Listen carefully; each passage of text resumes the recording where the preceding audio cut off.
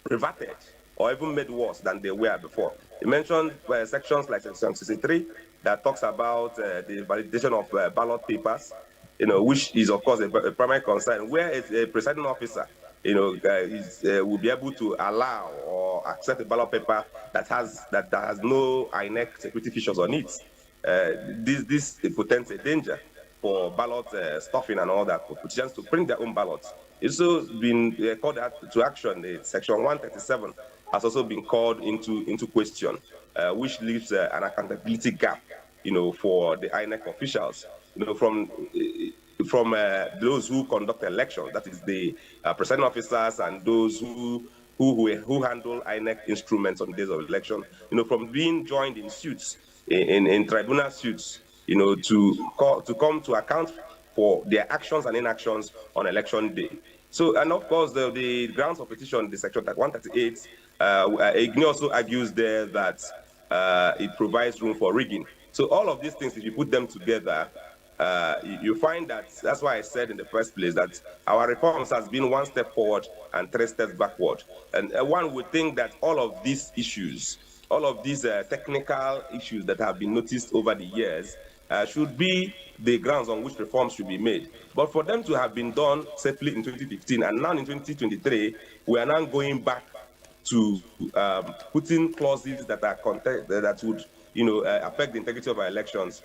It leaves it tells something about the sincerity of the National Assembly to move us forward in terms of our election and to provide a more safe elections for Nigerians and credible elections for Nigeria. And that is the thing. When you leave politicians, when you leave this job to politicians, that's what happens. I believe that politicians should not have overwhelming inputs, as to how our electoral laws regulate. But of course, if you look at it very well, the National Assembly is under the Constitution taxed with that rule.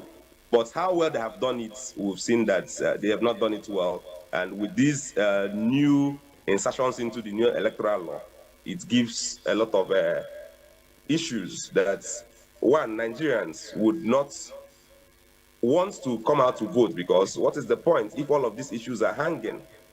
And so, to answer your question directly, I think that we have not reformed properly. We have retrogressed when it comes to electoral reforms, with what we have seen today with 2020, the amendments to the electoral law. We have retrogressed in terms of reforms. Now, you mentioned something about, the technical issues, involved with election and, how that also affects the integrity.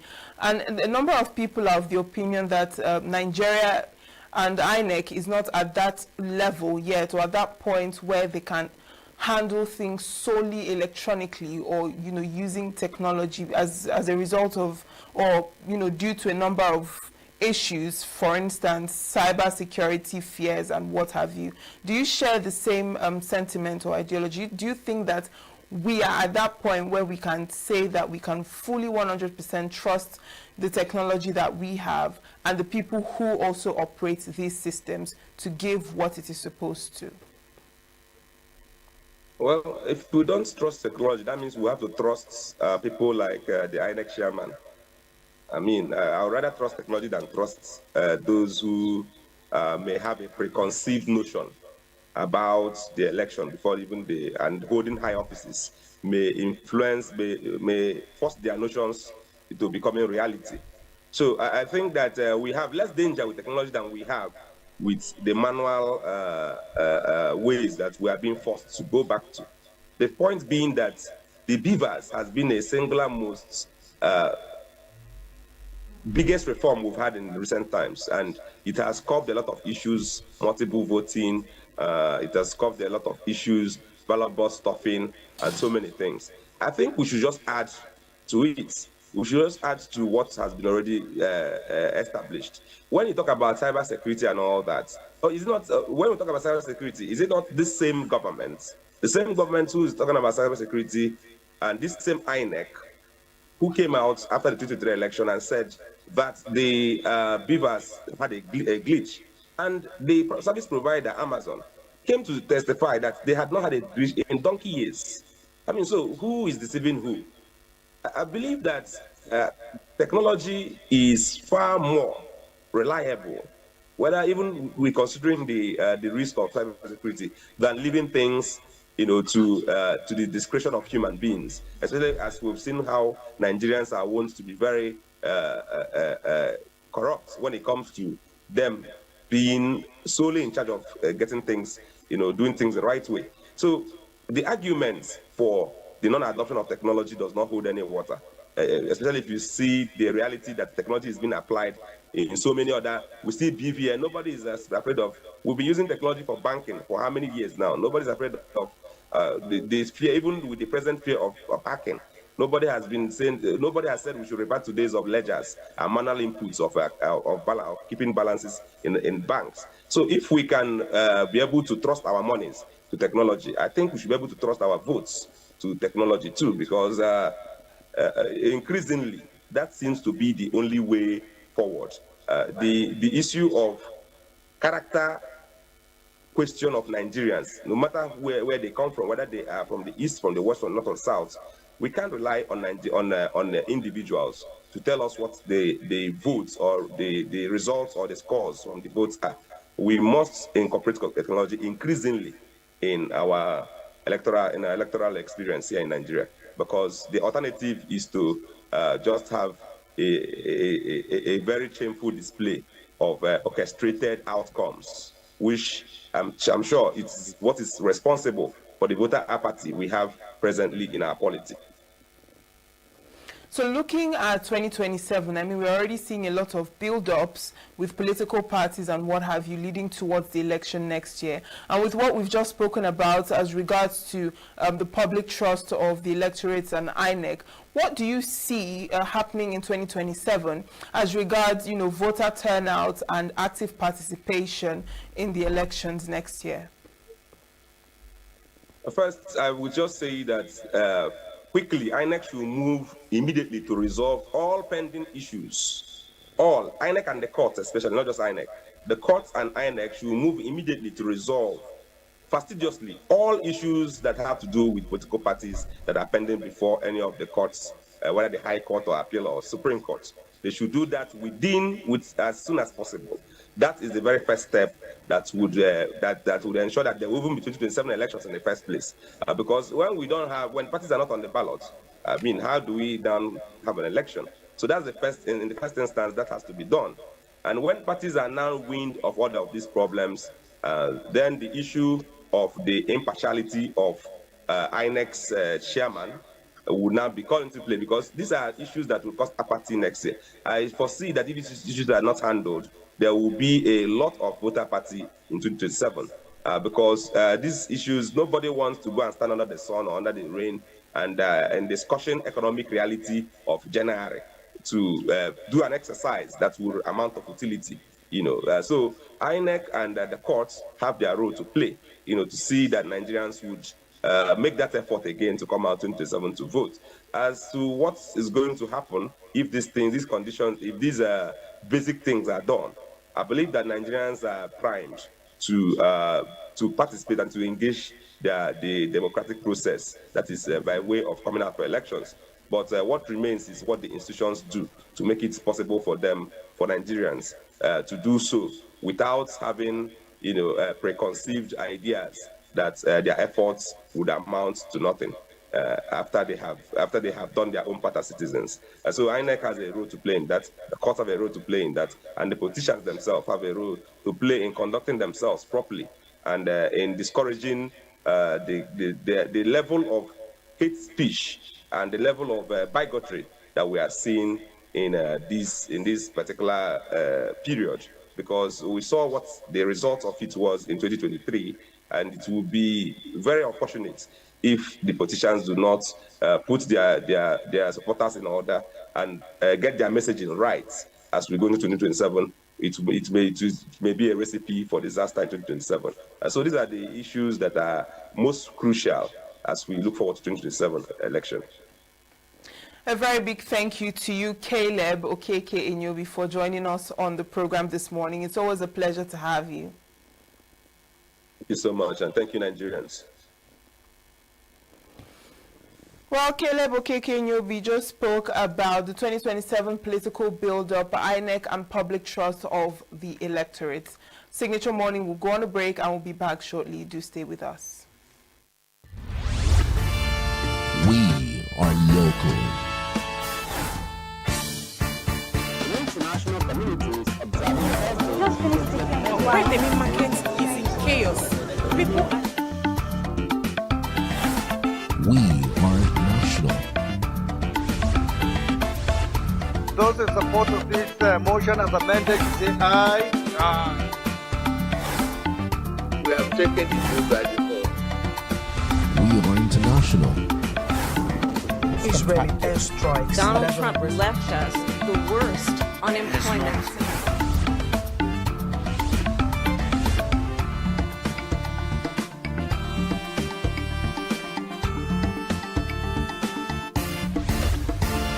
Signature TV, news in your pocket.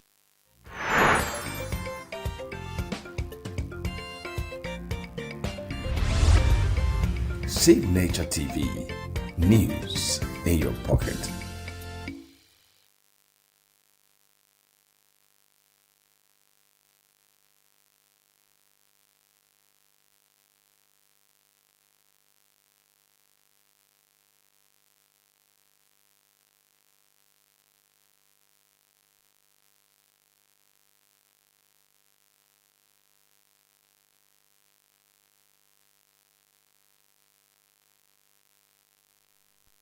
Thank you so much for staying with us. And now we have another interview coming your way talking about the quest for uninterrupted power supply in Southeast. Do take a look. Southeast Electricity Consumers Association. You're very much welcome to Signature Morning. Yeah, thank you for having me this morning. Thank you. Thank you for joining us. Thank you, our audience. Now let's talk about, what is really on ground when it comes to this electricity supply. Now from the data from your association, from what you people have observed on the ground, can you speak on the electricity supply in Southeast? Can you talk about what is truly on ground realistically when it comes to how Nigerians in the Southeast have access to electricity and the quality of electricity supply? Thank you very much for this inviting me to your studio to talk on this a very important topic on electricity, and particularly to the Southeast. Then asking me to assess the degree, the services of electricity, or the outcome, or the supply, or the push. I would say it is zero. It's unfortunately that it is zero. And when I mean zero, it is zero. The Southeasterners are very much disadvantaged and very unfortunate, very unlucky that we are in a situation that we're in now.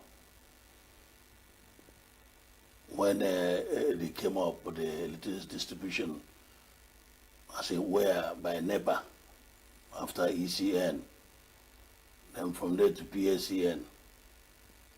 Then we had that word that was easily used and even used today, epileptic.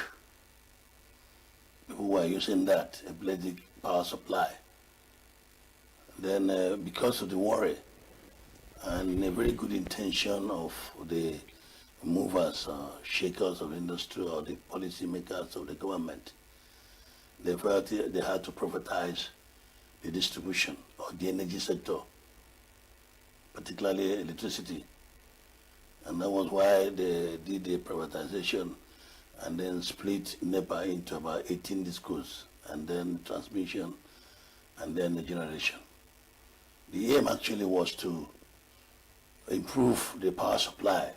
If we can get from that word, epileptic, to something else better than that. But unfortunately, when those discos were given out to private individuals, the Southeast became very unlucky. That even while, as the time went on, other discos in other parts of the country were doing very much. it appears that there was a very deliberate act or policy to keep the Southeast down in darkness. Because even when they started up about 11 years ago, or even before 11 years ago, meters were given free, transformers were given free, poles were mounted by the PSC and as it were, because these are equipments in the chain of distribution of light and getting to the consumers. But immediately they took over. EEDC took over for whatever they did, because a particular company won that contract earlier. And that's Professor Batanaji and his about power now, as it were, or geometrics. Somewhere there along the line, something happened which we knew. We want to begin to talk about it because Sam Amadi was the chairman of NEC at that time. It was a kind of surprising to a lot of us that they changed the company and it became EEDs, and the EEDs took the distribution ship of Southeast. But instead of getting better, we got from pan to fire. Because from that 11 years that EEDs have been there, we have been bedeviled with darkness in the Southeast. As it was a kind of planned thing to make sure that EEDC or the Southeasterners are in darkness. So that's what we saw ourselves. From buying poles, we went into scarcity of prepaid meters before prepaid meter came in vogue, and then from there we went into buying transformers. Communities will be told to buy transformers, individuals will be told to buy transformers, and then you now write a letter to EEDC donating it, which was fraud, total fraud. Because these are equipments, and for crying out loud, the understanding is that when you bought the power hold, the PSTN, you were privatized and given the whole of distribution of light to Southeast. You bought the liabilities and assets of PSTN, which was very humongous. But from that 11 years till now, EEDC have not been able to add any value or any equipment to what they made. Rather, everything is getting dilapidated and getting so bad that people in Igbo land say, your job for your women, because they now ask communities to buy transformers, which is supposed to be part of the equipment in distributing light. So coming from there till today, as we're talking, that's why we're in total darkness. They were all giving excuses that generation companies were not generating enough. Yes, we can. When we come to that, that's another minus on the power sector, on the leadership of this country. That we started in 1960 from 3,000 something megawatts, and then today we are still, when we have ability or capability or capacity to generate up to 11 or so, but we are still generating wobbling between 3 megawatts to 6. The highest have been 7 some time ago, and they will keep giving excuses. Something happened the other way. People did this. These were all before these bandits. So let nobody tell us that bandits, they went and caught a high tension wire and all that. But coming to the east, we don't have bad bandits. So we got to a point that we say, no, let's in a collective, instead of individual complaints, go to form an association. And we form an association. Southeast Electricity Consumers Association. And we kept on moving like that. And I don't want this logo to be shown here. Because this logo, they are fraudulent. We have complained to CAC, and CAC has queried them. Because coincidentally, when we started giving the consumers their rights and obligations, consumers of electricity in the Southeast, we also started to start at the gap of the discourse and the NEC, telling us, helping NEC to regulate well, and telling the EEDC to do the normal thing by not giving excuses and going to NEC, claiming that they are allocating 50 megawatts or 60 megawatts to them. And we said no. They are generating. And anything that has to do with power, you don't generate and keep in store like water. They are complaining, generating companies are complaining that you don't buy enough light. These crews don't collect what they generate. So ENUGU, go and collect these things. Don't tell us that.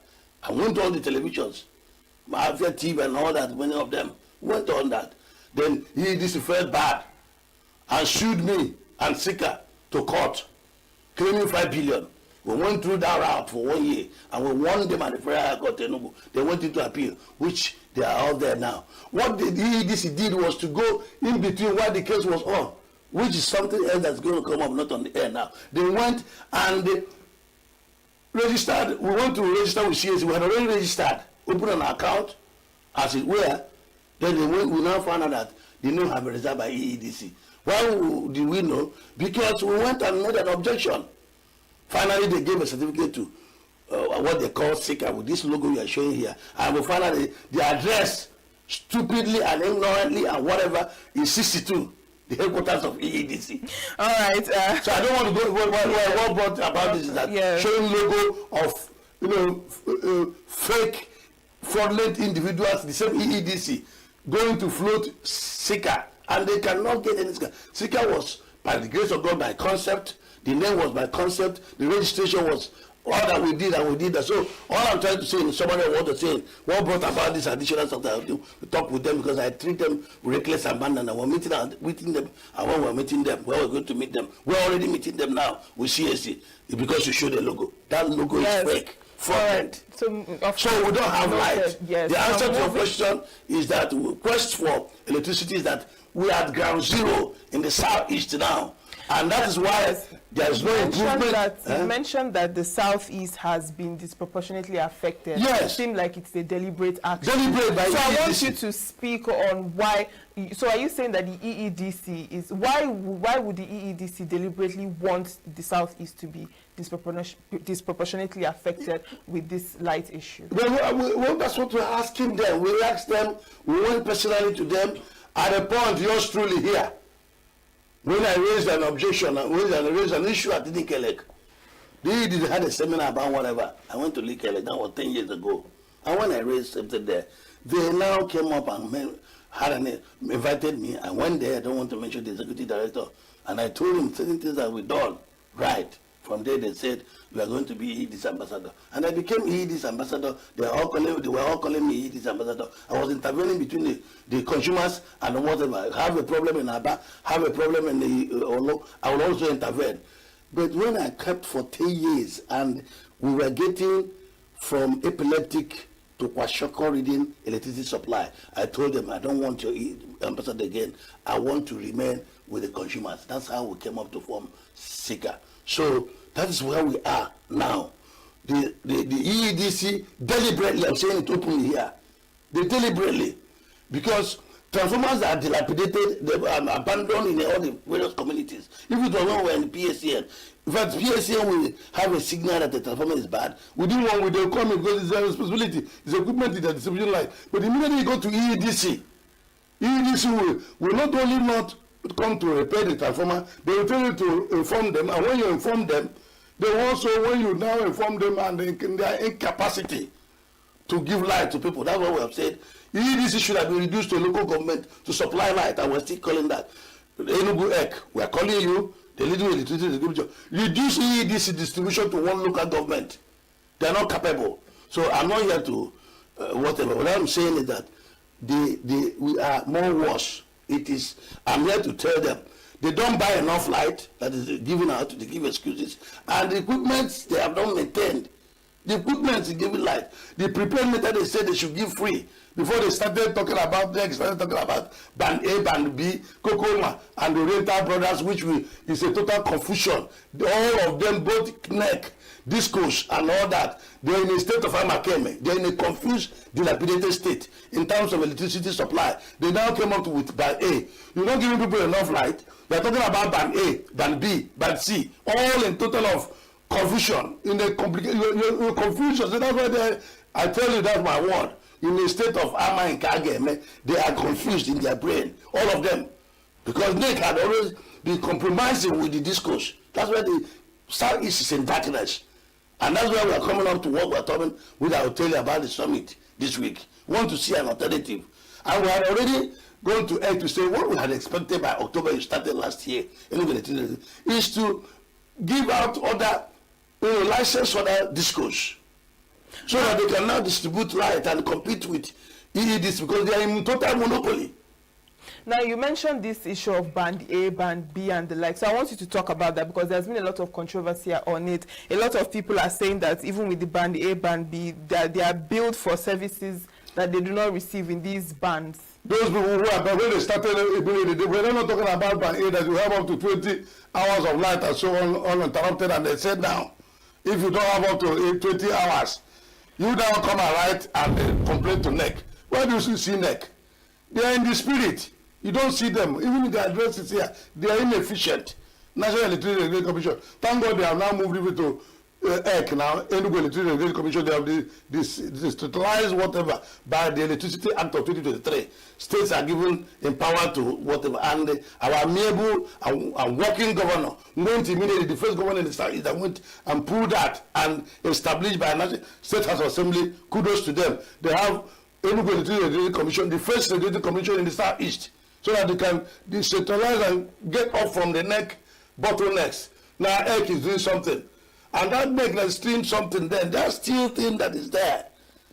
That still cabal, that fraudulent whatever, that EEDs have been known what, which is in their DNA. Not only with the consumers.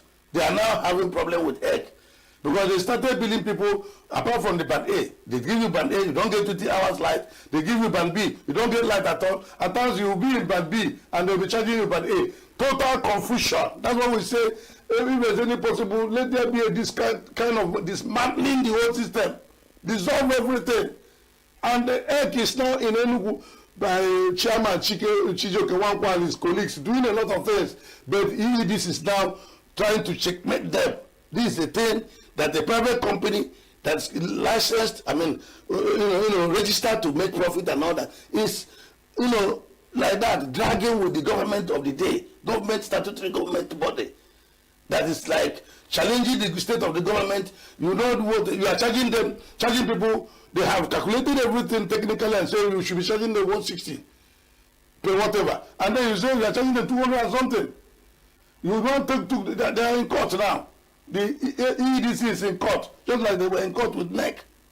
Because these things are coming to limelight. Because SICA came to say, man, this thing that is hidden should be open. Give us light, there is light. EEDC felt bad because they felt like a challenge from SICA. We don't have any other SICA. The one you are seeing there is the one that EEDC went and registered with cronies or whatever to CAC. And then stupidly, I use the word, I'm sorry, this is a public something, ignorantly, mistakenly, they went and used 62 ZK Urban Avenue, the same headquarters of EEDC. So you don't want any pressure group to tell you this thing you are doing is not right. You went, you cornered and then registered SICA with a different logo. When we have already operated for more than 2 years and gone to court with them. They are confused. So that's the bane of the problem of Nigeria.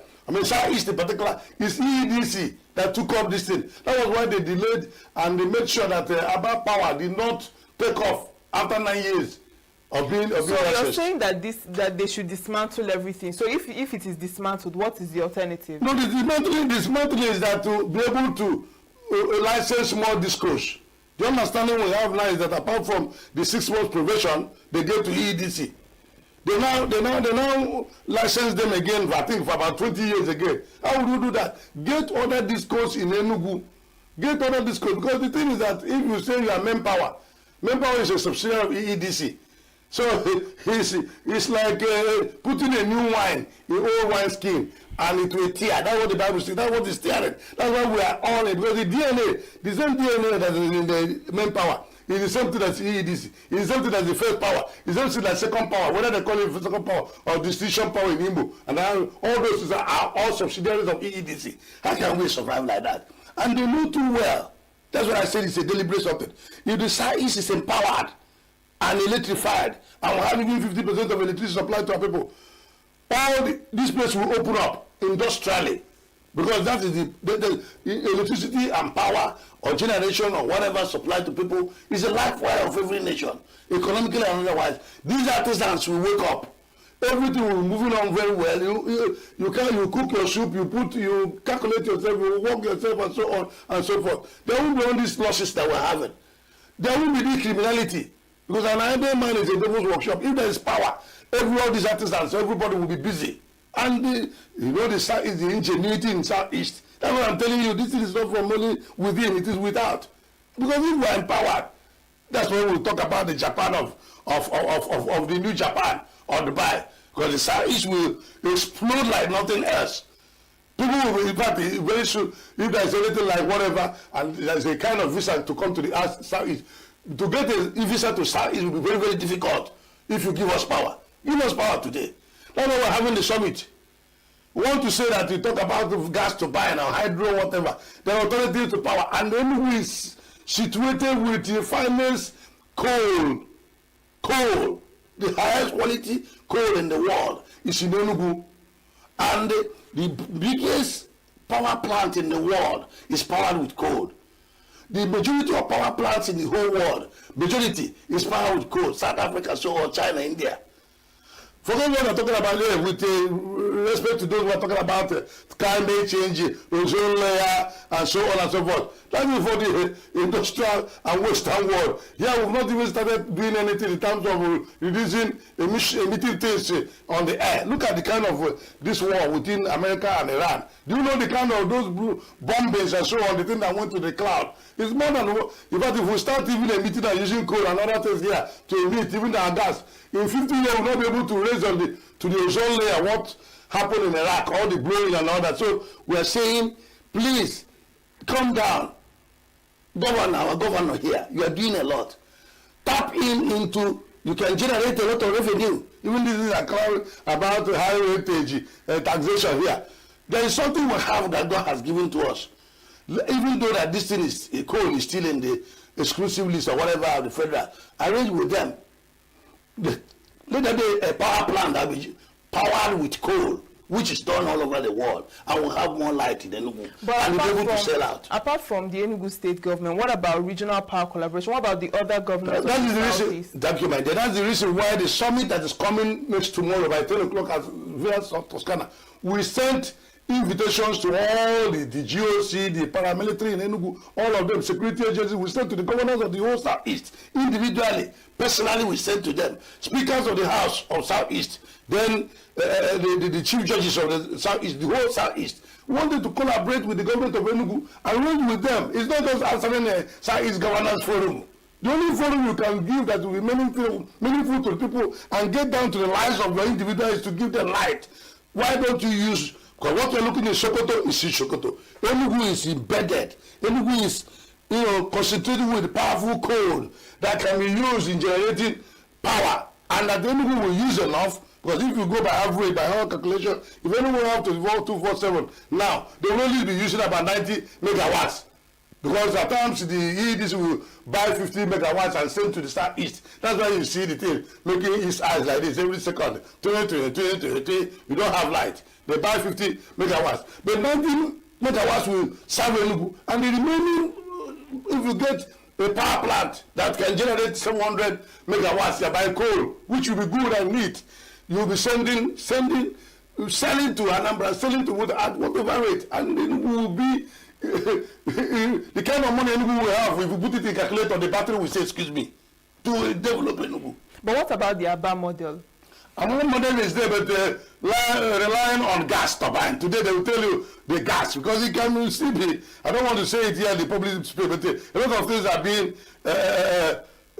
manipulated and checked by whatever the factors that have been bedeviling the East.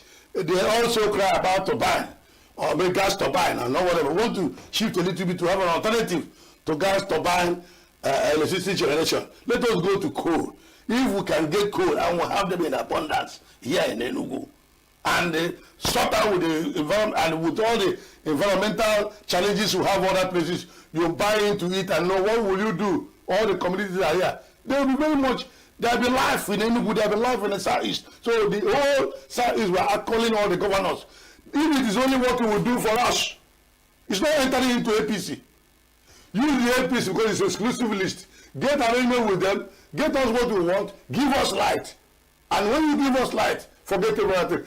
Every other thing will fall in place if you have light in the Southeast. Now, just before we go, I want you to speak on consumer rights, because when you spoke earlier, you mentioned about informing people and telling them about yes, so their rights. But a number of people do not even know that they have these type of rights, particularly when it comes to electricity. So can you also speak on that? Yes, you have rights. One of your rights is that you are entitled to have light. It is your bona fide right as a citizen of Nigeria to have light sufficiently. You see, then you talk about it. Then also your right is that look at the Electricity Act and so on, and what is holding there. Know what you're supposed to do, like your obligations. Well, number one is that you don't tap the light. Don't go and change your light or whatever, tap light. That's one of the obligations. Allow the EEDC or the distribution company to work. But your bona fide right is that the equipment that is supposed to be used to supply electricity to you is not your responsibility. The poles you buy, those years, if you designate an area, NEPA will come and line up poles for you. But the poles you are buying, the wires you are buying, the meters you are buying, which you have talked, federal government will come, even this minister that left today to go and continue ownership, they all talk. It's a free meter. It means free meter, you're supposed to have a free meter. You're supposed to have a transformer. That's the equipment of the distribution companies, in particular EEDC. So if your transformer is bad now, that is the reason why we have this EC now. Go to EC. If you don't, get to SICA. We will direct you the address of EC. It's in Independent Lot. From Park Lane. Behind Park Lane, you see the office there.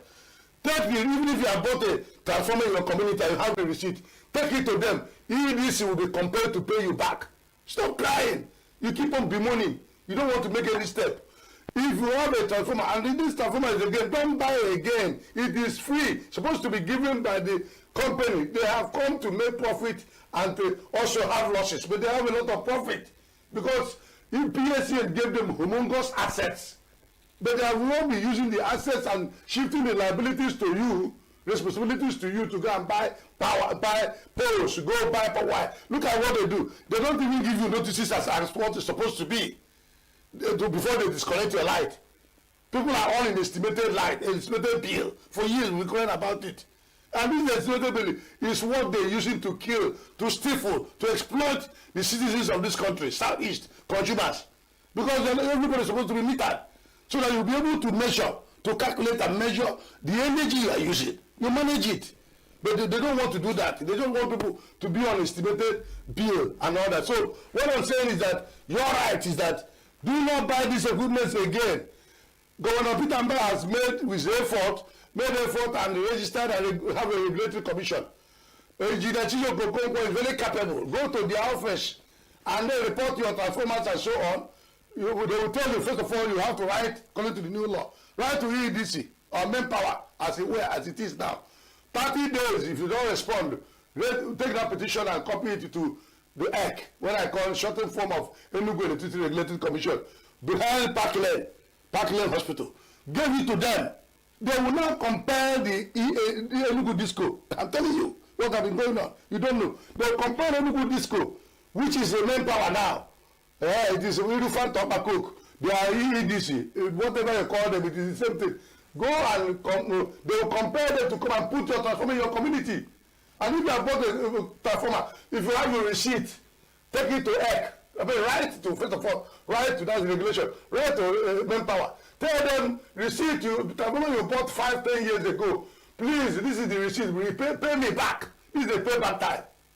Then if they don't do that 30 days, they write to EC will now compare them to pay you that money. I'm telling you what is going on. You don't know. Okay, thank you so much. We're informing you, and they will invite you to come to SICA. There, everybody's coming. The keynote speaker is Professor Chinedu Nebo, former power minister. He'll be there at Toscana, Villa Toscana. The royal event of the day is that Igwe, Ambassador Agubuzu. He's the whatever, many of them. Of course. So they are going to come at 11 o'clock next tomorrow. You hear us talk to you, and then you hear the responses. You make your own responses, reactions. We compile it. After that, we'll take it to the governors of the Southeast. This is what is feasible, what we can do to empower ENUGU. You are calling people to come from Lagos or whatever. You don't need to call anybody. Give Southeast power now.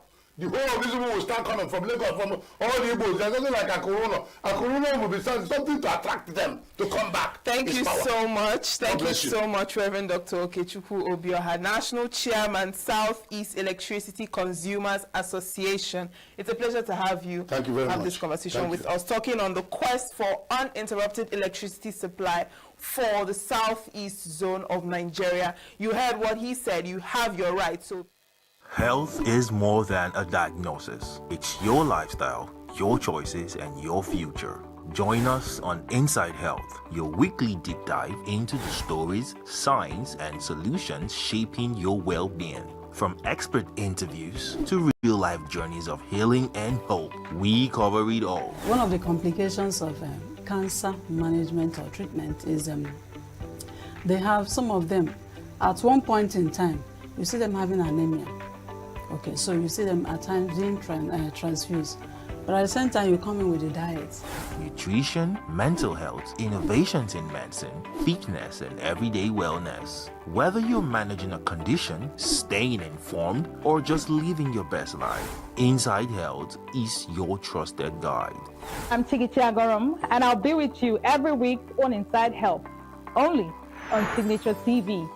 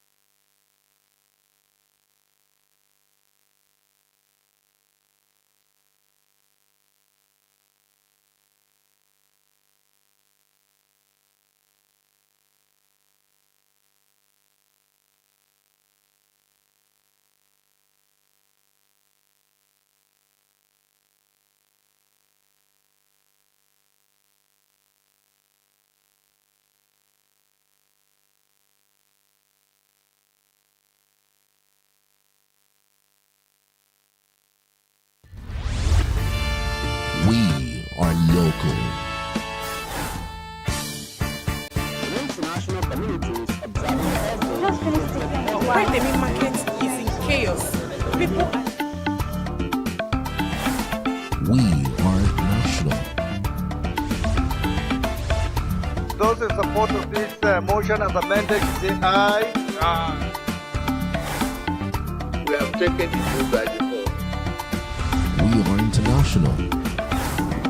Israeli airstrikes. Donald Trump left us the worst unemployment.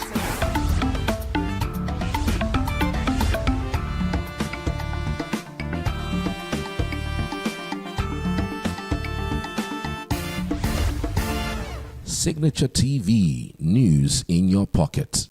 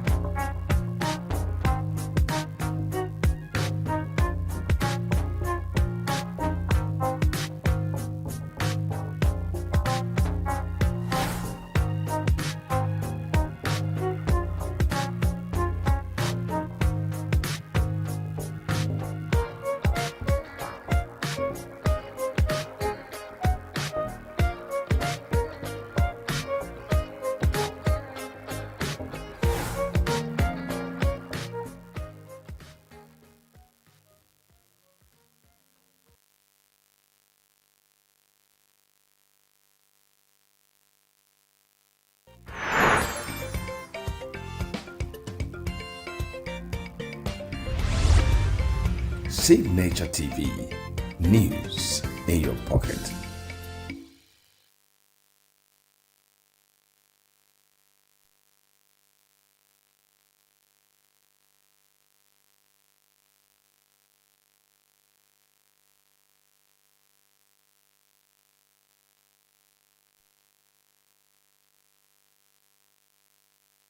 Every second, every minute, every day, news is breaking, events occur, and there are new developments. At Signature TV, we follow these stories objectively, bringing all sides without bias, explaining the complex issues, breaking down the numbers, and investigating the issues behind the news.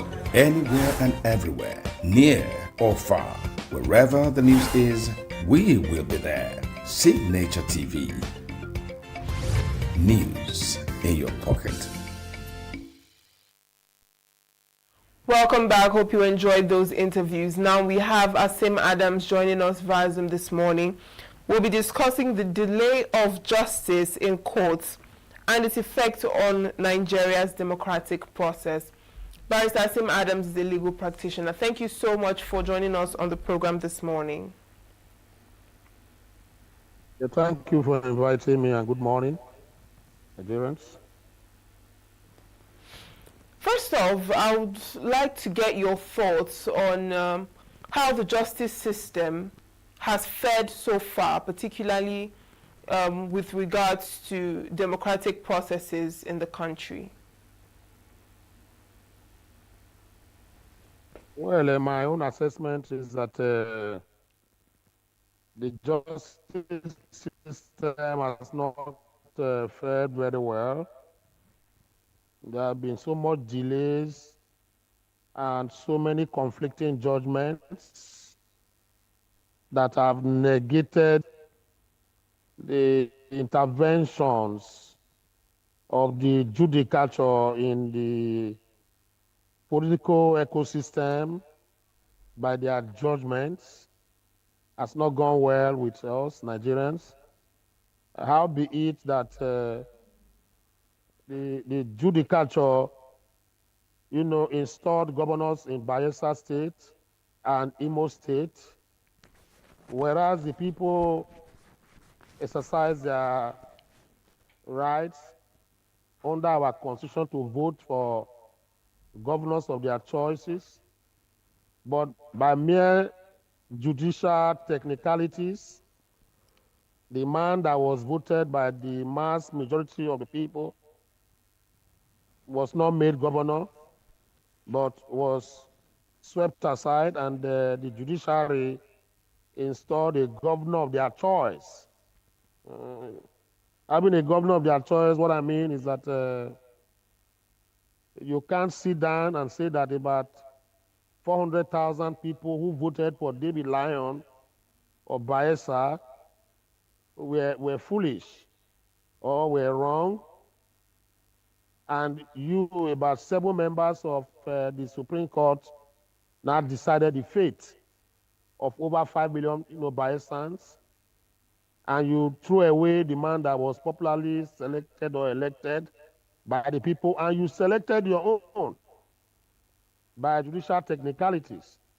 Also in Imo State, we also are aware that a man who supposedly came forth in an election, that was decided by the people, was now made the governor of the state through judicial gymnastics and technicalities. So it has not been a savory one. It's been very unsavory for Nigerians. Judicature has really not played its role, or non-biased role, in all this. They have jumped into the arena in most cases that I've mentioned, and have torpedoed and usurped the powers of the people, and that shouldn't be the case. So I score them very low in political matters and interference in democracy and its tenets and institutions in Nigeria. That is my take on this. So how then would you say that this poor performance and also, the delay of justice in courts or the slow pace of justice in Nigerian courts? How would you say that it has shaped or affected, democratic processes, the way politicians approach, their duties, electoral competition, power, accountability? How would you say that this is shaping and affecting even the electorate as well, the public trust and what have you? So let's look at it, holistically, how this has affected democratic processes generally. Yes, how the judicature has affected the democratic processes is, if you look at what happened quite recently, there was this particular misgivings and misinterpretations by an agency of government on what is status quo antebellum. Nigerians did not invent status quo antebellum. Many of us who are lawyers today got to meet status quo antebellum as a principle of law in our studies that have been there 100 years or more before we were born.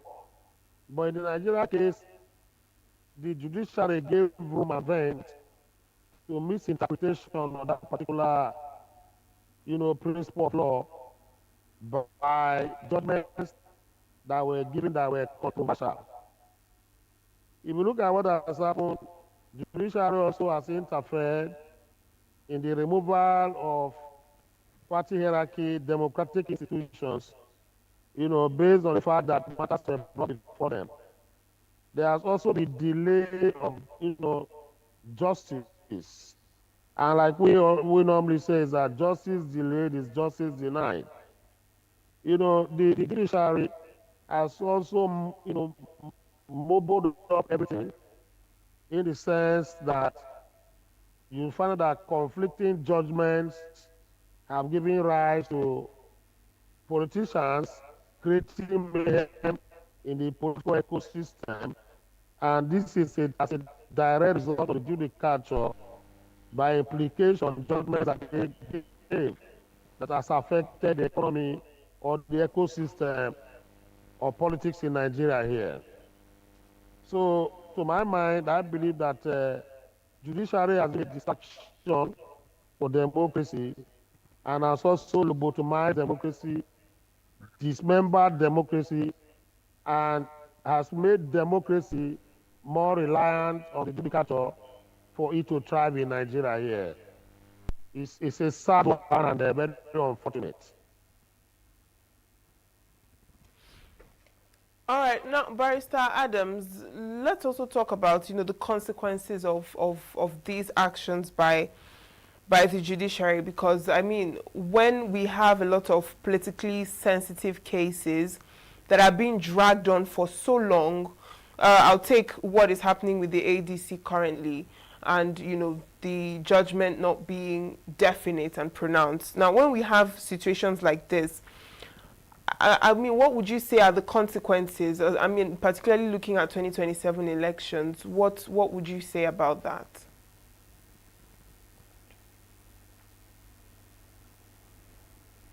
The consequences of delays like has happened with the ADC case, in my view, is cataclysmic or may have a cataclysmic result. You have made people now, we are waiting with bated breath. And all those who are involved in this matter now do not even know what will happen in the next minute because they are waiting for judgment for the Supreme Court to come. You find out that every political activity now of that political party now has been kept in abeyance. When the Supreme Court will rule on the matter that is before them. And these delays now create room for many of us to suspect manipulative tendencies to manipulate the judicature to award judgment that will discredit the opposition party and credit the ruling party and put the ruling party in stronger advantage to that of the opposition party. Because once you begin to deliver judgment of this nature, you are giving room for manipulation. There are those who now intervene and interfere in how you write your judgment, the time you give it to destabilize the opposition. For instance, before this got to the Supreme Court, the justices of the Supreme Court were aware that INEC has set out its timetable for congresses, for primaries, and whatever political parties are to be done, pursuant to the 2027 election coming up. So these preconditions must be met. If, for instance, the ADC as a political party now does not even know where it stands because they are awaiting the judgment of the Supreme Court. Now, time is ticking. Like we normally say, time agglutinating. And when time is going, they don't even know their fate. Some of them now have been placed in disarray. Some are even contemplating whether to go and join, other political parties, because the future of, the political party is not certain, as judgment has not been delivered, to them. So it is something that is worrisome, because assuming up till now, days to the primaries under the law, the judgment has I wonder what is delaying the judgment. You see, why we are so amused and so worried is because of the fact that the particular matter before the Supreme Court are not matters that are done by writ. These are matters of originating processes. You don't even need witnesses. You just affidavit evidence and the written address. Now, if those processes were before my lordship in the Supreme Court, what is now difficult for them to read and even make pronouncement on that same day? I've seen judges who they have,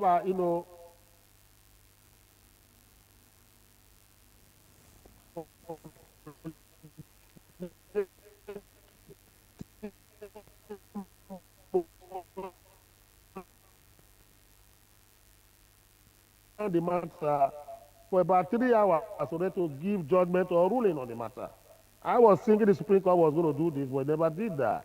So that gives room for us now to feel that the Supreme Court will be funny and that the judgment that may be delivered, the signs that we are seeing is these are ominous signs. And you will not blame anybody that is, trying to reason that particular way, because as it is, we are so scared, and there's a mantra now in Nigeria. They say, "What did you does not exist." So once that happens, it now becomes a problem that we now believe that the judicature can manipulate. In fact, they now have a life of their own. They can even, squash the law. They can even expand the law. They can contract the law to create, seismic miasma in the, political ecosystem, of their favored candidate. The judiciary has now become a cabal saw that once you go before them and you lubricate their hands, individuals, that you may get results. That is a place you go there and buy your results or buy your judgment. It's unfortunate, as the case may be. Now, earlier on, you mentioned the issue of conflicting court orders. And I want to know, where exactly is the disconnect? Why do we have different courts giving different rulings or different judgments to a particular case? Is it that there is a lack of communication somewhere, or they are not aware? I want to understand exactly what the dynamics of that issue of conflicting court orders, what it's about. The reason is this: like you rightly said, there's a disconnect. There is a disconnect in terms of information. For instance, under Section 251 PQROS of the 1999 Constitution, the jurisdiction of the Federal High Court is well known. Also, under Section 277 TC, jurisdiction of the State High Courts are well known. Another Section 6 sub 6B also, jurisdiction of the judicature as a whole is well known. Now, in 36 states of the Federation in Nigeria, there is at least one federal high court, and the one in Abuja. Of these 36 federal high courts, or whatever, 37 for instance, there is no communicating link between Abuja and Port Harcourt Federal High Court, where I can go to and log in and get information about as if I'm a judge, in Port Harcourt. They should set up, even if it's a WhatsApp group, where all judges of the Federal High Court all over Nigeria can log in on a daily basis and check whether there are new cases that were judged, ruling it is as case may be. That will help them now to now understand that a judgment was given in Zamfara yesterday that talks about, party, and a judge sitting in Benin having gone to the WhatsApp group to find out that, a judgment that was given in Zamfara,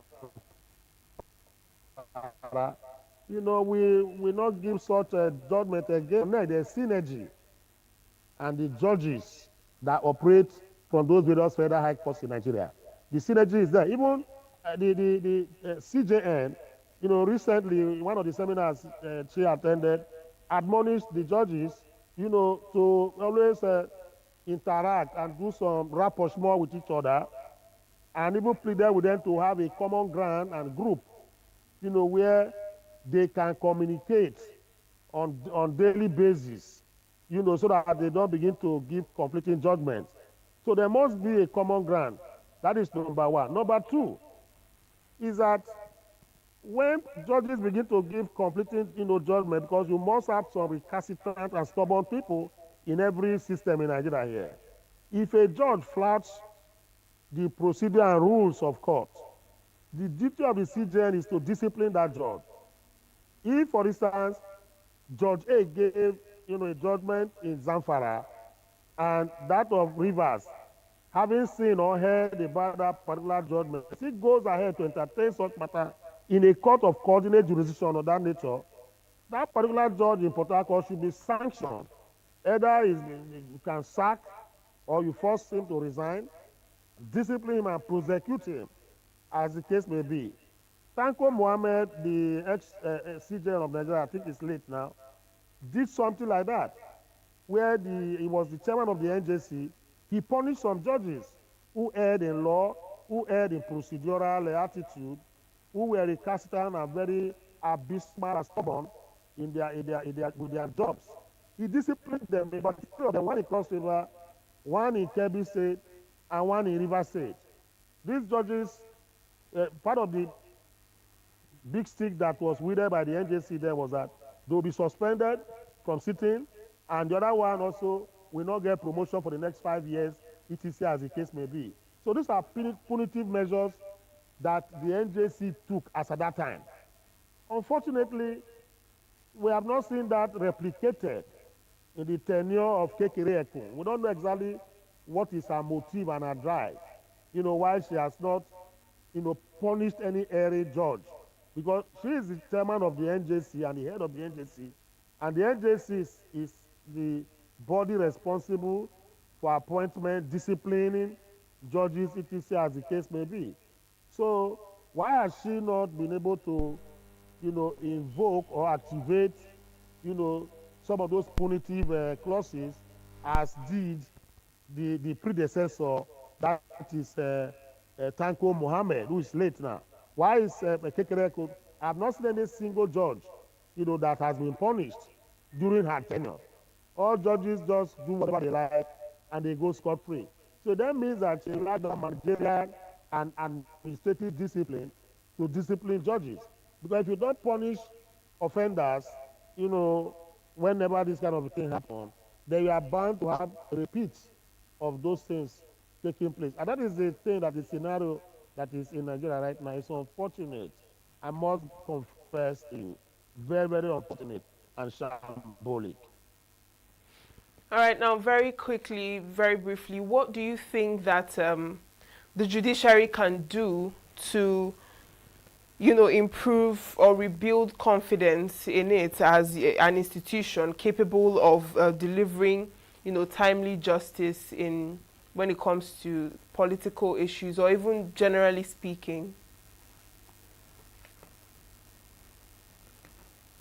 What I feel should be done is most of our judges should go for training and retraining and must be told about the implications of their acts, commission and omission, and that if you fail, you'll be punished. The reward system for judges also should be reviewed. I have seen judges who cannot feed their family in Nigeria. They sit and wear the garb of a judge, but cannot feed their family. They beg about.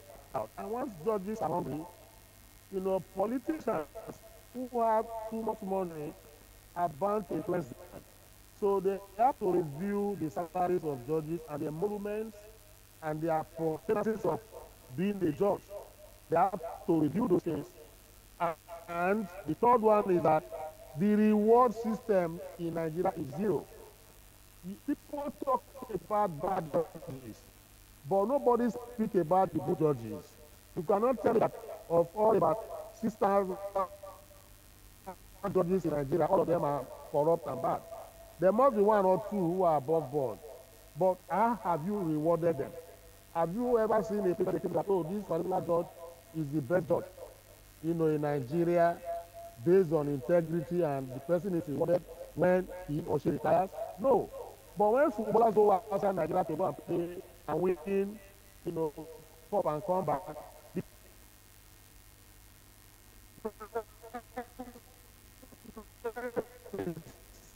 them, they give them award, give them houses.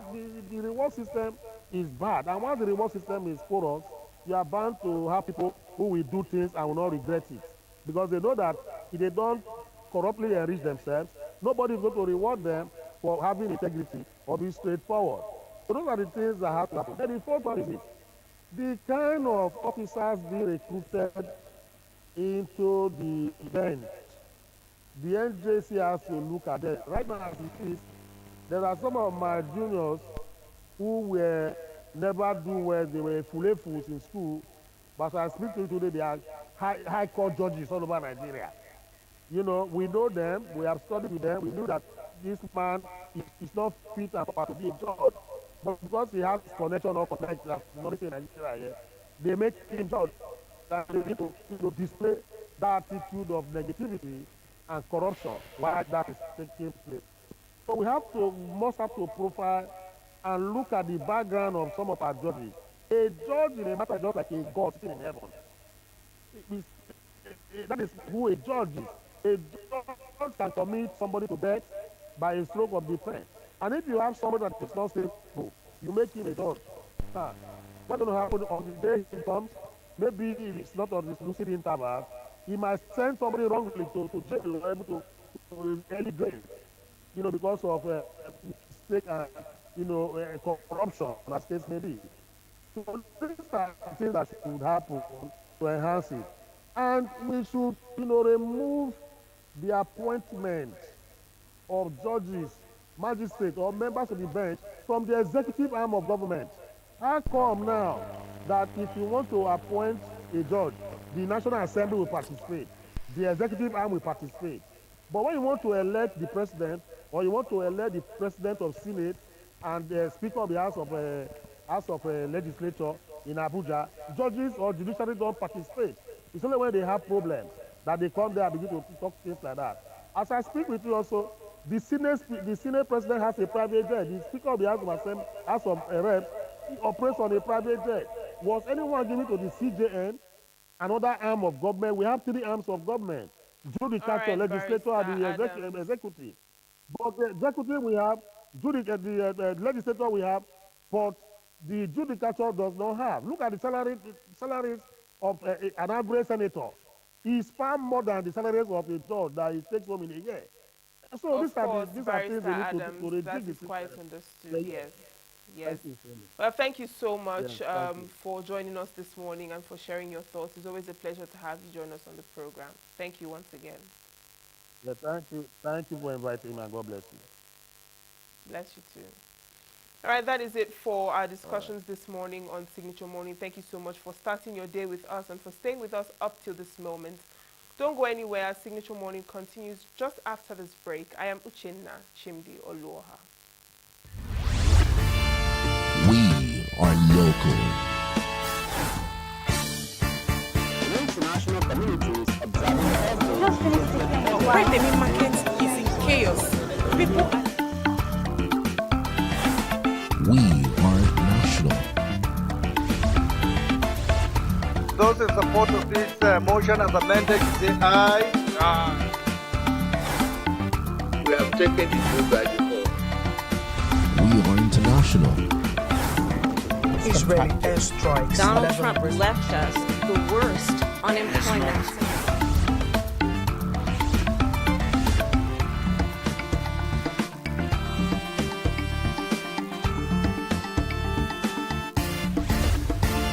Signature TV, news in your pocket. We are happy that we came here on a narrow issue, and that issue is on jurisdiction. If a court doesn't have jurisdiction, it doesn't have any business going into any matter. So it is a long-established principle of law here that it's only jurisdiction that can activate the powers of a court to go into any matter. So if you don't determine jurisdiction, and you begin to go and look into the matter, you are on a frolic, because at the end of the day, you may have wasted everybody's time. If you don't have jurisdiction, you don't have jurisdiction.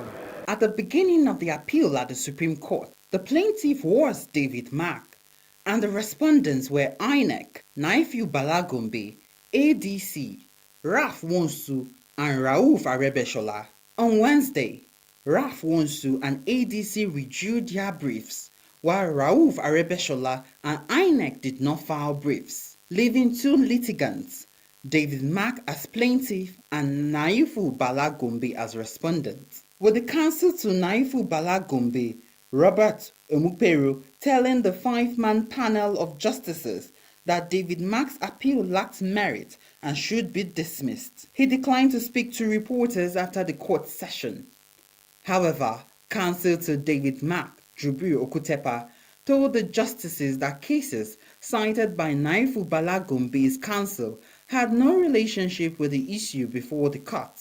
At the end of the session, David Mack's counsel at the lower court, Rilwan Opanachi, spoke to reporters. This matter is a matter the Supreme Court has given judgment over 5 decades.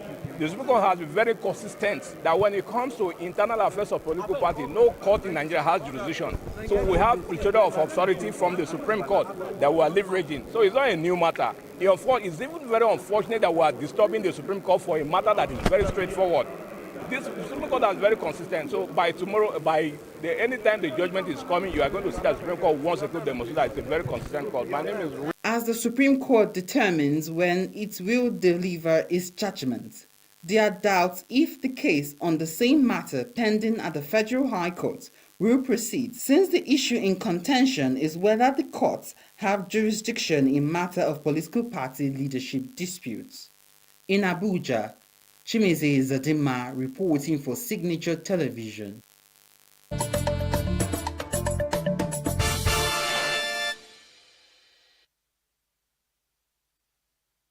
Hello, let me welcome you to Abuja this beautiful Hamilton morning in the Federal Capital Territory. My name is Mwabos Njoko. Of course, we keep on this conversation, and this is Signature Morning. Now, development experts have told us that Nigeria's development is tied intricately with and to Nigeria's power sector development. Macroeconomic, microeconomic, all the data about economics, all the import policies, all the efforts being made will count very little, especially in Nigeria's manufacturing sector, if the challenge of electricity is not resolved. President Bola Ahmed Tinubu has sent in the 2025, or rather 2026, 2028 fiscal framework. By today, the budget for 2026 will be at the National Assembly. All of these are with the intention of getting the economy working. But experts tell us that the critical factor that must be resolved if Nigeria means well for its own economy is the power sector. So, why are we not fixing the power sector? Is it because we lack the competence, we lack the capacity, or we are allowing those who are not competent to operate in that sector? Some say it's money, others say it is manpower. I don't have the answers, and this morning I decided to move out of the studio to go meet those who can give us the answers. And let me not be wrong, I want to read. This morning, I have the president of the Chartered Institute of Power Engineers of Nigeria, Israel Esohene Abraham. Israel, let's have a handshake. You're welcome to the program. Thanks for having me. Israel, are you a Jew? Not really. But so how did you come by answering Israel? Yes, I could call it a spiritual Jew, as you would like to know. My name is Israel Abraham. It is a spiritual name, because I can see Israel and Abraham there, as if we are heading back to Jerusalem. Well, Nigeria is not an Israeli affiliate, so we are just our own. And like I said, it's a name I picked for myself to kind of put myself on my toes. Great Israel. Thank you, sir. You heard my introduction. Yes. Our development experts are telling us that unless Nigeria resolves its electricity challenge, talking about development in the real sense is daydreaming. And you are the president of the Institute of Chartered Power Engineers. In other words, your members ought to take charge of the power sector, the electricity power sector. Let us start from the challenge. I will come to the personnel, the qualification, who's supposed to operate. Are they the people operating? Are quacks there? First, have you and your members looked at Nigeria's power challenge? Are you beginning to put your fingers on what the issues are? Yeah, thank you very much. First of all, I want to thank you for receiving me. Yes, I think I should make it very clear, as you have said. I am the president of the Chartered Institute of Power Engineers, which is a professional body that is in charge of all power engineering professionals and practitioners in Nigeria. And our body is both a professional institute and a professional practice regulator. That means we regulate the practitioners that are in the system. So all those who are involved in the service and delivery of power in Nigeria are expected to be members and be licensed as well to practice that profession. In other words, your institute is involved. Very well. Very good. Yes, we are involved 100%. Now, the question you asked is the challenge. Have you put your fingers? Have we put our fingers to it? Yes, we have put our fingers to it. But I will give you a straight answer. The straight answer is this. Nigeria has a challenge just like every other country. But most other people are able to sort their challenge because they believed in those who they hand it over to handle. So the real problem of power in Nigeria, why Nigeria has not been able to sort out its power challenge or the energy challenge, is the fact that politics has negatively impacted the delivery. That is just the short answer. If you can take away negative politics from the power issue, Nigeria will sort itself out within 1, 2, 3 years and will be like any other good country. I want to hear that again. Yes, I said if you can take away negative politics that is presently in charge of the Nigerian power system, you can be sure that in the next 2, 3, 4 years, Nigeria will begin to do what it needs to do. We'll have power. And it's not rocket science. We are professional engineers. We are practitioners. We are trained that, I mean, our members are trained for that. They have gone to school, they've done their skills, they've honed their skills, they've done everything necessary to put them in place to do what they need to do. But it is one thing to know what to do. It's another to be allowed to do what you want. Now, I want to interject. You allow to come back. Yes. Before we came here, in our own conversation, we said if Nigeria wants to build a dam, it will go to Germany. If Nigeria wants to produce new turbines, it will go to the United States. If Nigeria wants to build new power lines, it will go to China. Is it because the engineers in Nigeria are incapable and incompetent and unqualified? Or is it because the establishment, I want to just say the establishment, does not have trust and confidence in the Nigerian power engineer? Yes, I think your second narration clearly defines what's happening. Every father, just like every nation, trusts his own. The Chinese trust their own.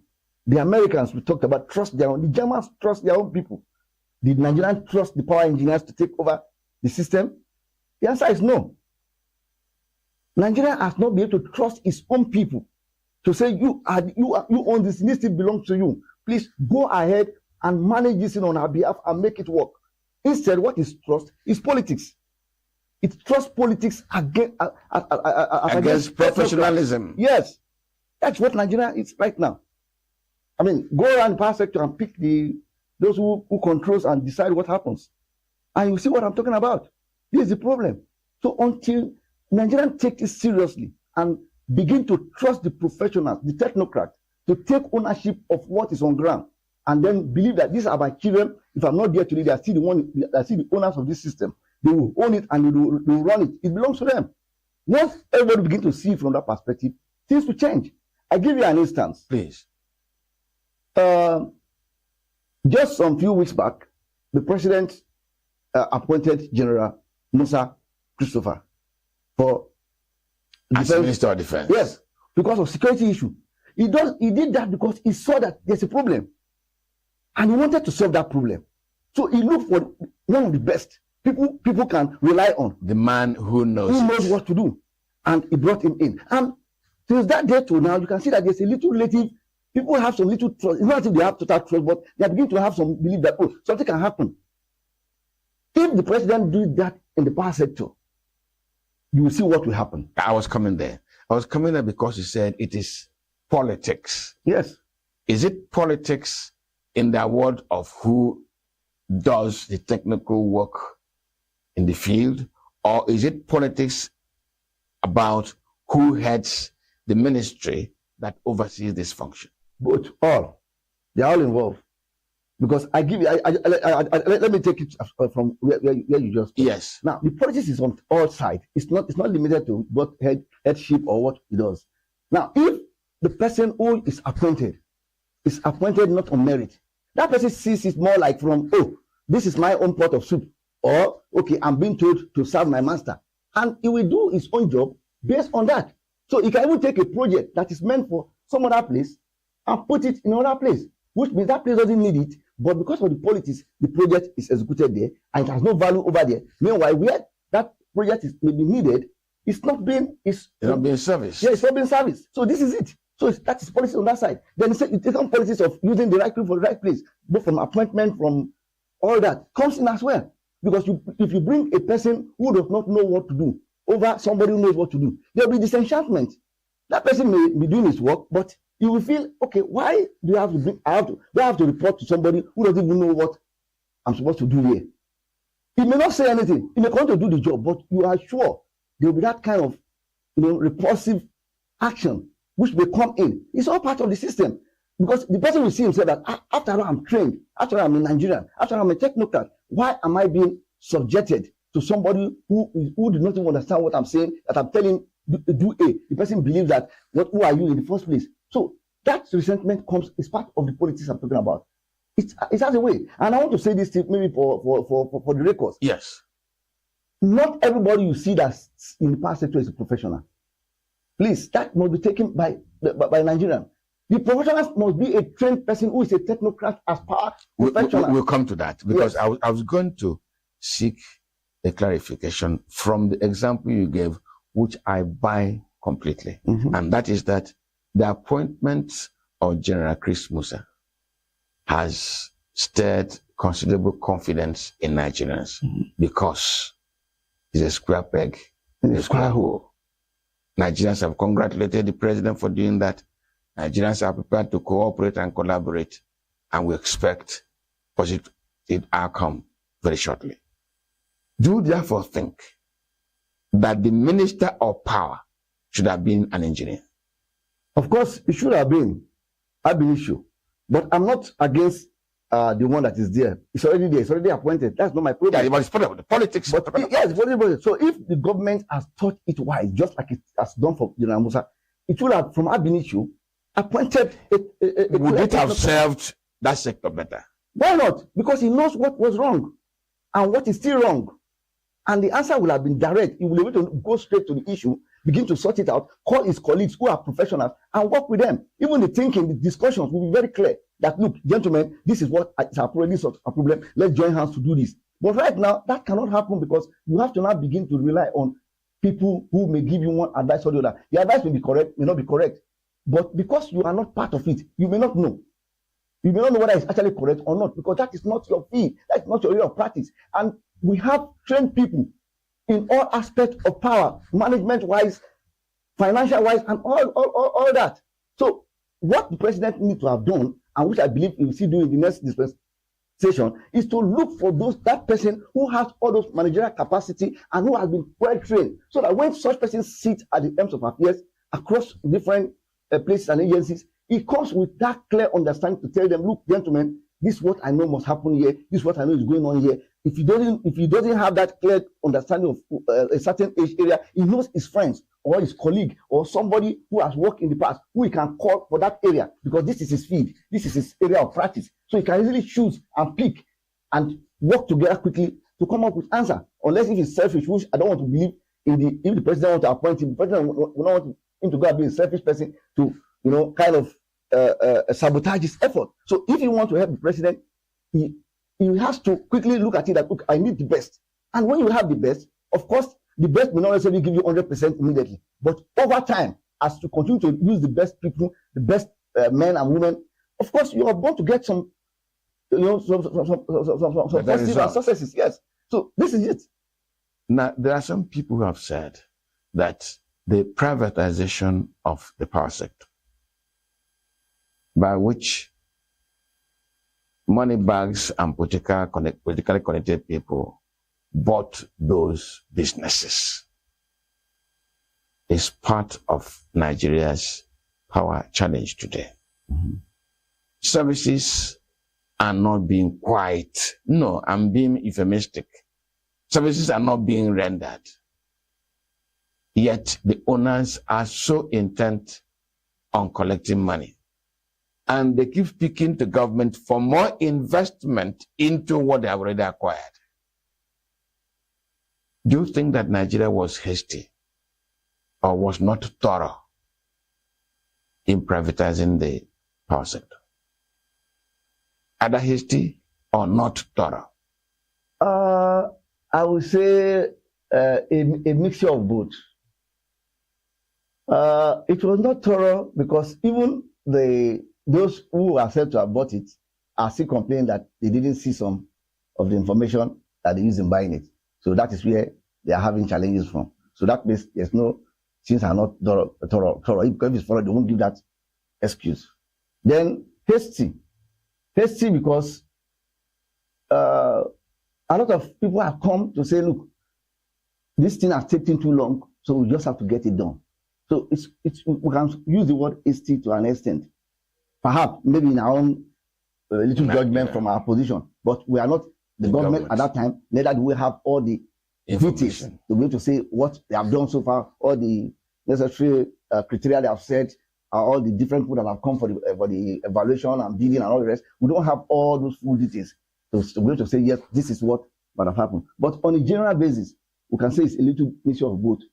But I still believe that, irrespective of that, minding whatever it is, yes, it is left for, after having acquired this thing, to go ahead and fix it and put in those things that will make you make your money anyway, make your profit, and allow the thing to run efficiently, so that you can also have the opportunity of having it as your asset, as your property, while you make value from it. Yeah, so I don't want to just bother about whether the riskiness or the not thoroughness. The main thing is that now this property is yours. So why not take ownership fully? Why not get yourself involved? Why not look for the necessary things that could make you actually deliver on the services you need to do, and then make the profit that is meant for you? Because for every business, everyone expects profit, and I believe they will make profit if they actually do it the way, to the best that will happen. They will still make profit, because power is actually a money spinning venture. It's a money spinning venture.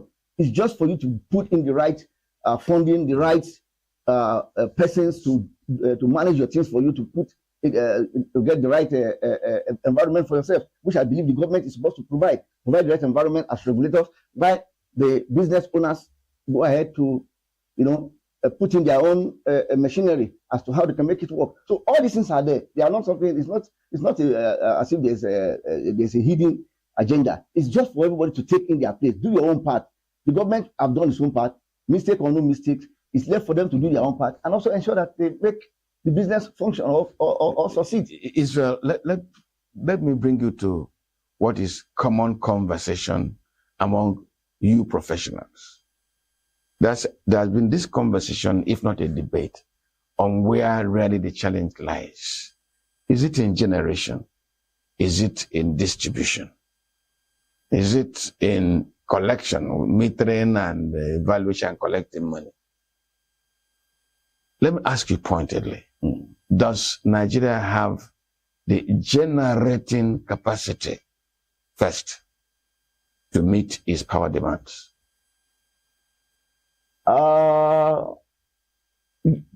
Pointedly, you said, right? Nigerian do not generate on a holistic manner the value of power it needs or capacity it requires, but it just generates substantially. Some major, not enough, that's true. But on the whole, as I speak to you right now, we are having over 100,000 megawatts in Nigeria. Generated from the different, apart my neighbor, different plants, different companies, different, they're even from your own house. Some of us have small generators by the side. And I mean, with the coming of the renewable energy sources, a lot of people are buying, deploying solar and other kind of renewables to augment, so which is creating more access to the system. So there are more access to people. People have more opportunity to be able to access power and so on for their business and so on. But perhaps what you may be referring to is, do we actually have that capacity to deliver the public power that is required for industries, for big time players and all that? That is what may be missing. And I can tell you, we may have some, even right now, we have some capacity that are even stranded. We have what you call stranded capacity. Yeah, I'm coming to that. Let me go, because you've educated me.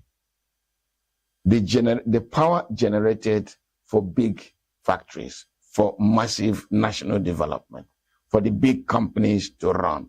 For instance, for me to run a TV network 24 hours, I need massive power.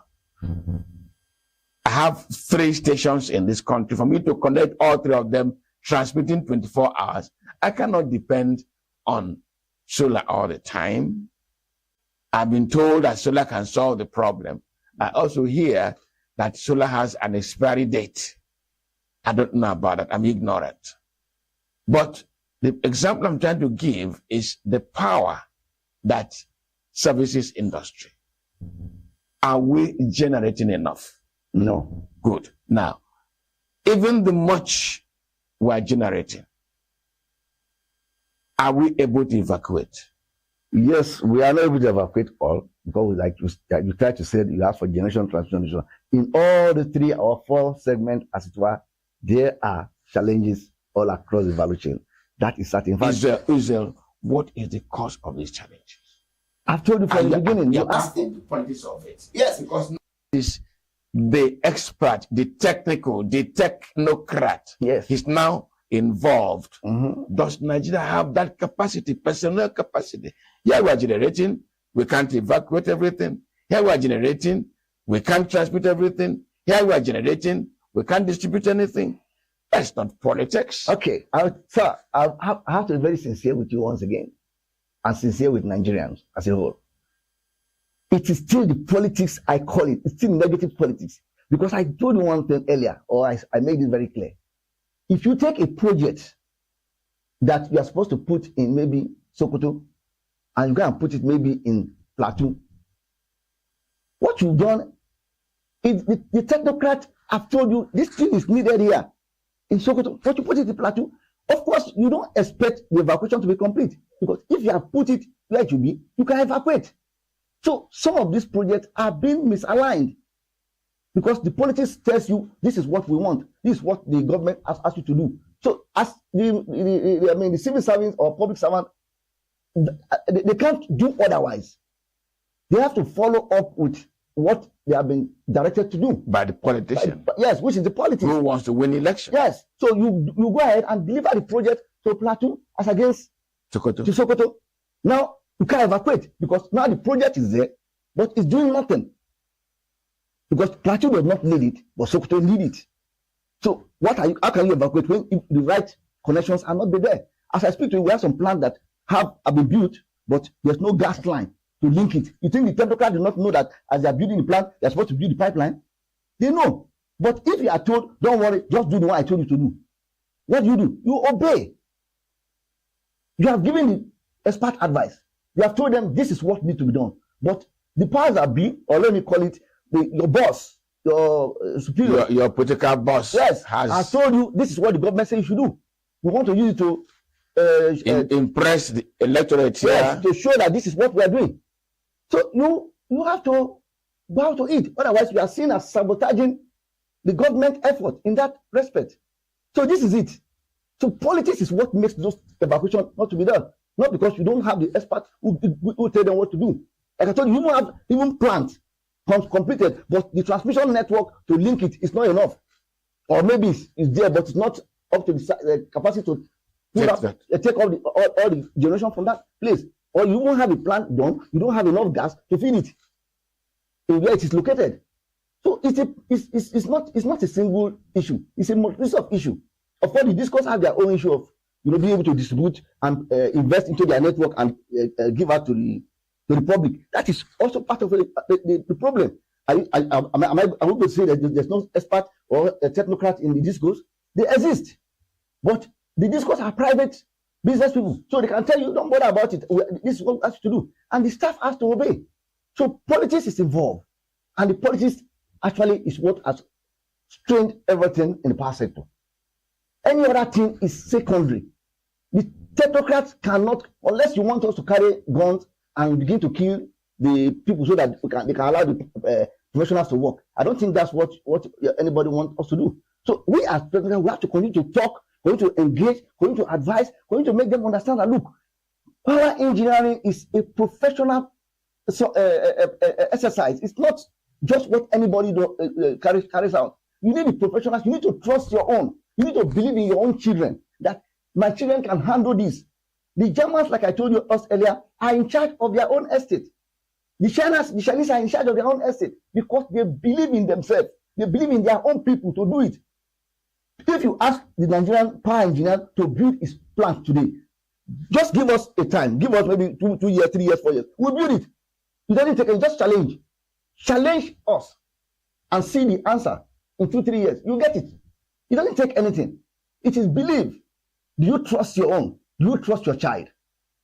Do you believe your child can be a human being, can do this thing on the behalf of your family? Let me use a word that is not very complimentary. It appears that there is a kind of bazaar in Nigeria. Our power sector, you see Chinese, you see Germans. It remains for you to see Eskimos being awarded contracts to do this, to do that. I've already raised the question. You've answered me whether it's because we don't have the competence and personnel. No, you say yes, we do. But please, a politician, frankly speaking, wants to not just win election. He is under pressure of public opinion. We have cited, the power engineer says, it makes economic sense, it makes energy sense, it makes evacuation sense to cite where there's consumption. You cite the first one in Lagos, there's consumption. You cite the second one in Lagos, there's consumption. You cite and Lagos keeps gulping because they are consuming. You cite the next one in Kano, they're consuming. You cite the next one in Kano, they're consuming. You cite the next one in Ibadan. These are urban consumption centers that it makes economic sense. It makes evacuation sense. It makes engineering economic sense to cite them. But the politician has his constituency, even among the Talakawa. The Talakawa casts his vote. Doesn't cast his vote, the politician is kicked out. If you were the politician, would you not try to do some balance? And let me tell you now the main question I want to ask you from this. When you are doing that balancing, is it not possible to use a technocrat to say, look, how can you distribute evenly so that, let me put, yes, a week, that's what yes, a week is. That is, if you give these people, you also give the other people. Isn't there a technical rationalization that you can strike? Yeah, balance. Striking a balance. Thank you very much for that question. I think your explanation itself explains the real answer I already is to give right now. Striking a balance. Yes, as politicians, you have to show face and show people believe in you that you are there to bring in dividends of democracy to your environment. Now, when it comes to power, the best way to get that done is to have the technocrat tell you what plan did they have for that environment. Because we have past system studies going on every single day. As I speak, even as we speak right now, it's going on. And there's already a plan for the next 50 years already done, as long as this country is concerned. We have it already done. The system studies for the entire country, done, kept. But you can't even implement it without the political will. This is why I say the politics comes in. You see, it is interesting that as we hold these conversations, certain information necessary for public education keeps coming up. Can you repeat your last line? Yes, I said as we speak right now, there is already a system study for the entire country in the next 20, 30, even 40 years. They are all done. We have them in place. What is missing or what is not happening is whether the government have the political will to begin to implement those things accordingly, putting them appropriately. Of course, we are privatizing, so a lot of government is sharing its resources and trying to move away from form of it so that private people can take over some of these things. But on a general basis, all these plans are already there. I mean, you have heard of Mambila, you have heard of Zungeru, which has not been completed. And so these are plans that have been there for 40, 50 years. They are not new plans, and there are many plans like that across small hydros, small hydro plants, and so on. They are all there. And even the lines we're talking about, our big optimal line, 330 kV lines across the country, from the north to the south to the east, they are all planned and they are all on the drawing board. The difference is for government to see which one is more critical. Take it first. That is what is missing. Because if you tell them this is the critical one, they will not agree. So as a politician, striking a balance means to say, look, in this area where I am, how does doing this critical one comes to affect this area? And then the person we can bring it up to speed, and they can see how you can continue to have that minimal value of minimal presence for those other smaller consumption areas. You do the major one that will actually ensure that the country progress, as against you enforcing it that you want this. So you're not bothered whether it is necessary or not, but it must be given to you. And it's given to you. Now, okay, you have it. but it's not serving any purpose because there's no any engineering power sense, power economy to it. To use that facility. Facility is just, the infrastructure is just kind of waste. And you know the funny thing about it, it's actually, it's not just that you put it there. It brings what you call harmonics. I mean, I'm not able to give you that. I mean, yes, but it's kind of give you a negative. It brings back a negative effect into the system when you have some kind of equipment, infrastructure like a big transformer, for instance, installed in a particular environment that doesn't need it, and you are using it out of 100, you are using like 10 or 15. It brings back a negative effect into the system. These are part of what goes on. So when the primary advice you look at, what you need there is 10. Let's put 10 for you. But the person will say, no, I want a big one. So this is where the politics and the technocrats are, the striking is not balancing. You're supposed to ask, okay, what is good for this area now? And then you get that at that place so that you do the right thing. So that there's a balance between you having what is needed for you at that particular point in time and moving the bigger one to where it economically it makes sense and it can serve a purpose and be able to at least create some industrial effect, an economic effect for the environment or for that environment. There are places that are overloaded that needed new, what you call relief transformers, relief infrastructures and so on. And there are areas that are already not having at all, which needed some minimal thing for them to pick up their economic life. So this is how, that's what that's why I believe what you're talking about, striking a balance as a politician. But what we have right now is not in that fashion. What you have is that people decide to say, look, we want side this in my constituency. And that is it. Yeah, that's it. So Mr. Engineer, go and build it. Go and do that. What's your business? What's your business? This is what we needed to do that. So there have to be that synergy, that understanding that you are trying to develop a country, not individuals. Okay, Israel. I've listened to some other experts. Well, they say they're experts. I've listened to some other experts explain that Nigeria needs considerable investment in its transmission sector. That if Nigeria invested substantially in its transmission sector, at least it will have enough capacity to carry all that it is generating. That for now, Nigeria's weak link, as it exists today, is its transmission segment. Does that make sense? Is it true? What you have, your question is in two parts. The first one, you say you have spoken to an expert. So I will take from there first. The expert, like I said, must be a power engineering professional to be expert. Anybody can work in the power sector or in the power sector valuation. You can be an accountant and work in that power sector for 40 years, 50 years.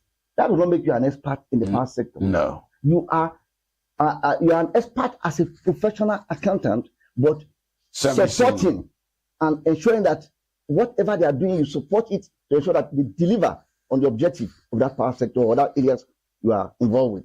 Same thing even as a lawyer, I mean, a legal professional and so on, and goes around to all the other professionals in the power sector. So people must get to understand this, because that is where the problem is. Most people come to different television stations and other things, and they say, I'm an expert, I'm an energy expert.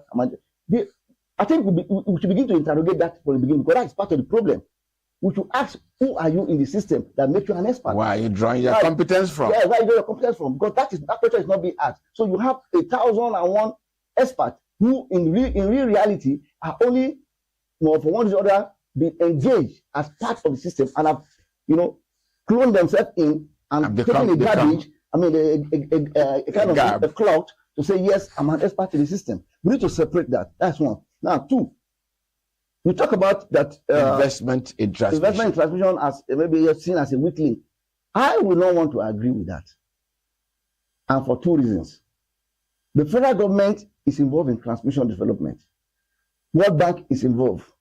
JICA, that is Japanese corporation, is involved. France, the German, GIZ and so on. They are all involved in one area or the other, and many other bodies like that trying to back up the transmission to develop on what it's doing. Does Nigeria have the engineering competence to do those things? Yes, we have. Go ahead.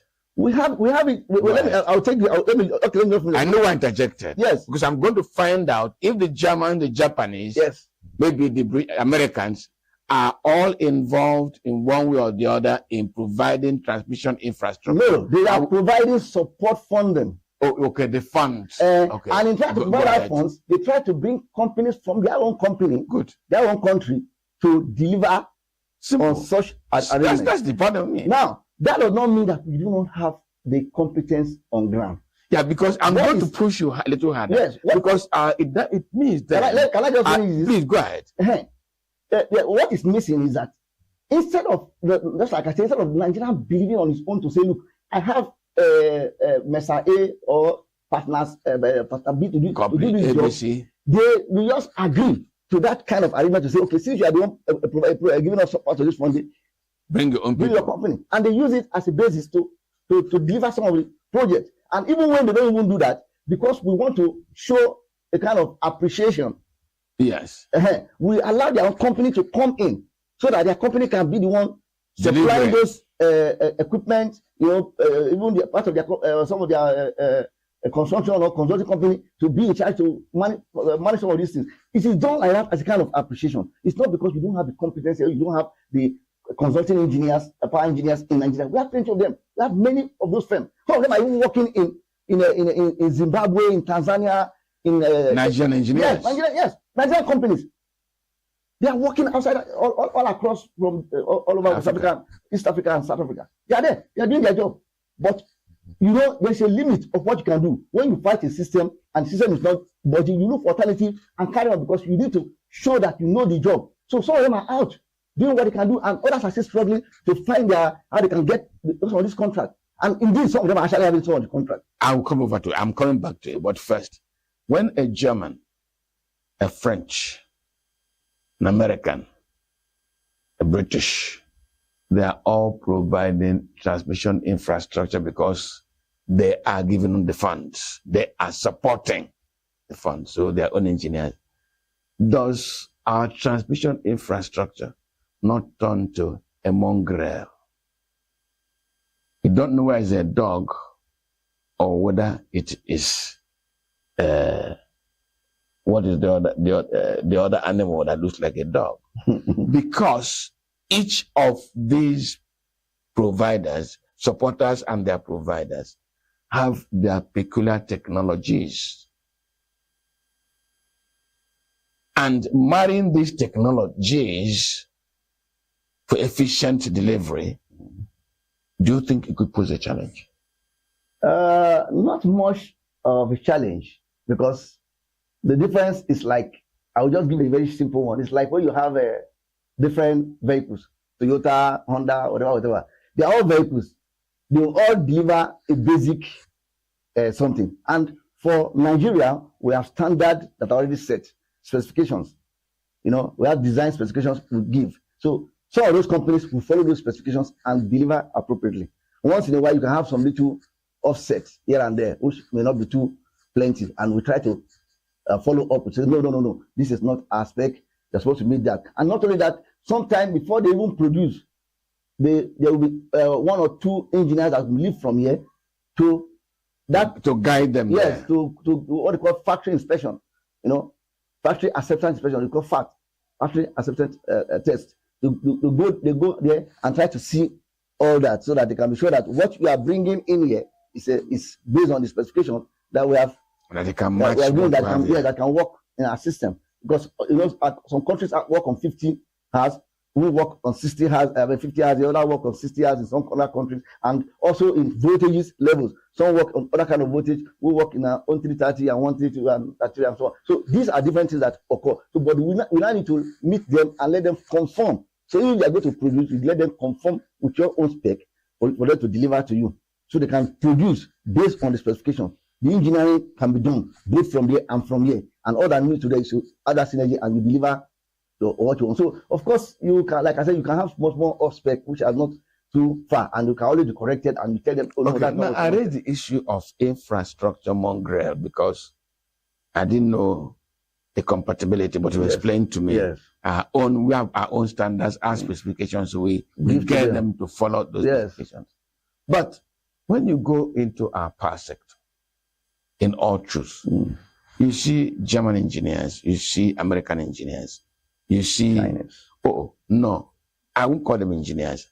You see German personnel. You see American personnel. You see French personnel. You see South Korean personnel. Once in this country, in our oil sector, our underwater welders were from Korea. And they were called engineers until we discovered that they were welders that may have been taken from Maraba in Korea. But they know how to weld. But we call them engineers. Who is allowed to operate as a power engineer so that you know he's satisfied, he's competent, he can deliver engineering, not delivering by rote because he had done it many times before. He has no fundamental intellectual theoretical basis for what he's doing. He had done it before, so he comes, he makes mistake, he cannot even know why he made mistake. Who ought to practice? So I want to query this personnel if indeed they are qualified to be here or just by the fact that their countries are supporting and their skins are white. Yes, who is qualified to practice? Now, by the law, everyone who is expected to, get involved or get engaged in any aspect of the practice in the power sector. In the power sector, that is technical wise, engineering wise. Yes, engineering. Ought to first and foremost have been a registered and licensed.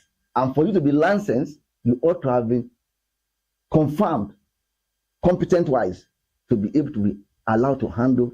How do you confirm examinations or something? And yeah, of course, examinations and skills checks and all the rest. So that is where a professional body called Chartered Institute of Power Engineers, we have to do some of those things for all those members to come in. After that, they can go. So even if a foreigner come in, the foreigner also has to pass through that process of checks for such person to be confirmed. But just like I told you, or trying to let you understand, before now, that process was not as fine-tuned or not as clear. So a lot of things were going on, and it is now we're trying to regulate all such things, try to control all such things, and ensure that only the right people come into play.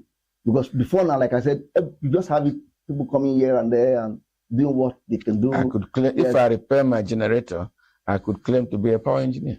Well, that actually is not true, because the only thing that satisfies you as being one who is a power practitioner is that you are, first and foremost, licensed to practice that profession. People do many things. It's like just like in the vehicle. A lot of people are on the road driving. But even though you are expert in driving, if you are caught on the road without even your driver's license, you are seen as a fake, or maybe a fake driver. Even though you can drive the vehicle, but no matter how well you can drive it. You're having some knowledge of that practice does not certify you. Translate. There must be a process. The process of certifying you, of confirming that yes, you have the capacity and you have the competence to do it is very important. And usually, in our case, we will have it a different level. Each level has its grades and categorization. Because just like you said, some people are technicians, some are craftsmen, some are even artisans before they came in and they start working. So as you have more experience, you move from being a craftsman to being a technician. As you have more competence, more capacity, you move to from technician to technologies. As you have more competence, you move like that. So it is not a day that somebody becomes a power engineer. A power engineer is not something that you come in just because maybe you finish from school or because you attend one skill training test. No, you must have passed through some processes, some years of hands-on, some things that shows that you have touched these things, you have used your mind to work in them and be able to come up with clearly defined attribute that shows that you can handle. Now, does the Chartered Institute of Power Engineers have the mechanism for testing and certifying these things you told me? Yes, we have. We have all our instruments on ground to do that. In fact, some of our examinations are already packaged, or the package, which we are hoping to begin to deliver from first quarter or maybe second quarter of next year. But right now, for all those that we are taking in, we kind of take them in based on the experience, the profile, and we clock them. Clocking means we try to engage you directly to know what have you done. As you mention the project you have get involved, we know those who are part of it. And from our evaluation team, they can easily trace you and say, yes, they know you are in that project or you are this and that. So an engineer does not come in one day. Your finishing from school does not make you an engineer. It only makes you an engineering science graduate. But you have to work, you have to practice, you have to do some things with your mind, with your brain, with your hands and everything. For you to be even a technician, for you to be a craftsman, for you to be a technologist, for you to be an engineer and so on in power sector. There must be a practice. It is the practice that actually changes a person from being maybe one who read, who has gone to school, and the one who is practicing. They are two different things. So as at the time you are in school or coming out of school, you are just like a graduate. If you are from a higher class, and if you are from lower class, you are just science technician or whatever level. You are not yet a practitioner, so we cannot even license you or register you. Can only, if we register you as a graduate level and leave you there and for you to show your involvement and engagement, and then after that you cannot be assimilated in or admitted in as a practitioner. Does the Chartered Institute have a physical presence now? Yes. Like here, if I want to, if a Korean comes, if a Lebanese comes, and they think he needs some brushing, he goes to that place, maybe to go undergo 6 months, 3 months, whatever. Do you have a physical presence? Yes, we have a physical presence. Our physical presence, first and foremost, is this office where we are seated. Here, everybody that come in, we first of all evaluate what it is you are talking about or what you want to do or who you are.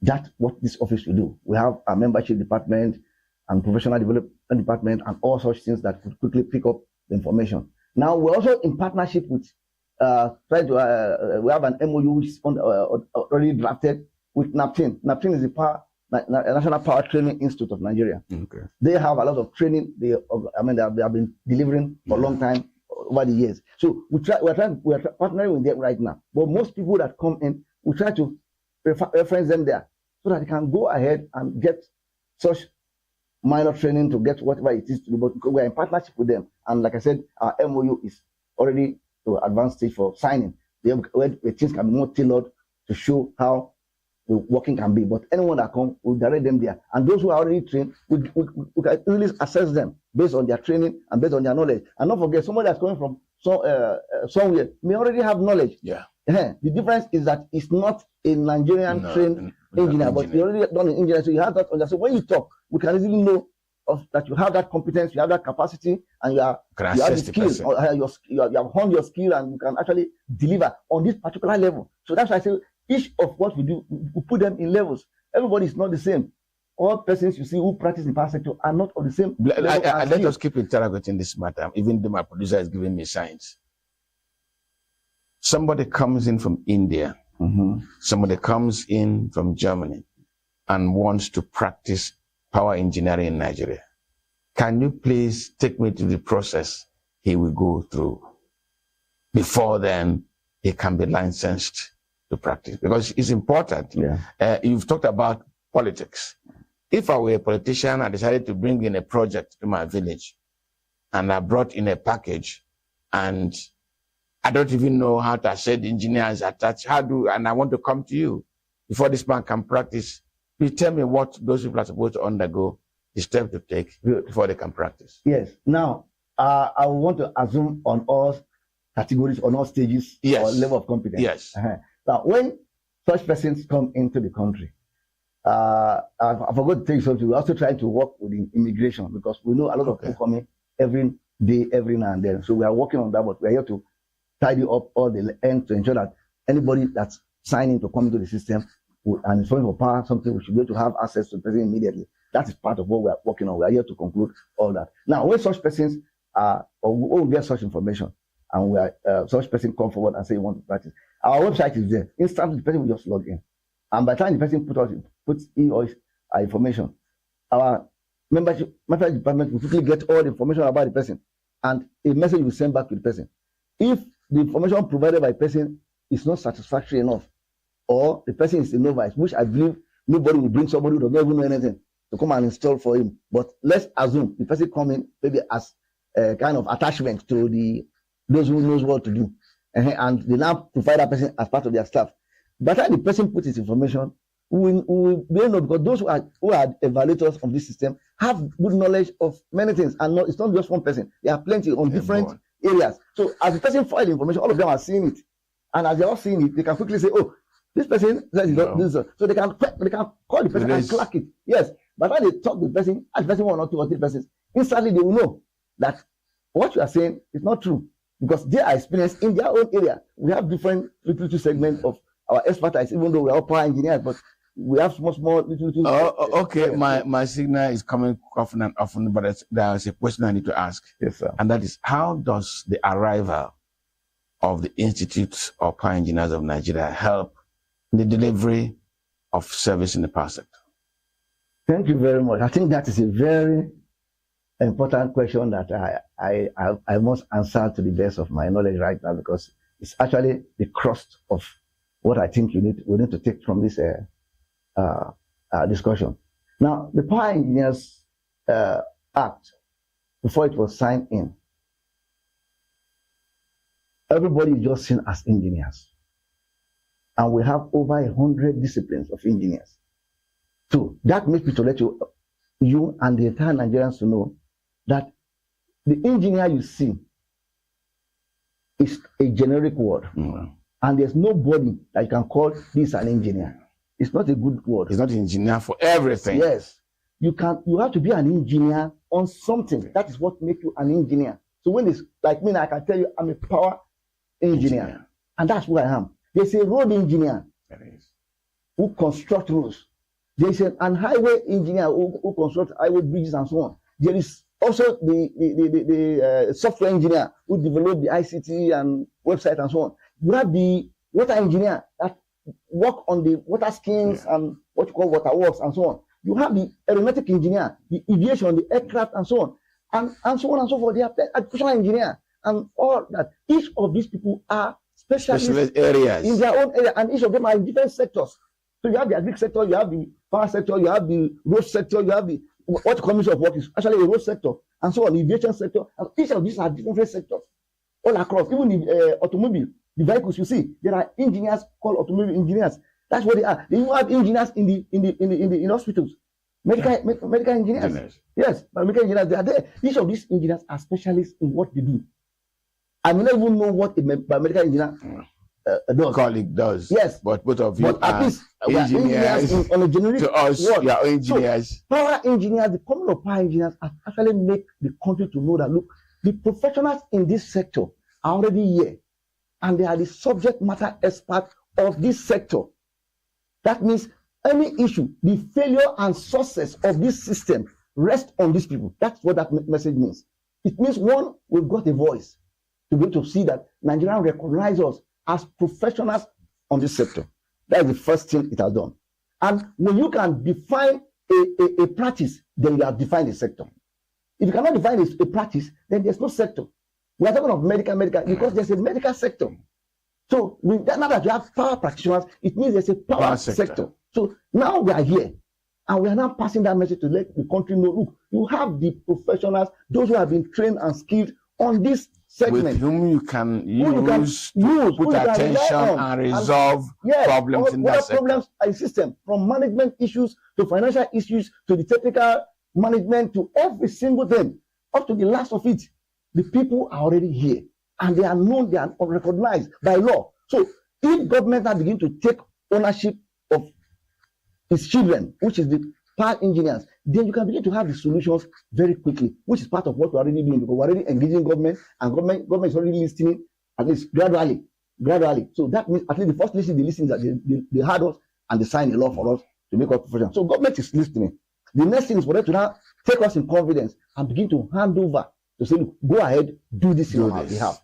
Just like he did with General Musa, like I said earlier, on defense. That is the process. When we follow that process, the system will begin to work. So we have come in, and by our registration and licensing already, that's also turning the system, because before now, that is not happening. You don't have that direct industry specific to tell all workers that, look, as long as you are whether Ministry of Power or you are in any ministry and your job is on the power segment, then this is who you are and this is where you belong. That is not there before. Now it is there now.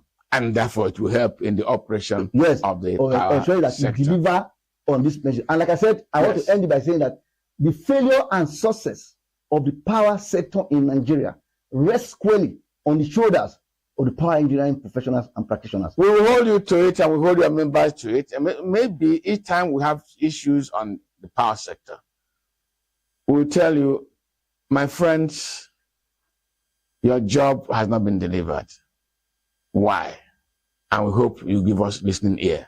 We'll do that. Israel Abraham, President of Nigeria Institute of General Engineers, thank you very much for coming on the program. Thanks for having me, sir. Great.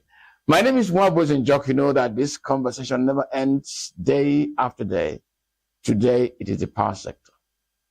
We'll come back to them because, as I said at the beginning, unless this matter is resolved, Nigeria's industrialization remains a pipe dream. We shall come out of that pipe and stop dreaming when they, in the power sector, deliver on their mandate. Can I ask you to enjoy the rest of the day? Good morning.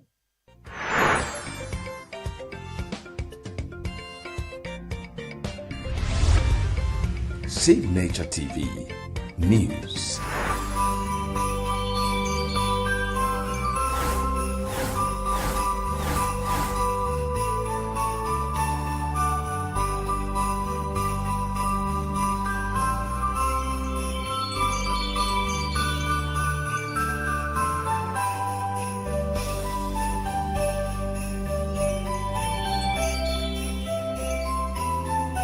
Signature TV News in your pocket.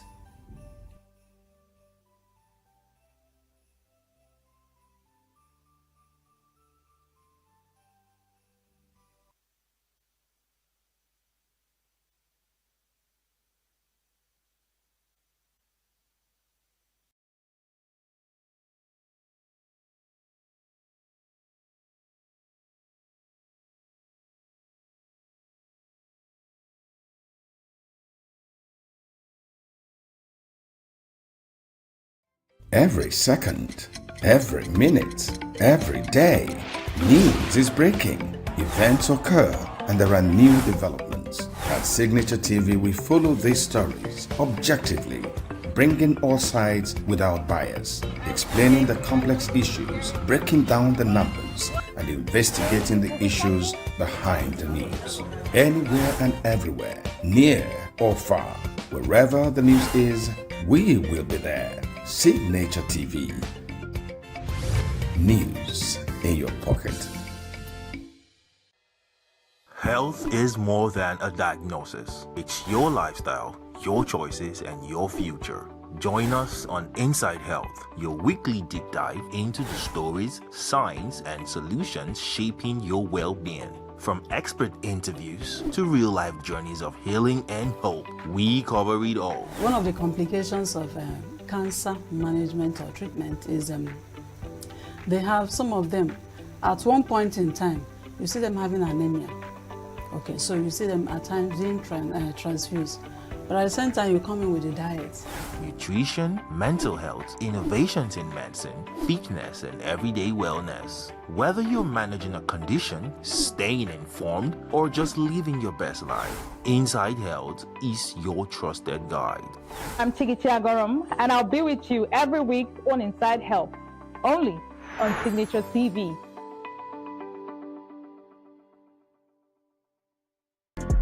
Get plugged into the heartbeat of entertainment on The Hub, your ultimate show on eVibes.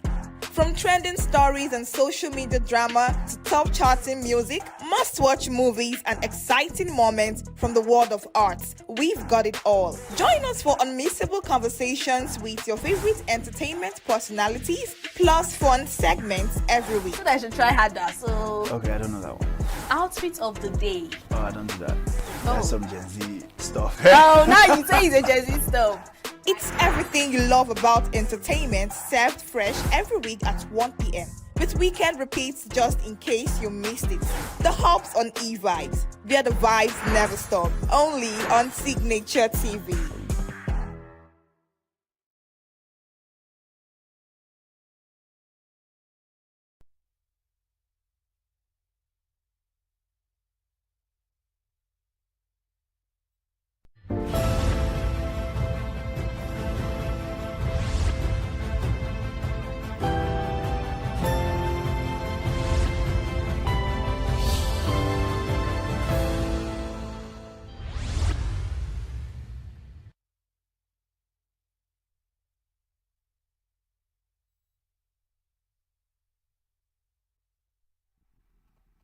You're welcome to Signature Television Unscripted. My name is Mike Obani. We are going to take you through major developments, major events in our country. And I wish you, once again, a happy and prosperous new year, even though the month of January has gone very far. But as long as we have January, we'll still continue to wish you a happy and prosperous new year. Once again, my name is Mike Obania. We're going to take you through some of the major events in our country. And we're looking at the development in River State. River State's politics, River State judiciary. The impeachment process of the governor of River State has just been put on hold through the action of the court. We look at the developments. We also look at the development in Kano State, where the Kano State governor, Abbas Yusuf, has resigned from the New Nigerian People's Party. He has not made his new party known. And, this is a season of defection. Well, we look at that too. Then the abduction that took place in Kaduna State. The abduction of worshippers that took place in Kaduna State. First of all, the security agencies denied that nothing of sort took place. But later, they accepted the fact that there was actually an abduction. And it comes at a time when Nigeria has paid so much money to an American lobbyist, to launder the image of Nigeria. With me in the studio this morning is Dr. Ukeje. Dr. Ukeje is a seasoned economist. Dr. Ukeje, you are welcome to the program. Good morning, Mike. Thank you very much. Mr. Martin Ani is a seasoned public affairs analyst. Mr. Ani, you're welcome to the program. Good morning. Good morning. You shake him on my behalf because he's tired. Thank you very much. It's like we are meeting for the first time since the year. You are welcome. You are welcome. Yes. Thank you very much for coming, and we wish you a happy and prosperous new year. It's like we have all stayed long in ENUGU State, really. And I want to take you to the center. I want to take you to the center of Nigerian politics. I don't know whether you agree for us to go to the center, because all these governors that have defected, they want to be at the center, In fact, that's the major reason that they are giving for defection. They want to bring their people to the center. In Enugu, for instance, the governor of Enugu State, Dr. Peter Mbam, when he defected from the People's Democratic Party to APC, he said his major reason was to bring Enugu State and Southeast to the center. Let's look at this center thing. We've been, the Southeast, for instance, Enugu State has been in the center of politics, for 24 years since inception of this, democracy experiment in 1999. 24 years of PDP rule in Enugu State. 24 years of PDP rule in Abia State. People are still talking about going to the, what is the essence of going to the center? Really, when you look at the whole thing, is it profitable? We were there for 24 years. What are we going to do there? These are remarks by, let's say, Johnny Men. You don't take what they are saying for political party or our constitution, or the constitution of Nigeria, assumes representative participation in government. But those people are not representing, they are representing themselves. So don't bother yourself about what they said or what they didn't say. But unity does not mean uniformity. Three of us here can see him very young and agile, can see me old and declining. But we are united, but we are not uniform. anybody who tells you that he's going to the center for something, he's going for himself. Before you go anywhere, you will be delegated. That's why people are called delegates. The one of Kano is most interesting. But they say that those who forget history will leave it again. Abubakar Remi was well educated. He was a foreign service officer. But when he came into politics, he followed Aminu Kano, who was not as, you can't call him a polished man in terms of, but he had a heart for the ordinary people. Yes. That was his effort. So he joined him because that was the winning framework. Yeah. Of course, when things fell apart between the two of them, he moved to MPP at that time.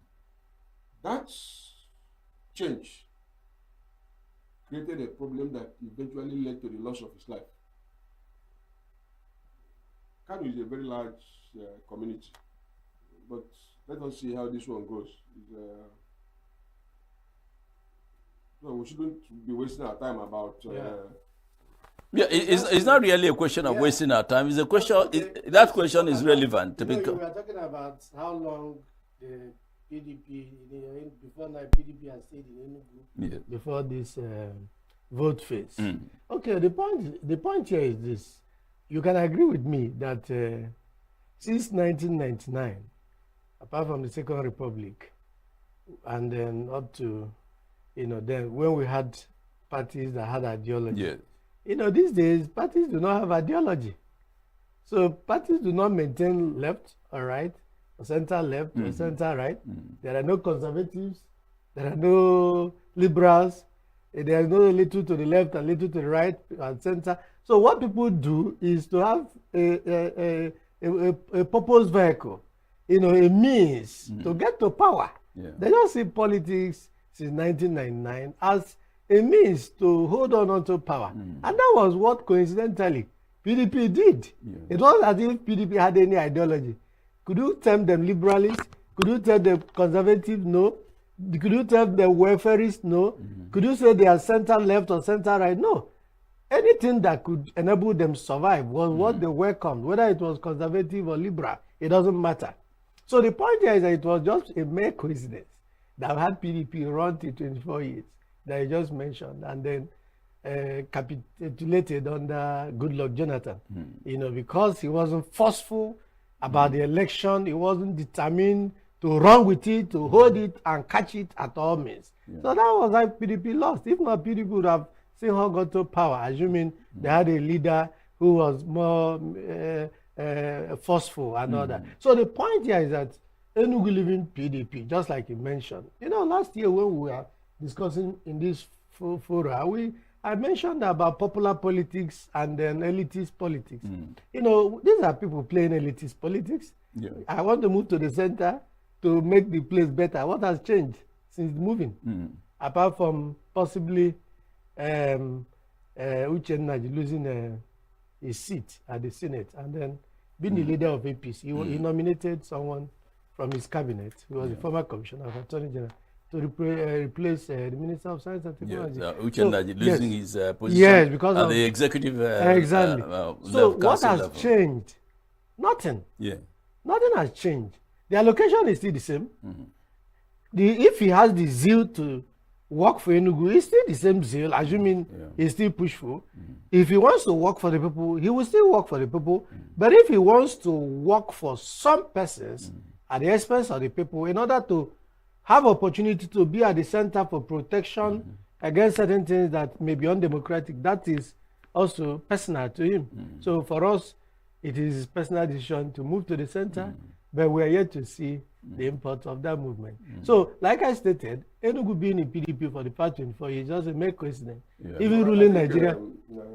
Martin, I knew one day that PDP was one political party that was formed by consensus.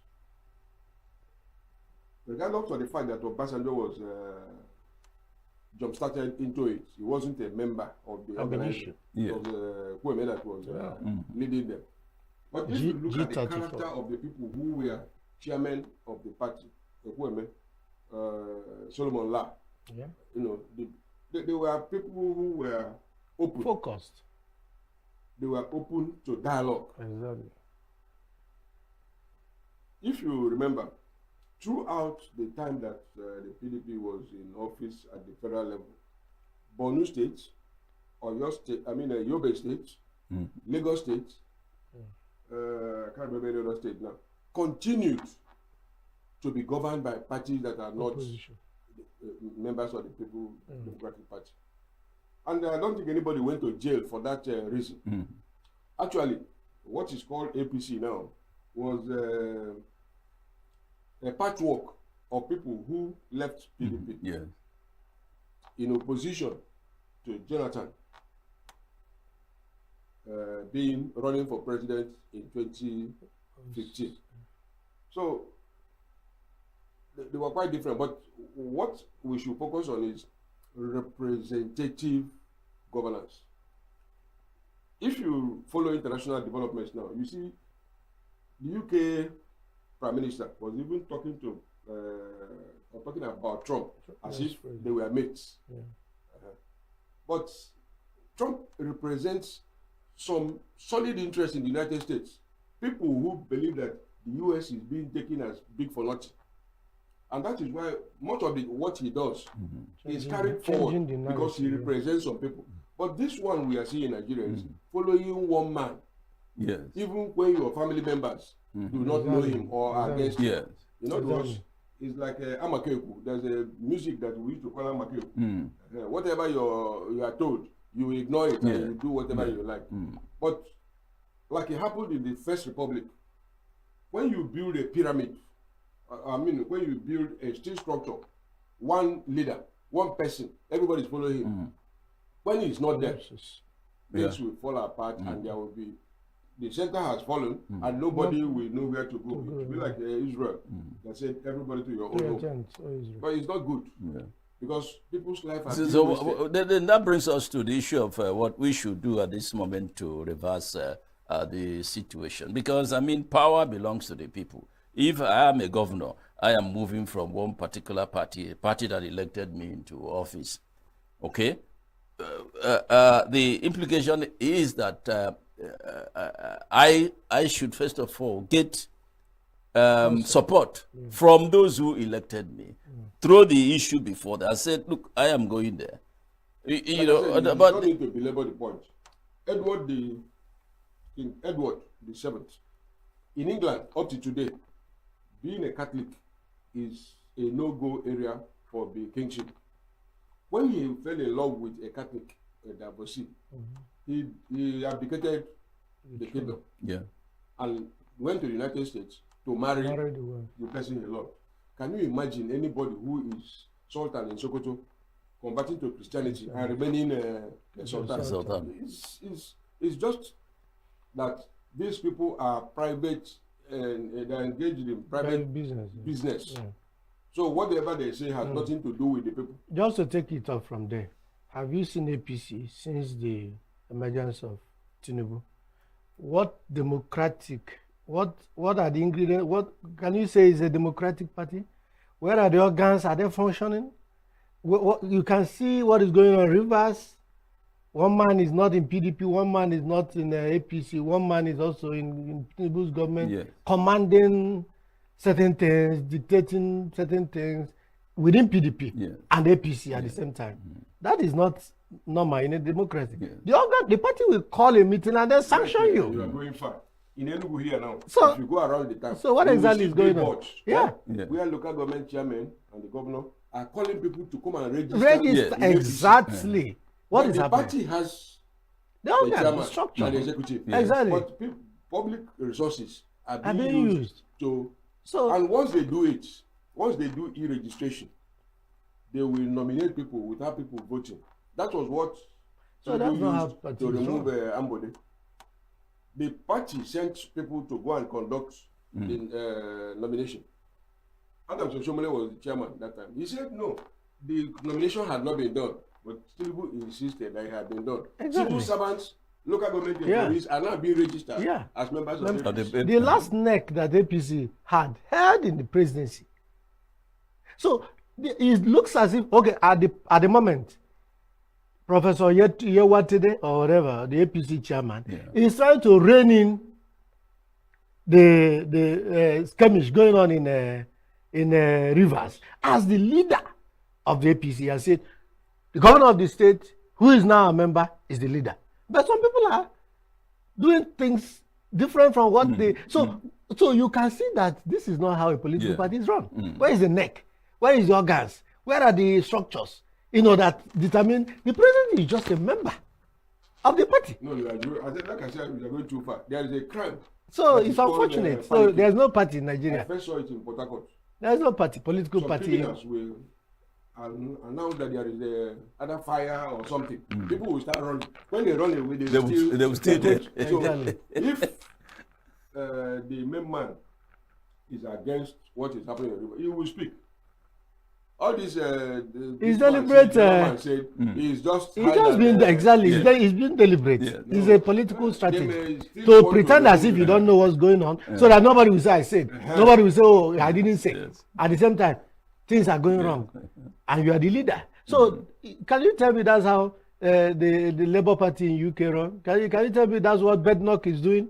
The Nigerian woman. So the issue really, gentlemen, is that we don't have political parties. What we have is amalgamation we don't of have interest. political parties at the People moment. who have interest, temporary, special purpose vehicle. Just we don't to have capture political parties power at the moment, and that is very regrettable, because I remember that in the Second Republic we have the Unity Party of Nigeria. If you are a member of Unity Party of Nigeria, you know why. You know the ideology of UPN. You know the ideology of MPP. You know the ideology of MPM. But these days, anything goes. But that's quite unfortunate for the development of democracy and party politics in our country. But that takes us to Rivers State, where there is the impeachment process of Fubara has been stalled. Temporarily, of course, temporarily, because the judge of Rivers State, Justice Simeon Amade,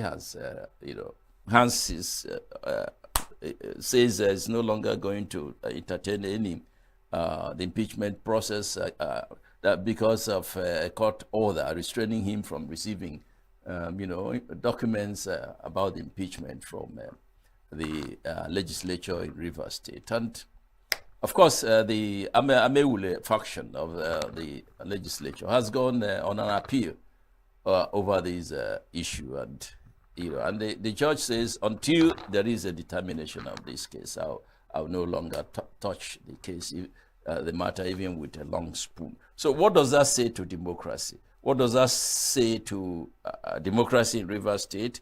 What does that say to the government's objective of working for the people, working for the problem? Because it seems as if there is no governance in Rivers State.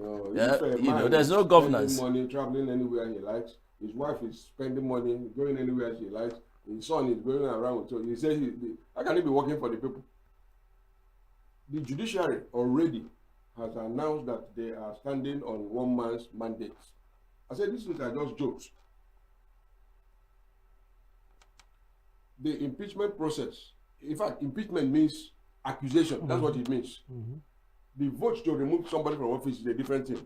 But you cannot go to equity with unclean hands. It's only in Nigeria that judges pretend to be deaf when they like. If you accuse people, if you impeach them, you send the accusations to them and they respond. Fubara and the deputy governor have not responded, yet the thing was sent to the chief judge. The chief judge, knowing the law, should have said, cannot be treated because the response of the accused is not attached. No, but the Constitution gives you 7 days, gives the governor, doesn't mean that the you deputy, will 7 not- days to you respond. will not- And I think in this case, the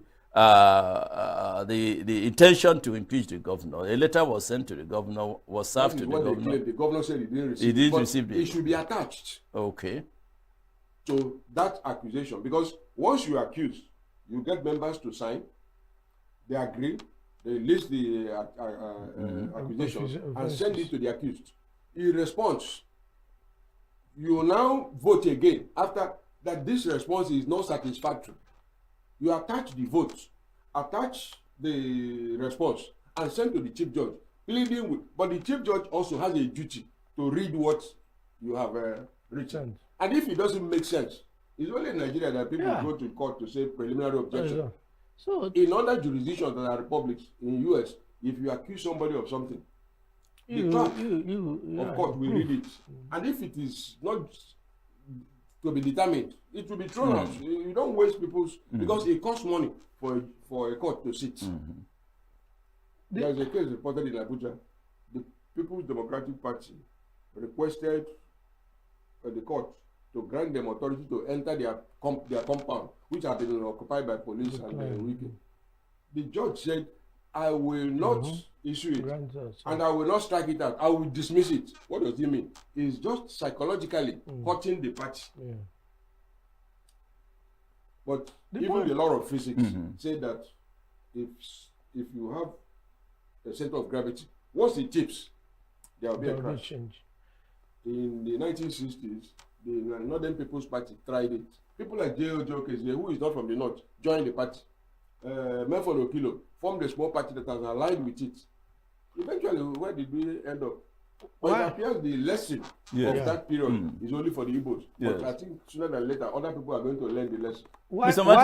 Martin, really, as you make contribution, you should also look at the issue of governance. Is governance taking place? That's exactly what I'm about State? saying. One, it is good you are trying to, walk us through how impeachment works and all that, and then the procedure it takes, documents that are required before the process goes. The point here is that, is it not becoming very infantile, very childish, and very frivolous that impeachment is now used as a tool, a political tool, a kind of witch hunt in Rivers State? These are political parties. These are a set of people whom we know how they emerged in the political thought of that state. And we know the man who said he actually made all of them. And the same man now says, since you are not going against what I want, I'm going to deal with you. The last time president had to intervene, and then we thought it was all over. Then what is going on in Rivers is unfortunate. Under any president, that shouldn't happen. In fact, under the current administration, with what has happened in Rivers State, it has been a mockery of democracy in Nigeria. The world is laughing at us. Look at governance is suffering in that state. Because, okay, now look at the point. You said Fubara is working with a budget that is not approved by lawmakers. Now, which budget was approved for the military man? Yes. The military man. Look, the state local government allocation was seized at the suspension of democracy in Rivers. Both the governor, deputy, and the House of Assembly. But the moment the military administrator came to power, that allocation was released the next day. So under what condition was it released? There was no elected chairman in the council areas. There was no democratic institutions anywhere. And then the money was released. So it is a show of shame that is going on because, like you said, Rivers people are suffering. Development is stalled. All they are doing there is how to get the money out of that state, possibly to the center. The one that the military administrators pretended over for 9 months, 6 months, this Ameule led whatever, said, come and account. Did he follow that through? No. The man didn't come to account, and we've not heard anything about it again for 6 months. For 6 months.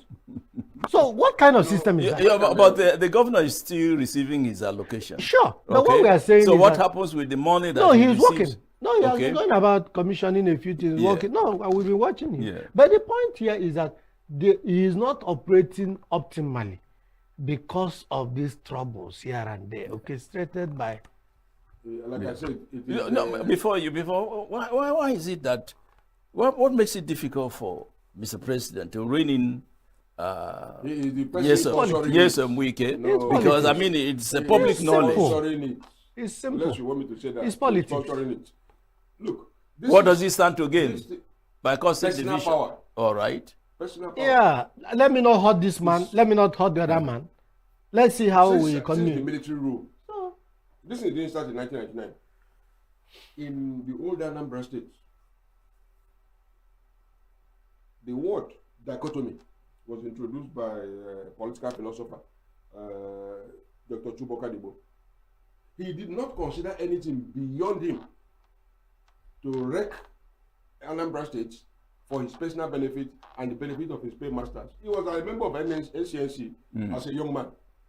But the moment he joined MPN. And Zeke was in MPP. He did what he called political arithmetic. He did not spare anybody, even calling Zeke an ant.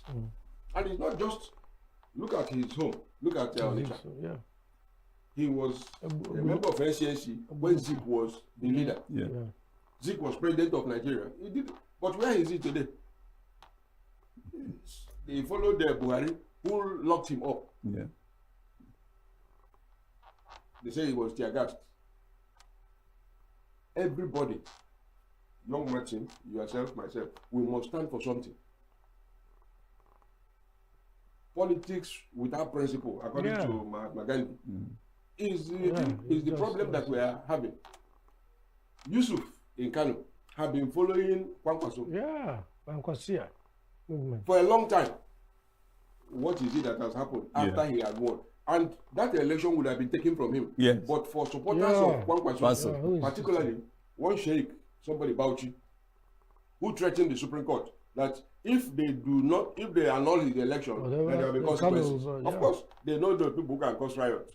Now, he is against his master. If you go to scripture, you will see what happened to those who betray their master.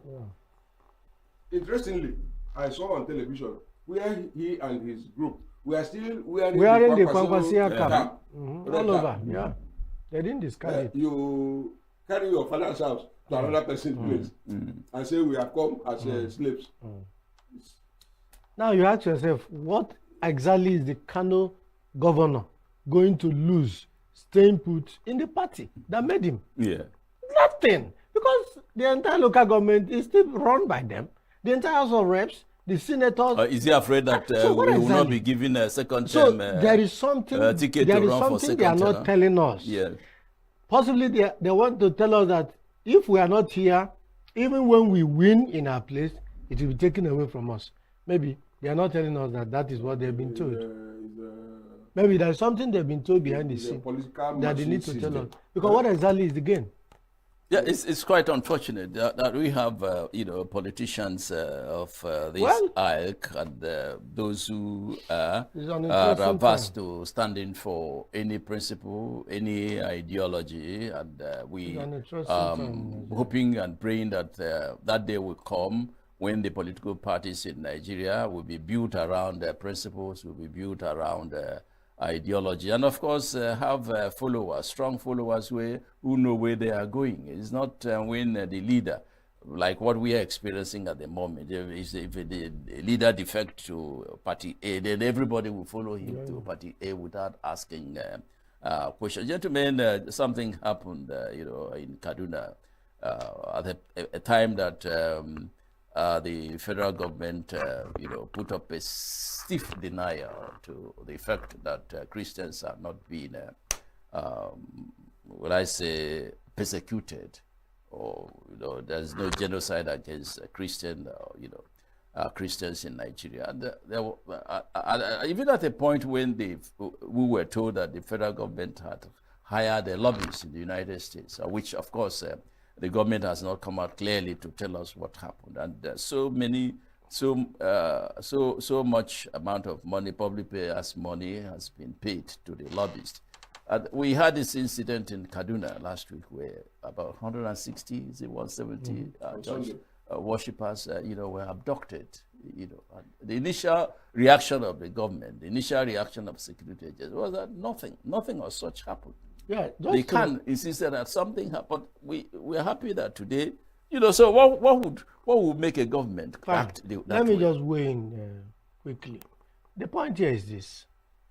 America, the Congress committee and all that reported to Donald Trump said there is persecution of Christians in Nigeria. And the Nigerians said no. That is both Christian, Muslim and all that. But the point here is this. In fact, the very day this news broke out, after 2 or 3 days before Nigeria started admitting it, I was watching Al Jazeera and they carried it. I said, wow.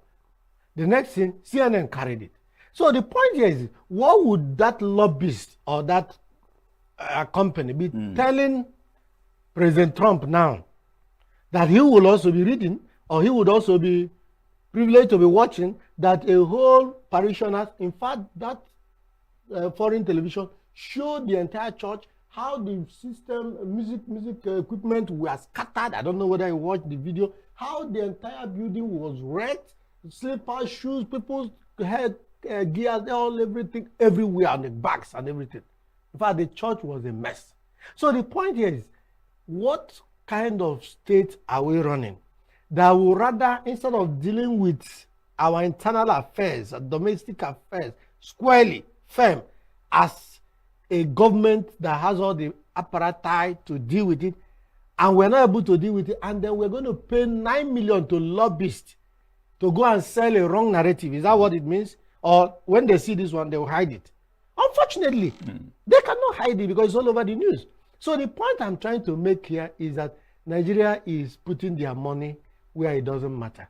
We have quite a lot of ungoverned spaces. In fact, I was watching that news on telly with all the video and all that. And with my wife, I told my wife, what it means now is that wherever the terrorists or Lakarua, it was Lakarua or wherever they strike, then the governor was saying there is need for military, what is it called? Military facility installation. So I asked my wife, does it mean that every part of Nigeria will now be, there will be military installation in every part for us to remain secured? That is not the way to go in this digital era. Where are the technologies? Where are the other AI devices and all that, drone, blah, blah, blah, that you can actually deploy to monitor what is going on in the 30 states and report to a single command and control center? We're not going to invest in that. Rather, we're getting 9 million to give to a lobbyist to go and start lobbying and laundering. What image are we going to launder? Yeah. He asked that question, Doctor. What image are we trying to launder? What image? Forget that one. Because if you are looking for big law firms in Nigeria, I don't think they are in Kaduna. Exactly. For the National Security Advisor to rent a lawyer in Kaduna, to rent somebody in Washington.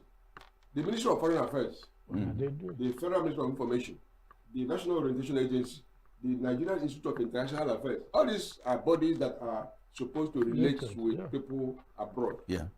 So, and you know that the NSA wants to run for governor of Adamawa State. There was a time they wanted to impose some tax on bank transactions to be remitted to him. That one entered cold water. He is now spending money that is not budgeted. But more to the point is that when you hear that, like I use the word Amakebu, when you hear that some youths in an area are terrorizing, it is their father that have ignored them. Exactly. What they are doing.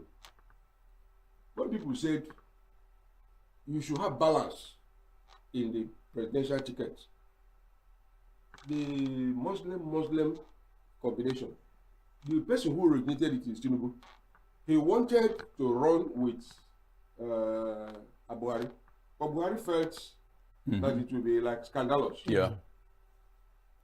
Now he has enacted it. His vice presidential candidate was governor in Borno State. When there was a cartoon in Denmark, this Denmark that is involved in a Greenland problem against the Prophet of Islam, there was a reverend father who is in charge of St. Michael's in Maiduguri, who was very generous and was feeding destitute. They killed him and burnt him. Up to today, I'm a Catholic, the body has not been buried, because they seized it that somebody killed in the pursuit of religion cannot be given honorable burial. This is the people who are governing us. It took the intervention of people like Shobowale, who writes in the Vanguard, to get Ambode to be governor of Lagos State, because it said they were tired of having only Muslims being elected, Tinubu, Fashola, and they were going to get another Muslim. It was that upset that brought Ambode. But Ambode was a trained accountant, a chartered accountant. So all the mago they do in politics, his knowledge affected him. He cannot say, carry cash and give this man. You must prepare voucher. Yeah. You write something. And they didn't like that kind of thing. So they engineered him out. Are you following? Yes. It's the same thing that is happening to Fubara. Fubara is an accountant. He was a civil servant. He knows that when he was working on that weekend, they could bring out the money. He will write what he will write. If they ignore it, he has his own record. Now that he's the main man, he will not do the same thing. So the people we call bandits and terrorists, the people know them. They know them. It doesn't happen. Have they kidnapped any of their own children or their family members and they didn't see what will happen? So the way the police, the local government chairman and the Kaduna State government vigorously denied the announcement by CAN was an embarrassment. But you know that there's a Chinese proverb that says a time of crisis is a time of opportunity. You can see what is happening in Greenland, Ukraine, NATO. They believe that Trump's attention has shifted and they are continuing with what they are doing. It's a world in the wilderness. Where the wilderness. Because what provokes the Muslim antagonists is preached every day in mosques. Go to the road, highway now, and you watch trucks moving from the north. You will see things like sword, drawn on bodies of men. And some of the things they write there show the orientation. The Nigerian Army logo has something written in Arabic. Are we an Arabic country? Some people will understand what it means, but what does it mean to me? I don't know. So the government has been promoting Islamic religion. It's in the constitution. They talk about Sharia, they talk about this, talk about that. My problem is that the people who are in office now kept drumming restructuring when they were out of office. Now that the new mantra is on my mandate. When will you restructure? Because if there are people who think that Christianity is a challenge to their tradition, you should separate yourself from such people. You can't insist that you will be with them and then impose the Islamic tax on them. The question again is this: how was it possible for that number of worshippers to have been abducted, in broad daylight and taken away without the security agencies? Without the security agencies knowing. It's not today that it started. The Chibok girls, how were they taken? The ones that have been happening, it's not even the Niger. So many of them that have been happening. Look, that's why I said that we don't have a security architecture that covers Nigeria. What we have is... No, even if we don't have a security architecture that covers Nigeria, what about the will to act when necessary? Because right now, we are told that the kidnappers had asked... demanding for, is it 19 million? Also for bike. To replace their bikes. To replace them. And also to feed. Yes. To feed those that they abducted. Now, ask me, why is it that we don't have the drones that will be able to detect where these people are? Don't manufacture drones. No, but we can buy drones. Why is it that we can't use it to detect these movements? That is existing in Nigeria. That's why you have police and police division. Once you say that somebody is DPO or he has an area that he covers. He will now request for police posts in different places. And they have signal which they keep in those posts. Every inspector in any post has a duty to rotate to inspect, to go round. The earliest, as soon as something happens, he hears it. He goes to the radio room. That's exactly what I'm DPO. saying. No, the DPO will call. That's exactly. Requires, There should be a command and control. They will call the mobile police. They will move easily. This one you're talking about drone. No, I'm only telling you that. Like, I want to take it up from there. You have the division, you have the police post, you have even sometimes you have in schools and all that. The idea is something is happening. The radio here, the radio there. We have been privileged to watch certain developments overseas where there is a manhunt for a criminal. We know what the radio does. We know what we see on air. We see helicopters. We see drones. Then we keep tracking the thief. The man trying to escape. That is not happen. But what happens in Nigeria is that you will find, say, Mike joined the police in, say, year 2000. This is 2026. Somebody who joined at the same rank you joined in later 2024. Well, you got your head. I understand you. You have no incentive to work. No, those ones are it's on the other side. It is so generalized. No, that is corruption. Can that be part of the reason why you said, some time ago that Nigeria was not structured to... That is corruption. We are talking about corruption now. The impact of corruption in police. Yeah. Because in a republic, if he is a deputy superintendent of police, and somebody joins the police after him as assistant superintendent, but because his father is emir. No, we are talking. That is the impact of corruption.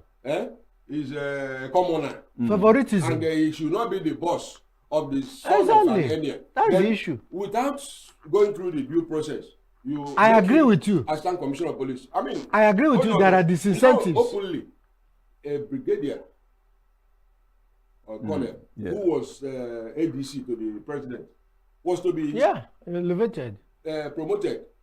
Just 1 year on the rank. Why the rule says you must stay on this rank. You must attend leadership courses and pass them. But you see it happening every day in Nigeria. It is just favoritism. It is just all part of the things that corruption. The system not to work. Okay. Because if the system was designed to work, the Inspector General of Police, who has exceeded his time, should have even voluntarily resigned. That I am here to help, but I can't help. Therefore, I go. Get somebody else who can do the job. So the point here is that people are taken into the bushes and we cannot account for them. We don't even know whether they took north, south, east, or west. No, but they have been communicating with they will start making agencies of government. Yeah, yes, and we ought to know the. Remember that when Patami was minister, we spent so much money in ICT linking NIN to with that phone they told us a lot. Backbone and the satellite to spots where people are. Making calls from. Involved, they know where to get them because you can track those numbers. Okay. So if somebody makes a call, even if it is with the victim's phone, the police can track it. But they are not interested because the police itself is not organized for exactly working for the people. The policing system, the security system makes it easy for another kidnap to happen tomorrow, even without us dealing with the one that just happened. I'm not trying to be a prophet of doom, but this is what we are seeing every day. Are we enjoying the scenario? We are not enjoying the scenario because is there nothing? It looks like we are handicapped. Assuming that the government was representative. Okay. We are handicapped. That the Kaduna State government and the police in Kaduna should have done is to apologize for making the wrong call. But they are not apologizing. Who are you? They should apologize to you. Kidnapping is going on everywhere in the streets. They are going to demand money to settle those people. People are paying ransom. If you give them 10 million to settle them, they will take 4. Exactly. I mean, so what kind of policing system is that? Yeah, where does that take us? And these are the things. Where does that take us? These are the things. Where does that take us? The current leadership. As a country? These are the things the current leadership promised to deal with. Don't forget the attack of this leadership on the past administration. Yes. That give us this number of ways we're going to do away with this. Give us this. We're going to provide light. Ifashola even mentioned that when he was campaigning with Buhari, that 1 year a serious government will fix the energy system, the electricity. But he was part of the Buhari government. He fixed nothing. Today, the grid has collapsed. Are you aware? I don't know whether you have light in your area. In ENUGU. No. Today, the grid has collapsed. 24th January 2026. First collapse. We'll have less than how many megawatts for the nation? Because of this insincerity, because of this lack of focus and corruption. They talk. Look at what many people don't like Trump, or at least some Nigerians who are not concerned, but they keep talking about Trump. Because Trump he says went what he to does. Davos and said what he has found out is that the Europeans are not interested in American security. Exactly. That they want America to secure them, but they don't want America to be secure. Because in almost all European countries, there are American troops to help secure those. Therefore, they reduce their defense expenditure. Yeah. Assuming that the US were to withdraw its troops from Germany, which has a border with Russia and Poland, and move them to Greenland, they will panic. You know how much they voted for African security under Africa? 413 million. Because they don't allow Germany to have nuclear weapons. 413 million for Africa. That's what they voted. So you can see that America is actually doing a lot, and the good thing is that the president is saying what he wants to do and doing what he's saying, and that's what the hallmark of a leader. Yeah. You talked about ideology. In as much as we may not like him, I will make America great again. Again, Even if he's not whether you America like great. it or not, he's he was doing it. warning. Trump So and we America need, had become the issue throughout the world. all over the world. You are talking about them in Middle East, even in Nigeria, you're talking about them. NATO is panicking about them. The president, Britain said, we are not going to be part of your board of peace. They are still angry. Over the provocation of Trump. Gentlemen, I just wish that we have more time to discuss these issues and more of that. My producer is warning me that our time is up, and it's nice having you today, and we'll keep looking at Nigeria's problems and offering solutions as much as we can. It's been an exciting moment, Dr. KJ. Once again, I thank you for coming. You, Mike, for your leadership. This is what a leader should be. Politicians should come and borrow from you. Go and train them to be representative. Mr. Martin, can you offer him a handshake on my behalf? Mr. Martin, thank you for coming, really. We'll do it another day. Thank you. My name is Mike Obani. Thank you for being there for us. Keep watching Signature Television. Thank you and happy weekend.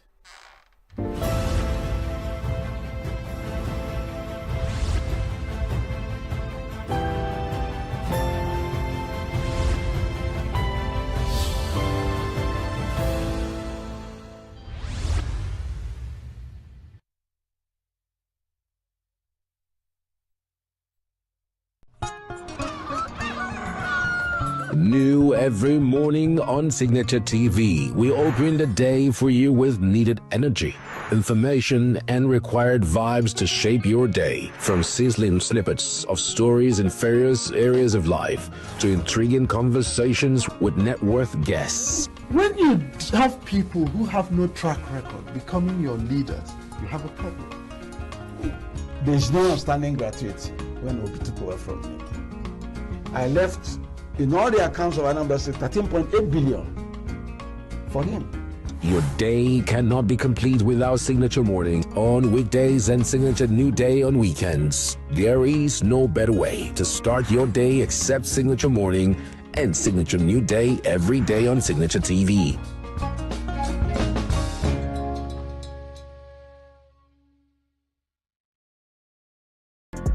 Get plugged into the heartbeat of entertainment on The Hub, your ultimate show on e-vibes.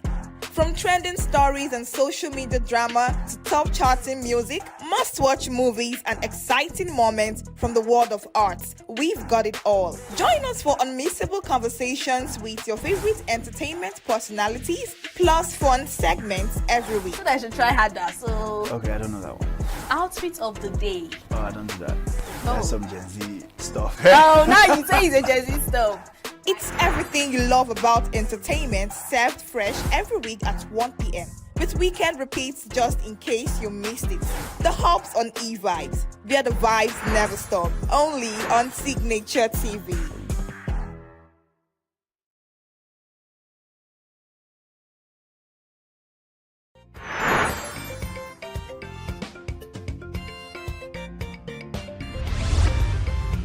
Signature TV, news in your pocket.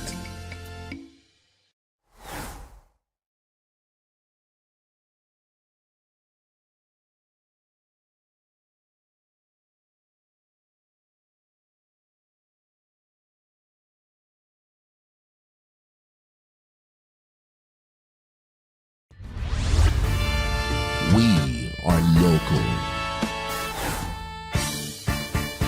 International communities observing Why the main market is in chaos.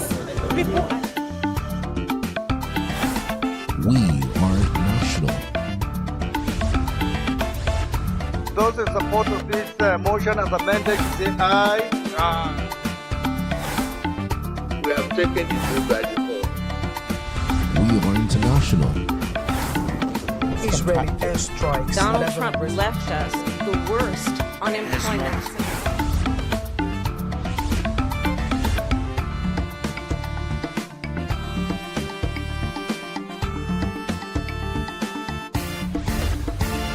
Signature TV, news in your pocket.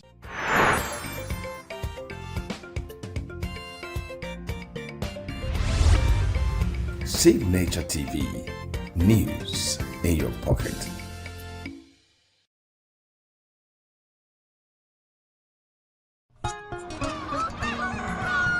New every morning on Signature TV, we open the day for you with needed energy, information, and required vibes to shape your day. From sizzling snippets of stories in various areas of life to intriguing conversations with net worth guests. When you have people who have no track record becoming your leaders, you have a problem.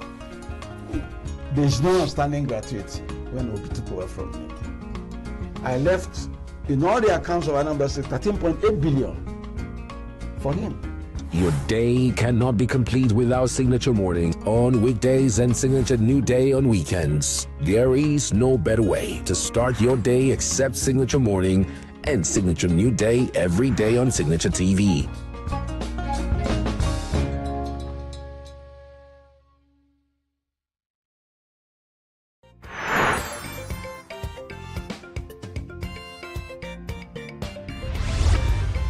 Signature TV, news in your pocket.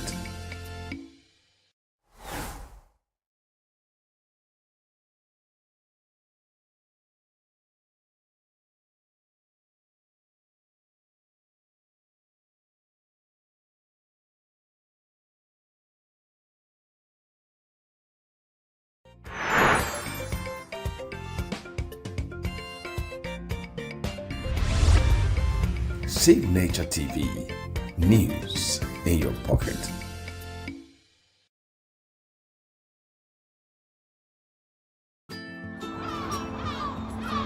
Bright and early as the day breaks, as the newspaper headlines trail the stories that shape the day. We at Signature TV trail the headlines that trail the day. We interrogate the headlines. We analyze the stories that make the headlines. Wayek is overrated, and they even overrated themselves, and when you go see it, they are insensitive of some Nigerian children who have never had what they call CBT. With passion and emotion, we drive the conversation to change the narrative. Let nobody be deceived by Nigerian high level of performing in agriculture export.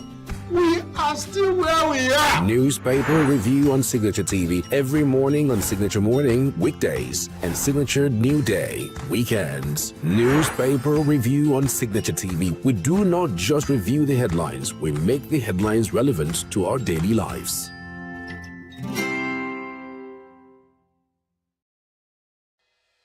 Health is more than a diagnosis. It's your lifestyle, your choices, and your future. Join us on Inside Health, your weekly deep dive into the stories, science, and solutions shaping your well-being. From expert interviews to real-life journeys of healing and hope, we cover it all. One of the complications of cancer management or treatment is they have some of them, at one point in time, you see them having anemia. Okay, so you see them at times being transfused. But at the same time, you come in with the diet.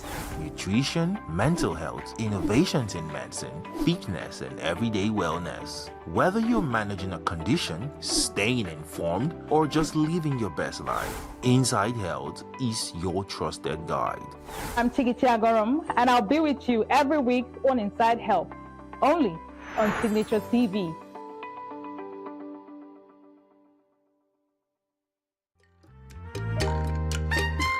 The way we see the world shapes the way we change it. Gender isn't just a checkbox, it's a lens, one that helps us understand the world more deeply and act more fairly. Gender Perspectives, a program for those ready to see more, do more, and be more. Designed to challenge assumptions, ignite conversations, and build inclusive solutions across every sector of society. We are not, fighting the men. We are not saying we are equal in terms of rights. We're only asking they should recognize our existence. Join us on Gender Perspectives, showing every Saturday by 4 p.m. Repeat every Wednesdays by 5 p.m. and Thursdays by 3 p.m. Change begins with perspective. Let's widen yours.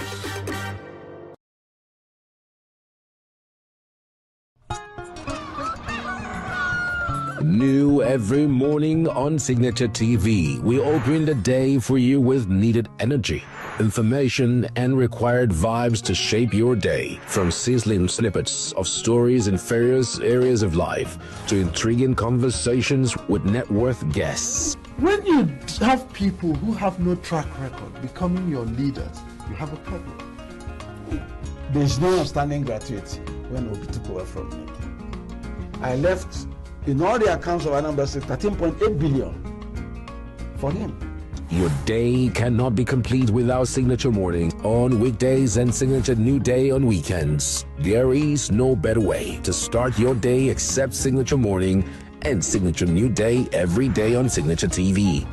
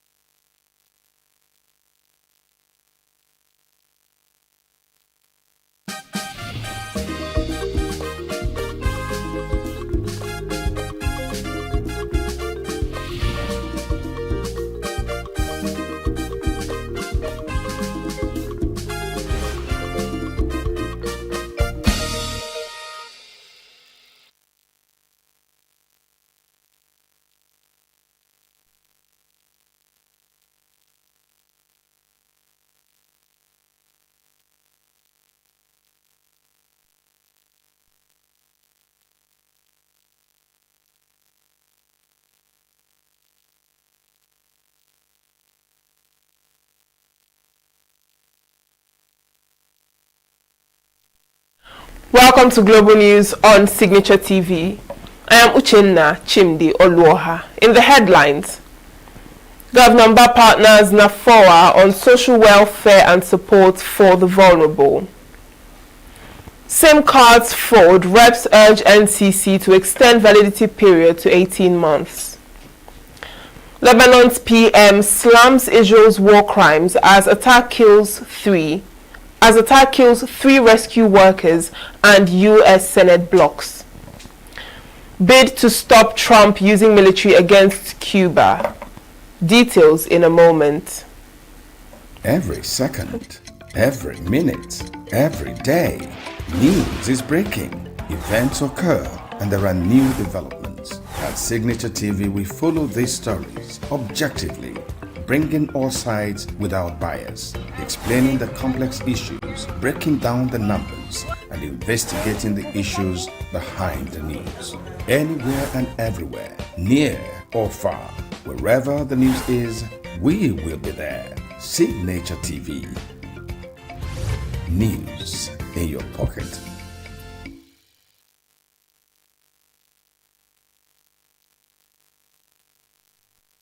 The ENUGU State Governor, Peter Mba, says the state government will collaborate with any group that is committed to the welfare of Nigerian citizens. Mba gave the assurance when he played host to members of the Nigerian Air Force Officers' Wives Association who visited him at the government house in ENUGU.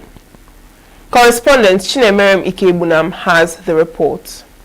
The ENUGU State Governor Peter Mbah says his administration will go into partnership with any organization or group to achieve sustainable development and inclusive growth in the state. Mbah, who received the national president of the Nigerian Air Force Officers' Wives Association, NAFOWA, at the government house in ENUGU, said his administration is committed to social welfare and upliftment of the living standard of the people. He commended the association for its impactful humanitarian and empowerment initiatives across the country and its focus on welfare, education, and community development. This, he said, aligns with the administration's social investment agenda, noting that the state has consistently prioritized human capital development, committing about 30% of its budget to education and over 15% to health care in the last 3 fiscal cycles. For you to have an association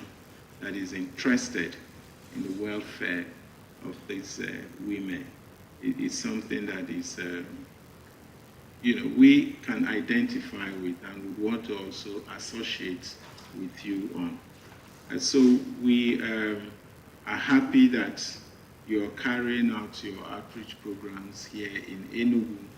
And then, of course, for the special needs children, these institutions you want to establish, let me just assure you that we will be interested in working with you to ensure that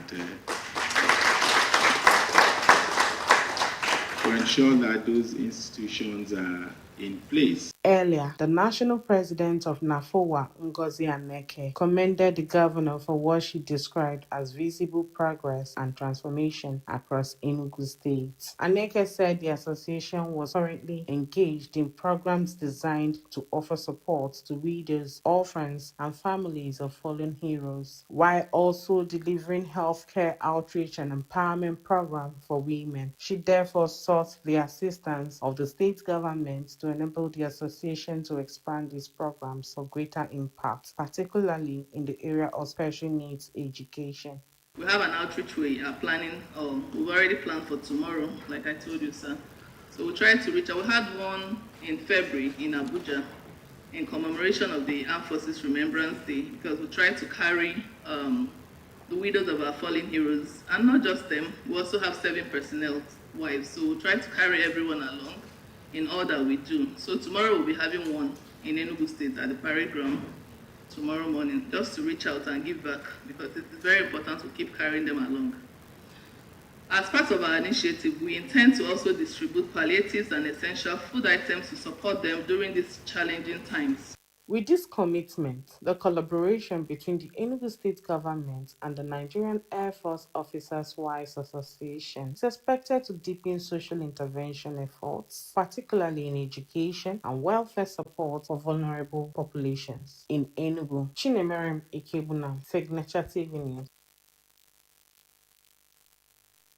The Sokoto State Government says it has deployed over 1,500 nurses and midwives to underserved communities in a bid to strengthen healthcare delivery across rural areas.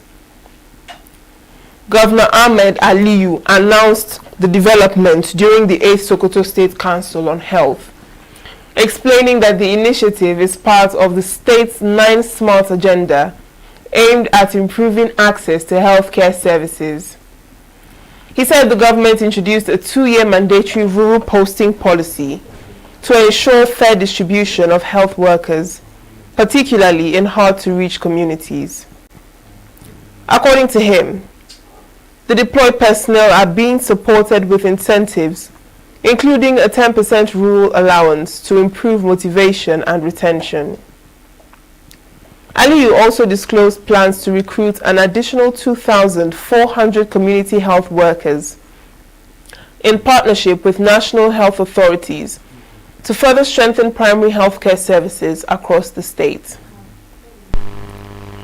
Health Commissioner Farouk Abubakar said the initiative is focused on addressing manpower gaps and improving access to quality care, especially for maternal and child health services.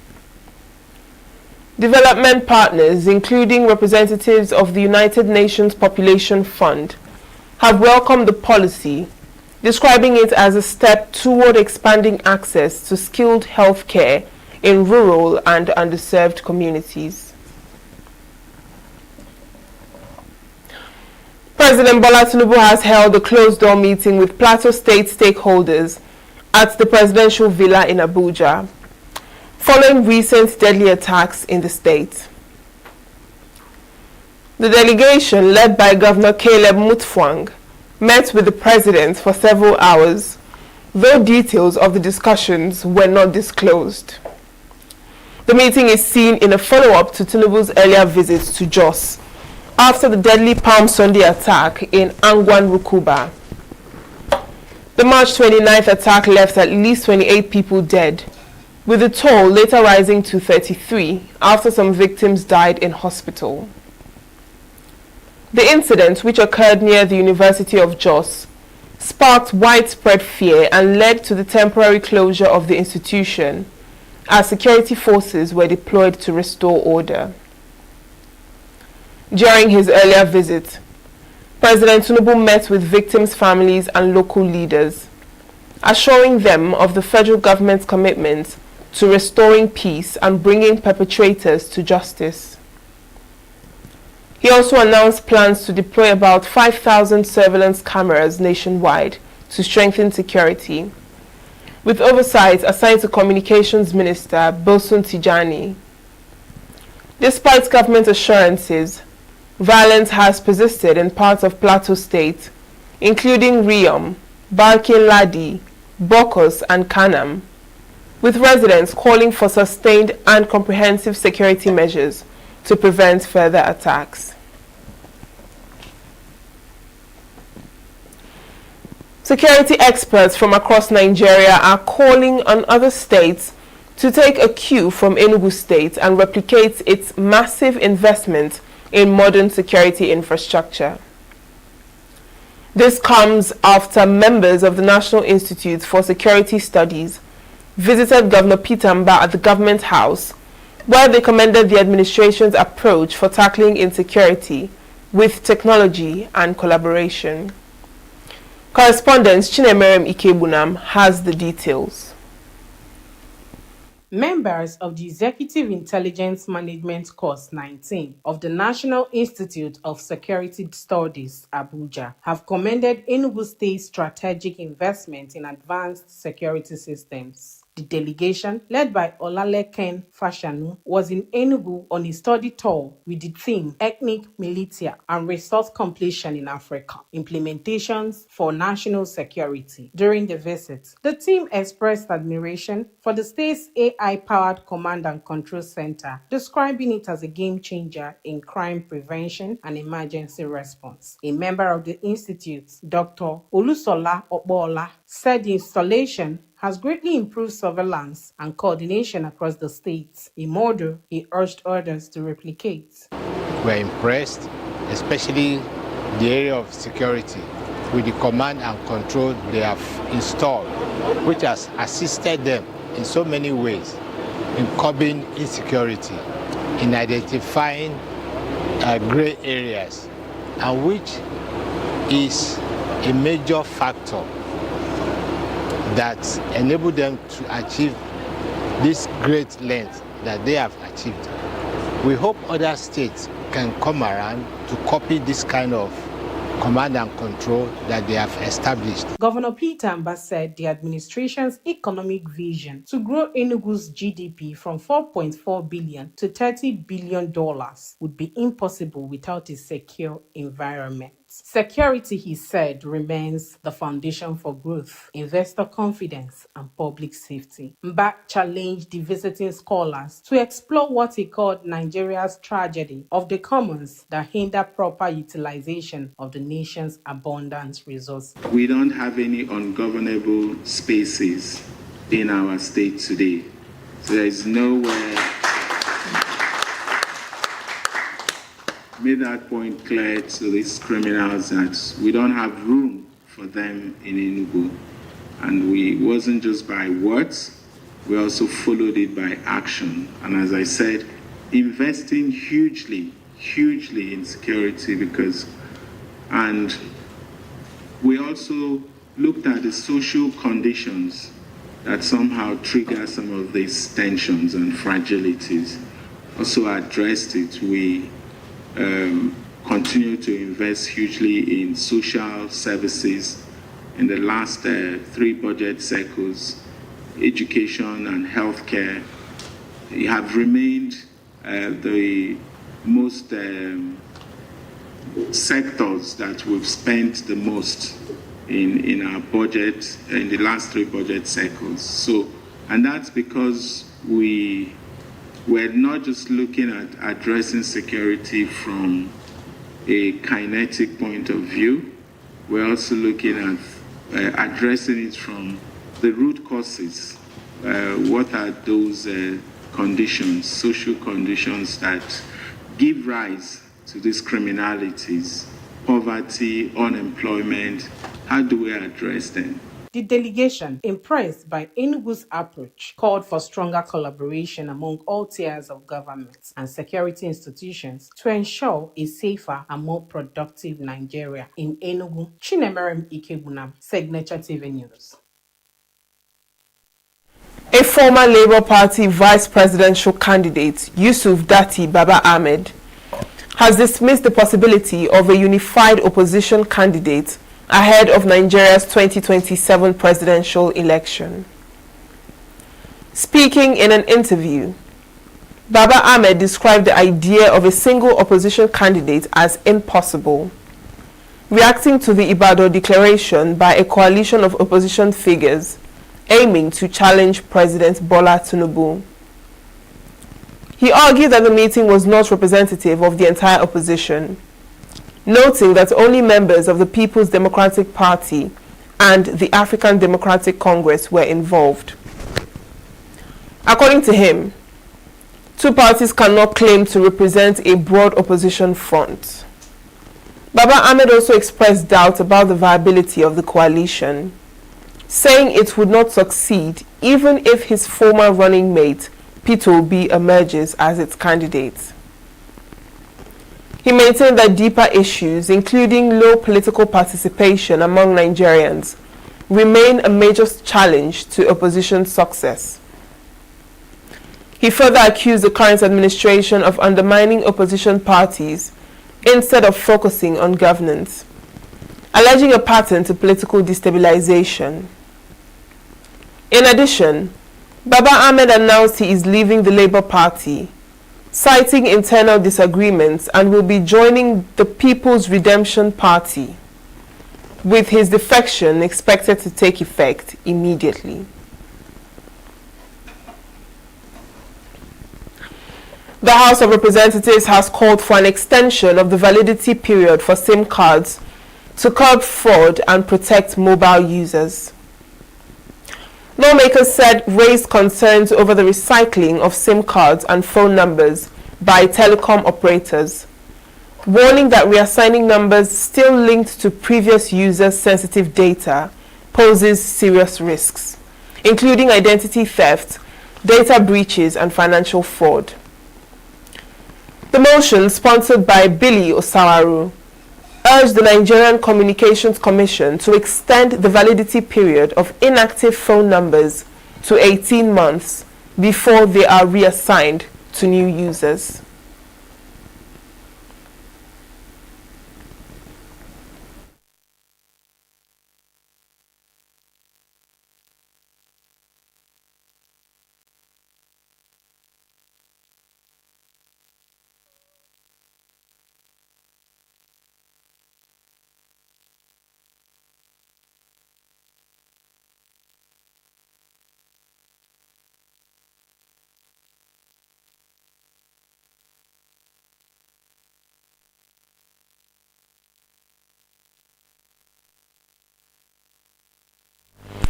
According to the House, several Nigerians have reportedly been extorted or falsely implicated in crimes due to recycled numbers previously used for fraudulent activities. Lawmakers have now mandated the Committees on Communications Identity and Risk Commerce Management Policy. to engage the Nigerian Mr. Speaker, Communications the House is Commission, also aware the Nigerian Data Protection Commission, and other relevant agencies to strengthen safeguards and ensure better protection for telecom subscribers. as are claimed by network providers, that it is not financially sustainable or profitable for them to retain inactive SIM cards on their network despite being registered with the initial subscribers' data.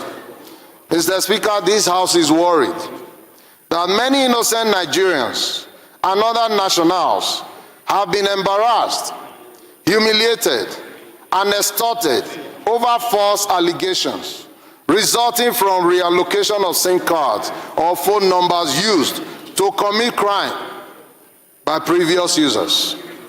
Mr. Speaker, this House is very concerned that if not strictly guided and checked, reallocation of SIM cards or phone numbers to new subscribers could lead to data breaches, identity thefts, and financial fraud, especially when the numbers are still linked to the previous owner's sensitive information, such as bank verification number BVN and national identity card NIN. Therefore, the House resolves to urge the NCC to extend validity period of reallocation of phone numbers to 1 year and 6 months, while the 6 months be used to ensure that inactive SIM cards of the said status will be published on national dailies for public information and copied to police once or twice a year to enhance transparency in the process and enable fast resolution of criminal and fraudulent cases caused by SIM card reassignment. The learning environment shapes the quality of education in every institution. And for the students of the Faculty of Health Sciences and Technology at the University of Nigeria ENUGU campus, the environment has been far from ideal. Correspondent Christopher Lele, who attended the foundation laying ceremony of a new faculty building at the institution, sees it as a move to change that narrative. Overcrowded lecture halls, inadequate seats, and limited study spaces are conditions which students of the Faculty of Health Sciences and Technology at the University of Nigeria ENUGU campus have been confronted with. The situation has led to lack of concentration that directly affects academic performance and student well-being. According to them, the overcrowded classrooms have left them standing through lectures or scrambling across campus in search of chairs, missing critical parts of the lessons. But in a decisive response, the alumni, staff, and students of Faculty of Health Sciences and Technology, University of Nigeria, ENUGU, have taken a major step forward with the foundation laying ceremony of a new faculty building. The project will house preclinical lecture halls, classrooms, and laboratories for students in their second and third years. Performing the foundation laying ceremony, the Deputy Vice Chancellor Administration at UNEC, Dr. Josephat Omomere, described the development as a significant milestone that signals greater progress for the faculty. On behalf of the Vice Chancellor, Professor Simon Otuanya, I, Professor J.J. Omomere,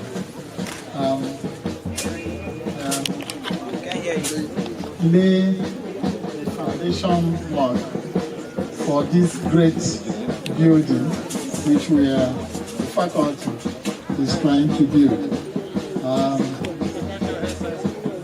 Yes, the Faculty of Health Sciences and Technology.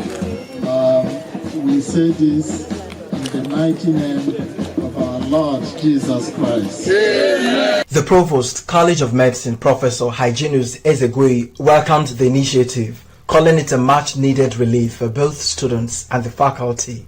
The government cannot do it alone, so we needed collaboration from volunteers and non-governmental organizations. And the faculty has eventually reached out to the alumni and able to do so. I'm highly excited to bring the total relief to the entire faculty, even to the students and the staff. The Dean of the Faculty of Health Sciences and Technology, Charles Ezema, expressed appreciation to the university management for allocating land for the project. He added that attention is already shifting toward the need for additional clinical structures for senior students. The building is a new preclinical lecture hall, laboratories and classrooms for our preclinical students, those from second year to third year, second and third years. While we are hoping that another new structure will be built at Itikosa for the clinical classes, that's the fourth year and fifth year classes, and sixth year for those optometry. For their program is 6-year program. So the program is, the project is being sponsored by the alumni and staff of our faculties and friends of the faculties. So it's a privilege that the university allowed us to build by direct labor. So the university granted us the land and giving us the approval to sponsor the project, so which is ongoing now. And today marks the foundation laying ceremony for the project. Chairman of the building committee, Dr. Ijeoma Ilo, described the event as historic, noting that it is the first foundation laying project in the faculty in over 2 decades. She emphasized that the new facility will significantly ease the pressure on existing infrastructure. We don't have classroom for our students. Our students, the number of people sitting inside to listen to the lectures are more than the number of people outside are more than people who are inside to take the lectures, and it becomes a burden to us. I'm also happy that I'm the chairman of this building committee, and this is the first time this will happen in our faculty in the last 20 years. The director of works at the ENUGU campus, Obiora Ogbaji, noted that the development will help address long-standing infrastructure challenges within the faculty. We have been having an accommodation problem in UNEC, and this one will go a long way to ameliorate the problems of accommodation, especially in the faculty. We students, we are so grateful for this because I see it as a privilege and a wonderful opportunity, because so far we have been having accommodation issues, like the classes can't even contain the students that we had here. And when I heard about the new project, I was also happy. Even the students, I know they are very happy, because it will now lessen the stress of maybe all these problems listening in classrooms. For students who have endured years of overcrowded classrooms, the project represents the long-awaited shift toward a more conducive learning environment and a stronger academic future.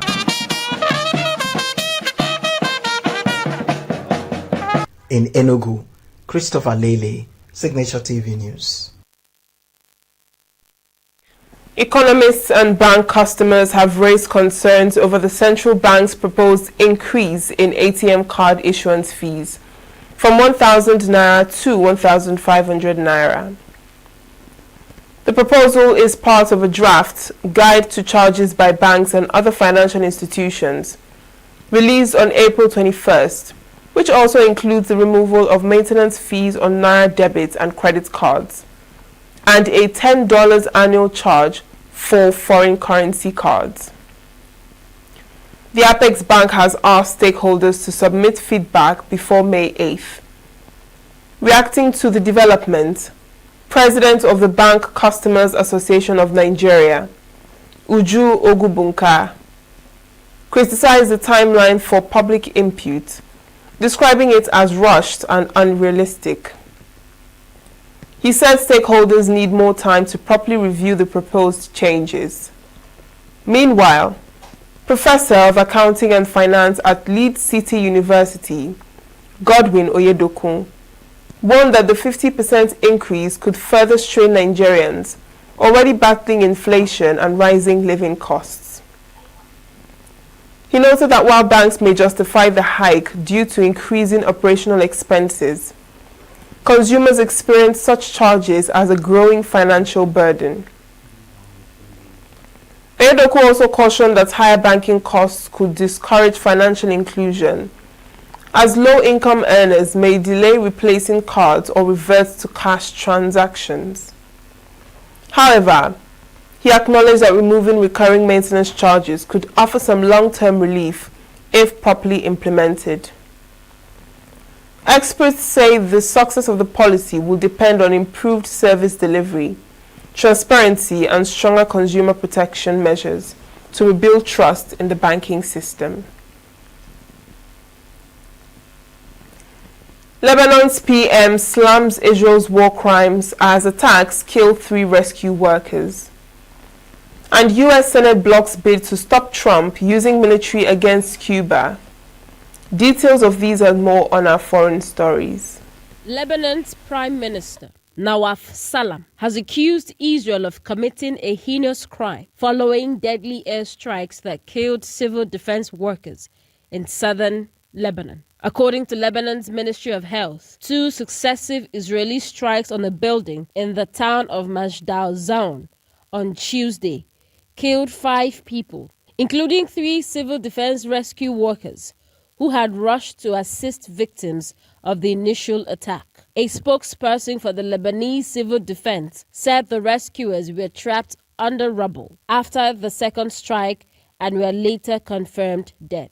The Lebanese army also reported that 2 of its soldiers were wounded in the second strike, which allegedly targeted a military patrol escorting the rescue team, along with civilian bulldozers at the scene. Prime Minister Salam described the attack as a flagrant violation of international humanitarian law and said the government would push for international condemnation and action. Lebanon's President Joseph Aoun also condemned the incident, calling it part of a broader pattern of attacks on emergency and humanitarian workers. The United States Senate has blocked a resolution that would have prevented President Donald Trump from launching military action against Cuba without congressional approval. The Republican-led Senate voted 51 to 47 to halt the Democratic-backed War Powers Resolution, with most Republicans arguing that there are no active U.S. hostilities against Cuba and that limiting the president's authority was unnecessary. Republican Senator Rick Scott, who raised the procedural objection, said the measure was not appropriate since no U.S. troops had been deployed against Cuba. Meanwhile, Democratic Senator Tim Kaine, a lead sponsor of the resolution, argued that U.S. actions, particularly efforts to block fuel shipments to the island, amount to hostilities that should require congressional oversight. The failed vote highlights ongoing tensions in Congress over presidential war powers, especially following recent U.S. military actions in Iran and Venezuela that were carried out without explicit approval from lawmakers. 6 countries, including the United States, have voiced support for Panama, while accusing China of economic retaliation following a major legal dispute over port operations on the Panama Canal.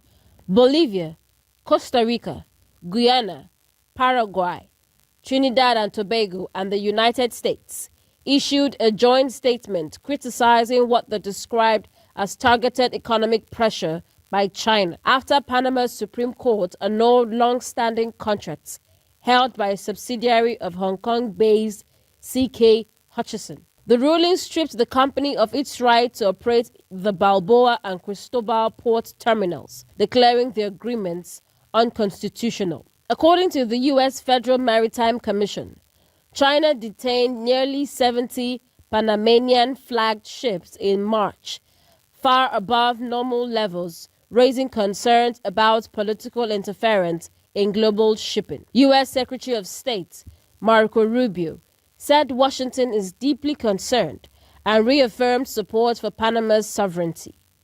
Officials say the increased inspections and detentions could disrupt international trade, particularly as Panama-flagged vessels play a significant role in U.S. shipping. The dispute has also affected major global shipping firms, with reports that Chinese authorities summon representatives of companies now managing the ports.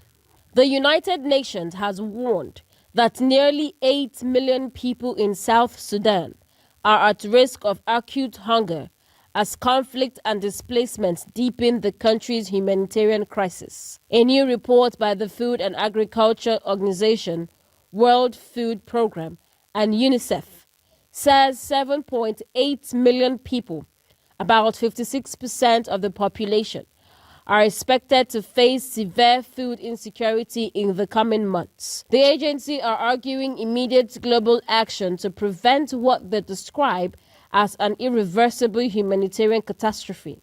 The report highlights a worsening child malnutrition crisis, with 2.2 million children under the age of 5 now acutely malnourished, an increase of 100,000 in just 6 months. Of those, an estimated 700,000 are at risk of dying without urgent intervention. Ongoing violence has forced the closure of many nutrition centers, limiting access to life-saving care. At the same time, funding shortfalls and supply disruptions are further straining relief efforts. The crisis in South Sudan is being driven by a combination of armed conflict, economic instability, climate shocks, and spillover from neighboring Sudan. Rising tensions between President Salva Kiir and Vice President Riek Machar has also raised fears of a return to full-scale civil war, years after a fragile 2018 peace agreement ended a conflict that killed hundreds of thousands. And that's it on the international news.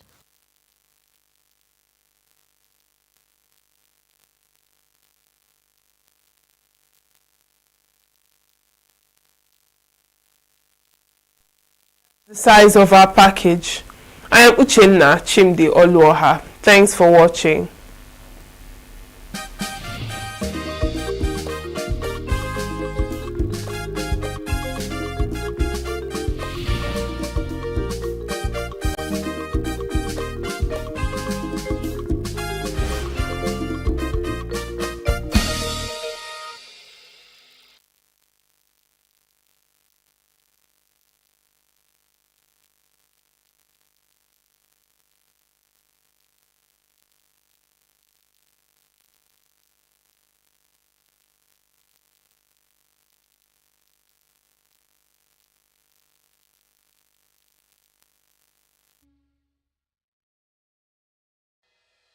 Health is more than a diagnosis. It's your lifestyle, your choices, and your future. Join us on Inside Health, your weekly deep dive into the stories, science, and solutions shaping your well-being. From expert interviews to real-life journeys of healing and hope, we cover it all. One of the complications of cancer management or treatment is they have some of them, at one point in time, you see them having anemia. Okay, so you see them at times being transfused. But at the same time, you come in with a diet. Nutrition, mental health, innovations in medicine, fitness, and everyday wellness. Whether you're managing a condition, staying informed, or just living your best life, Inside Health is your trusted guide. I'm Tigiti Agorom, and I'll be with you every week on Inside Health, only on Signature TV.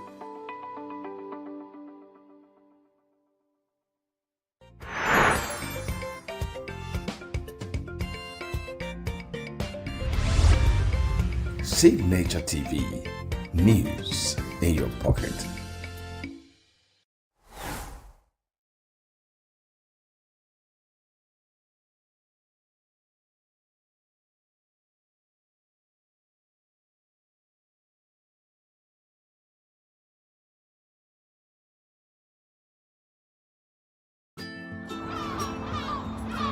Bright and early as the day breaks, as the newspaper headlines trail the stories that shape the day, we at Signature TV trail the headlines that trail the day. We interrogate the headlines. We analyze the stories that make the headlines. Why is overrated, and they even overrated themselves and went into CBT.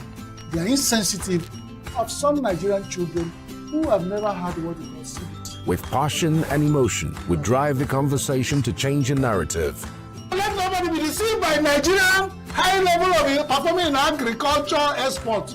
We are still where we are. Newspaper review on Signature TV every morning on Signature Morning, weekdays, and Signature New Day, weekends. Newspaper review on Signature TV. We do not just review the headlines, we make the headlines relevant to our daily lives.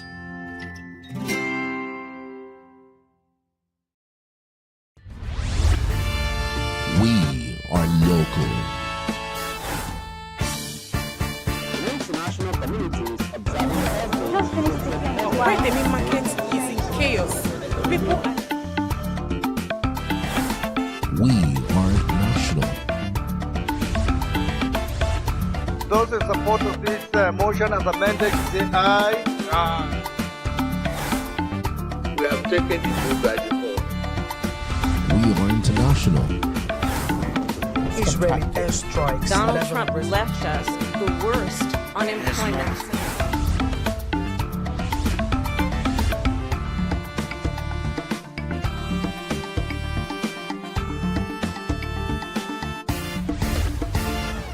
Signature TV, news in your pocket. Every second, every minute, every day, news is breaking. Events occur and there are new developments. At Signature TV, we follow these stories objectively, bringing all sides without bias, explaining the complex issues, breaking down the numbers, and investigating the issues behind the news. Anywhere and everywhere, near or far, wherever the news is, we will be there. Signature TV. News in your pocket.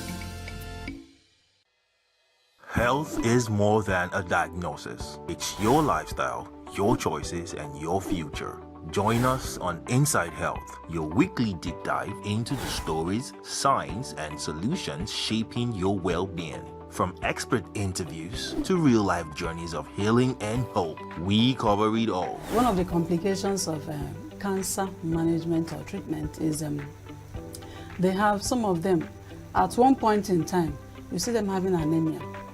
Okay, so you see them at times being transfused. But at the same time, you come in with a diet. Nutrition, mental health, innovations in medicine, fitness, and everyday wellness. Whether you're managing a condition, staying informed, or just living your best life, Inside Health is your trusted guide. I'm Chigichi Agorom, and I'll be with you every week on Inside Health, only on Signature TV.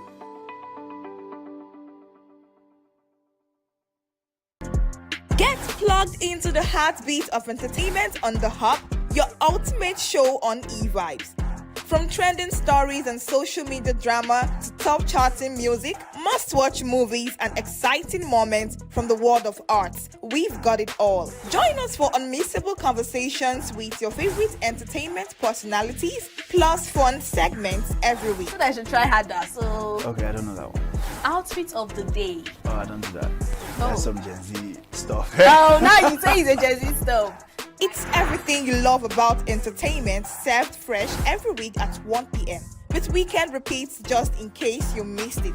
The Hub's on e-vibes, where the vibes never stop. Only on Signature TV.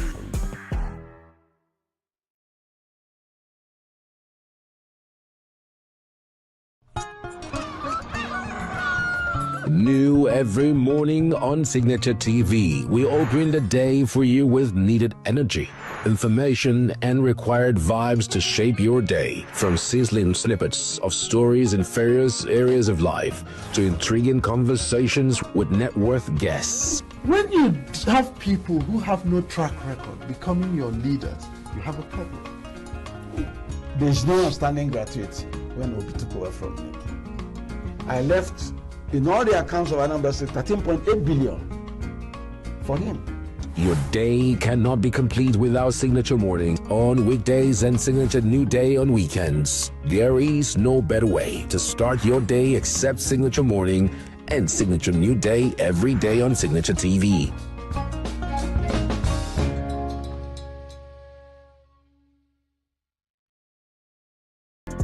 Get plugged into the heartbeat of entertainment on The Hub, your ultimate show on e-vibes. From trending stories and social media drama to top charting music, must-watch movies and exciting moments from the world of arts, we've got it all. Join us for unmissable conversations with your favorite entertainment personalities, plus fun segments every week. I should try harder, so... Okay, I don't know that one. Outfit of the day. Oh, I don't do that. That's some Gen Z stuff. Oh, now you say it's a Gen Z stuff.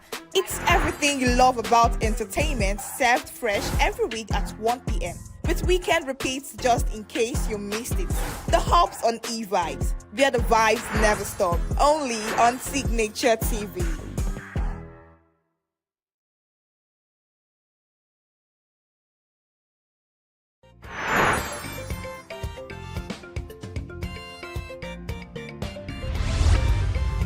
Signature TV, news in your pocket.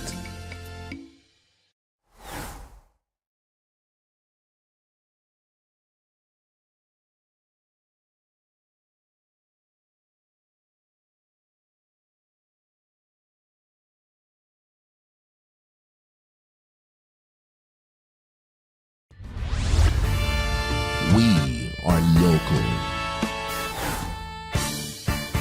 International communities Right, the main market is in chaos. People We are national. Those in support of this motion as amended, say aye. Aye. We have taken it by default. We are international. Israeli airstrikes. Donald Trump left us the worst unemployment.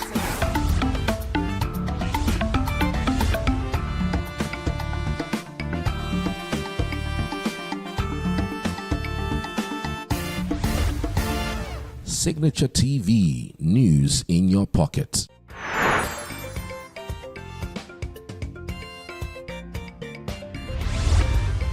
Signature TV, news in your pocket.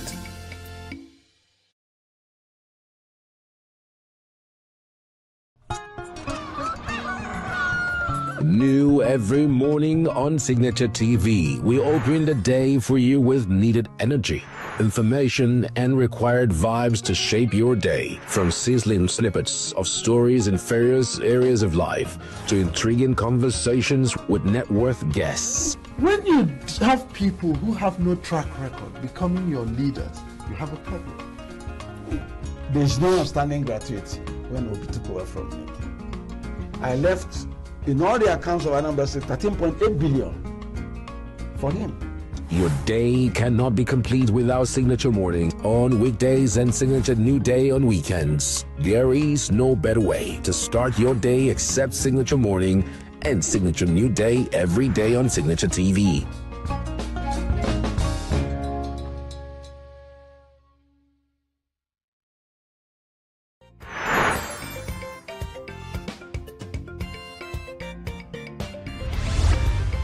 Signature TV, news in your pocket.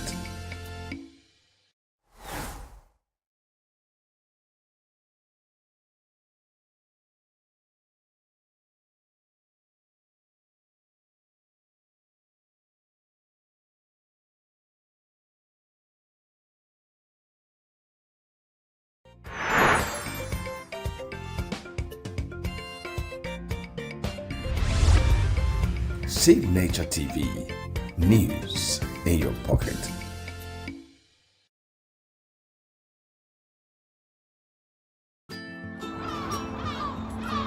Bright and early as the day breaks, as the newspaper headlines trail the stories that shape the day. We at Signature TV trail the headlines that trail the day. We interrogate the headlines. We analyze the stories that make the headlines. WAEC is overrated, and they even overrated themselves and went into CBT. They are insensitive of some Nigerian children who have never had what it was CBT. With passion and emotion, we drive the conversation to change the narrative. Let nobody be deceived by Nigerian high level of performing in agriculture export. We are still where we are. Newspaper review on Signature TV every morning on Signature Morning, weekdays, and Signature New Day, weekends. Newspaper review on Signature TV. We do not just review the headlines, we make the headlines relevant to our daily lives.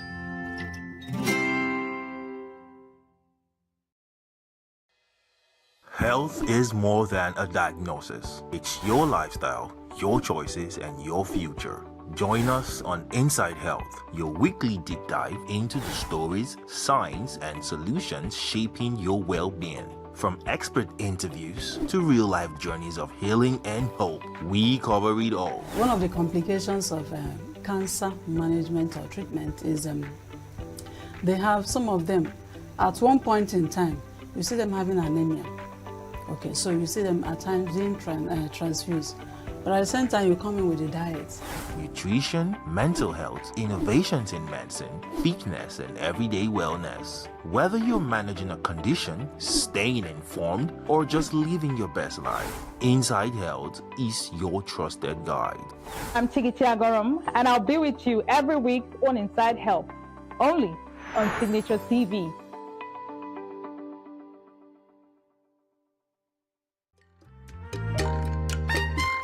The way we see the world shapes the way we change it. Gender isn't just a checkbox, it's a lens, one that helps us understand the world more deeply and act more fairly. Gender Perspectives, a program for those ready to see more, do more, and be more.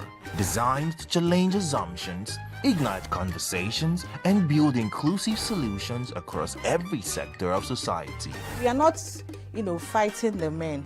We are not saying we are equal in terms of rights. We're only asking they should recognize our existence. Join us on Gender Perspectives, showing every Saturday by 4 p.m. Repeat every Wednesdays by 5 p.m. and Thursdays by 3 p.m. Change begins with perspective. Let's widen yours.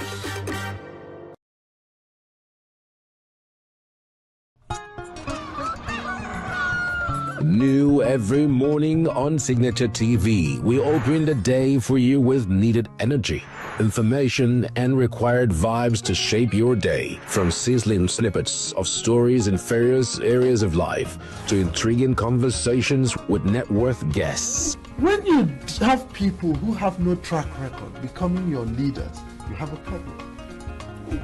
There's no outstanding gratuity when Obi took over from me. I left in all the accounts of Anambra State 13.8 billion for him. Your day cannot be complete without Signature Morning on weekdays and Signature New Day on weekends. There is no better way to start your day except Signature Morning and Signature New Day every day on Signature TV.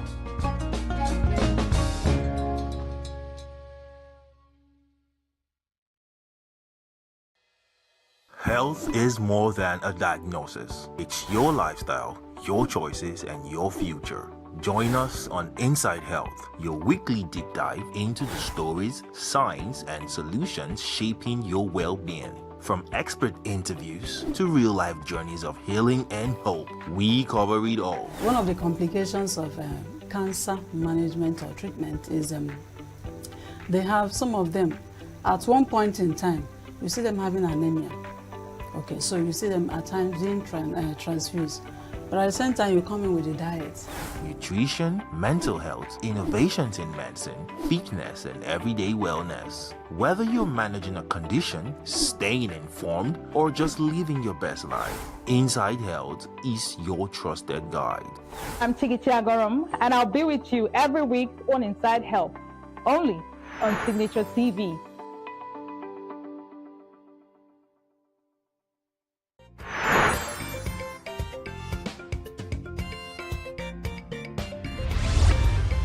Signature TV, news in your pocket.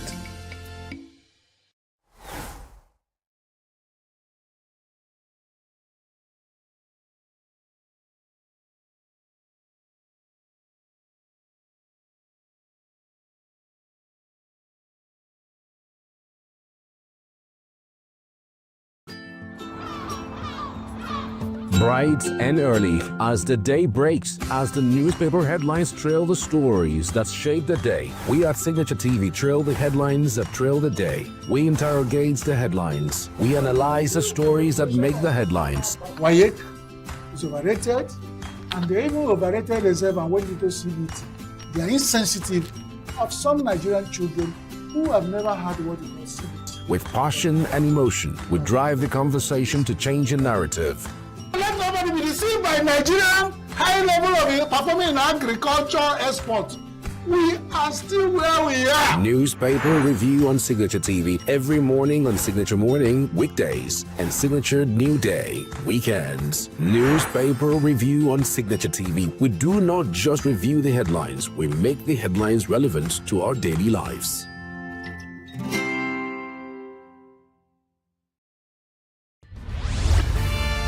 We are local.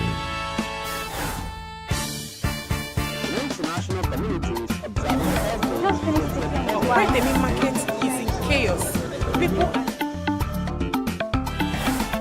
We are national. Those in support of this motion as amended, say aye. Aye. We have taken it by default. We are international. Israeli airstrikes. Donald Trump left us the worst unemployment.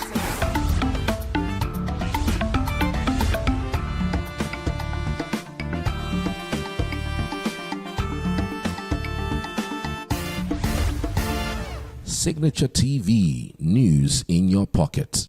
Every second, every minute, every day, news is breaking. Events occur and there are new developments. At Signature TV, we follow these stories objectively, bringing all sides without bias, explaining the complex issues, breaking down the numbers, and investigating the issues behind the news.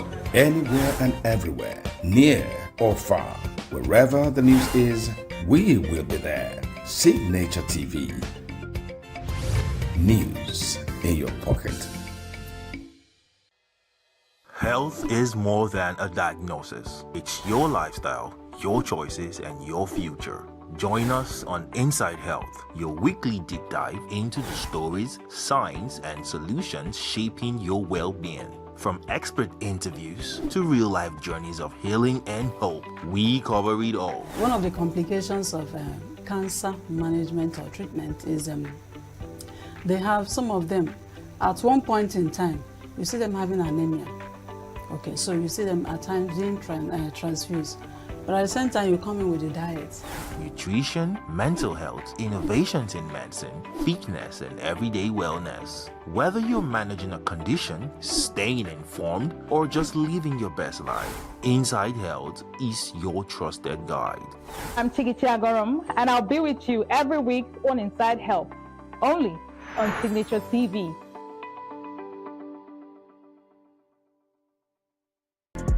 Get plugged into the heartbeat of entertainment on The Hub, your ultimate show on e-vibes. From trending stories and social media drama to top charting music, must-watch movies and exciting moments from the world of arts, we've got it all. Join us for unmissable conversations with your favorite entertainment personalities, plus fun segments every week. I should try harder, so... Okay, I don't know that one. Outfit of the day. Oh, I don't do that. That's some Gen Z stuff. Oh, now you say it's a Gen Z stuff. It's everything you love about entertainment, served fresh every week at 1 p.m. with weekend repeats just in case you missed it. The Hubs on e-vibes, where the vibes never stop. Only on Signature TV.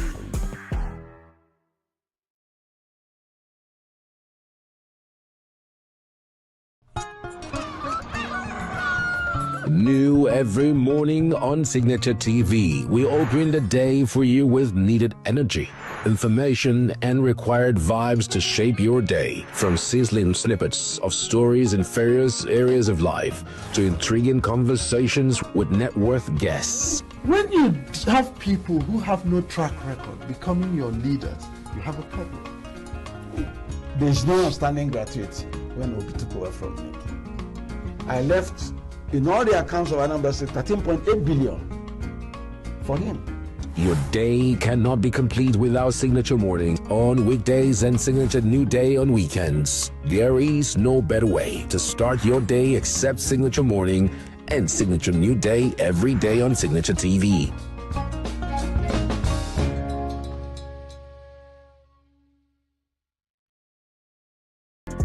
Get plugged into the heartbeat of entertainment on The Hub, your ultimate show on e-vibes. From trending stories and social media drama to top charting music, must-watch movies and exciting moments from the world of arts, we've got it all. Join us for unmissable conversations with your favorite entertainment personalities, plus fun segments every week. I should try harder, so... Okay, I don't know that one. Outfit of the day. Oh, I don't do that. That's some Gen Z stuff. Oh, now you say it's a Gen Z stuff. It's everything you love about entertainment, served fresh every week at 1 p.m. with weekend repeats just in case you missed it. The Hubs on e-vibes, where the vibes never stop. Only on Signature TV.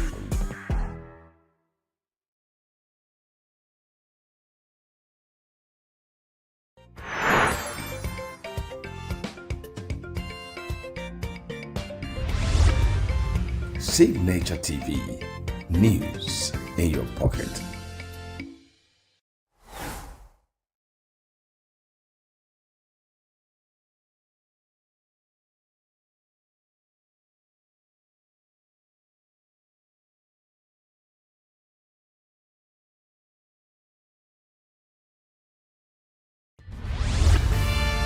We are local.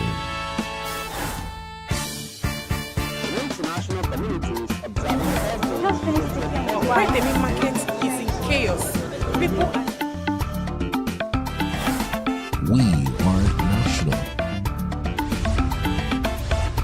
Those in support of this motion as amended say aye. We have taken it move by default. We are international. Israeli airstrikes. Donald Trump left us the worst unemployment.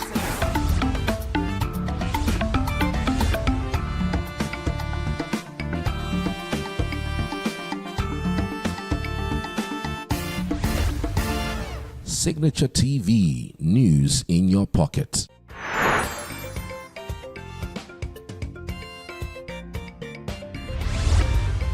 Signature TV, news in your pocket.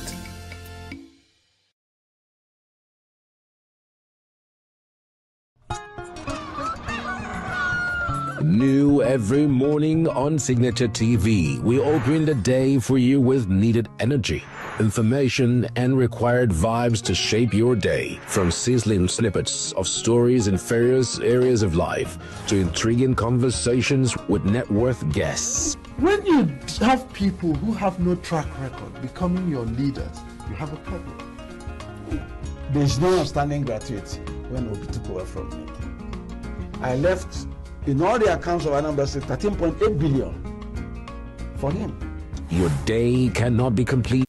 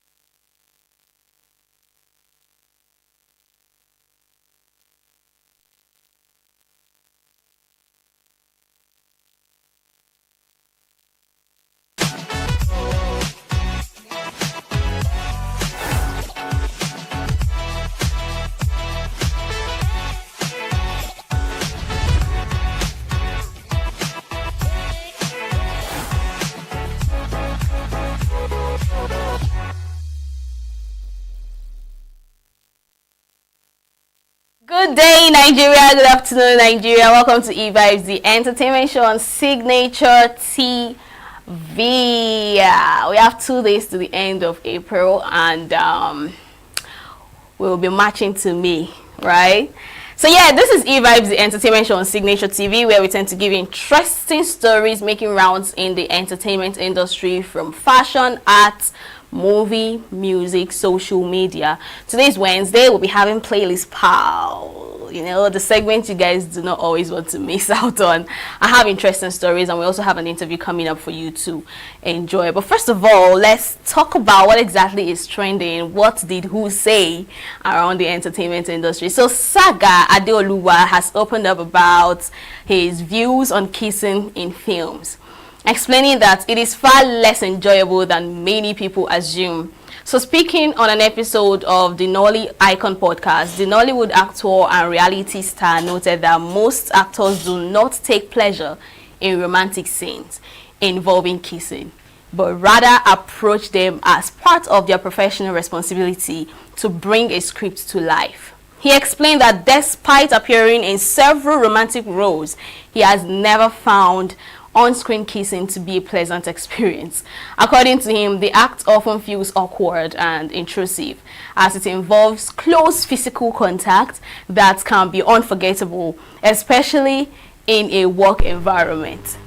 Adiola also pointed out that actors are frequently misunderstood by audiences who assume such scenes are enjoyable.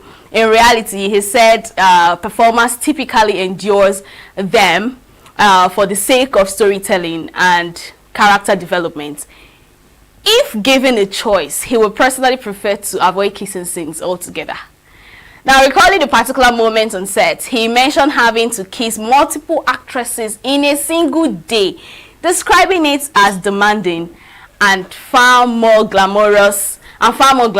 He added that actors deserve recognition for their professionalism in handling such situation rather than criticism or judgment. Now, he's the second person saying this, but the person that actually surprised me the most is Clinton Joshua.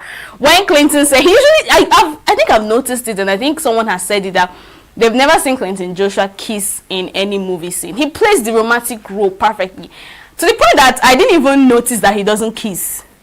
You know, there are other actresses. Choma Chukwuka don't do that, right? So, Saga is saying that he too don't do it, and he doesn't find it really interesting and all. You know, one thing with movie is make believe, right? These are stories that they are playing along and playing with the script rather, and make you want to feel like, okay, this is how it is real life. That's why you tend to hear a whole lot of people say they can't end up with an actress, because what do you mean my wife will kiss different people or one particular person more than 10 times in a day, and then when she comes back home she will still use the same mouth to kiss me? Now he's trying to explain to you that it's not as enjoyable as you people assume, because trust me, you see that kissing scene, it takes a whole lot. Physical contact, body language, everything. Maybe you need to assume that you're kissing the love of your life or something for you to be able to play that particular character well and for the viewers to enjoy it. He said it is not as it seems. It's he said he can remember a particular moment where he went to kiss the whole of that day. Like that particular day he's kissing that he's kissing. Imagine you do the first kissing and they tell you caught, you didn't get it well, we didn't feel it, yada, you have to start all over again. So I get it when people say they can't do it on movie scene, because I mean, I also wonder why they can't do it. You're already playing the romantic scenes and other scenes.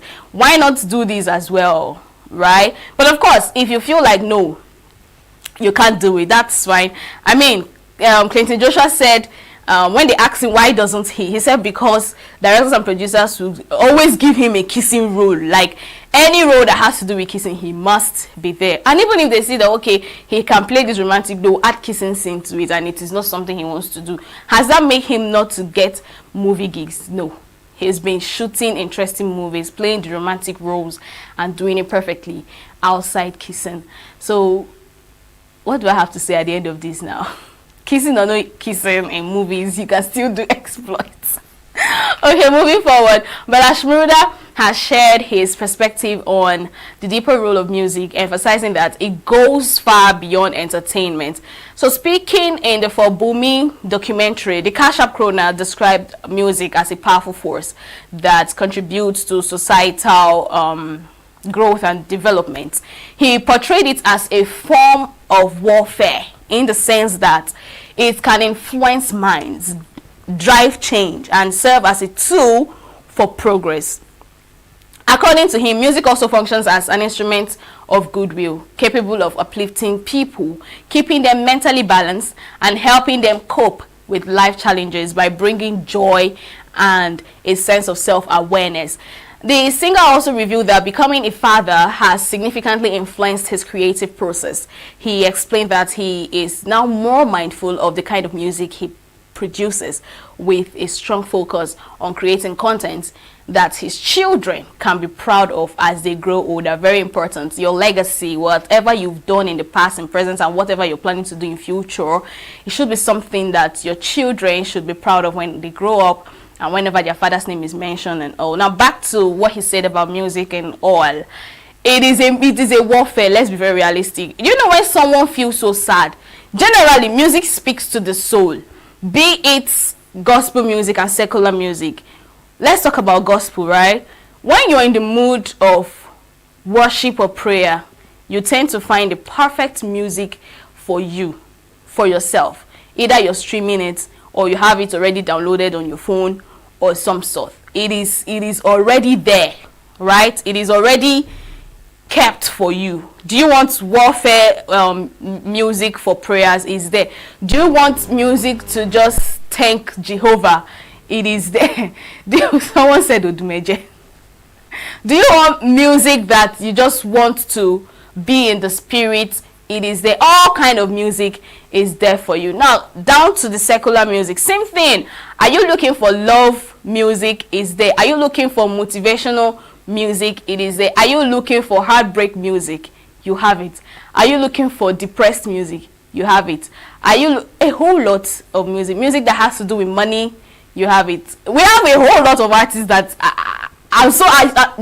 you can't just hate music. It's not possible, right? So when he said it is a warfare, it is not a warfare that, I mean, people are fighting and all that. It is a warfare because it fights with your soul. It gives you what your soul needs, right? We have Tough King.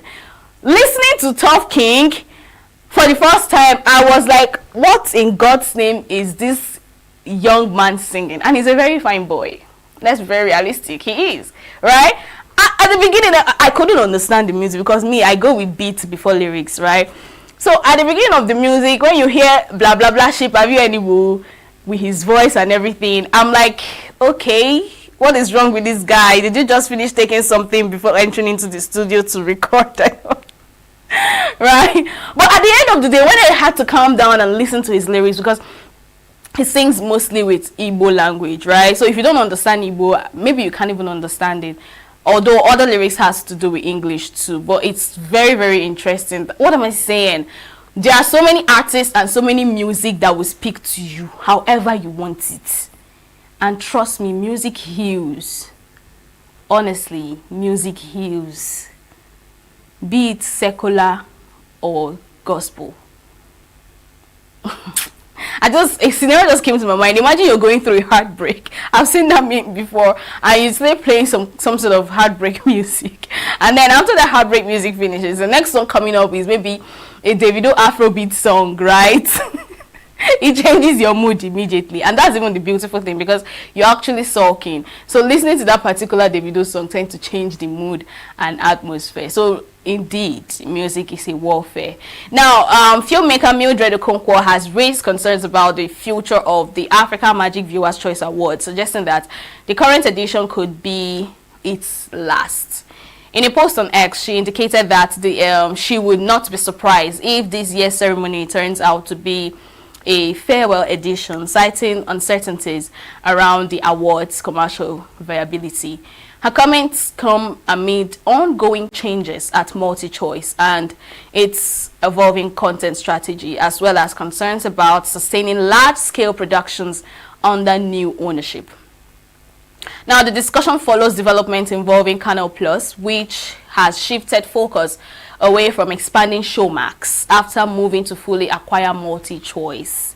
Meanwhile, organizers have closed voting for the 12th edition, with winners set to be announced on May 8th.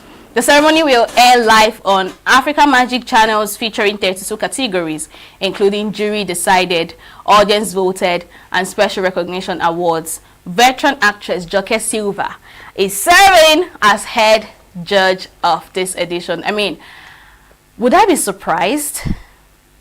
No. But I will be sad, because we've seen all the buhaha and all the strategy, all the conversations, everything that has been happening with MultiChoice, Canal Plus, what's the other one now? Paramount, Warner Bros, all of them. We've seen everything, and a whole lot of channels would be removed, and a whole lot of content to be removed. So Showmax is part of it. Showmax is part of it. And we know African Magic Viewers Choice Award is always displayed on Showmax and other African Magic channels. What we don't know is if some of African Magic channels would still be there.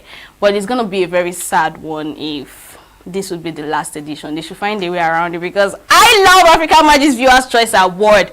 I really, really do. So they shouldn't do anything to remove it. I'll be sad. They should go and find another channel to play it. Maybe HIP TV, MTV Base, whatever.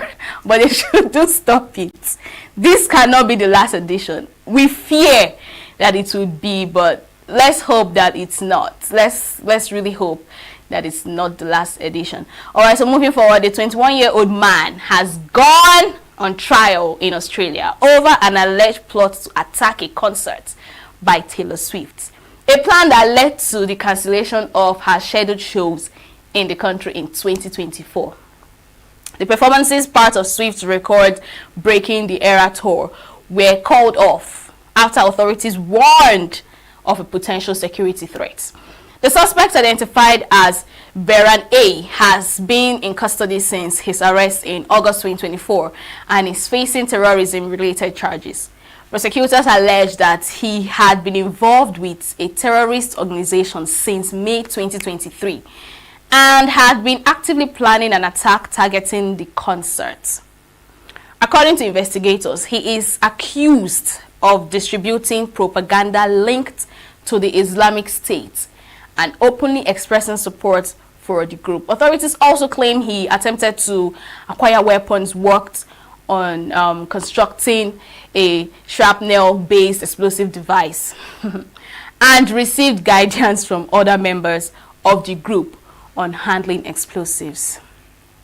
Why is he facing trial? He's supposed to have been taken to maybe 21 years imprisonment, 25 years imprisonment. People have guts, people have mind. I don't know what is giving them such morale. Imagine that this whole arrangement, this whole propaganda made someone cancel her concert because the news came to her that someone is going to throw an explosive bomb or going to destruct your tour, your concert. Wow.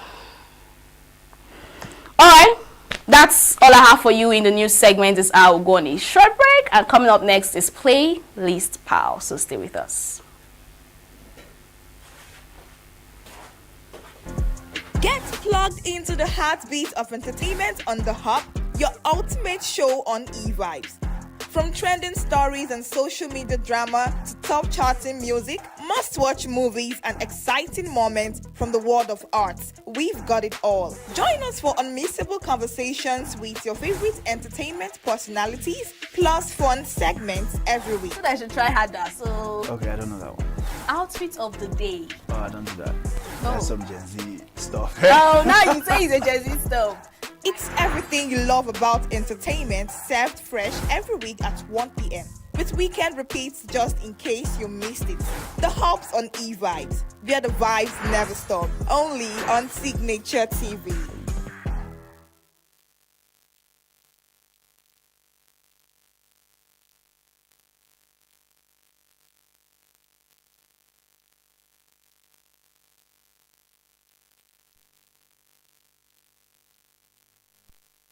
Welcome back. You're still watching eVibes, the entertainment show on Signature TV. This is Playlist Pal, a segment we tend to always bring to your doorstep and your table, your screen, every Wednesday. On Playlist Pal, we tend to recommend some interesting music.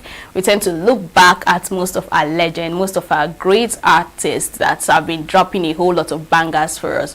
So today on Playlist Pal, we'll bring together some of the biggest Nigerian hits that shaped 2018. I had to go back in time. From emotional love songs to street anthems and party classic, each track reflects a different vibe. Romance, hustle, controversy, and celebration, capturing the sounds that dominated charts, clubs, and everyday conversations across the country. Absolutely. So first on the list is Yeah by Burna Boy. Yeah is a reflective Afrobeat track where Burna Boy expresses his journey through struggle, self-belief, and eventual success. The song centers on themes of perseverance, emphasizing that his rise came from hard work rather than luck and shortcuts. He contrasts his current fame with past hardship, making it clear that he had to stay grounded and focused despite challenges. So the lyrics also touch on authenticity and stay true to oneself in an industry often driven by hype and appearances. Overall, Yeah delivers a confident message about growth, resilience, and enjoying the reward of consistent efforts, wrapped in a laid-back but chatty rhythm that helped make it one of the defining Nigerian songs in 2018. So, ladies and gentlemen, listen to it.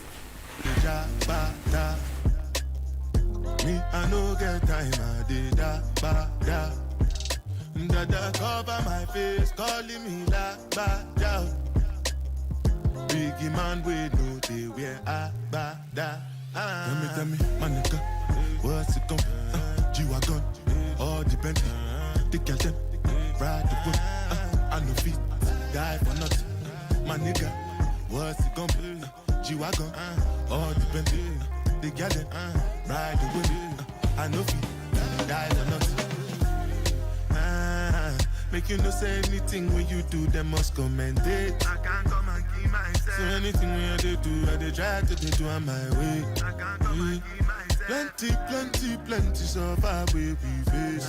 Just to make sure money day. But my people then go say I know one buy, I know one die, I know one payment, I want enjoy. Yeah. This one I better do with the job. Up live, I was expecting to hear the part. Alright, next is Fever by Wizkid. Fever is a mid-tempo Afrobeat love song where Wizkid expresses deep physical attraction and emotional tension toward a love interest. The lyrics focus on desire, chemistry, and being drawn to someone in an intense but playful way.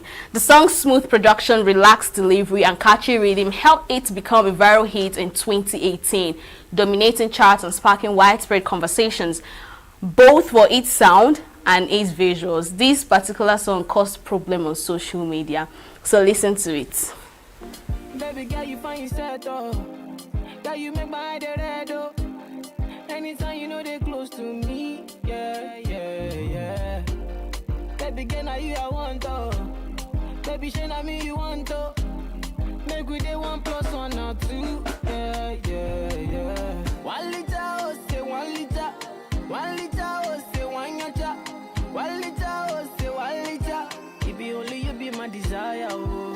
1 liter, oh, say 1 liter. 1 liter, oh, say 1 yacha. 1 liter, oh, say 1 liter. Only your water fi burn my fire, oh.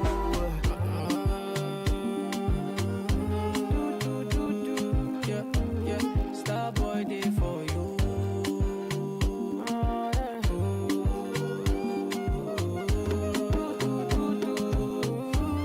Star boy day for you. Everywhere you go, baby girl, you be my handbag. Gone are the days when me and you just. That was so beautiful. Alright, next is Fake Love by Wizkid and Dark and Mighty.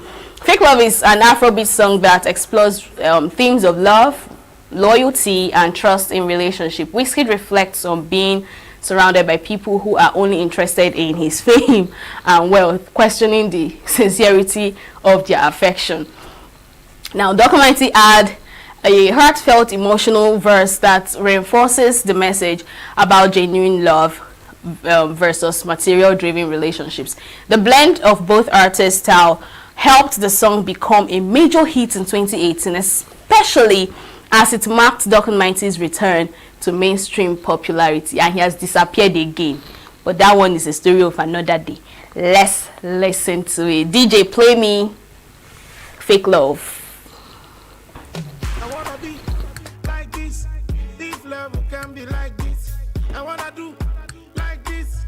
If love can be like this, I don't know we are more. Too much love, we are more. I don't know we are more. Too much love, we are more.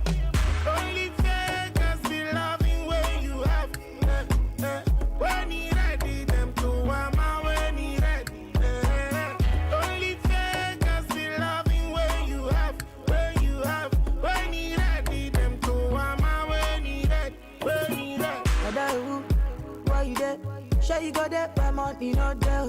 Sure you got that, my money not there. Sure you got that for me if I no pay. Other make I know. Say if you love me, I beg make I know. Say make you show me plenty love, make I know. See, Only fake girls be loving when you have. When you ready, them to. One was one of my favorites. I mean, this fake love was you cannot go to any party and they're not playing fake love, for real. And yes, he had to bring Doc Mighty back because we missed him. But where is he again now? I don't know why some of these artists just appear and then disappear again. That's not fair. It's really not fair. Alright, next is Amaka by Tubaba featuring Peruzzi. Amaka was another hit 2018 song. Amaka is an Afrobeat song that tells the story of a woman named Amaka who is unsure and inconsistent in a romantic relationship. The lyrics focus on themes of love, misunderstanding, and emotional frustration as the singer tried to win her affection. Now, Tubaba delivers a smooth, seasoned perspective, while Peruzzi adds a younger melodic vibe, creating a blend that made the song widely popular in 2018 for its relatable song story, love story, and catchy rhythm. So, DJ, play me Amaka by Two Face. I don't know what you want to do, but make you let me know if you go show up well. Yeah, because I don't buy this, so I don't buy Chayo for Yado. I don't call Gaga, I don't call my guys around. I don't call my mama, I tell them say you bambo. I don't call everybody, I call everybody. But I see you for Insta, you say you day Baja. And anytime I holla, you go say you day my area. I say no wahala, but I don't dare wait you tire. I don't wait you sote, I don't dey lose weight too.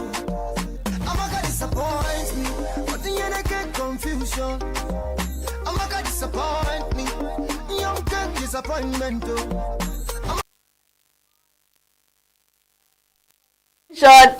Amaka did something that year. Amaka gave people. In fact, if you were answering Amaka that year, if you're still answering Amaka, you're a problem. Just as Precious is a problem.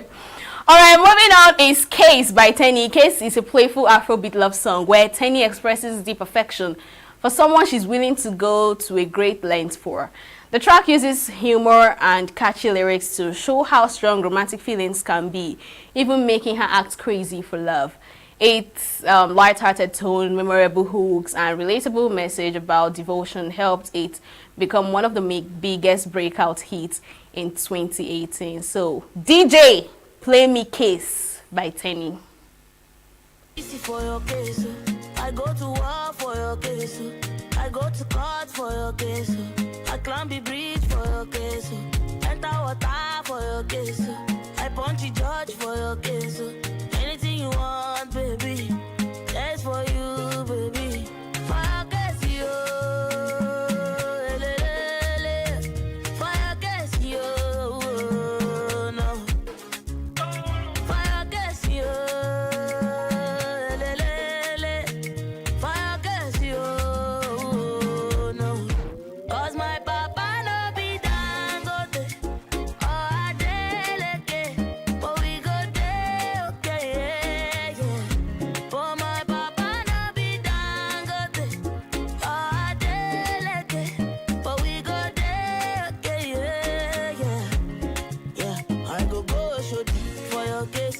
Slack back, baby, for your case. I go call MC Oluomo. I go report all of them. I go.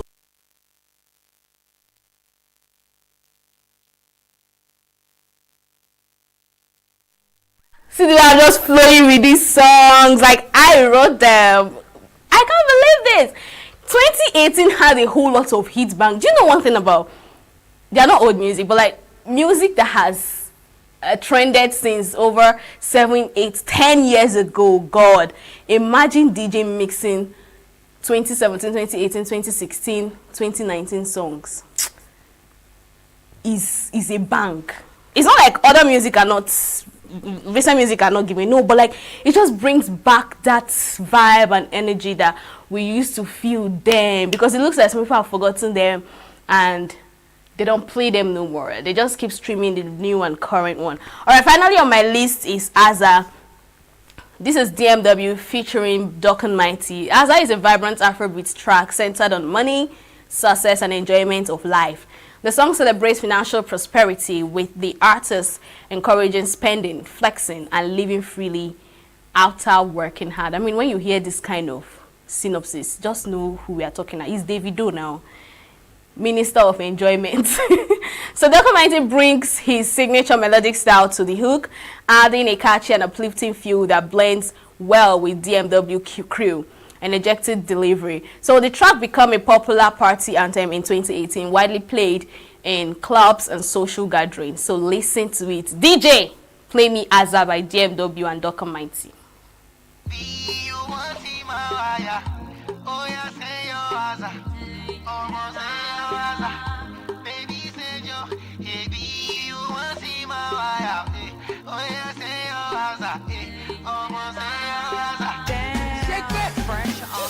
Okay, need this. Okay, need that. Yamasila, Masileba. You know, Sissy Kelajo, Kukenu, Bula that, Bula that. Ndarisha, Yabara Kukuta Kuneses, Ekudora, Anuna, Lekudula Moro. Oh, no, no. Oh, Sala. Oh, Masala. Oh, Pilandala. Pilandala. Oh, Sala. Amakua.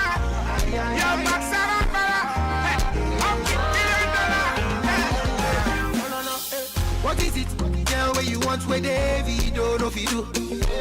What is it? Girl, where you need where OBO don't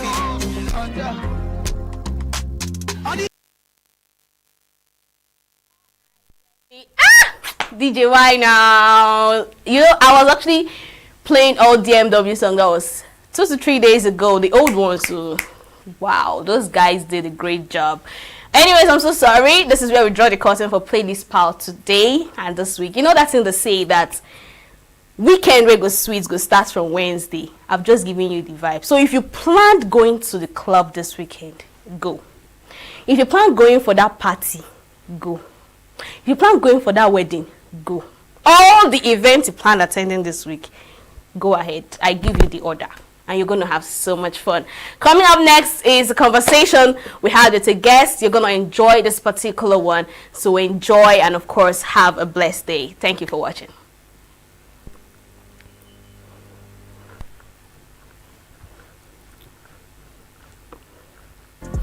Get plugged into the heartbeat of entertainment on The Hub, your ultimate show on eVibes. From trending stories and social media drama to top charting music, must-watch movies and exciting moments from the world of arts, we've got it all. Join us for unmissable conversations with your favorite entertainment personalities, plus fun segments every week. I should try harder. So Okay, I don't know that one. Outfit of the day. Oh, I don't do that. That's some Gen Z stuff. Oh, now you say it's a Gen Z stuff. It's everything you love about entertainment, served fresh every week at 1 p.m. with weekend repeats just in case you missed it. The Hubs on eVibes, where the vibes never stop. Only on Signature TV.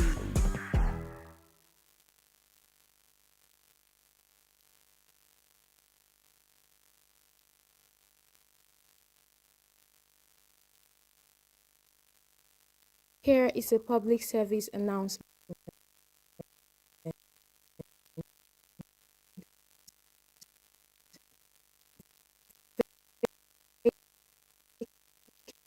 Vacancy for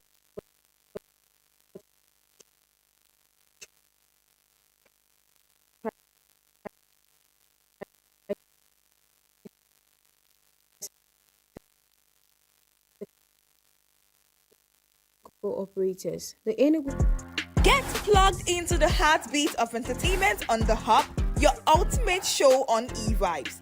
From trending stories and social media drama to top charting music, must-watch movies and exciting moments from the world of arts, we've got it all. Join us for unmissable conversations with your favorite entertainment personalities, plus fun segments every week. I should try harder. So Okay, I don't know that one. Outfit of the day. Oh, I don't do that.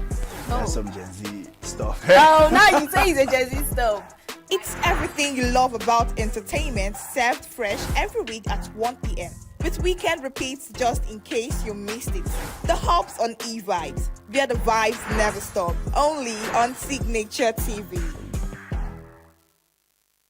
Here is a public service announcement. Vacancy for tricycle operators. The ENUGU State Waste Management Authority, ESWAMA, hereby invites applications from suitably qualified tricycle operators to support her door-to-door waste collection/evacuation operations across the state. Interested applicants who must test physically fit must each possess a WAEC/GCE/NACO certificate or its equivalent, a valid driver's license, and at least 2 years of credible hands-on experience in a similar role. Remuneration will be very attractive. Applications should be submitted in person within a span of 1 week from Thursday, April 24, 2026, to the office of the Head of Administration, ESWAMA Headquarters, Number 7 Bridgeway Road, off State Secretariat Complex, GRA, Enugu. For further inquiries, please call 081 35 53 4440. Signed, Management.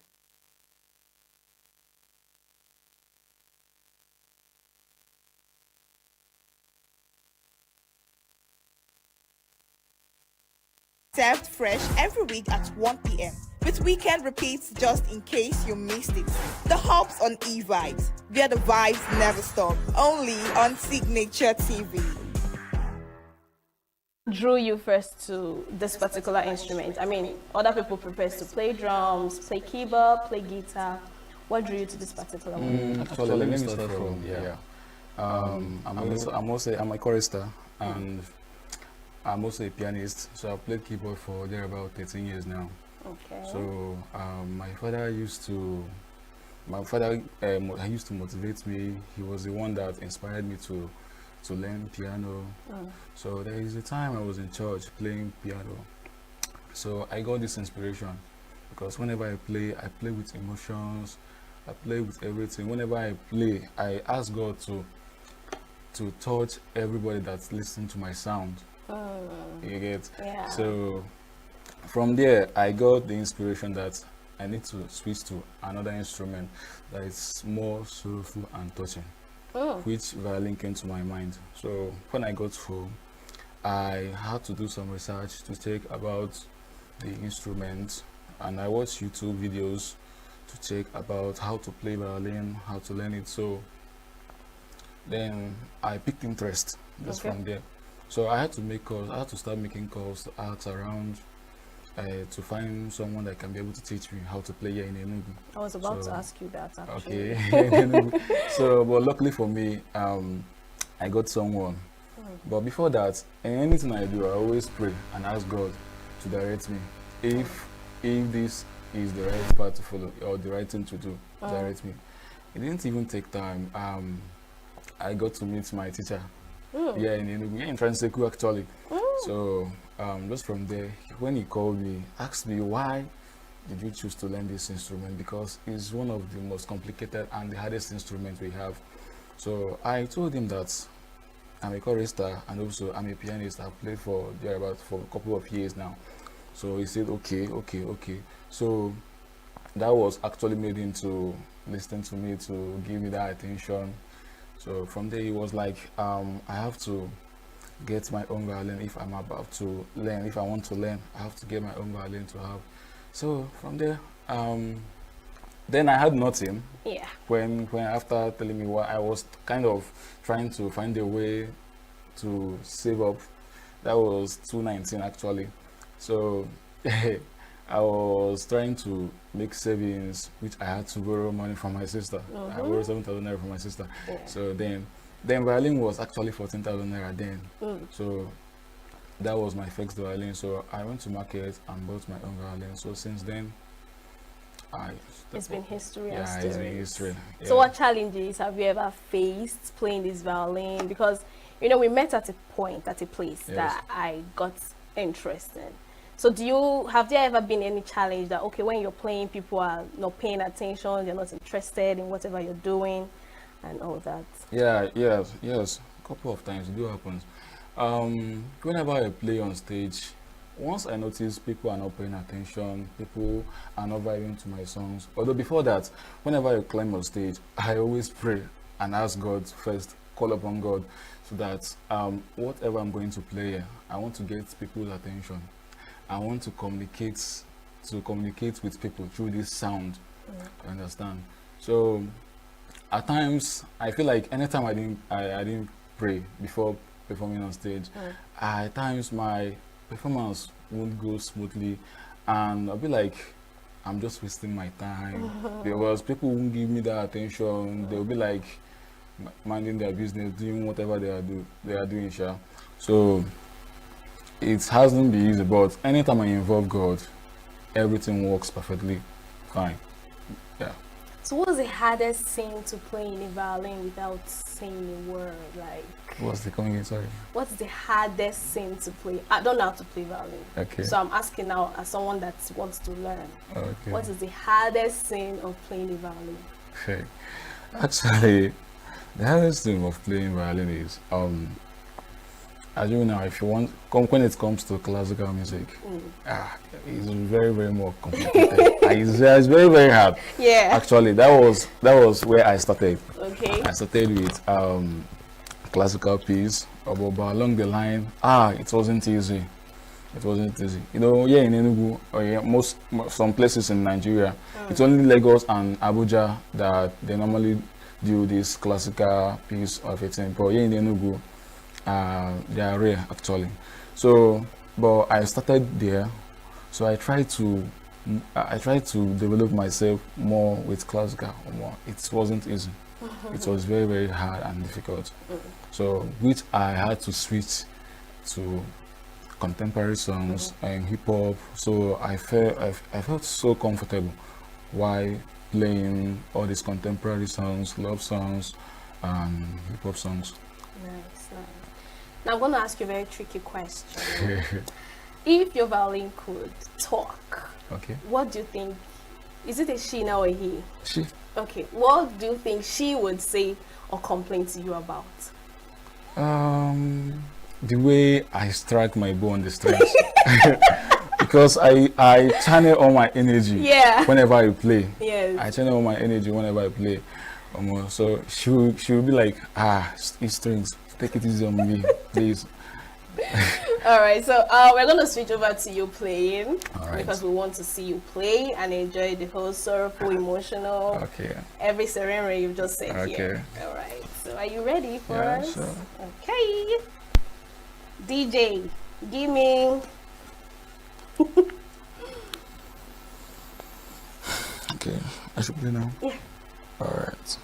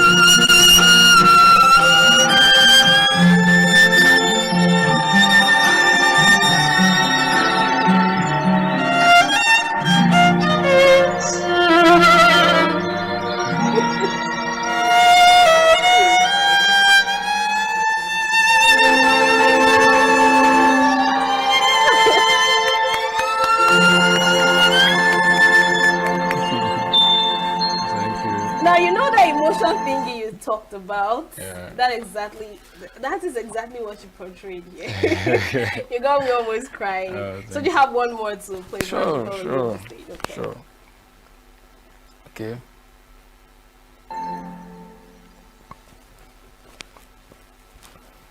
It's coming. All right.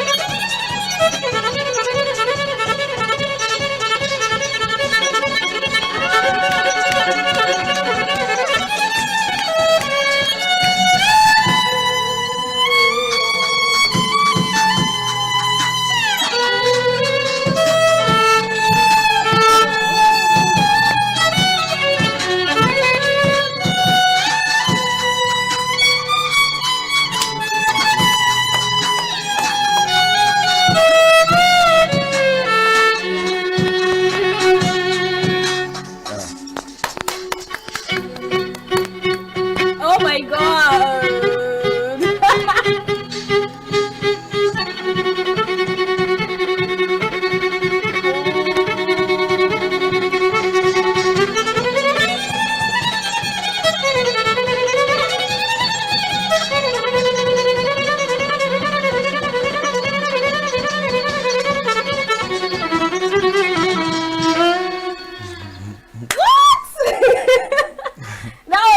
Beautiful, high five. Thanks. Now I feel like I really want to learn this. Honestly, I had great time with you. A-string. Thank you so much. Should I call you Manuel right now? Yeah, you can. All right, Emmanuel. Manuel from now henceforth. No problem. Thank you so much for coming. I had a great time with you, and I wish you so well. No problem. Thank you so much. Thanks. You're welcome. All right, the show has come to an end. Of course, it's Friday. Go there, have fun. Go to church. Go to parties. Go to wedding. Go to burial. Go to the club. Yes, I said that. Go have fun. And of course, join us same time tomorrow for more interesting stories, top chatting, drama, everything that has to do with entertainment. Follow all our social media platforms, and of course, enjoy the rest of your day. I remain your baby girl, Queenette Wokwenta.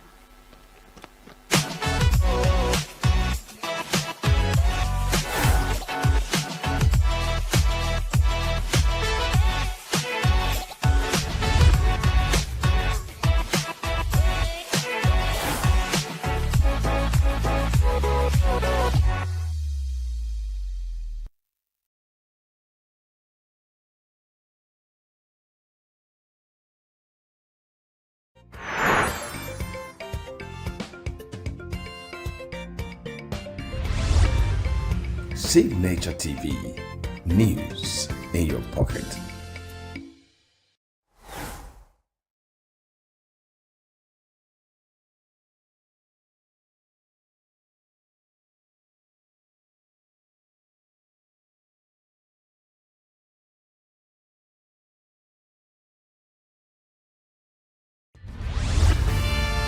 We are local. International communities observing why the main market is in chaos. People are... We are national. Those in support of this motion as amended, say aye. Aye. We have taken the vote by default. We are international. Israeli airstrikes. Donald Trump left us the worst unemployment.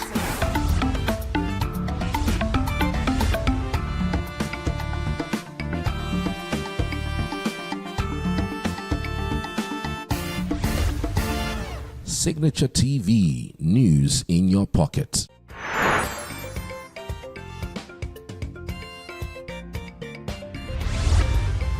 Signature TV, news in your pocket.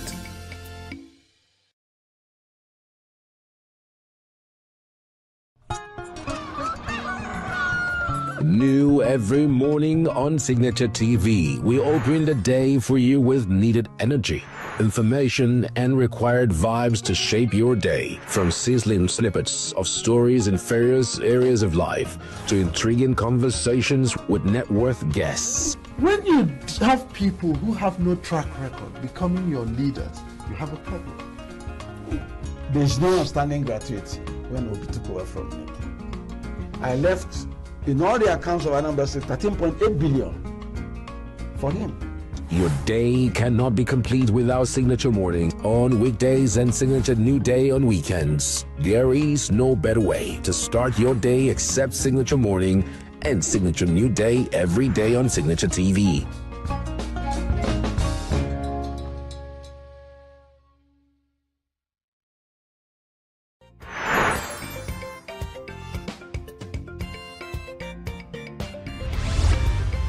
Signature TV, news in your pocket.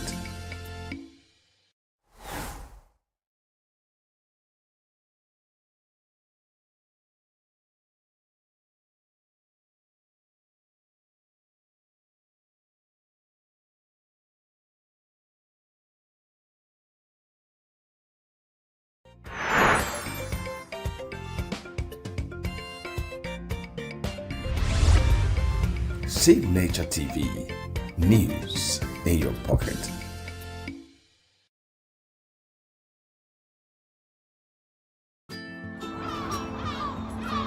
Bright and early as the day breaks, as the newspaper headlines trail the stories that shape the day. We at Signature TV trail the headlines that trail the day. We interrogate the headlines. We analyze the stories that make the headlines. Wyatt is overrated, and they even overrated themselves, and when you go see it, they are insensitive of some Nigerian children who have never had what they call CBT. With passion and emotion, we drive the conversation to change the narrative. Let nobody be deceived by Nigerian high level of performing in agriculture export. We are still where we are. Newspaper review on Signature TV every morning on Signature Morning weekdays and Signature New Day weekends. Newspaper review on Signature TV. We do not just review the headlines, we make the headlines relevant to our daily lives.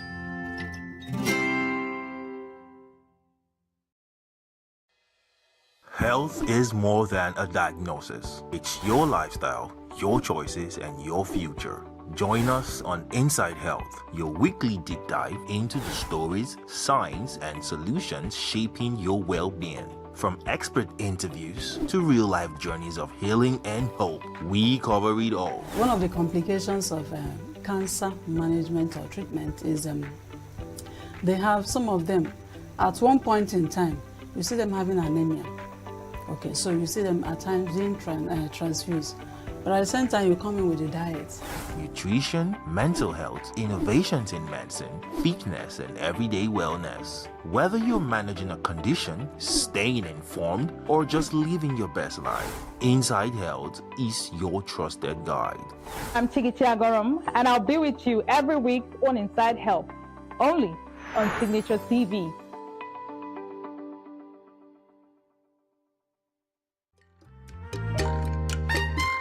The way we see the world shapes the way we change it.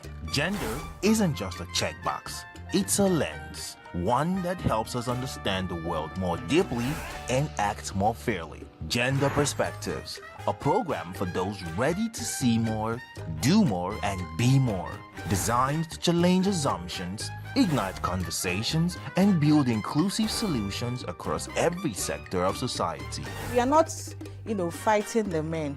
We are not saying we are equal in terms of rights. We're only asking they should recognize our existence. Join us on Gender Perspectives, showing every Saturday by 4 p.m. Repeat every Wednesdays by 5 p.m. and Thursdays by 3 p.m. Change begins with perspective. Let's widen yours.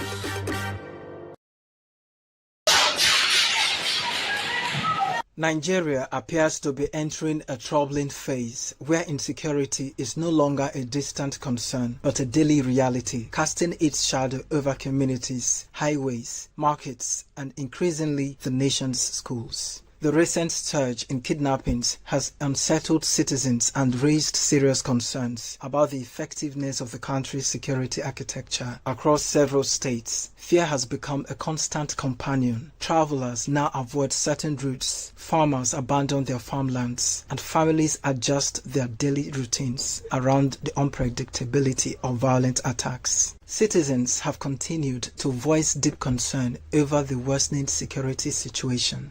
In fact, to me, I'm not safe. I don't think I'm safe here. It's just there's nothing we can do than the government to plead on the government to, work very hard to make sure that everyone is safe. Because you don't have gun, I don't have gun. So there's nothing I can do than to just look unto God and cry unto, that's the way we have been doing, cry unto the government to please, whatever they think they can do under their watch to make sure that these guys, they don't get hold on us, because hey, I'm afraid if they come, while are they, no be small thing. We need more security men in this country. And secondly, these security men should be deployed to their own states. The rate of insecurity in Nigeria is getting high, and everybody seems to be insecure. But what is happening is getting out of hand. We are not happy as a citizen that our fellow citizens are falling down. Both the army and the innocent children, especially school children, the way they are falling on daily basis, we are not happy. Seeing our old women being kidnapped, being robbed in this country that we call Giants of Africa, it's so bad. And the current government, they are not doing anything to what is happening. Businesswoman Ifeoma Aneke says many residents are now too afraid to sleep soundly in their homes. I don't think anybody feels safe. Aside me, I don't think anybody feels safe for what is happening in Nigeria presently, because the kidnapping, the bandits everywhere, the killing, everybody is so scared. Even to sleep, if you are sleeping now, I don't think people are sleeping with their eyes closed. If you hear any noise anywhere, you just wake up, because everywhere is not safe in Nigeria presently. Christian Aminu called on relevant authorities to ensure the deployment of security personnel to churches, schools, and other public institutions to guarantee safety for citizens while carrying out their daily activities. I think the government should try by all means to adopt a system whereby there will be security agencies that will be released to churches, schools, and other infrastructures that at least the people can be safe when they are around their place of duty and workplaces. Let them mobilize security agents, all the consigns, let them make sure that insecurity is stopped in Nigeria. Some time ago, I had a foreign country planning coming to Nigeria to do something concerning it. And up till now, they are still killing and nothing is done. They should do something concerning it. These reactions come as state governments adopt emergency preventive measures. In Katsina State, authorities have ordered the closure of all public schools following credible threats linked to kidnapping gangs. Kwara State has also shut down schools due to rising fears of possible attacks, while Plateau State has placed selected institutions on indefinite closure. Findings across the northern region show that over 180 schools have been affected by either temporary or ongoing shutdowns directly linked to insecurity. Residents, however, insist that beyond closures, there is an urgent need for a coordinated and sustained security response to restore public confidence and ensure the protection of lives and property. In ENUGU, Christopher Lele, Signature TV News.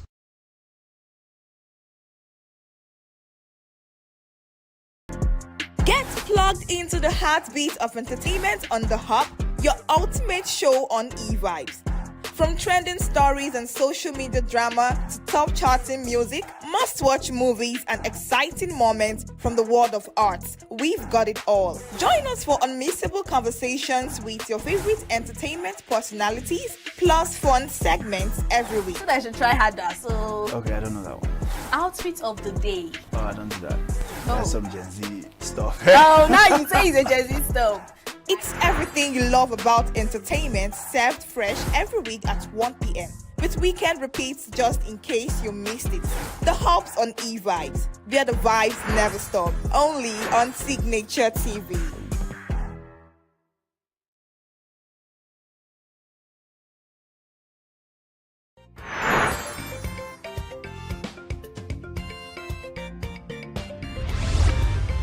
Signature TV. News in your pocket.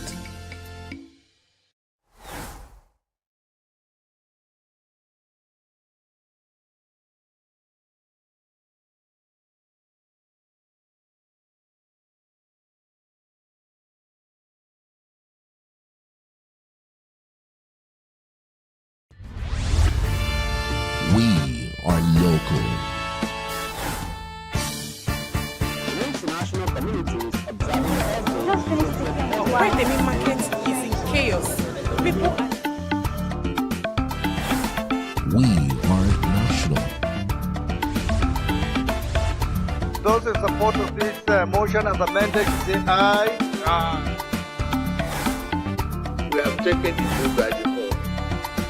We are international. Israeli airstrikes. Donald Trump left us the worst unemployment.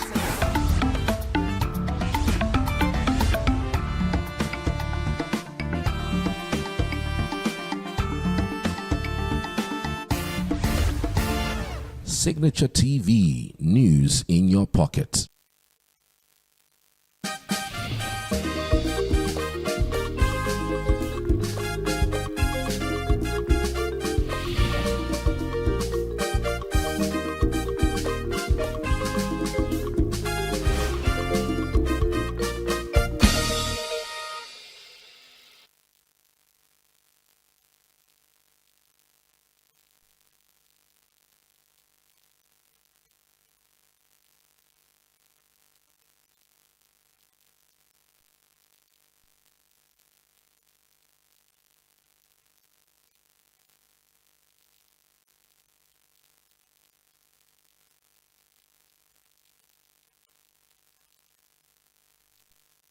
Welcome to Global News on Signature TV. I am Uchenna Chimdi Oluoha. In the headlines, Government partners NAFOA on social welfare and support for the vulnerable. SIM cards fraud, reps urge NCC to extend validity period to 18 months. Lebanon's PM slams Israel's war crimes as attack kills three rescue workers and US Senate blocks. Bid to stop Trump using military against Cuba. Details in a moment. Every second, every minute, every day, news is breaking. Events occur and there are new developments. At Signature TV, we follow these stories objectively, bringing all sides without bias, explaining the complex issues, breaking down the numbers, and investigating the issues behind the news. Anywhere and everywhere, near or far, wherever the news is, we will be there. Signature TV. News in your pocket.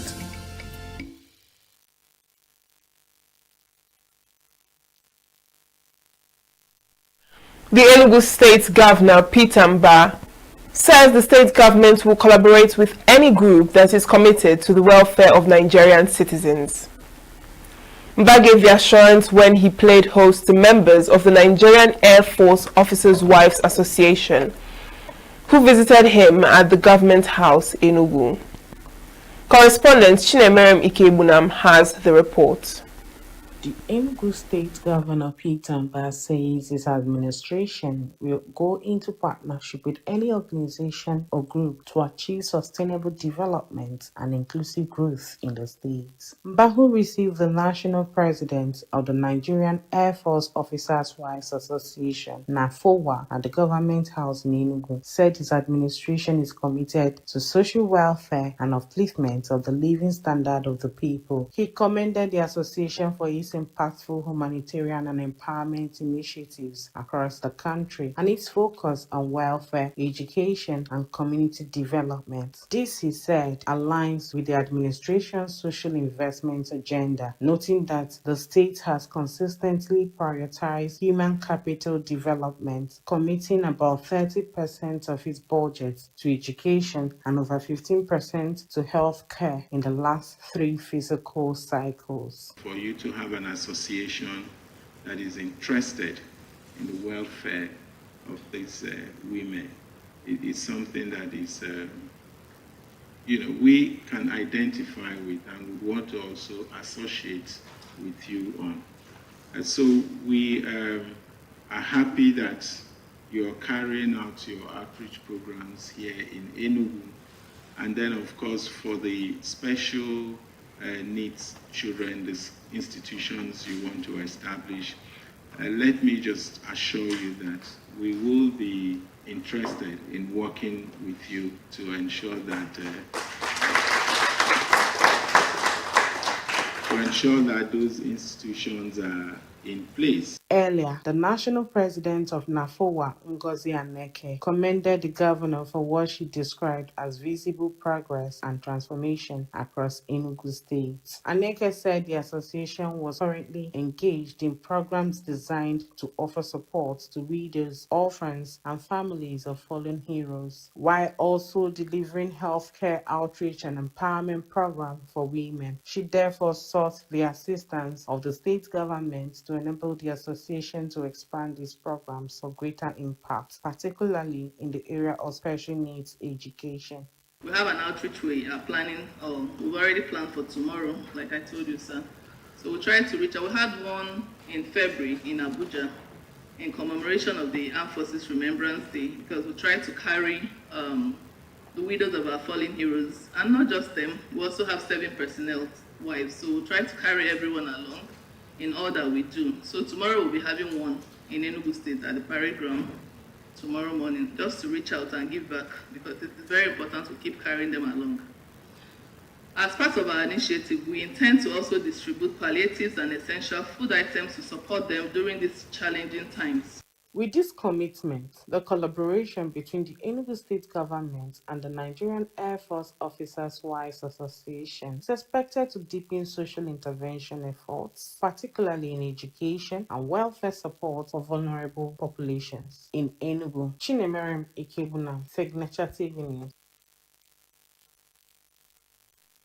The Sokoto State Government says it has deployed over 1,500 nurses and midwives to underserved communities in a bid to strengthen healthcare delivery across rural areas.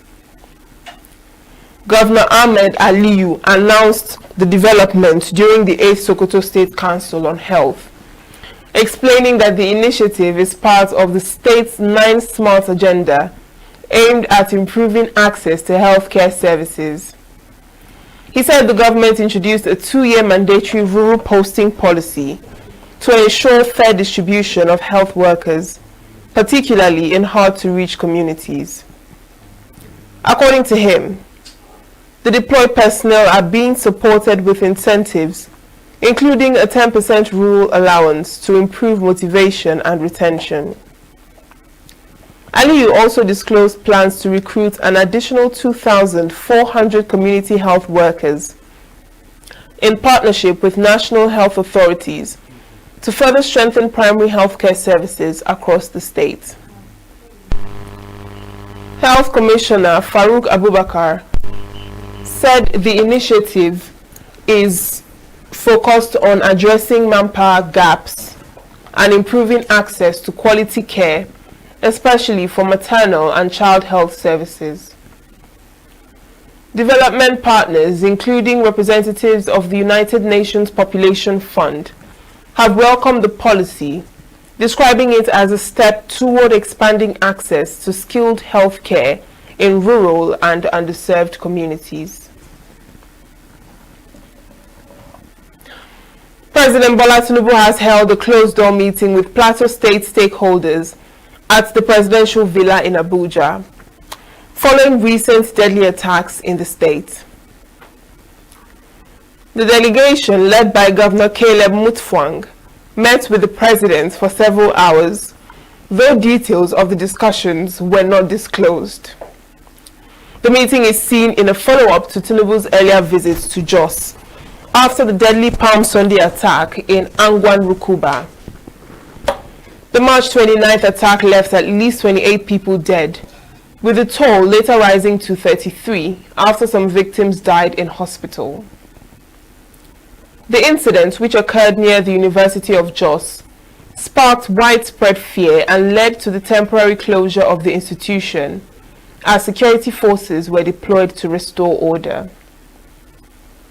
During his earlier visit, President Tinubu met with victims' families and local leaders, assuring them of the federal government's commitment to restoring peace and bringing perpetrators to justice.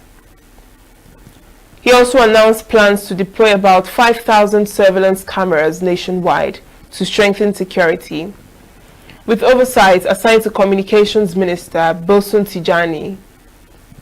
Despite government assurances, violence has persisted in parts of Plateau State, including Riom, Barkin Ladi, Bokos, and Kanam, with residents calling for sustained and comprehensive security measures to prevent further attacks. Security experts from across Nigeria are calling on other states to take a cue from ENUGU State and replicate its massive investment in modern security infrastructure. This comes after members of the National Institute for Security Studies visited Governor Pitamba at the Government House, where they commended the administration's approach for tackling insecurity with technology and collaboration. Correspondent Chinemerem Ikebunam has the details. Members of the Executive Intelligence Management Course 19 of the National Institute of Security Studies, Abuja, have commended Enugu State's strategic investment in advanced security systems. The delegation, led by Olaleken Fashanu, was in Enugu on a study tour with the theme Ethnic Militia and Resource Completion in Africa, Implementations for National Security. During the visit, the team expressed admiration for the state's AI-powered Command and Control Center, describing it as a game changer in crime prevention and emergency response. A member of the institute, Dr. Olusola Okbola, said the installation has greatly improved surveillance and coordination across the states, a model he urged others to replicate.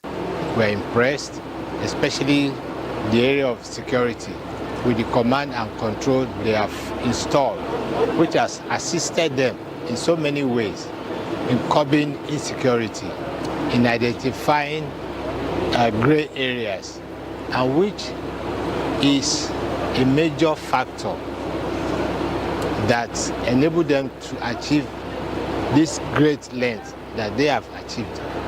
We hope other states can come around to copy this kind of command and control that they have established. Governor Pitamba said the administration's economic vision to grow Enugu's GDP from $4.4 billion to $30 billion would be impossible without a secure environment. Security, he said, remains the foundation for growth, investor confidence, and public safety. Mbak challenged the visiting scholars to explore what he called Nigeria's tragedy of the commons that hinder proper utilization of the nation's abundant resources. We don't have any ungovernable spaces in our state today.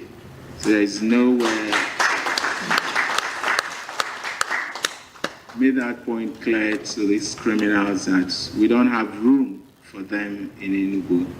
And it wasn't just by words, we also followed it by action. And as I said, investing hugely in security and we also looked at the social conditions that somehow trigger some of these tensions and fragilities.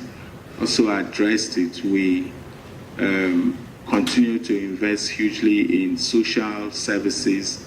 In the last 3 budget cycles, education and healthcare have remained the most sectors that we've spent the most in our budget in the last 3 budget cycles. So, and that's because we're not just looking at addressing security from a kinetic point of view. We're also looking at addressing it from the root causes. What are those conditions, social conditions that give rise to these criminalities, poverty, unemployment? How do we address them? The delegation, impressed by ENUGU's approach, called for stronger collaboration among all tiers of government and security institutions to ensure a safer and more productive Nigeria. In ENUGU, Chinemerem Ikebunam, Signature TV News. A former Labour Party vice presidential candidate, Yusuf Datti Baba Ahmed, has dismissed the possibility of a unified opposition candidate ahead of Nigeria's 2027 presidential election. Speaking in an interview, Baba Ahmed described the idea of a single opposition candidate as impossible, reacting to the Ibadan declaration by a coalition of opposition figures aiming to challenge President Bola Tinubu. He argued that the meeting was not representative of the entire opposition, noting that only members of the People's Democratic Party and the African Democratic Congress were involved. According to him, 2 parties cannot claim to represent a broad opposition front. Baba Ahmed also expressed doubt about the viability of the coalition, saying it would not succeed even if his former running mate, Peter Obi, emerges as its candidate. He maintained that deeper issues, including low political participation among Nigerians, remain a major challenge to opposition success. He further accused the current administration of undermining opposition parties instead of focusing on governance, alleging a pattern to political destabilization. In addition, Baba Ahmed announced he is leaving the Labour Party, citing internal disagreements, and will be joining the People's Redemption Party, with his defection expected to take effect immediately. The House of Representatives has called for an extension of the validity period for SIM cards to curb fraud and protect mobile users. Lawmakers raised concerns over the recycling of SIM cards and phone numbers by telecom operators, warning that reassigning numbers still linked to previous users' sensitive data poses serious risks, including identity theft, data breaches, and financial fraud. The motion, sponsored by Billy Osawaru, urged the Nigerian Communications Commission to extend the validity period of inactive phone numbers to 18 months before they are reassigned to new users.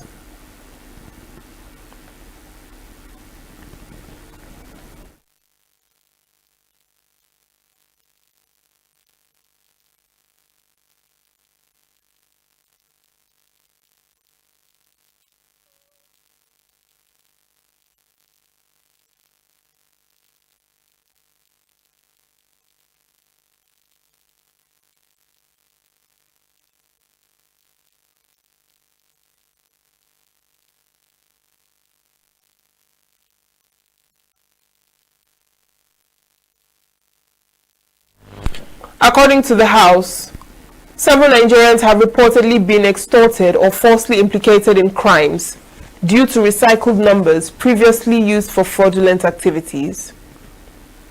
Lawmakers have now mandated the Committees on Communications Identity and Risk Commerce Management Policy. to engage the Nigerian Mr. Speaker, Communications the House is Commission, also aware the Nigerian Data Protection Commission, and other relevant agencies to strengthen safeguards and ensure better protection for telecom subscribers. as are claimed by network providers, that it is not financially sustainable or profitable for them to retain inactive SIM cards on their network despite being registered with the initial subscribers' data. Mr. Speaker, this House is worried that many innocent Nigerians and other nationals have been embarrassed, humiliated, and extorted over false allegations resulting from reallocation of SIM cards or phone numbers used to commit crime by previous users. Mr. Speaker, this House is very concerned that if not strictly guided and checked, reallocation of SIM cards or phone numbers to new subscribers could lead to data breaches, identity thefts, and financial fraud, especially when the numbers are still linked to the previous owner's sensitive information, such as bank verification number BVN and national identity card NIN. Therefore, the House resolves to urge the NCC to extend validity period of reallocation of phone numbers to 1 year and 6 months, while the 6 months be used to ensure that inactive SIM cards of the said status will be published on national dailies for public information and copied to police once or twice a year to enhance transparency in the process and enable fast resolution of criminal and fraudulent cases caused by SIM card reassignment. The learning environment shapes the quality of education in every institution. And for the students of the Faculty of Health Sciences and Technology at the University of Nigeria ENUGU campus, the environment has been far from ideal. Correspondent Christopher Lele, who attended the foundation laying ceremony of a new faculty building at the institution, sees it as a move to change that narrative.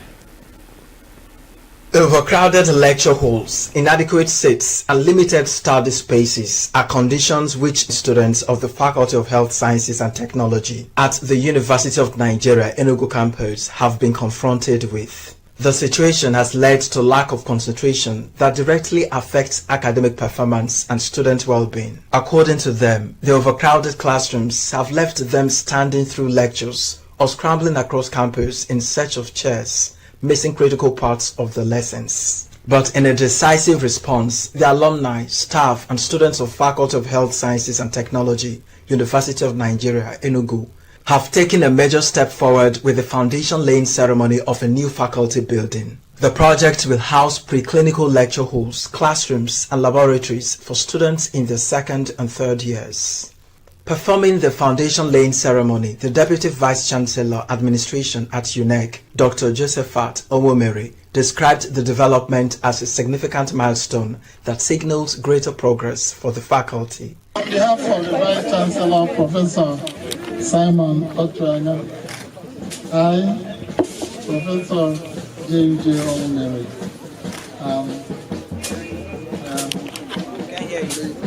lay the foundation work for this great building which the faculty is trying to build. Yes, the Faculty of Health Sciences and Technology.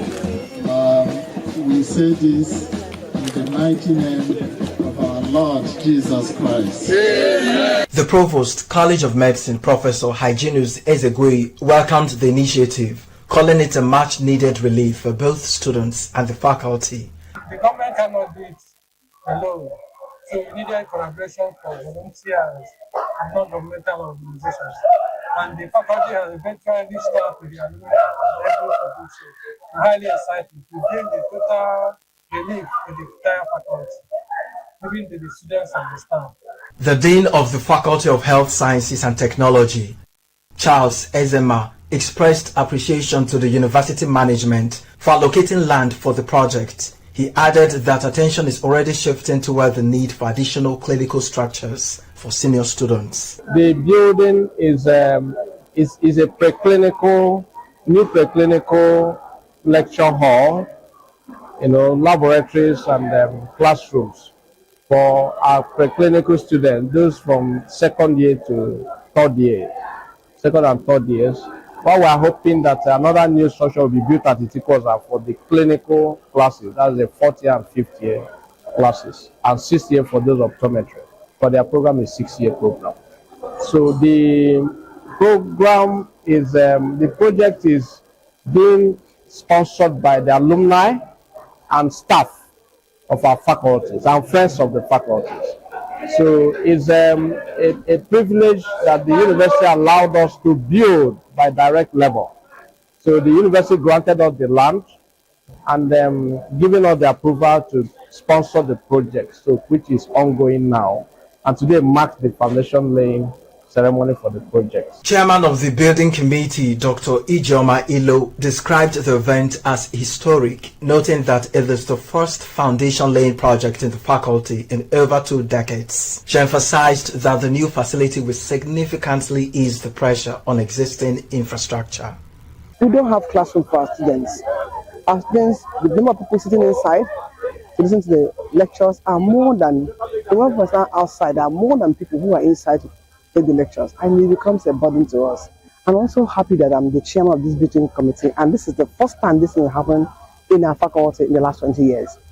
The director of works at the ENUGU campus, Obiora Ogbaji, noted that the development will help address long-standing infrastructure challenges within the faculty. We have been having an accommodation problem in ENUGU, and this one will go a long way to ameliorate the problems of accommodation, especially in the faculty. We students, we are so grateful for this because our see it as a privilege and a wonderful opportunity, because so far we have been having accommodation issues, like the classes can't even contain the students that we had here. And when I heard about the new project, I was so happy. Even the students, I know they are very, very happy, because it's now lessen the stress of maybe all these problems in classrooms. For students who have endured years of overcrowded classrooms, the project represents the long-awaited shift toward a more conducive learning environment and a stronger academic future.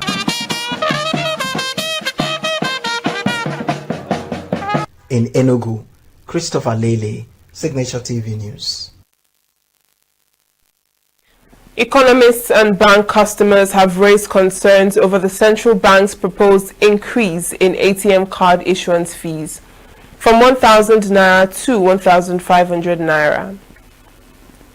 The proposal is part of a draft guide to charges by banks and other financial institutions released on April 21st, which also includes the removal of maintenance fees on naira debit and credit cards and a $10 annual charge for foreign currency cards.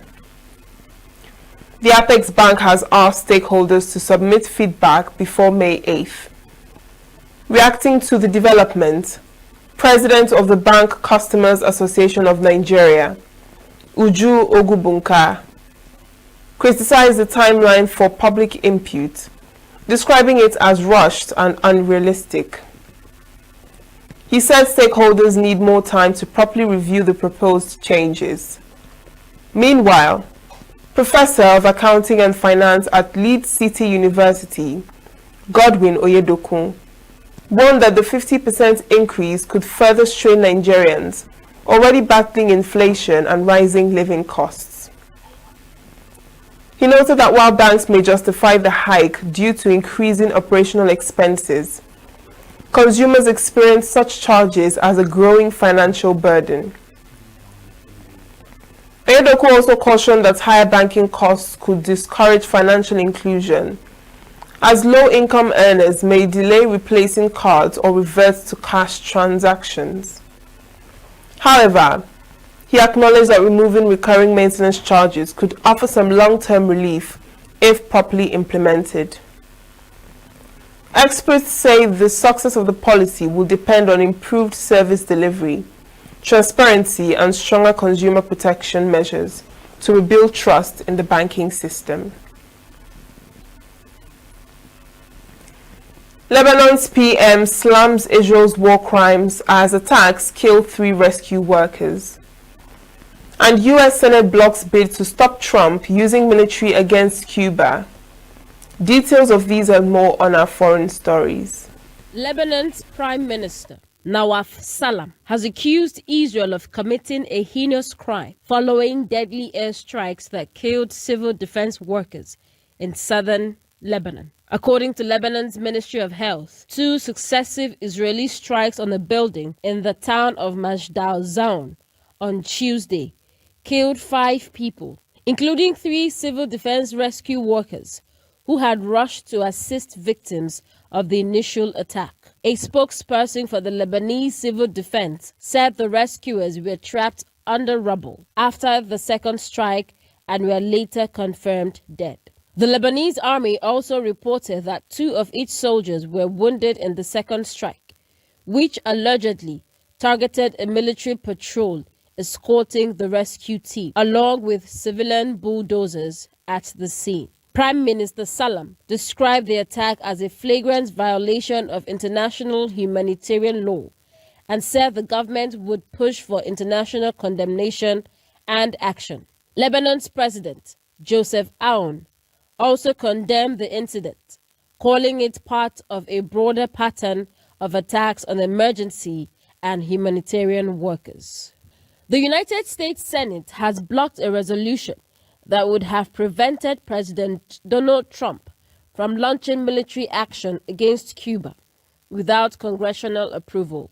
The Republican-led Senate voted 51-47 to halt the Democratic-backed War Powers Resolution, with most Republicans arguing that there are no active U.S. hostilities against Cuba and that limiting the president's authority was unnecessary. Republican Senator Rick Scott, who raised the procedural objection, said the measure was not appropriate since no U.S. troops had been deployed against Cuba. Meanwhile, Democratic Senator Tim Kaine, a lead sponsor of the resolution, argued that U.S. actions, particularly efforts to block fuel shipments to the island, amount to hostilities that should require congressional oversight. The failed vote highlights ongoing tensions in Congress over presidential war powers, especially following recent U.S. military actions in Iran and Venezuela that were carried out without explicit approval from lawmakers. 6 countries, including the United States, have voiced support for Panama, while accusing China of economic retaliation following a major legal dispute over port operations on the Panama Canal. Bolivia, Costa Rica, Guyana, Paraguay, Trinidad and Tobago, and the United States issued a joint statement criticizing what they described as targeted economic pressure by China after Panama's Supreme Court annulled long-standing contracts held by a subsidiary of Hong Kong-based CK Hutchison. The ruling stripped the company of its right to operate the Balboa and Cristobal port terminals, declaring the agreements unconstitutional. According to the U.S. Federal Maritime Commission, China detained nearly 70 Panamanian-flagged ships in March, far above normal levels, raising concerns about political interference in global shipping. U.S. Secretary of State Marco Rubio said Washington is deeply concerned and reaffirmed support for Panama's sovereignty. Officials say the increased inspections and detentions could disrupt international trade, particularly as Panama-flagged vessels play a significant role in U.S. shipping. The dispute has also affected major global shipping firms, with reports that Chinese authorities summon representatives of companies now managing the ports. The United Nations has warned that nearly 8 million people in South Sudan are at risk of acute hunger as conflict and displacement deepen the country's humanitarian crisis. A new report by the Food and Agriculture Organization, World Food Programme, and UNICEF says 7.8 million people, about 56% of the population, are expected to face severe food insecurity in the coming months. The agency are arguing immediate global action to prevent what they describe as an irreversible humanitarian catastrophe. The report highlights a worsening child malnutrition crisis, with 2.2 million children under the age of 5 now acutely malnourished, an increase of 100,000 in just 6 months. Of those, an estimated 700,000 are at risk of dying without urgent intervention. Ongoing violence has forced the closure of many nutrition centers, limiting access to life-saving care. At the same time, funding shortfalls and supply disruptions are further straining relief efforts. The crisis in South Sudan is being driven by a combination of armed conflict, economic instability, climate shocks, and spillover from neighboring Sudan. Rising tensions between President Salva Kiir and Vice President Riek Machar has also raised fears of a return to full-scale civil war, years after a fragile 2018 peace agreement ended a conflict that killed hundreds of thousands. And that's it on the international news.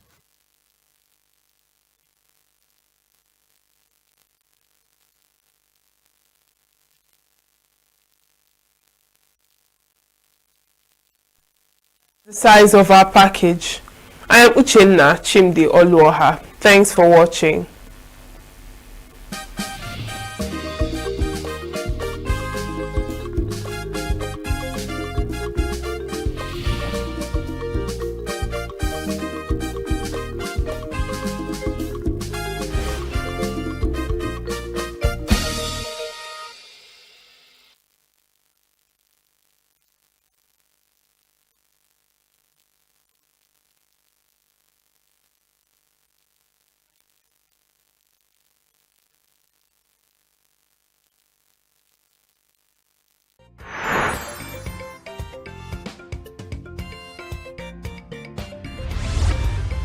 Signature TV, news in your pocket.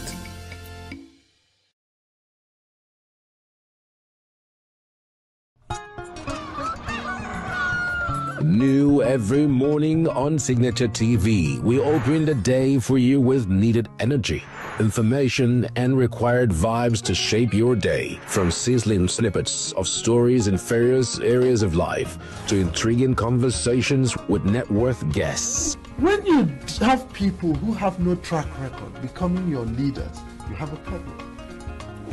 There's no outstanding gratuity when Obi took over from me. I left in all the accounts of Anambra State 13.8 billion for him. Your day cannot be complete without Signature Mornings on weekdays and Signature New Day on weekends. There is no better way to start your day except Signature Morning and Signature New Day every day on Signature TV.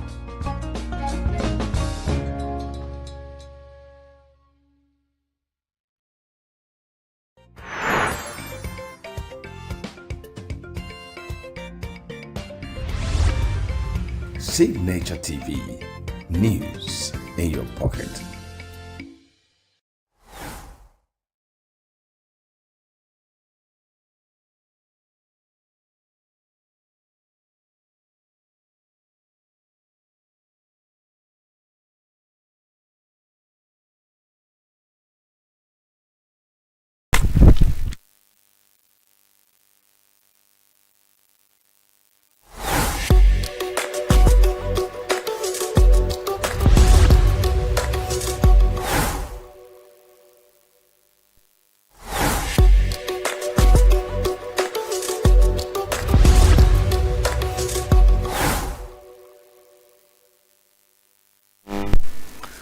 Welcome to another edition of news on Signature Television.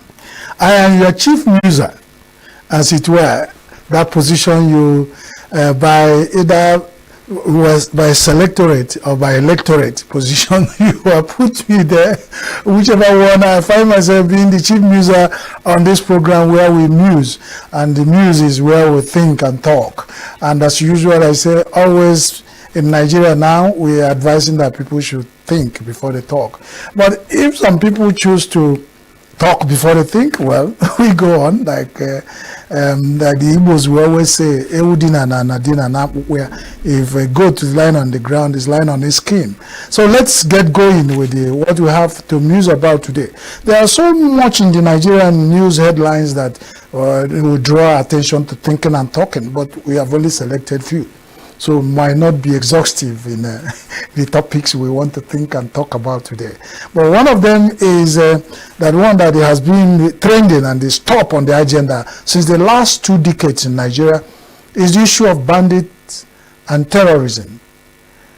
And recently in the news, you find out that they say all the thriving communities in Nigeria are empty. Many people are running away from their communities, their homeland, and their inheritance, because some people that have been described as bandits and terror are that's chasing them away, burning down their communities, killing them, beheading them, raping, disarming, doing so much things that are tragic to them.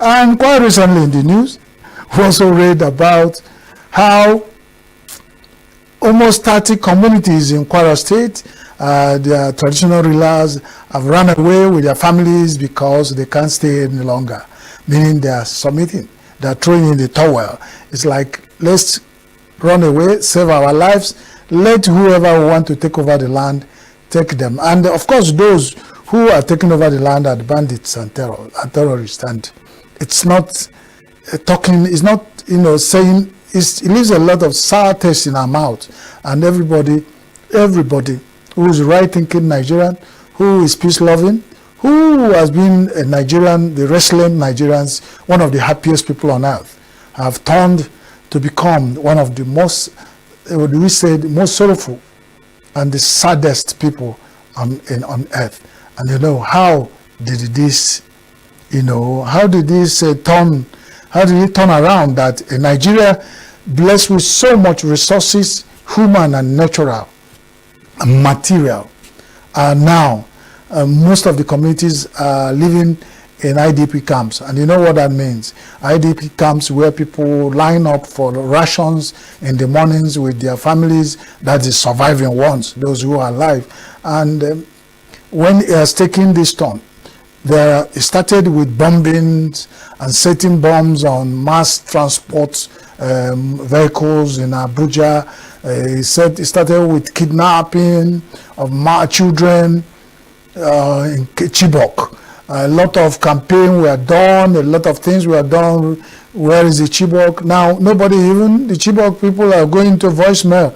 Chibok girls who have been kidnapped are going to voicemail. And now, what are we talking about now? We are talking about that the communities, even their traditional rulers, are taking off, going into exile and leaving their communities and the people to their tent. It's like, to your tent, all Nigerians, to your tent, all community members, those who used to be my subject, I am throwing in the towel because I can't survive there. Nobody can see death coming and want to stand. So it's only 3 that we hear that it will cut down and still stands there. The Igbo say no sisi no na egbu ekuleba. So even the traditional rulers who are running away now is because of what happened in the past, continuing in the recent, present, and in the future. And you find that there have been this idea of doing kidnapping and mass abduction of ordinary innocent Nigerian citizens, and it has gotten to traditional rulers. We have had some side instances of school children, and now the bandits and terrorists are updating their games. They are upping their games to the point of taking over.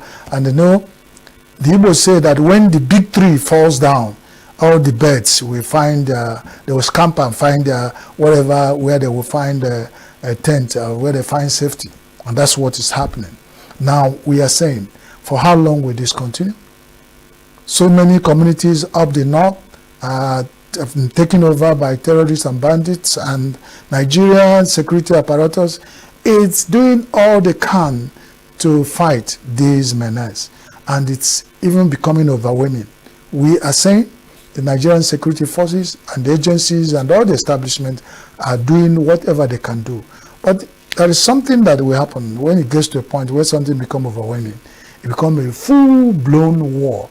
And you ask, with this number of Nigerians in the den of, in the camps or in the hands of bandits and terrorists, how many are left for the 2027 election that we're preparing? And for some other developmental things that we want to do in Nigeria.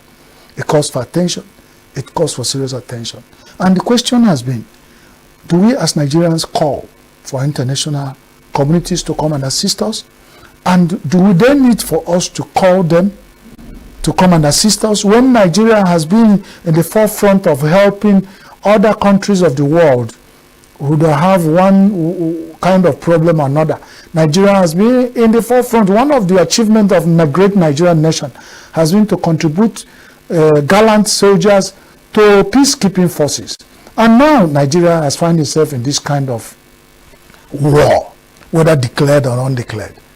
And the international communities are watching Nigerians being decimated, being kidnapped, abducted, mass killing. And some of the things that have thrown back for us is to start arguing whether people who are mass abducted, kidnapped, or killed, or whatever, those harmful situations that people are going through. People are now going to the argument of whether are they Christians, are they Muslims, are they pagans, are they atheists, or do they even have anything, and we leave that. And every day in Nigerian newspaper headlines, people are being kidnapped by terrorists and bandits. Now our traditional rulers are on the run. For how long can we do this? And we are calling for attention. I am not the spokesman for Nigerian nation. We have Minister of Information. We have Ministry of Information. We have other agencies that are handling our diplomatic relations. Is it not time we call for assistance? Let the people who can help come over, like the Bible said, come over to Macedonia to help us. And in this case, we are saying, come over to Nigeria to help us, because we are in dire stress. And it's time that the international community, United Nations, we signed by agreement to be a member of that. We signed agreement to be a member of EU. We have a bilateral agreement with the AU. Of course, AU is our African continental union. And what are these organizations doing? A lot of international communities that have business dealings with Nigeria, are they saying that the bandits and terror will take over Nigeria, that they are comfortable to do business with bandits and terrorists? Is it that they are not comfortable doing business with ordinary Nigerians and the government and the establishment that have been doing these businesses with them? Because we know Nigeria have a lot of things that international communities want.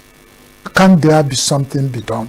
Is there a way to negotiate and we stop these killings? Why are we crying for killings? Because whenever any slave sees how a fellow slave is buried, he will eventually know that's how the same fate awaits him or her. We as Nigerian ordinary citizens are crying. Let something be done. We don't know who next will be kidnapped, abducted, beheaded, or raped, and we don't know whose people would have been taken into the dens of bandits and terrorists, and the ransom demand will be made. We even heard that for traditional rulers, their ransom money now has risen up to 400 million. I don't know whether it's for one person or for the whole royal family. But when that has happened, this greeting has passed the ankle. Because the Igbo say, once a kenega fe nkwaka, once greeting passing the ankle, he has turned to fight. This greeting that we started almost 2 decades ago with the bandits and terrorists has passed the ankle. It has now turned to fight. Let whoever wants to separate that fight come now. Or whichever strategy we use to stop this menace is welcome. Nigeria needs to be helped by everybody who loves Nigeria and by all peace-loving Nigerians. Let's put our hands together, whether we are Muslims, whether we are Christians, whether we are atheists, whether we are traditional worshippers, or whatever we believe in. Even if we don't believe in anything, I'm sure we believe that life is sacrosanct. Life is a right for everybody, and nobody has the right to take the life of another person without it being discussed. Well, that's about it.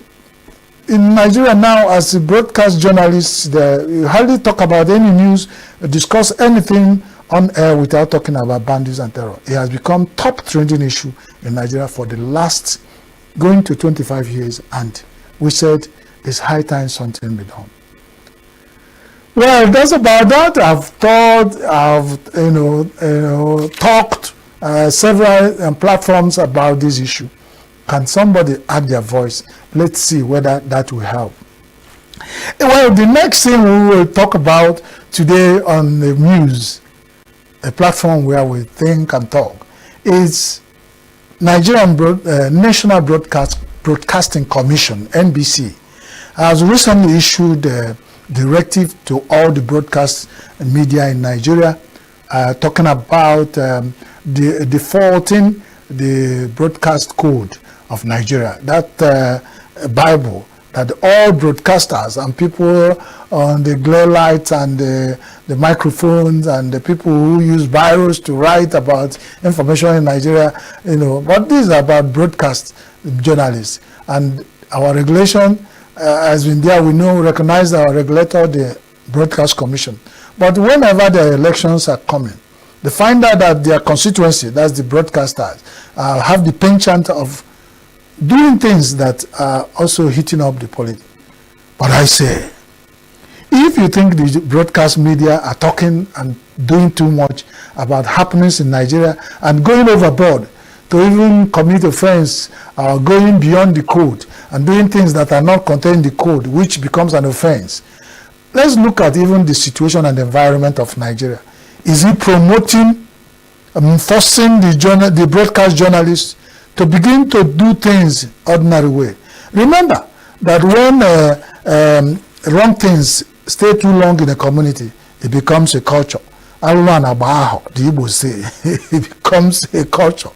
Does it mean that some of the people who do the things that broadcast journalists complain about have done it extraordinarily out of shape, so making it impossible for the broadcast journalists to talk about these things and report them the normal way that is written in the code? It takes two to tango. If you do too much, there's one warrior adage, they say, if you do too much, you see too much, you get too much, whatever the way they say it. Does it mean the Nigerian community and the people of Nigeria are now doing too much, making the broadcasting commission, National Broadcasting Commission, to regulate the broadcast journalists to say, you are now doing too much, you are talking too much, you are saying things out of the ordinary? But let's be very frank and serious. It requires that the broadcast journalists in Nigeria become very cautious, because you are not going to throw away the baby with the bathwater. If things are going offhand because of the way most Nigerians behave now, politicians, ordinary people in all sectors of Nigerian life are doing things out of ordinary. There are people who are not supposed to lose their heads even when others are losing theirs. And the only people that cannot do this, they put it to us, are broadcast journalists. So the broadcast journalists, you have a duty that even when others are going out of overboard, doing things that are not required of them, that you are not supposed to join them. So only Nigerians are the people who cannot join 90 million flies to eat what they eat. That's a tall order, very tall order for us, but we have to adhere to our regulatory body. The only thing we're saying, whatever we are doing in Nigeria, let's do it the right way. Let's also be able to stop any fight before the push. If you want to stop fight, let's stop the push. So Nigerians, the politicians, the political environment, the economic environment, all other environment, the ecosystem itself is overcharged with a lot of ordinary actors, and we think that it's time for Nigerians to move on to do. So now the next item we have here to talk about is something that concerns every Nigerian, every African, every black man. We're talking about malaria sickness. The thing is alarming when they say that malaria defies medications despite ongoing eradication practices, activities that are feel everywhere. We are growing up, we heard about kick malaria back, in 2020 or 2030, fight malaria, eradicate malaria. All those development organizations overuse words of eradicating, stopping, doing things. They use words like things that we are used to. But when we are hearing about vaccines for different diseases in the world, we are asking the question, why is it that those people who have the wherewithal to manufacture vaccines, develop vaccines, have done for HIV? HIV came into Africa and of course touched the whole world. And then the vaccine has been worked on over time, and then a vaccine in practice and in circulation where trials have been done, and some medicines that can even hold it up and shift up the HIV virus in the system for a very long time and make the person to live healthy. Why has malaria become the area of life where the people have said there's no vaccine over time? As maybe they're still working on it. But we said, for how long will it take these people, the medical world, in the medical sector, the World Health Organization, and all the big pharmacies, pharmaceutical companies of the world, to come out with vaccines that can stop malaria? And then somebody on the side said, if they stop malaria, how are they going to make money from Africans from the health sector? When they say, today we started hearing malaria when we were growing up with simple 5 kobo chloroquine tablets. You swallow about 10 of it, and the way doctors will recommend it, before the 3 days runs, malaria is gone and you go hit the street back. But now we have combination therapy that is costing more than, going at the very average of 30,000 naira for an average Nigerian to treat malaria. When we know that if we are 240 million Nigerians, we have over 250 millions of them having malaria in their system. And the mosquitoes are they mutating? Do we have species of malaria now that give, of mosquitoes now that bite people, and the malaria will be difficult to cure? The question we were asking, is the malaria those mosquitoes imported? Are the big pharmaceutical companies across the world, are they interested in making Africa, Nigeria, where I'm coming from, to come out of malaria epidemics? Or is it that it's part of the business as usual going on, so that get malaria? If 240 million Nigerians is a big market for malaria tablets and medicine, then it might be a tall order to tell somebody to find a vaccine that will stop that. But then let's look at it. Let us look at it very well. Which one is more? More Nigerians are dying now. Even malaria we have in Nigeria now are defying medications. Which way? For a Nigerian, you say, they say, the Igbos, my father will always say, he said, "Now yezu okay, asonya dari bitoafo." So the sicknesses have not gone round, and you are now asking the man who has swollen stomach to also have swollen scrotum. That one. Is there nothing that can be done? I know the international community, the whole world has gone digitally and gone in a lot of high level of development across the world.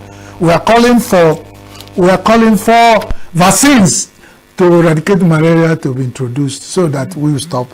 Now there is a very interesting thing for all motorists that have been going on in Nigeria. When the policeman stop you and say, "Yes sir, park here, bring out your papers," and they will flip through the papers and they will tell you third class insurance, third party insurance, you are still having it. Nigeria said you must have first class insurance, and that means comprehensive insurance to use your Tokumbo cars that you have managed to buy 1,500 naira fuel to put in it, and they will either impose fine or impound your vehicle, or you have to go to the station to explain to the Oga.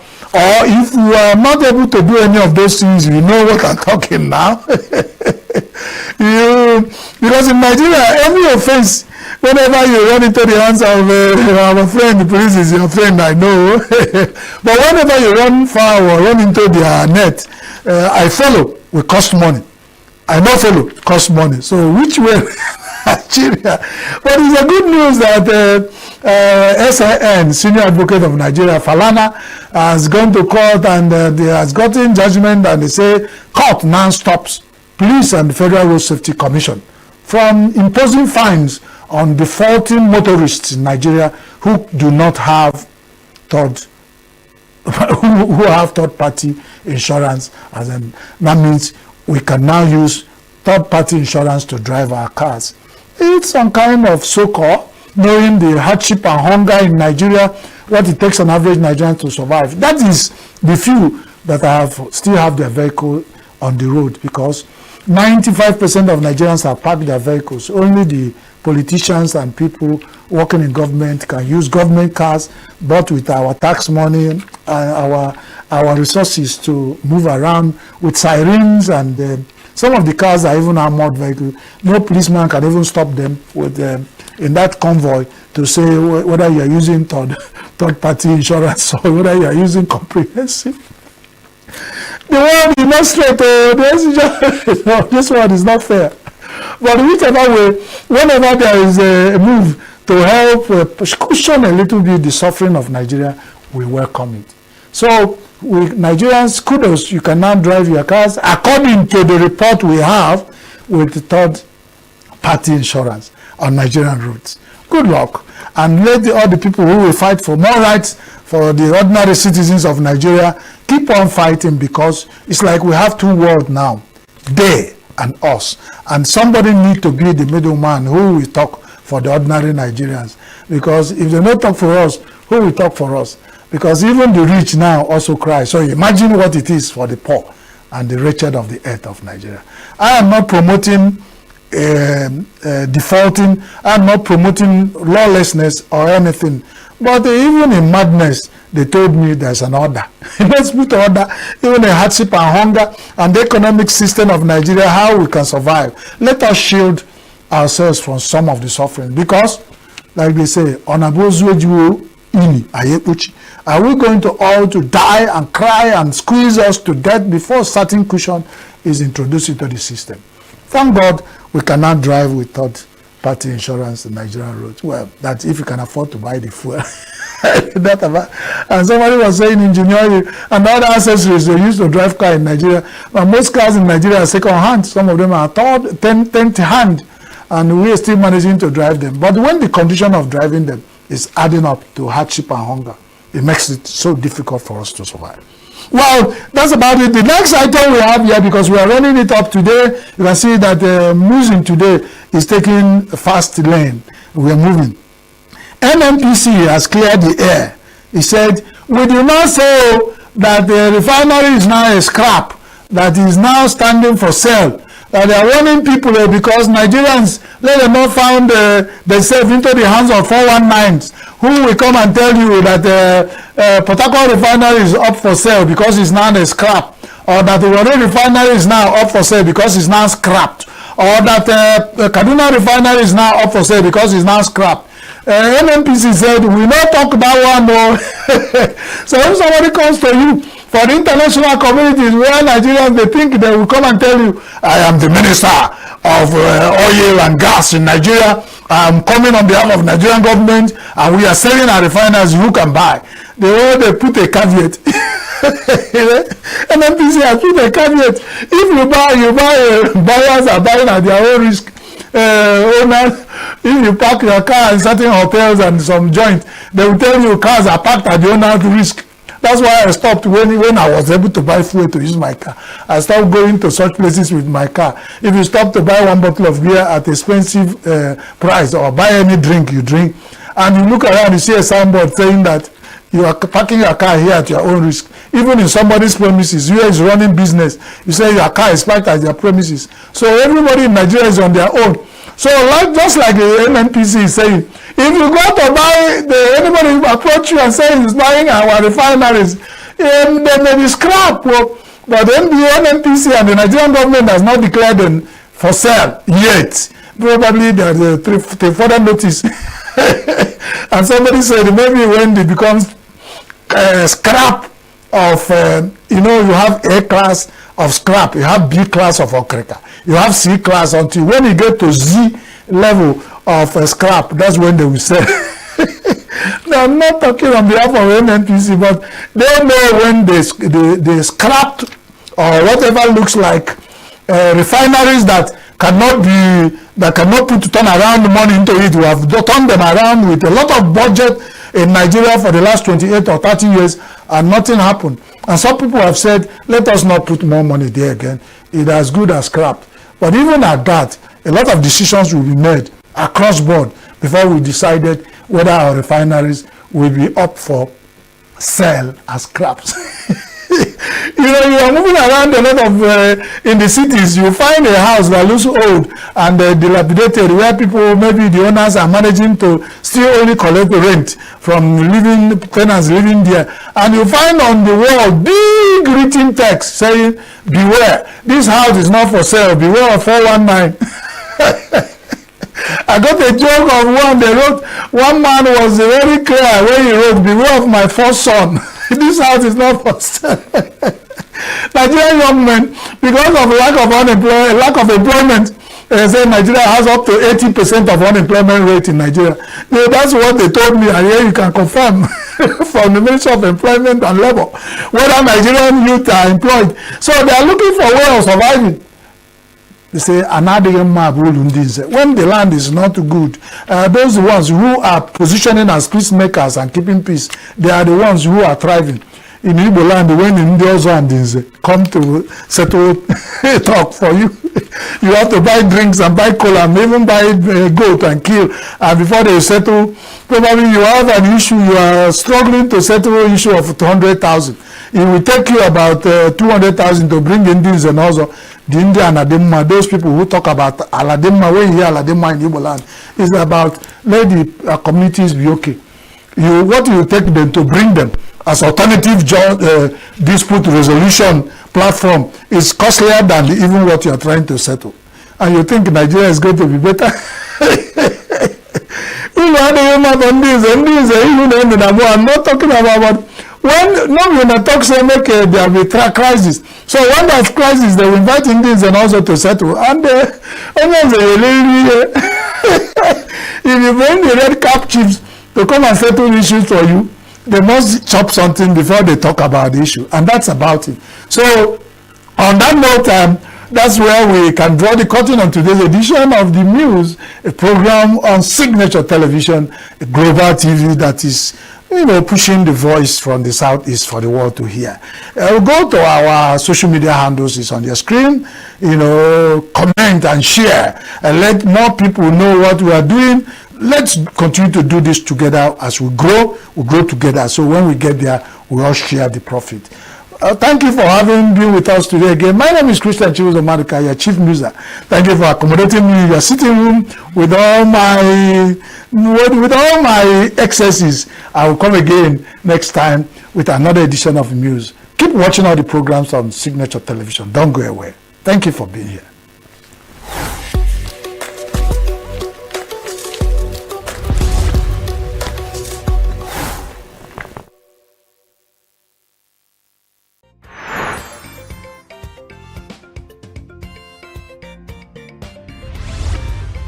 Signature TV, news in your pocket.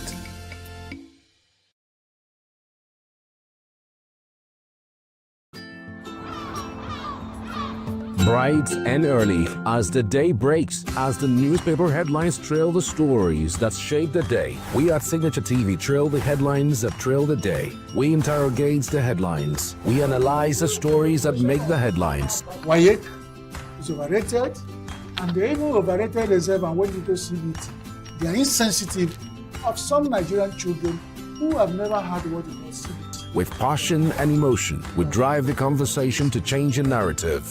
Let nobody be deceived by Nigerian high level of performing in agriculture export.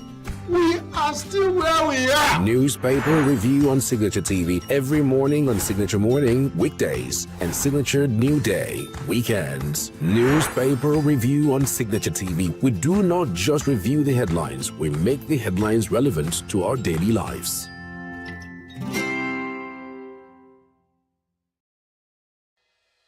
Health is more than a diagnosis. It's your lifestyle, your choices, and your future. Join us on Inside Health, your weekly deep dive into the stories, science, and solutions shaping your well-being. From expert interviews to real-life journeys of healing and hope, we cover it all. One of the complications of cancer management or treatment is they have, some of them, at one point in time, you see them having anemia. Okay, so you see them at times being transfused. But at the same time, you come in with a diet. Nutrition, mental health, innovations in medicine, fitness, and everyday wellness. Whether you're managing a condition, staying informed, or just living your best life, Inside Health is your trusted guide. I'm Chigichi Agorom, and I'll be with you every week on Inside Health, only on Signature TV.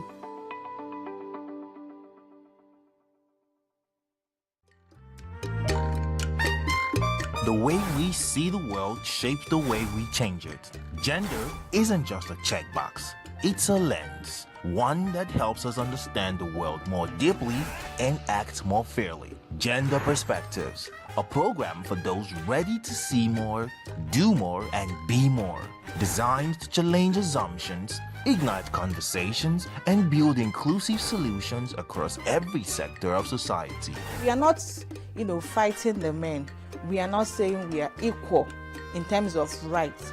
We're only asking they should recognize our existence. Join us on Gender Perspectives, showing every Saturday by 4 p.m. Repeat every Wednesdays by 5 p.m. and Thursdays by 3 p.m. Change begins with perspective. Let's widen yours.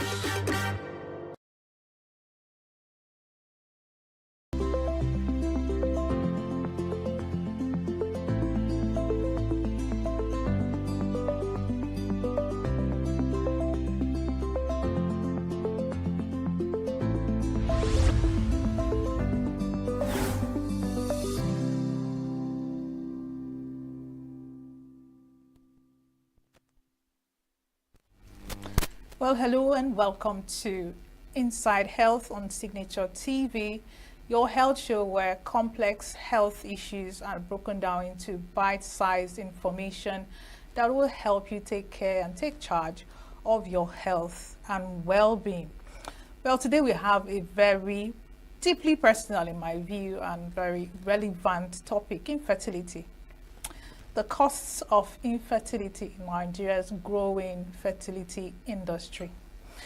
And by statistics, going by statistics, it will interest you to note that 1 in 4 couples will experience some level of infertility at some point, which means that 20 to 25% of couples do experience infertility. Well, we want you to stick around because there is more. We're not just talking about the financial costs of infertility, we're also talking about the emotional and the or rather the socio-economic impact also of infertility. Our guest is in the studio and I'll introduce him just in a bit. My name is Chigichi Agorom, and we want you to go on over to our social media platforms on YouTube, on Facebook, our Signature TV official. Go like, comment, share. We want to hear from you. Not forgetting that we're airing also on SLTV channel 265. Don't go anywhere. Every second, every minute, every day, news is breaking. Events occur and there are new developments. At Signature TV, we follow these stories objectively, bringing all sides without bias, explaining the complex issues, breaking down the numbers, and investigating the issues behind the news. Anywhere and everywhere, near or far, wherever the news is, we will be there. Signature TV. News in your pocket. Well, if you're just joining us, this is still Inside Health on Signature Television, and we are discussing the costs of infertility in Nigeria's growing fertility industry. And our guest is an expert. He's a consultant obstetrician and gynecologist. He's a fertility specialist, and he's also a minimal access surgeon. He's Dr. Innocent ENUGU. Welcome, Doctor, and thank you for joining us on the program. Thank you for inviting me. Absolutely. And good evening, viewers. I think the pleasure is actually ours, but All right. I see you're a minimal, well, other, designations I understand, but a minimal access surgeon. Who is a minimal access surgeon? Well, and what does he do? No, minimal access surgery on itself is a procedure, a type of surgery where you use a minimal incision, just little or no incision to do some surgeries. So those people who do that are called the minimal access surgeons. Okay. But okay. So it works, all the aspect of minimal access surgery also works in tandem with, fertility investigations. Yeah. Okay, that's fine. Now, infertility is a growing issue, and it's growing even after, as time goes on. You did hear my introduction where I said, I got that, by the way, from statistics online, that 20 to 25% of couples do experience infertility issues at some point in time. Now, if that is correct, we'll get to that, but I need you to, in very simple terms, explain what infertility is, because sometimes the layman thinks he knows exactly what infertility is, but I need you as a specialist to just define it. Let Mama Nkechi, that's the market woman in the market, have an understanding of infertility. Okay, thank you for that. Infertility is inability of a couple to achieve conception or become pregnant after regular unprotected sexual intercourse for a period of about 1 year. So in other words, if they have lived together, practiced regular intercourse, and they are unable to achieve conception for up to 1 year, I'm saying that they have infertility. Infertility. Yes. All right. So if it's less than 1 year, it is not. Strictly speaking, we say 1 year, but there are conditions that a couple may have that we may not want to wait for that 1 full year. But strictly speaking, by definition, it's 1 year. Okay, there's another medical word that is coming to my mind now, which is sterility. Okay. Is infertility sterility? What is the difference? In case of infertility, you talk about the male and the female or couple together. Sterility can be individually. A man can be sterile. Well, sterility could be a cause of infertility. But strictly speaking, you can't say both are the same. Okay. Now, what are some of the causes? What are some of the causes and, of course, predisposing factors? Because I do realize that there are primary, causes, yes, and then there are secondary causes. No, let me even put it. Infertility is also further divided into primary infertility and secondary infertility. In primary infertility, both couples have not been pregnant before. Or let me say the woman has not been pregnant before. She has never taken in at all. That is primary infertility. In secondary infertility, she may have taken in before, whether she achieved a live baby or not, but she has taken it before. But subsequently, it's now finding it very difficult to become pregnant again. That is secondary infertility. There's also what we call unexplained infertility, which could be the primary and the secondary can also be classified into unexplained infertility. And what that one means is that we have totally investigated this woman and the husband who could not find out the cause of that infertility. We call it unexplained infertility. Okay, so what are some of the causes? What are some of the things that can cause infertility? Okay. Infertility can be caused by a problem coming from either the woman or the man, or both of them put together. But if I may start with the woman, there are lots of causes. And it's those causes that we target when we're investigating them, when we're looking at what is responsible for this infertility. It could be what we call ovarian factor, problem with the ovaries, which may affect ovulation. It could also be due to a uterine factor. It could also be due to a cervical factor. I'm sorry to cut you short, doctor. Okay. Some people listening to you might not know what ovarian or uterine is. Could you just use the the regular English words for these parts of the body? Okay. I will try. Okay. I know it's not easy. Yes, to make it simple. Yes. Well, like I said, infertility could be caused by problems from the man or from the woman, or both of them. And if I start from the woman, it can be problem coming from the ovary of that woman. It can also be problem coming from the womb of the woman. It could also be problem coming from the mouth of the womb of that woman. So let's talk about the ovary. It can also be hormonal problem, as the case may be. So let's talk about the womb of the woman. A woman may have a congenital abnormality affecting the womb. I mean, problems she came out of the world with that may make her womb incapable of, carrying baby. It could be a cause. Sometimes things like fibroid, which we know, that occurs in the womb, you may just operate fibroid and the complications of that surgery may cause infertility. Again, the location of the fibroid in that womb too. If it stays in a place where the sperm passes through the womb to the tubes, it can also obstruct the sperm from getting into the tubes and then to go and fertilize the ovary. It may also cause that.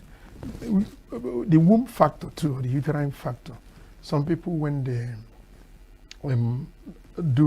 they have miscarriage or have what they call a criminal abortion, the thing may also affect the lining of the womb and may make it close. So these are also things in the womb that may cause that. There are other things that may cause infertility, especially in our environment. Infections generally. And that infection could come from sexually transmitted infections. It could also come from infections coming from a woman who delivered in a place that is not clean. It can also come from infection got from treatment of a woman who had miscarriage and was not treated in a hygienic and clean place. So infections could come into the body through that. And that infection may also damage the womb or damage the tubes of that woman. And these things can result to infertility. There are other causes of infertility, hormonal problems, problems with what we call, I don't know how to explain this one, but the hypothalamo-pituitary gonadal axis, when there are abnormalities there, it may also cause part infertility. of the brain, right? Yes, part of the brain that connects the reproductive organ. There may be some hormonal abnormalities there that may also lead to infertility. The other conditions, what we call polycystic ovarian syndrome, PCOS. can cause that PCOS or endometriosis. This leads to some hormonal changes that may not allow a woman to ovulate very well. Other causes of infertility include age. It's known that as a woman advances. We'll get to that. Okay. Before we'll get to that. I guess they're under something like predisposing factors to infertility. Because I don't want us to lose track of what we're talking about. Don't forget, we need to talk about the males. What causes infertility? Of course. In go males, on with the males. In males are abnormalities with the sperm. Okay, it's that sperm that is the seed that is needed from the male for conception to occur. But for one reason or the other, some may not have it. There are congenital anomalies that can cause that. What we call Klinefelter syndrome, what we call Kalman syndrome.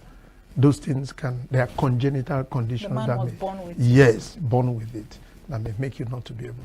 There are also some infective causes in men, same sexually transmitted diseases that may affect where the sperm is being produced or where it is coming out from. It can also cause infertility. And a whole lot of other things in men. Do men experience hormonal issues as women? Yes, they experience hormonal issues too, like hyperprolactinemia. When they have excess prolactin in them, it can also cause infertility. They also experience hormonal issues. In fact, problems with the same hypothalamo-pituitary gonadal axis in men can also cause that infertility. But notably in our environment is that infective origin, infections, like sexually transmitted illnesses, and the whole lot of them. All right, let's talk about lifestyle issues that can predispose either a man or a woman to infertility. Can you talk about, I know you did mention age for women. Are there other lifestyle, activities that can affect yes, there are fertility? There are lifestyle activities that can do that. People who are chronic alcoholics or chronic smokers, these are lifestyle that can actually affect fertility both in man and woman. Drug users too, Hard drugs. Drug users, yes. Chronic alcoholics, chronic cigarette smokers. These are lifestyles that can actually affect fertility. Obesity, we become obese also from our, a certain age. Yes, the way we eat, And the way binge eating, and development of obesity also affect, may also lead to infertility.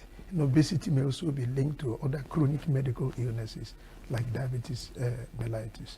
I didn't remember to tell you those ones. There are other chronic medical illnesses that may predispose one to infertility, like diabetes, which is also linked to obesity we are talking about. Yeah. Thyroid disorders can also predispose Explain one thyroid to. disorders. Could it be? We have the. That's for women. Yeah, for both men and women, but more pronounced in women. Thyroid disorders, diabetes mellitus, and other chronic medical illnesses may also predispose one to infertility. And that's why when we're managing them, if you have those conditions already, we may want to take care of that before we go to infertility management proper. All right. Yes. Now, does age affect both genders when it comes to fertility? I know that, of course, for women it's pronounced, but is it the same thing with men? As men age, do they still produce quality, sperm cells? Age, like you said, affects ability to reproduce, not only in human beings, but in other lower animals. But for women, human beings, by the time you get to 35, ability to become pregnant begins to dip. And as age advances, of course, it dips more, to the extent that by the time you're getting to 47, and your menstrual period may begin to cease and things like that. So really, age affects fertility more pronounced in women. In men also, age do affect fertility, but not as pronounced as in women. You know that as we age, other chronic medical illnesses may begin to creep in. Hypertension, diabetes mellitus, and other diseases that may even affect the man's ability to have sexual intercourse, or that the drugs you are using to treat those medical conditions may also have effect on sperm production.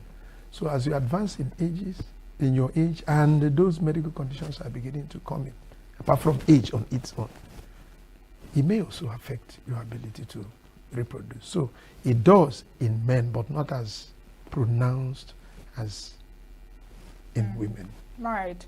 Now, you're the medical director of a fertility clinic here in ENUGU. Would you say that, given your experience, that people are getting more infertile than they used to? Would you say that is a thing now? It's something that you notice, not really by research, but something you've noticed in practice? More people, young, middle-aged, whatever, they are getting more infertile, as the years go by. What would you attribute it to? Yes, I can say so, because based on my practice, it really worries me when you see very young people that you expect, got married to become pregnant immediately, and they still come with this problem of infertility. Yes, more people, are getting infertile, I'll put it that way. Because, worldwide, say about over 73 million couples suffer this infertility. And even in our own environment, up to 20 to 45% of a couple have this infertility.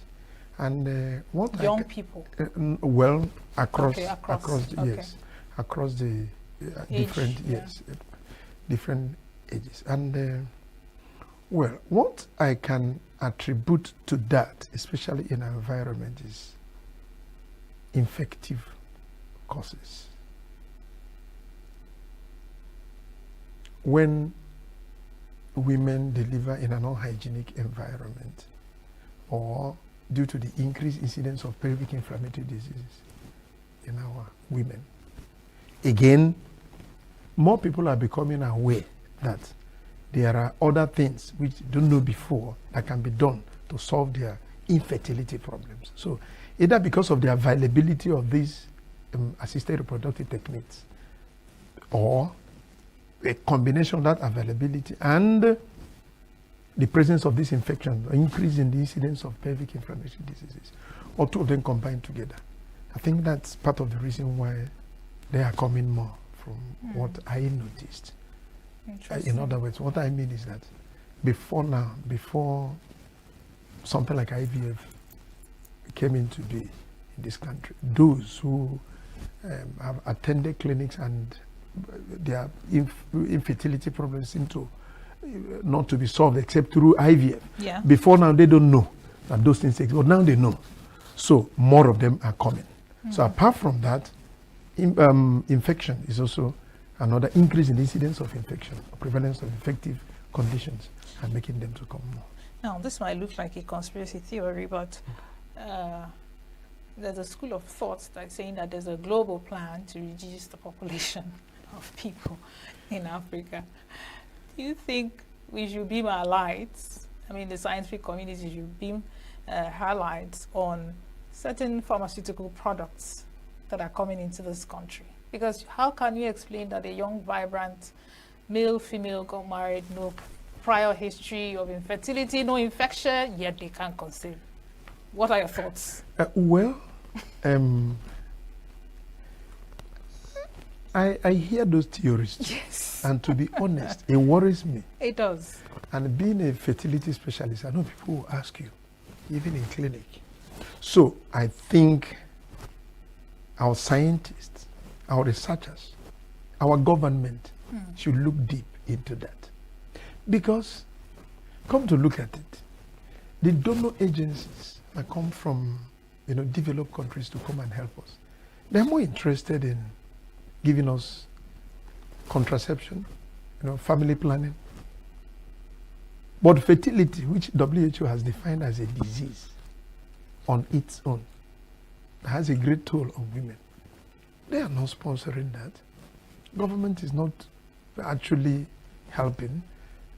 Our health sector and our insurance services hardly cover infertility care. Yet, contraception, family planning, are aimed at reducing. Yes. And you do know that some organizations, I mean non-governmental, that are faith-based, that decide they're not going to do preventive, just giving you this information. They don't believe in preventive, whatever, to HIV, so they don't talk about condoms, and they cut down their sponsorship drastically as a punitive reaction or something.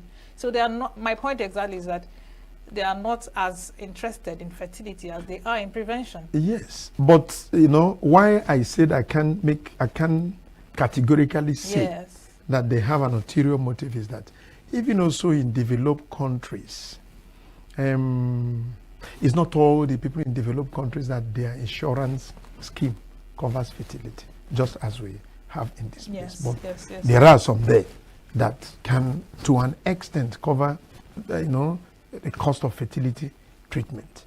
Okay. So I can't really say for sure that they are against our having children. I can't say, but there's no smoke without fire. I've heard that people ask me, but I can't prove it. True. So I can't just stand here to tell you that they have ulterior motive, but there's no smoke without fire. All right. Now, before we get to the cost implications and other implications of infertility, the gaps that you have, talked about now, that is what your clinic and some other fertility clinics have come up to say, okay, let's bridge this gap in our society. Tell us exactly the different interventions that the couple that's been experiencing infertility can go through. You mentioned IVF. Yeah. There are still, I think there are two others. There's surrogacy. Yeah. Can you take us through them one after the other? Yes. The infertile couples or couple struggling with infertility, they have options. And the options include, first, when they come to the clinic, let me put it this way, the options include presenting really, really on time. So when they come, they will now see that there are so many options left for them. When we ask them questions and examine them and investigate them, the thing is to treat whatever we think is the cause of that infertility. Like I said, if it's just ordinary hyperprolactinemia or problem with ovulation, in which the woman's tubes are patent and the husband's sperm is fine, we may just do what we call ordinary ovulation induction and timed sexual intercourse. We'll just try to help the woman to bring out, as in to stimulate egg production and release. And the husband can just go in and get her wife pregnant. If that works, that is fine. If it doesn't work, another thing we do, depending on what we find out on investigations, we can do what we call IUI, intrauterine insemination. But in that case, the woman must have a patent tube. What do you mean by patent tube? A patent tube, the tubes must be free and... Yes, it's not blocked. Because for us to do IUI, the sperm still has to pass through the tubes.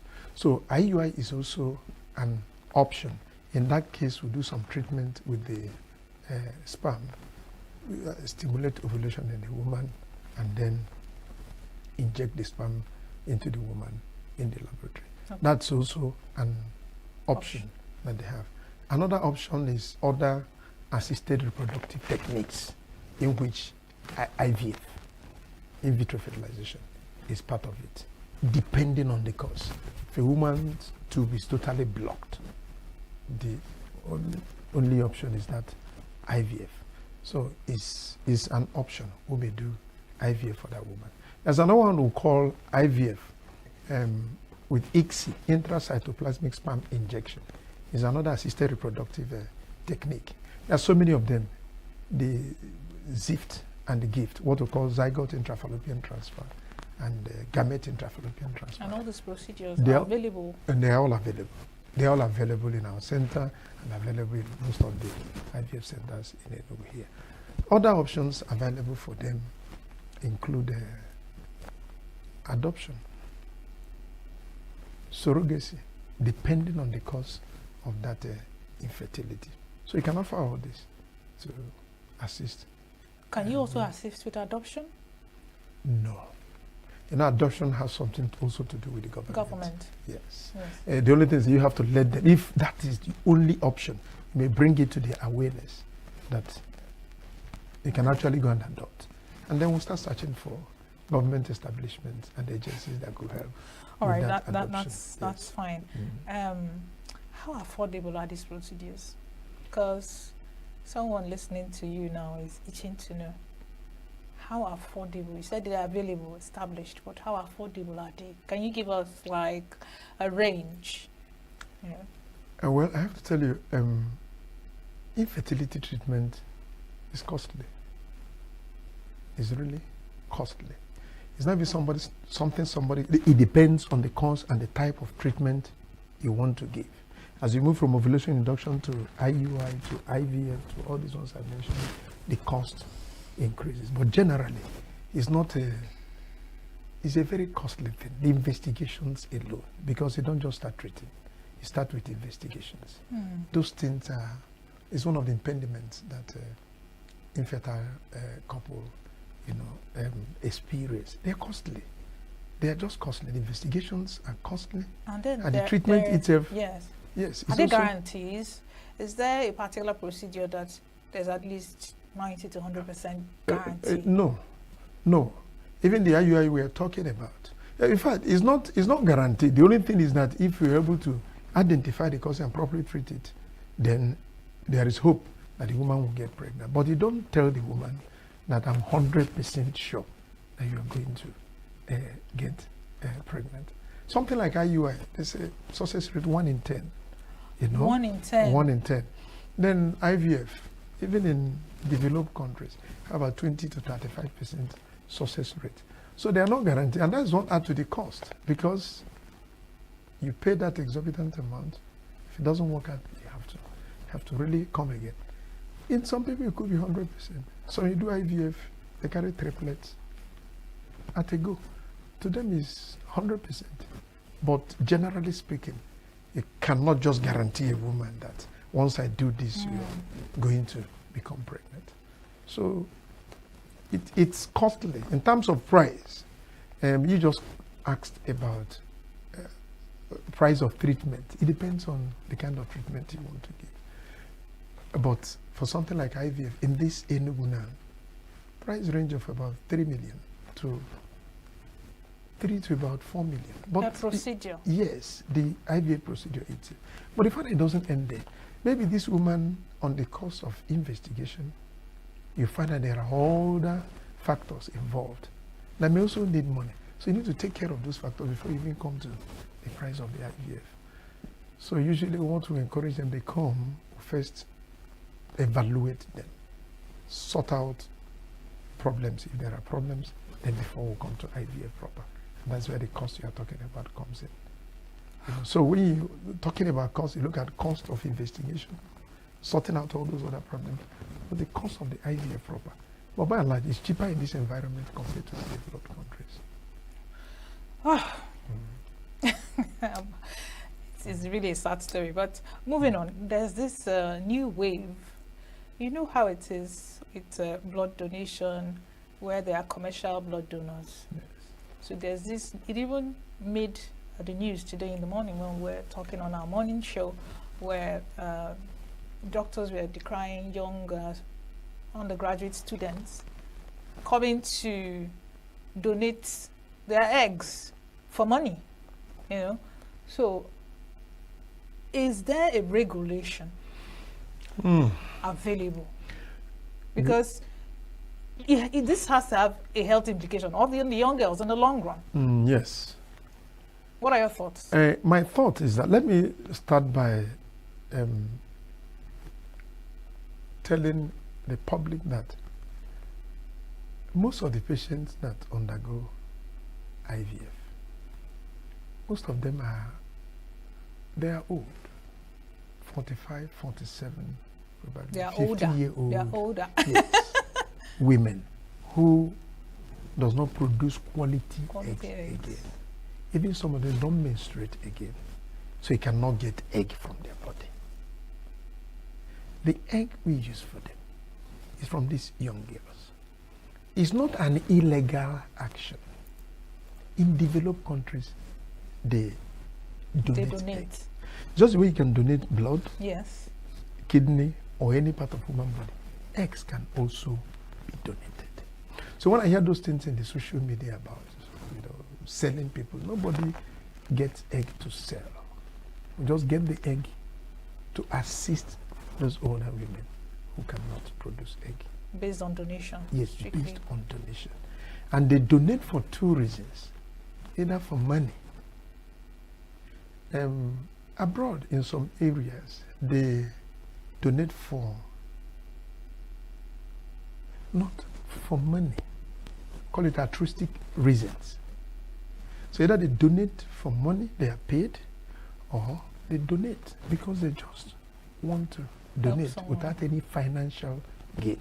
But the point I'm trying to make is that it's not an illegal thing. In developed countries, people donate eggs. But they donate sperm too. Sure, yes, sure. They donate sperm. What I'm actually thinking about is, it's possible that there could be commercialization of this. More like a black market, an emerging black market, where young girls know that they can go and get paid quick cash and just somebody will just take their eggs. I am not aware. You wouldn't be. I am not aware of that, because you don't just get this egg and it's not like urine. Sell it like a goosey. You have to get the egg and put it where it will be viable. So if what you're saying is true, is it that there are some IVF centers who assist in doing that? I am not aware. But I know these eggs is not for commercial purpose per se. It's just that all these older women who come for IVF, it's through donor egg programs that they're able to. Donor egg programs. Yes, that they're able to get. Yes, they're able to get pregnant. What I mean, donor egg programs. We get eggs from those young ones. Yes, there are regulations, especially in developed countries. There are acts and laws guiding that. Of course, you don't. In this country, I know, you don't take the age bracket is from 19 to about 28. That lady is not, in fact, some from 21 to about 28. They can't go and collect egg from a 14-year-old girl or a minor. So from between 21 and 28, these are adults. There are also regulations. Before they come for egg donation, we will screen them. It's not all of them that come that you will take. You have to screen for different diseases. And some of them, by the time you're telling them you are not qualified to donate, you see them even crying. Please take me. But you know you can't take her because she's not qualified. She has HIV. Yeah. You're not going to take her. She has other congenital abnormalities. Yeah. You won't take her. Are you getting me? So it's a legal thing and people donate egg. But like you say, regulations. There are some regulations. If you're not up to that 21, we're not going to take egg from you. Then we also educate them on egg donation, what it is, the available complications. They even have to sign some documents. Yes.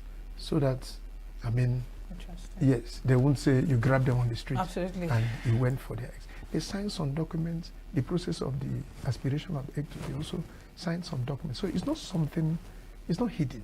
Right. It's just that for us to assist those older women, we really have to get eggs from the younger ones. And this voluntary donation. They don't force you to come and donate egg. And in this environment, they all do it for money. Yeah. Well, very quickly, before we go on a short break, I want you to speak to something. Now, assuming a lady or a couple goes through IVF like 2 to 3 times, is there any physical implication on the woman? Does it affect her health in a certain way? Just the way women who give birth through cesarean section are told after this number of children, it's not advised that you go again because of the toll it takes on the body. Does it take any toll physically on the woman to go through multiple IVF procedures? Yes, I would say yes, in the sense that, you know, IVF itself has some complications associated with it. The procedure itself? The procedure itself. Because for us to get that quantity of eggs from that woman, we have to hyper-stimulate. As we have to make the body produce plenty eggs. And these medications, medications and hormones that we use to do that. Even amongst the girls that donate, when we stimulate, we tell them at least stay for about 6 months before you come again. Are you getting me? Stay about 6 months so that your ovaries will rest and come back to normal before you come again. And by the time they are donating 3-4 times, we ask them to stop. Are you getting me? So the same thing with a woman who is repeatedly doing IVF. The process itself has some complications.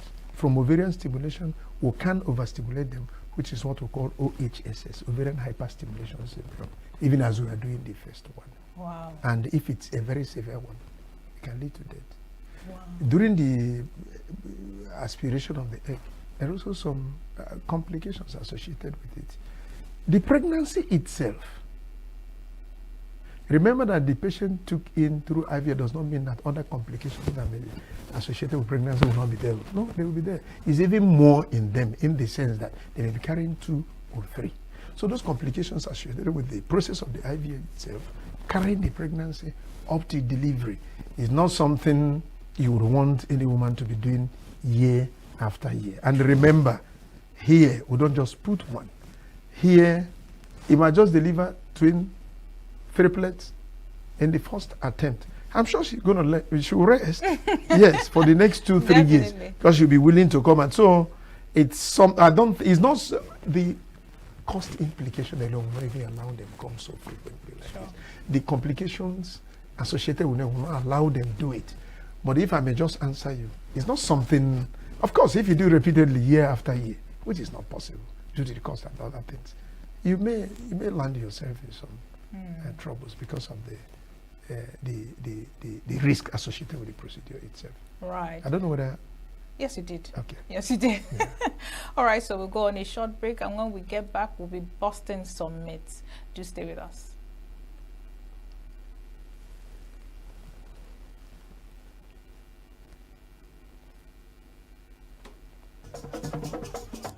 With a population of about 36 million people, the Southeast is awash with stories. Every day on Southeast News, we tell the peculiar story of the Southeast and her people. Our Southeast should be the Silicon Valley of Nigeria. their successes, achievements, and daily challenges. Do you have a Southeast story to share? Community achievements and challenges, completed and uncompleted projects, bad roads, water scarcity, erosion, flooding, insecurity, or even disagreements? Bring it on to Southeast News. On Southeast News, no story is too big or too small. Southeast News. Let's tell our story. Showing on Signature TV every weekday at 4 p.m. WAT, 1600 hours GMT. Many thanks for staying with us. Don't forget that we're still talking infertility. The costs of infertility in Nigeria's growing infertility industry, and we still have Dr. Innocent Anayochukwu in the studio doing justice to this topic. Now, before we went on the break, I did say that we're going to be busting some myths. What it means is that you're going to be answering direct questions from misconceptions that people have about infertility. So the first one is, infertility is always the woman's fault. Now, I know that there's the statistics around it. So is it always the woman's fault, or is it 50-50? No, it's not always the woman's fault. Okay. And that is the problem we have in this area. In fact, when it comes to contribution, it's a 30 to 40% of infertility is from the woman. Cause of infertility is from the woman. The other 30 to 40% is from the man. So it cannot be from the woman alone. But in this environment, the whole burden is on the woman. And that is what, I don't know. I should ask you, in your clinic, do you see this scenario play out where it's only the woman coming first, and then reluctantly the husband might just tag along? No. Or they often come together? You rarely see the man and the woman coming together. The woman usually comes first. And at the time, the man may even find it difficult to accompany the woman, telling the woman that you are the cause. Yes, because oftentimes when I demand for their husband, and you hear the woman telling you that, Oga, check me first. Oh, the man never believed he has a problem. Eventually, when the man comes, you may find out that he's even the person responsible for the infertility. So it's not always the woman. Yes. So do you do some kind of counseling? Because you have to. Yes. When you see these things, how do you go about it? No, really, you have to counsel them. You have to counsel them. If you get the man, I make every effort to get the man involved. And you have to start. There's no way you can treat infertility without proper counseling, because it has a lot of emotional and psychological aspects, economic consequences. Those are the implications. Yes, you really have to. You start treatment with counseling. Because if you don't counsel, some of them may even abandon the treatment halfway and go. And the problem remains. So we'll counsel them that there's a need for both of you to come. So they'll properly, evaluate and find out where the problem is from. Because you can imagine if the problem is not from the woman and the woman continue to visit you. You're not going to get anywhere. True. So we'll counsel them. How do you even manage your emotions? Because you're always listening to people's issues, the complications around it, family issues. Yes, How do you manage your own emotions? We have to, because that's what we are trained to do. But it's also not easy, especially when it comes to IVF and you do it and it's not successful. It can be a lot of emotional trauma on you yourself. Sure. Yes. So it's not only the woman. Sure. All right. Traditional herbs and spiritual remedies are more effective or as effective as medical treatment. Someone will say there are plenty ways to kill a rat. No, does that apply in this case? No, from my own knowledge, it is not more effective than medical treatment. It's not even as effective as medical treatment. Okay. I think medical treatment is more effective than that. Why did I say that? We find that the first, because of either cost or whatever reason, or culture or whatever, they get to those traditional people, waste a lot of money, even harm themselves, and finally they come to hospital. So they themselves know that it's not even as effective as medical, and it's not more effective than medical. But maybe cost, culture, our custom, push them to those traditional things. Eventually they come back to us, which means it's not more effective They didn't get than the the medical. answer Yes, they were looking they, when for. they get there, they still come back. So, Okay. Okay, this is very funny. If you can't conceive naturally, you're not meant to be a parent. Maybe based on culture or superstition. Maybe it's the will of God, which was why I told you that you have to do a lot of counseling. Yes. You know, when do you get to that point when you notice that your patient is about pulling away from, you know, treatments from an already, you know, instituted treatment? well, if you counsel them well, they are not likely to do that. But like you said, if you can't conceive naturally that you are what? You're not a woman or something like that. It's not true now. Even from the Bible days, there were people who had infertility. Yes. So the one happening now cannot be.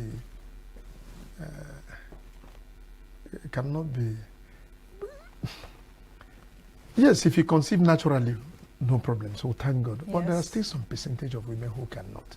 And when they present on time, we can make them get pregnant. Sure. And you get pregnant.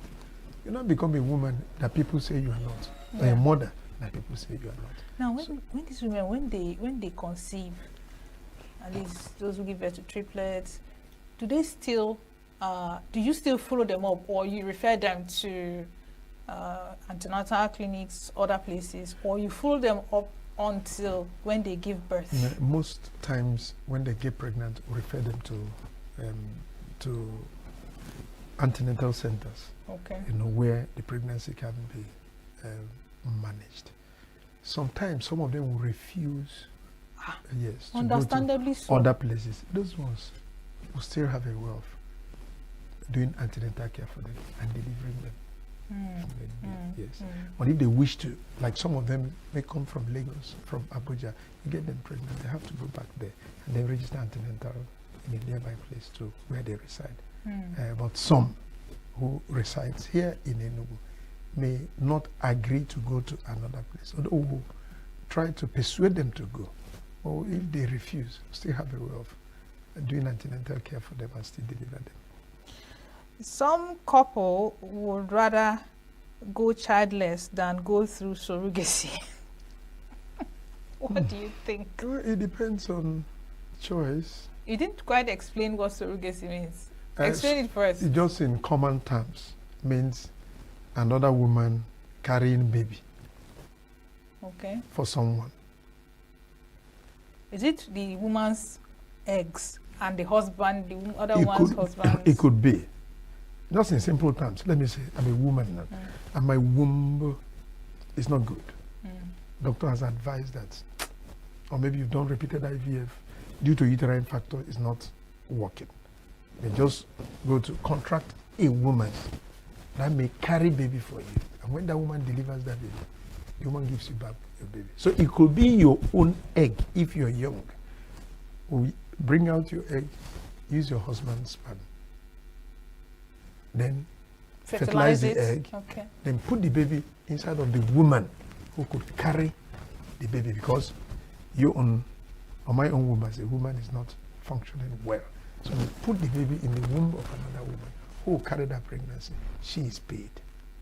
And then when she delivers, you take your child. So in that case, the child is genetically yours. I was going to say, will the child carry any genetic material from No, the child is genetically yours because the egg is yours and the sperm is your husband's. But there are conditions where the woman is old. She hasn't got any egg again. Her womb is also not fine. So in that case, we may also borrow egg from donor and then use the husband's sperm. Still fertilize, put the baby in another woman that will carry the baby. After they carry, they take their baby. Sometimes the sperm may also not be good. The woman is old, has got no egg, still borrow sperm. Then borrow the egg. And then still find a surrogate mother. So it depends on the scenario. Yes. But then that surrogacy means another woman carrying baby for another. And at the end, they don't give the baby to. Based on the agreements. Yes. All right, finally, before I let you go, because I think I've overstretched you. That's all right. But it's been a great time. It's finally, I think you've answered this in some ways. Fertility treatment guarantees a baby. Yeah, yes. But not 100% guarantee, depending on what is the cause. Yes. On what but if it's properly, the cause is properly identified and sorted out, yes. I guarantee you. All right, as a parting shot, what advice would you have for young people, young couple, or even those that are not married yet to ensure they don't predispose themselves to infertility in the future? Well, let me start by quoting this statement. Say fertility is a silent thief of a woman's psychological stability and sanity in one hand. Socio-economic status and significance. On the other hand, he said it strips a woman the joy of womanhood and motherhood, and leaves the woman completely disenfranchised from the very essence of humanity. In this other words, social impact is yes. more on the woman. Yes. So this infertility, WHO has defined it as a disease entity. Yes. With It's a symptoms disease entity. and... Yes, because you look at it, something affects you socially, affects you psychologically, affects you economically, financially, affects you psychologically. I mean, that is the same thing other diseases do. So your question on what do I advise young girls to do? That question is like, how do we prevent infertility? We prevent infertility by avoiding all those causes we mentioned about. In terms of infection, abstinence, being faithful to your partner, or using condom to avoid those infections. If you've got infections, present to hospital on time so that we'll treat you before the thing damages your reproductive organs. Education. We have to really educate these children from sex education. From the scratch, yes. Reproductive and sexual health education. We have to inculcate it in our primary and secondary schools so that before they grow into maturity, they have known what are the causes, how are we going to prevent that. Lifestyle modifications too, in order to curb the risk factors associated with infertility. I think these are the things. Then government should also assist couples who are infertile, because I think most of them, when they have problems, the reason why they go to all those tradomedical people is that they don't have money to approach the clinics. Yes, the clinics. Government should have a way of subsidizing their treatment. Donor agencies should look into that. So if we're able to prevent all those risk factors and causes, we'll be able to reduce infertility. Because if it has come, it has come. Maybe we didn't have time to go into the apart from cost, other implications of infertility. Mental health. Yes, they are numerous. All right. Maybe we'll have you back for a second part of this interview, because there's a lot of sides and perspectives to this. All right, Dr. Anayajuku Innocent, thank you so much for your time. He's a consultant gynecologist and obstetrician, a fertility specialist, and minimal access surgeon. I learned that today. Thank you so much for your time on the show. Thank you. All right, there you have it, friends. I'm sure you must have picked a thing or two. Don't forget, your health is your responsibility. We want to hear from you, so go on over to our social media platforms on Facebook or YouTube at Signature TV Official. Go like, comment, share your views, share your thoughts, and probably your experiences. Don't forget to be on SLT channel 265, and do go and download the Signature TV app on Google Play. Well, that's much we can take. I'm still your host, Chigichi Agorom. Bye for now.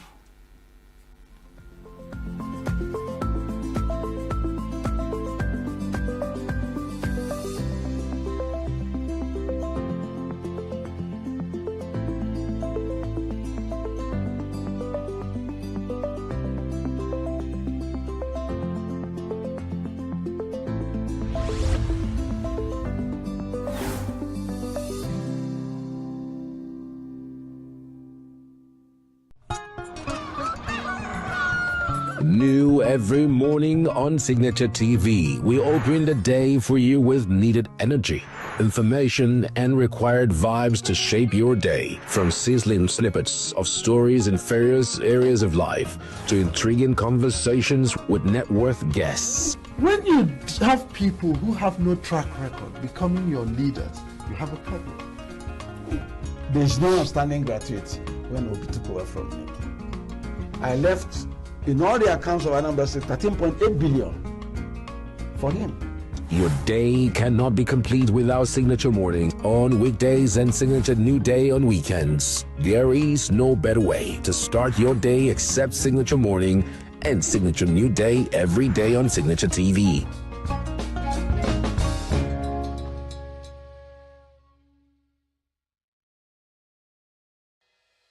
Health is more than a diagnosis. It's your lifestyle, your choices, and your future. Join us on Inside Health, your weekly deep dive into the stories, science, and solutions shaping your well-being. From expert interviews to real-life journeys of healing and hope, we cover it all. One of the complications of cancer management or treatment is they have some of them at one point in time, you see them having anemia. Okay, so you see them at times being transfused. But at the same time, you come in with a diet. Nutrition, mental health, innovations in medicine, fitness, and everyday wellness. Whether you're managing a condition, staying informed, or just living your best life, Inside Health is your trusted guide. I'm Tigiti Agorum, and I'll be with you every week on Inside Health, only on Signature TV.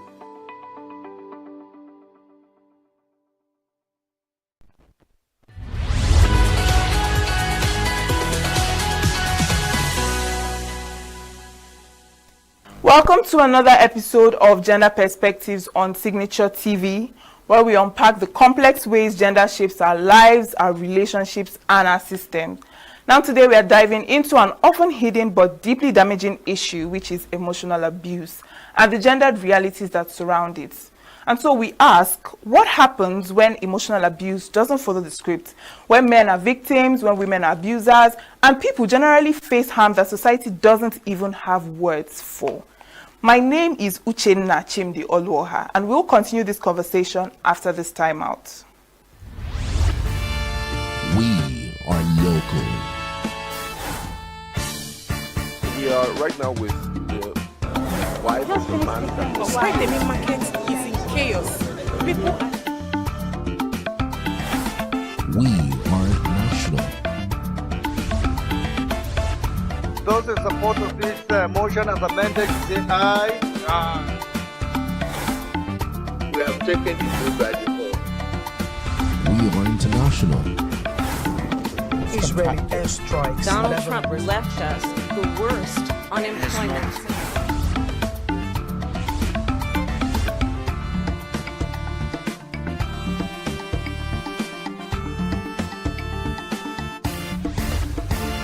Signature TV, news in your pocket. Welcome back to the program. If you're just joining us, you're watching Gender Perspectives, and we're still on the conversation of confronting gendered realities of emotional abuse. Now, emotional abuse involves a consistent pattern of behavior which is aimed at controlling, manipulating, belittling, or isolating another person. And it also includes tactics such as gaslighting, verbal insults, threats, blame shifting, emotional blackmail, and, chronic invalidation. And while emotional abuse leaves no physical scars, its impact can be just as, if not more, devastating than physical violence. And yet, because of cultural norms, gender stereotypes, and silence, it often goes unrecognized, especially when it doesn't fit the traditional narrative of male perpetrator, female victim. But our background reports will help us understand this a bit better. Emotional abuse, while often hidden from plain sight, is a pervasive and insidious form of violence that leaves deep psychological scars. Unlike physical abuse, which is more readily recognized and condemned, emotional abuse can be subtle, sustained, and easily dismissed, particularly when viewed through gendered lenses. Emotional abuse involves a consistent pattern of behavior aimed at controlling, manipulating, belittling, or isolating another person.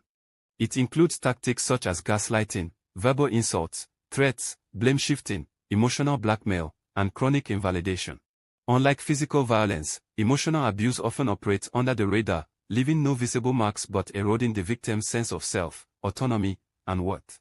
While emotional abuse can occur in various relationships, including families, friendships, and workplaces, it is most commonly studied in the context of intimate relationships. In this context, the abuse functions as a tool for exerting dominance and power over a partner.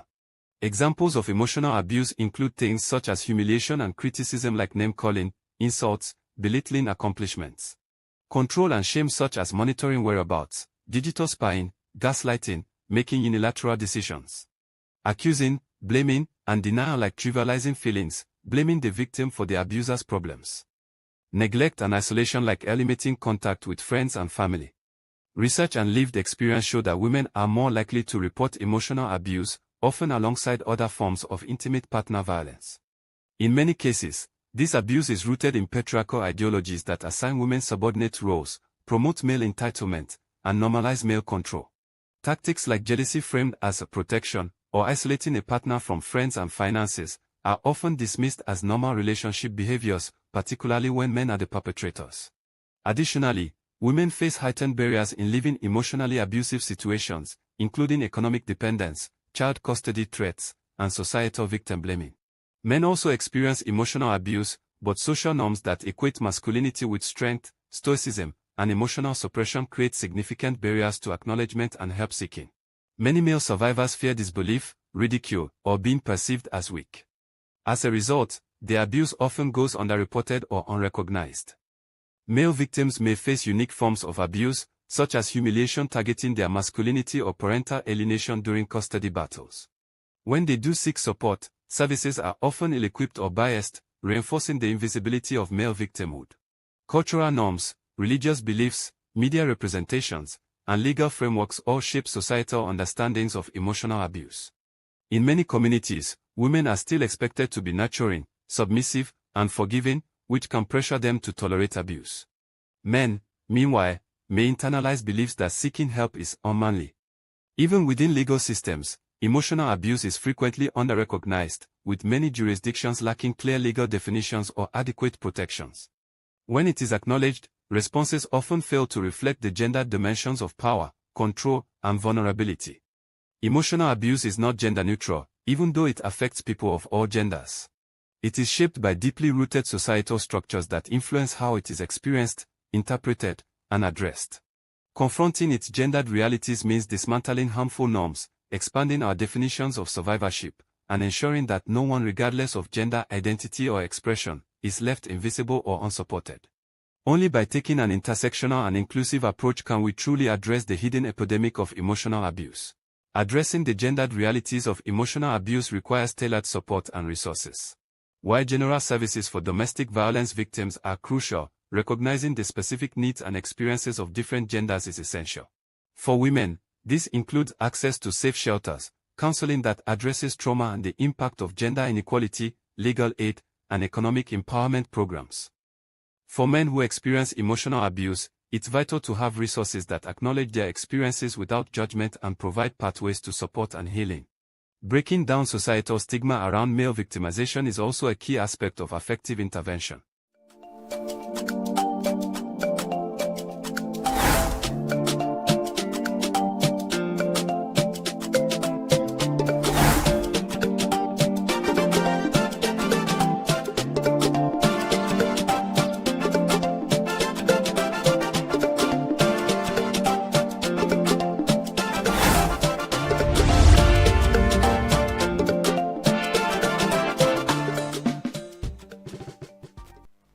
We're deep in conversation about confronting gendered realities of emotional abuse. And as our background report highlights, emotional abuse isn't always loud or visible, and it certainly doesn't always follow the patterns we expect.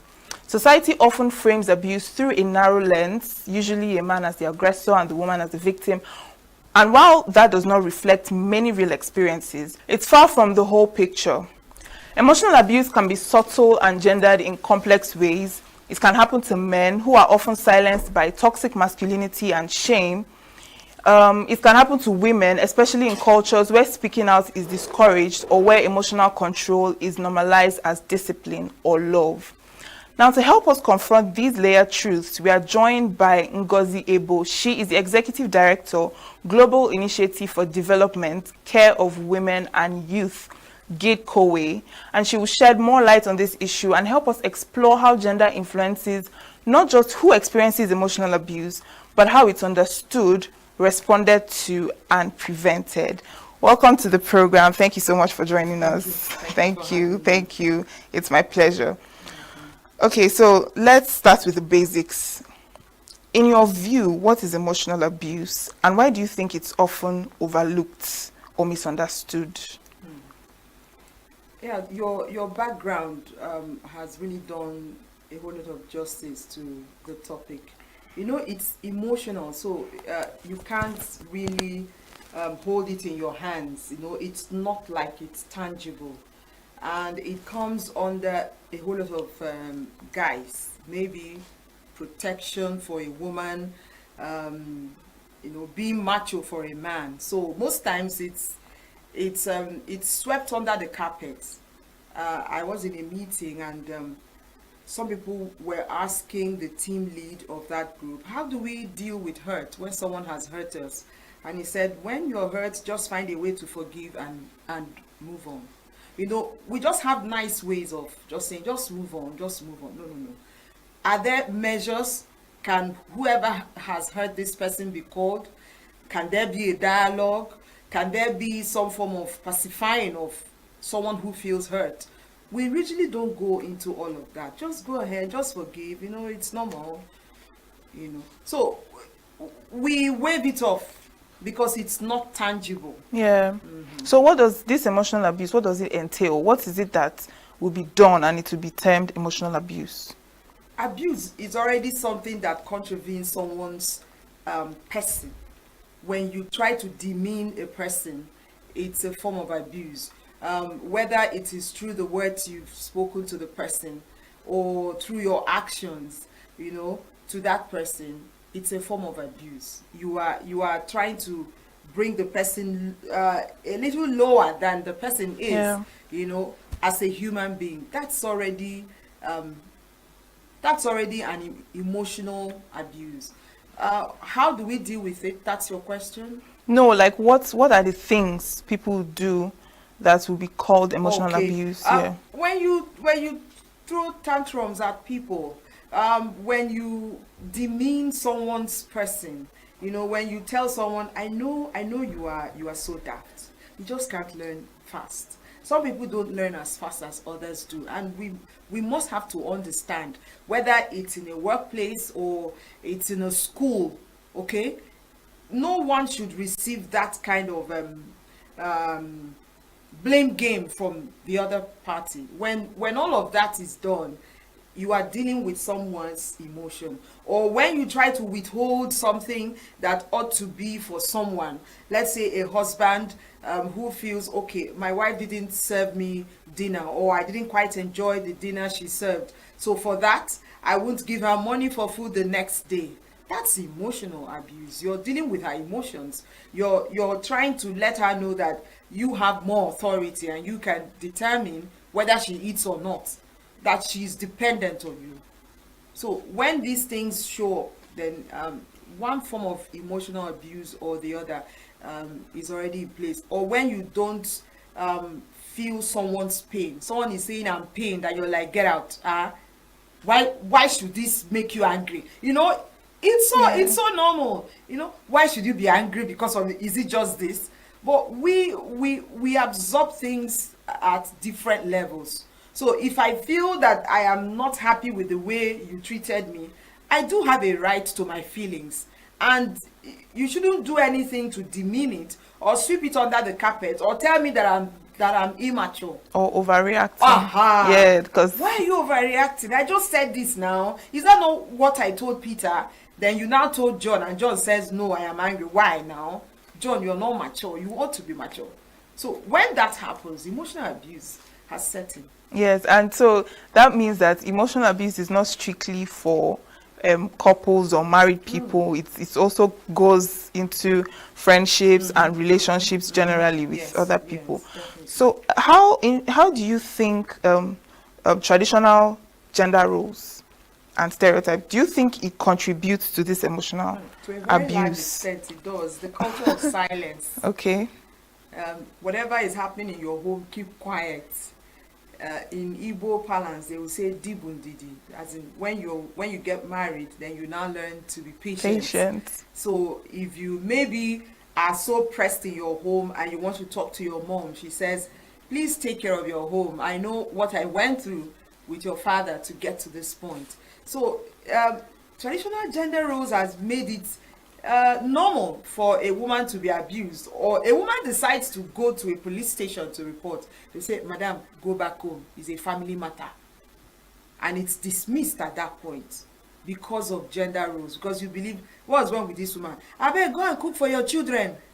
Your own is to cook for your children. Whether you're angry, you're sad, whether you feel abused, whether you feel not heard or not listened to, go and cook for your children and take care of your husband.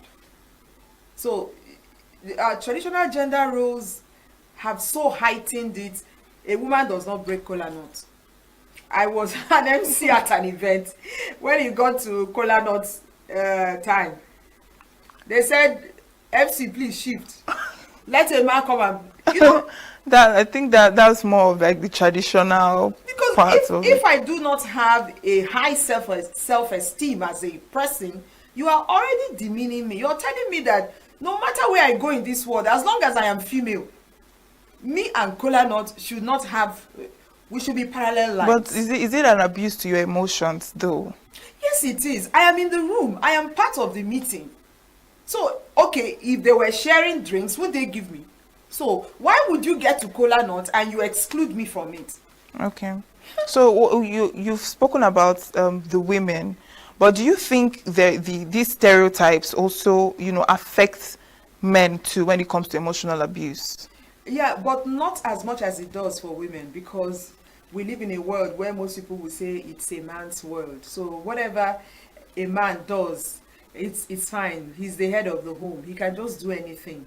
In fact, if you try to abuse him, he will abuse you times 10. But don't you think that this idea, like you said, it's a man's world? So don't you think they are also boxed in their own way when it comes to expression? Yes. And also, how, because they also have emotions regardless of whatever society, tries to. And because of that idea, don't you think it boxes them, Yeah, it does. Because they also... Yes, it does, but not to a large extent, because they have lots and lots of options in this world to deal with a woman. Whether as a brother, or as a father, or as a husband.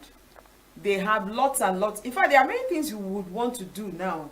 Let's say you're looking for a house and you are a single parent, you are female. They will ask you to go and bring a man figure before they will give you the house. So the man knows that it is his world. But at times too, there are few men that go through a whole lot of emotional pain, and because of their ego, and they've been told that men don't cry. Why would you cry? Crying is for women. So he bottles up a whole lot. At times suicide. At times I've heard of cases where a man just takes his suitcase and just walks away from the home. Just leave, oh woman, live with your children while I just take my leave. So these things can lead to outcomes like you explained. So now, seeing how the society is, and the difference with how women are handled differently and men are handled differently, can you just talk about how men and women are socialized differently when it comes to how they express emotions and how they respond to emotional harm or emotional abuse? Yeah, how we express emotions from birth. If it's a female child, you're already told, don't you know that you are female? So it keeps ringing a bell. Don't you know that you're female? And let's say you go for youth service and you're back. Somewhere at the back of your parents' brain is like, what's going on? What's next? Who is going to marry her? But for the guy, they are not thinking of who is he going to bring home. He should go and hustle and get money, okay? But for the lady, we finish training her and she's back to this house. Does she even have a relationship? So they have tried to wire us that way. So if a woman gets to 30 and she's not married, hey, all the alerts in her brain at every second will just be ringing, screaming. And so she can get into any kind of relationship just to answer that name, Mrs. That's, I think, more of the divorce cases we have is that society mounts a whole lot of pressure, especially on the woman to get married. So she just has to get married. The mom has to become mother of. The mom has to go for ENUGU, and if it's possible, outside Nigeria is better than within Nigeria. Yeah. So that makes the woman very vulnerable. You know, at the time she is under her parents' roof, she obeys all the instructions from the father. She gets married. She's under the husband. She has to obey all the instructions. At no point is she a human being. And that's why it's difficult when you come to the career world for women to rise. It takes a man to rise. For a woman to rise, times 10. She has to work extra hard. Because society has conditioned her that you're not meant to lead.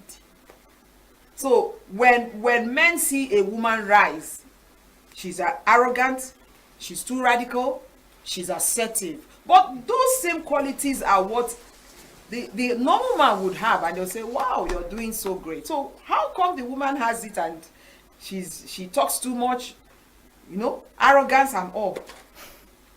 So that's how society keeps wiring women. Okay. So from what you've said now, not just women, but also wires men too. Yes, wires them to know that they are the ones in charge, no matter what. I've had cases where women work and they have to go and submit their salaries to their husbands. I've had a case where a woman was empowered with as low as 50,000 naira, and she got back home. The man had to use something to break her hand because of 50K. So for the man, I married you, I paid your bride price. So whatever accrues to you, I am the one who should enjoy it. I should be the one to now give you if I feel that you need. It's crazy. It's really crazy. Okay, so so far, right, our focus has been on the women. And I know I mentioned something about the men, but now I want us to maybe throw a little bit more light on men, because do you think men face unique challenges specific to them, the same way women have their own unique challenges when it comes to their emotions and how they are abused emotionally? Now, do you think men also face unique challenges when it comes to emotional abuse? So true, they do. Okay. We respond to life differently because we are not the same. Okay, we all wear our gendered lens. The man wears his own and the woman wears hers. So there is no way we would feel our pain the same way. For a man, it's more like a pain of, I haven't arrived and I'm not happy about it. My mates have all arrived and I'm yet to arrive. So it's either he tries to do something to prove to society that he's a man, you know, and when he goes through some form of emotional abuse, he could go into drinking more, or, you know, partying, wildlife, just to see if he can take away the pain, or he could just put it all inside, or maybe look for a side chick so that he will live long. Wow. He will look for a side chick, not because but in fairness, there are some men who keep side chicks not because they ever planned to, or some men who have second wives not because they planned to, but they just couldn't contain the attitude or the character of the woman at home. So in order to find peace elsewhere, since society empowers them, you can marry 10, you can marry 15. Not like a woman. You can't marry 2 men. But for a man, he can choose, as long as he has his money, he can choose to marry 10. So he could just say, okay, let me try this side chick first for 3 years. If it works out, then I can bring her home. So he can react in any of those ways. Okay, so that leads to the question, in what ways do women abuse men emotionally? Because in as much as men abuse women too, women also have, you know, their own ways in which they abuse men. So what are those for ways? some women, it's in what they say, and it's also in denial. Okay, especially when it comes to the family setting, a woman feels that you have not measured up as a man. Maybe she goes out in her office, she sees men and they drive good cars, and you, keke, you don't have. So when she wants to talk to you, she releases venom on you, and it's like, you know, you are pained. It's not what you expect, and maybe you've been working so hard, but somehow life hasn't just been that fair to you. So she could speak some words to you. She could also deny you a marriage, maybe your sexual rights. She denies you, you know, just because she feels that she made a mistake by even marrying you. And she keeps pushing it to your face that you are a mistake. And when she also does not recognize you as a head, because when we talk about these things, we're not saying that a woman wouldn't recognize who the head is in the family, okay? When she refuses to recognize that you are the head, or, you know, has her own counter instructions, and she just pushes it to your face that you just can't do anything. These are ways that women abuse men. Let's get a bit personal now. Have you encountered anybody, male or female, you know, who has gone through some form of emotional abuse? And, you know, how, just, did you have any experience as to maybe meeting somebody or having an encounter with somebody who has gone through this kind of thing, you know, and how they were able to come out deal of with it? a whole lot of survivors in the work that we do. And let me talk about one of the survivors. She was a seamstress in ENUGU, and you know, the Christmas period, this guy comes back to the village for Christmas and sees her and likes her, and before Easter or close to Easter, he performed all the marriage rites and took her to Lagos. She said she hadn't been to Lagos before, and she went into that marriage with everything in her. And on getting there, if she needed to step out of the compound, she needed to obtain permission. In fact, she couldn't leave her home when the man wasn't there, except for going to the market or going to pick up her son.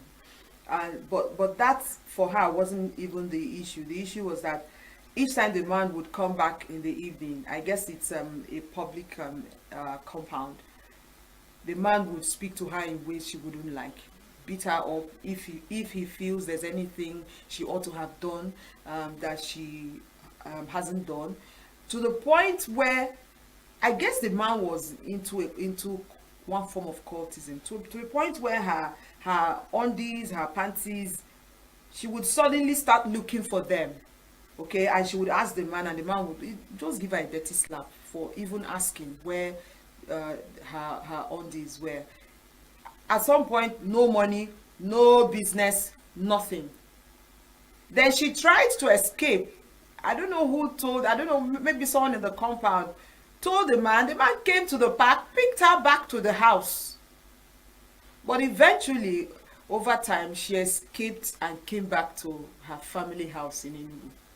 And we met in ENUGU when she told this story. So she said she was done with the marriage.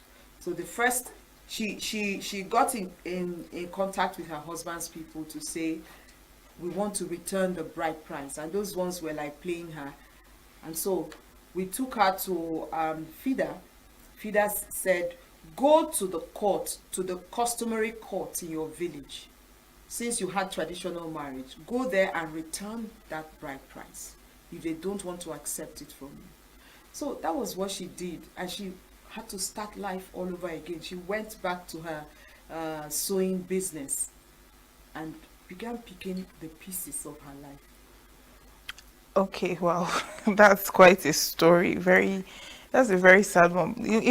Did it, aside from the, because you mentioned, I believe he also physically abused her during the course of that, but since we're talking on emotional abuse, were there any side effects, or from that encounter, that experience, that because emotional abuse kind of makes someone feel like they are not enough, kind of reduces their self-esteem.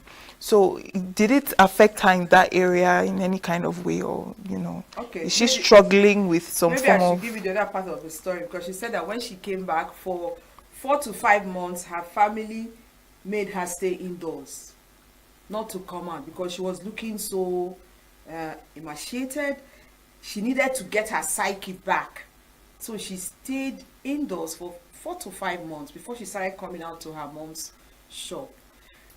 A whole lot of damage was done to her, the psychological, for typically not for the Gen Zs, but for those who were born in maybe 70s or early 80s, when they go into marriage, they actually go in with all their hearts and they're not wishing to come out. So these things, they look like they truncate somebody's life, truncate all your plans. After 10 years, you're back to square zero. You feel inadequate. Your self-esteem is at the lowest ebb that it can ever be. And for her, she believes all men are just the same. These are the side effects, that it had on her. Do you think physical abuse and emotional abuse go hand in hand? Once you see one abuse, there are many abuses that are around. They don't exist in isolation. So once you find physical abuse, check well.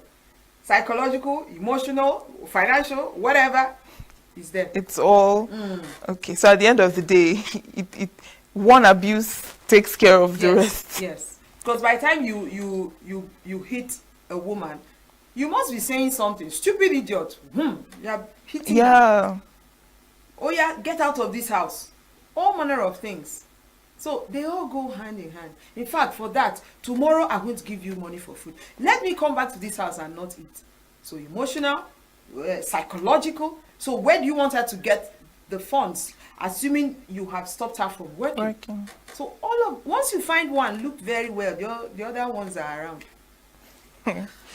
Well, do you also handle cases with men? Yes, we do. So have you handled any case? The issue is that most men wouldn't want to. Okay. But I remember visiting at the House Committee Chairman on Education at the ENUGU State House of Assembly. We're actually planning to have, a men's roundtable. He shared some experiences some men had shared with him, and said those men wouldn't want to come public to share. So if we could maybe organize a men's roundtable and we'll talk about it, because men wouldn't just want to come out and say my wife has been dealing with me. They'll be like, hey, are you a man or you're a woman? Wow. So their own form of recuperation is different from that of a woman. A woman can be telling everyone, I'm dying, he has not given me food. But not for a man. Yes. He wants to bottle it up and protect his ego. Yes. It's an ego thing. Yes, it is. Now, coming down to our legal systems, you mentioned that the lady, you handled her case, you had to tell her to go to the customary courts. Yeah. Now, do you... FIDA. FIDA is a federation of lawyers. They have branches all over Nigeria, and they do pro bono cases for survivors. Exactly. So, do you think that our legal system, they adequately recognize and respond to emotional abuse? Because most of the cases are physical. So but when it comes to this aspect of abuse, do you think our legal system actually give it the attention? Even the physical, let's even begin from the physical. Even the physical, so far some progress has happened, but we haven't yet reached where we want to get to, even with the physical. At times, the story of Osinachi and the husband, and the fact that he's been sentenced to hanging, like we heard, and I asked myself a question: how come we haven't heard that someone who hit the wife and the wife died, was sentenced to hanging? This is the first time I'm hearing it. So does it mean that all other men they found them not guilty. I still think that our judiciary, of course, is work in progress, but there is this thing about someone who has influence in society. When someone has that kind of influence, at times it looks like justice is not really meted the way it should be. But for the guy who doesn't have anyone to speak, you are the one who is at fault. All the provisions of the law will come heavy on you. How come we're just hearing of hanging for him? We heard of a case of a commissioner in Anambra State some years back who hit his wife until his wife died. I didn't hear anything again about that case. Nobody sentenced the guy to anything. So we still need our judiciary to, a lot of work still needs to be done, because it's not enough at this point. No balance. That's a good one. And the media as well. Do you think that the media contributes to the normalization of, emotional abusive behaviors? Especially when the way it portrays gender in relationships and, things like that. Media, social media, all forms of media. Do you think media is not out of the society. Media is part of the society. So if a media personnel doesn't understand what gender is about and protection of rights of women, he or she will be the first to even do the abuse.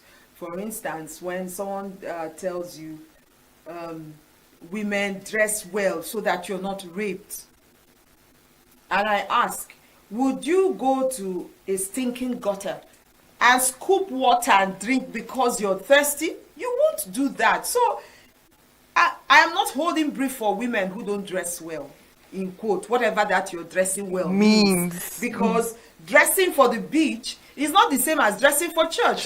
Yeah. So I won't appear all dressed up for the beach, So we all need to be schooled on all of these things.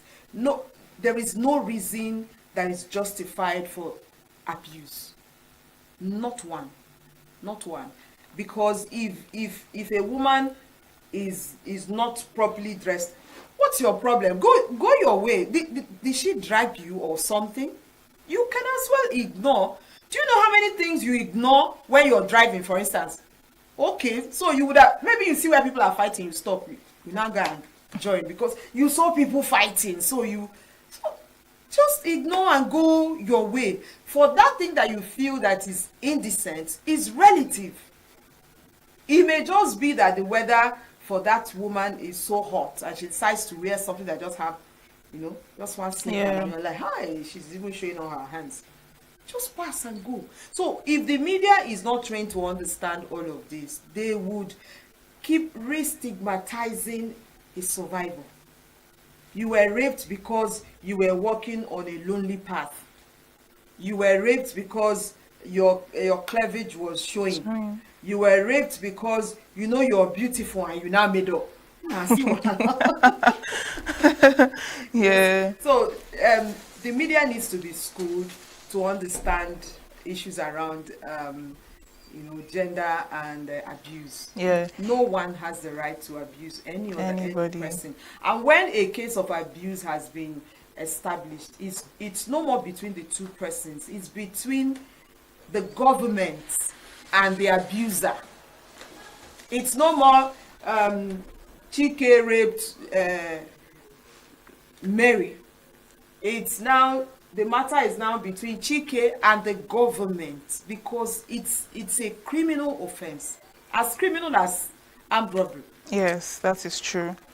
Now, in our day-to-day encounters and in our relationships with people, both whether in the family or, as married people, there are certain words, there are certain phrases that people use every day. It seems normal to them, but it affects other people. So are there, some of those language people use in everyday life that might unintentionally,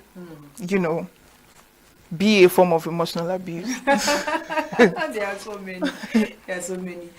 When a man looks at, marrying a career woman or a woman who is not a sit-at-home mom, If a man is not secure, and if a man hasn't decided to let that woman fly, he will so hunt her. And he has enough reasons, backed by society to really hunt her. So you hear something like, and you call yourself the mother of this child, and you don't even know that your child does not have this, and you call yourself this, and you're coming back. Or if a woman now decides to join politics, oh my God. So your own is just to be following men about, and you say you're holding meetings at midnight. But if that woman is a nurse, she can go for her night duty. If she were to be in the media industry, she can go for her night shift. But if she goes into politics and goes for night meetings, there are many things. In fact, you could even tell her that from that meeting, just locate your father's house and just be going. So these things, you could say a whole lot. Or like I talked about a woman to a man, when you think he's not measuring up. As in, that story they told of an empowerment for widows, and a woman whose husband is still alive joined the line for widows. And they asked her, he had given the ondo. When you hear such things, when some women actually say a whole lot to their husbands, because maybe the idea they had when they were getting married is that this man would solve all my problems times 1 million, and now you are in one hundredth of your problems he hasn't solved. So you see him as a failure.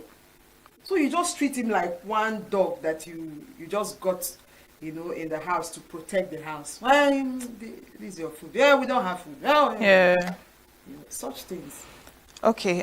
Finally, before we go, what do you have to say to people who are survivors of emotional abuse and also people who emotionally abuse others?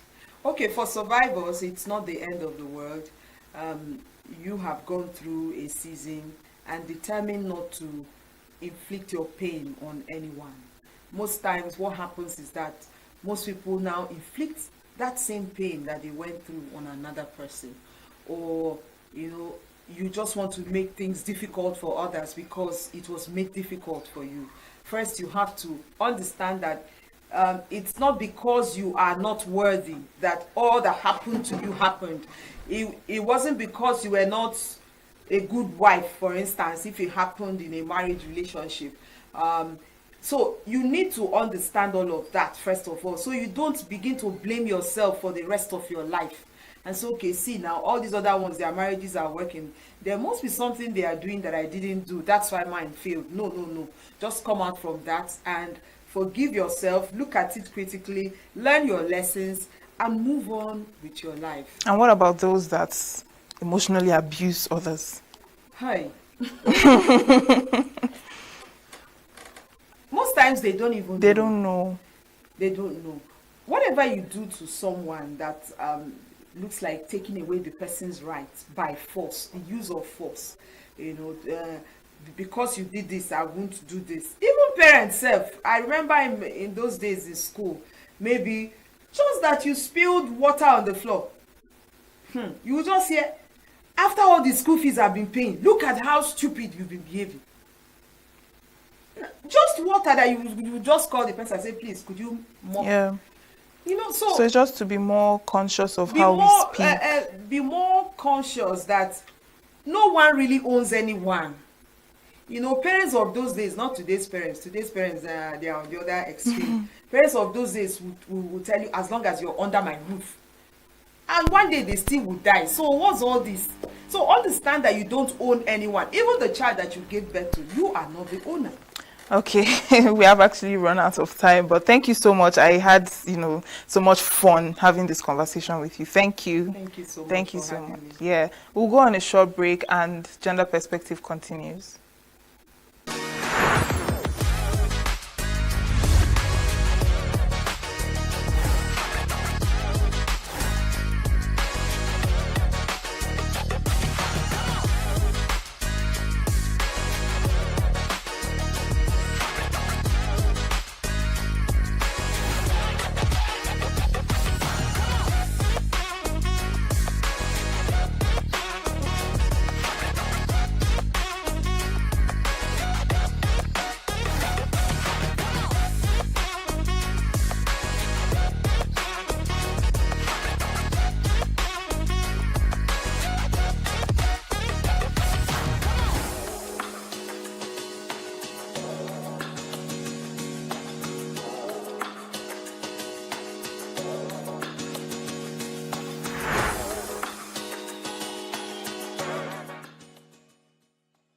Welcome back.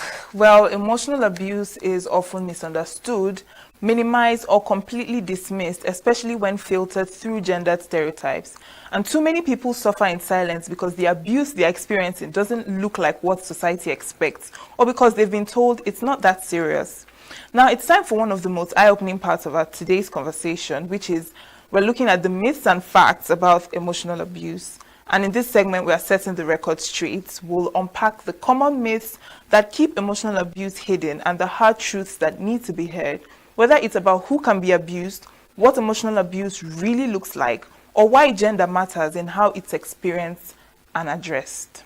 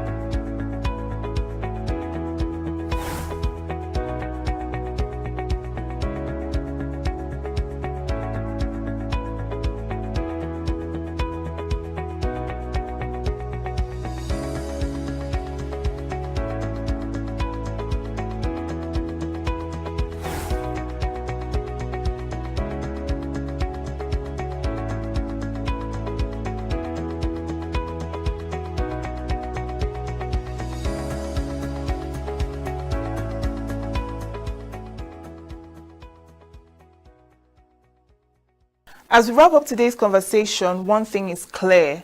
Emotional abuse is real, it's harmful, and it doesn't always look the way we expect.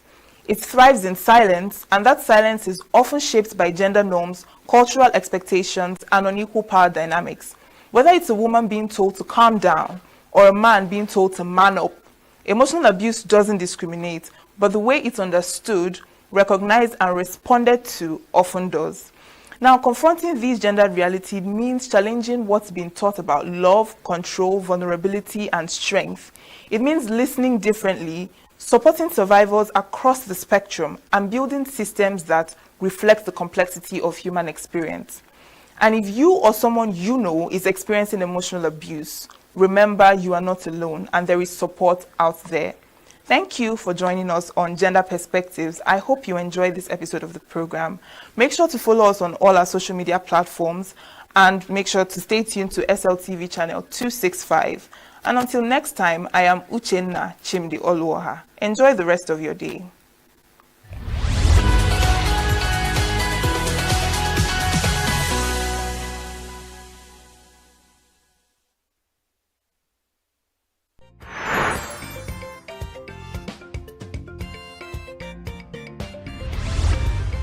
Signature TV, news in your pocket.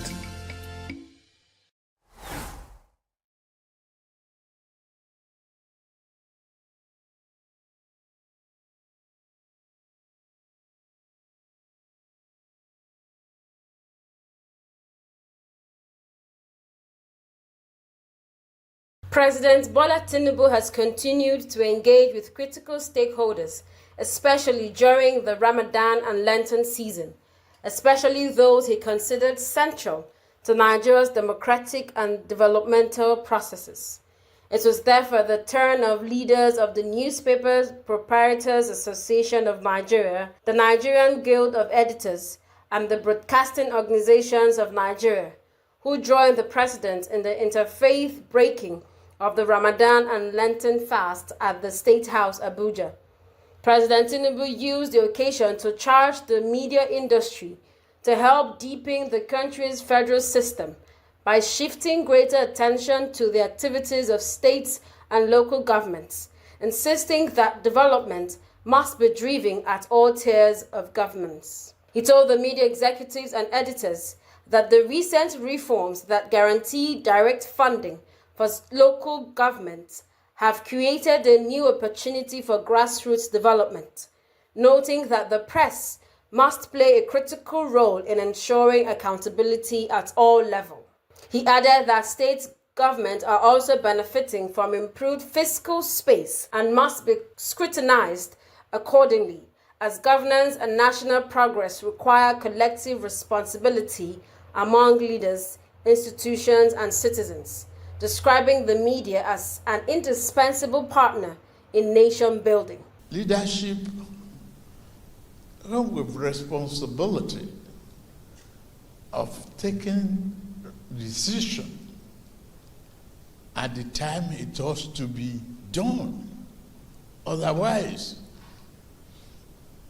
it's a failure. At the time we have to confront the subsidy, Nigeria was teetering on the edge of bankruptcy. But having asked for the job and getting it, I can look back other than make corrections as I move along. Save the nation, bring it back from the brinks. Today I can stand proudly before you that we are back from that brinks.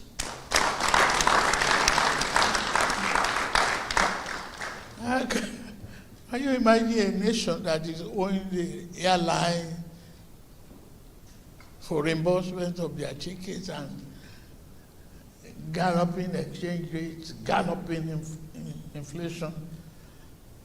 Yes, I accept the asset and liability of my predecessor because I asked for the job and it was given to me, right? So I have to do it. But if anybody tells you it's easy, it's a lie. You people are.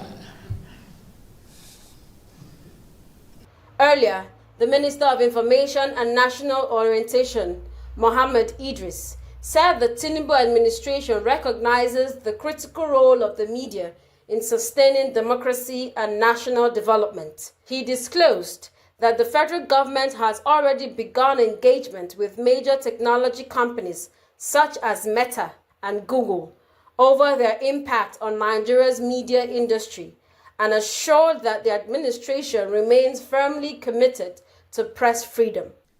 All the time, because it is easier for them to meet me. They say, go and tell the president about this and that. The president has done, go and talk this one. Today they have an opportunity and they have said what they want to say. And let me use this opportunity to tell the MPO that indeed the Federal Ministry of Information and National Orientation and all the regulatory agencies, relevant regulatory agencies, are already engaging with the big techs, Meta and Google. They are all in our offices and we have held meetings. We are already anticipating this and we are working on that. I believe that the president will not allow anybody to come here and just rip from our economy and go away. He will continue to do that. But let me also say that each time I go to see Mr. President to brief him or to receive directive from him, what he tells me is, how are your people? What are they saying? How are they doing? And I keep telling them, the message that you have for them. Your Excellency, thank you for what you do for the media. Thank you for the kind of support that you have given me to drive this sector. And thank you for the kind of encouragement that you are giving everyone. You see, in 2023, when you took, or May 2023, when you took office, Nigeria was on the so-called gray list, meaning that it was difficult for people to do business in this country. Speaking on behalf of Nigerian media industry, the co-founder and publisher of Business Day, Frank Aibogun, thanked the president for hosting the gathering and for his support for a vibrant and economically sustainable media. Aibogun said the media industry came to the meeting as partners in national development and raised concerns about rising operational costs and the existential threat posed by global technology platforms.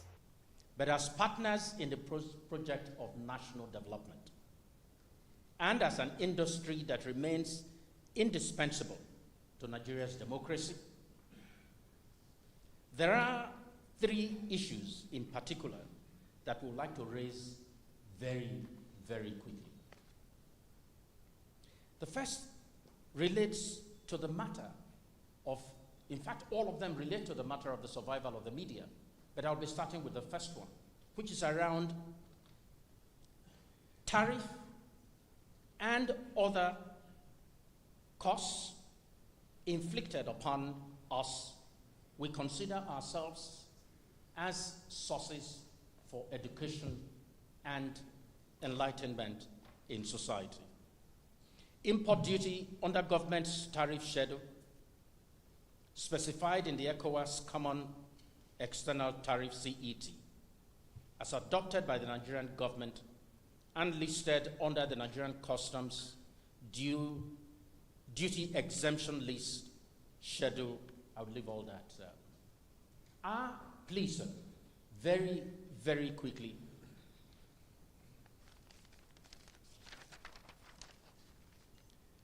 Is simply to passionately and to ask for your gracious intervention in ensuring that these tariffs, whether they relate to import duty. The publisher told the president that the big technology companies and artificial intelligence platforms are increasingly undermining the business models of traditional media organizations. Bright and early as the day breaks, as the newspaper headlines trail the stories that shape the day, we at Signature TV trail the headlines that trail the day. We interrogate the headlines. We analyze the stories that make the headlines. WAEC is overrated, and they even overrated themselves, and when you go CBT, they are insensitive of some Nigerian children who have never had what they call CBT. With passion and emotion, we drive the conversation to change a narrative. Let nobody be deceived by Nigerian high level of performing in agriculture export. We are still where we are. Newspaper review on Signature TV every morning on Signature Morning, weekdays, and Signature New Day, weekends. Newspaper review on Signature TV. We do not just review the headlines, we make the headlines relevant to our daily lives.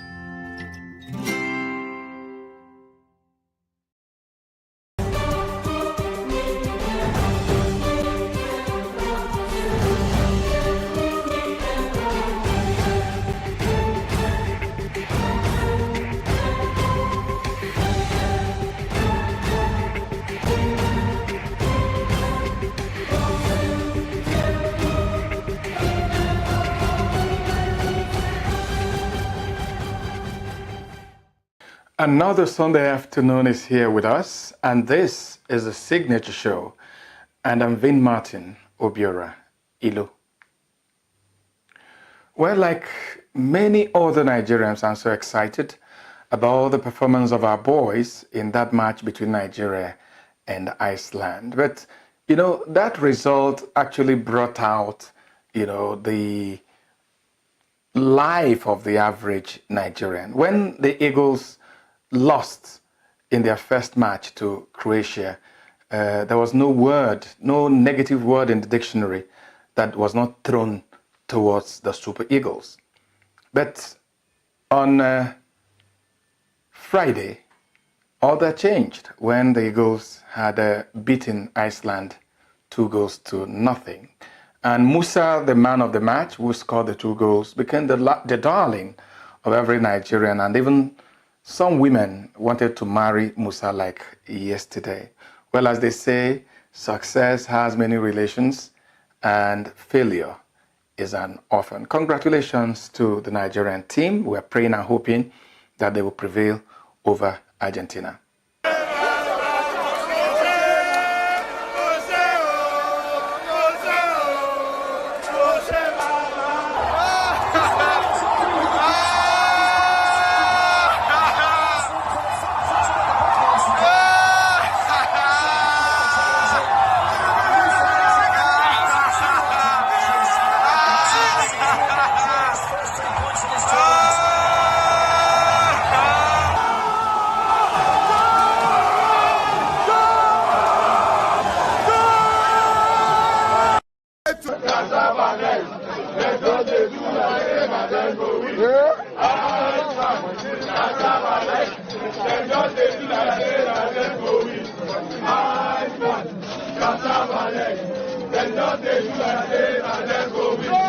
Also yesterday, the APC had their long-awaited controversial convention, which has thrown up a new leadership in the APC. We congratulate the APC, and we hope that with this election, we'll see a more coordinated party, a more cooperative party, a more supportive party to the executive, which obviously should impact on the performance of the APC government. Well, it's almost 2 weeks since Mr. President extended his gesture to MKO Abiola with one of Nigeria's highest honors, and of course moved our Democracy Day celebration from May 29 to June 12. Well, in our studio today, we'll be bringing someone who was on the front row in the struggle for democracy. He was in the front row as Nigerians sacrificed everything, including their lives, to ensure that the military was chased away. He was also on the front row through the travails of Nigerians in the 80s and 90s, which culminated in 1999 with the coming of democracy. Clement Nwankwo, that foremost anti-military rule campaigner. We caught up with him in the course of the week, and he will be here with us to talk about those days of the military.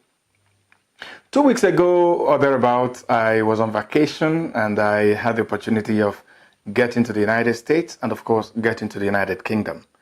In the United States, I met a couple of Nigerians who had come together to see how they can help the indigent students of Nigeria.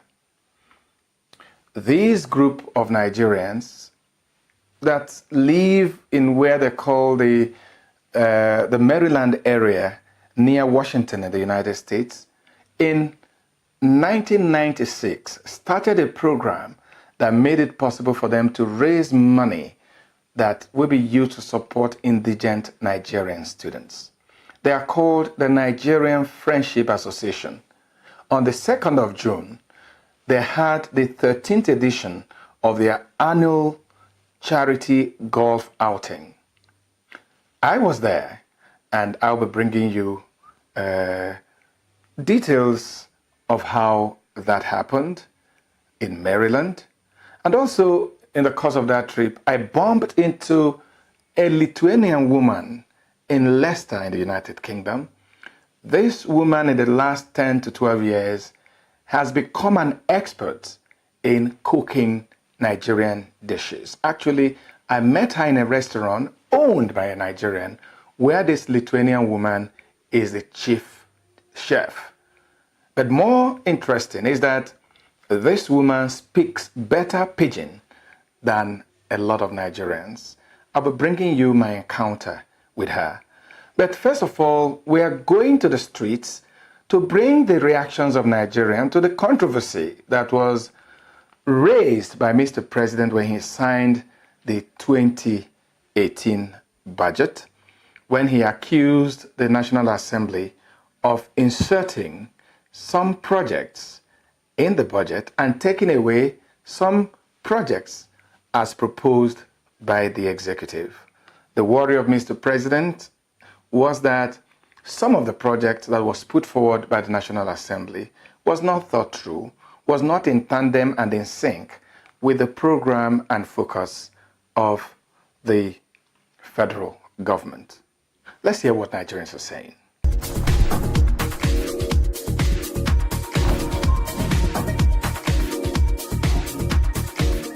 People, they believe that nothing can happen and they believe on themselves. They don't think about promises. So what I see there is that the president is saying the truth because they are not ready to work with presidency. So they only depend on their own. So that is their own. They don't mean well for Nigeria. And National Assembly, all those Senate, they are the problem of this country. He is the president, and if he has given an allegation like this, I think it is good for the National Assembly and the presidency should sit together and discuss. Yes, if there is any addition, then there must be a reason for that. I want you to understand that the National Assembly will not do any addition if it will be detrimental to the Nigerian economy. I believe that both of them are in the same government and they are working together for the betterment of the lives of Nigerians. And if there's any addition, then I think the president should have known. And I believe that if he knows, there must be some explanations as of why those additions were made.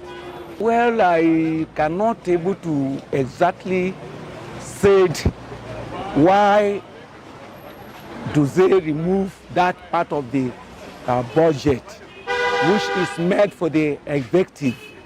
We know that there must be a reason for doing that, and our wish is that if at all anything they have done by removing that part of the budget and to fixing their own, if they will do it for the purpose that will benefit the public, then that is a good thing.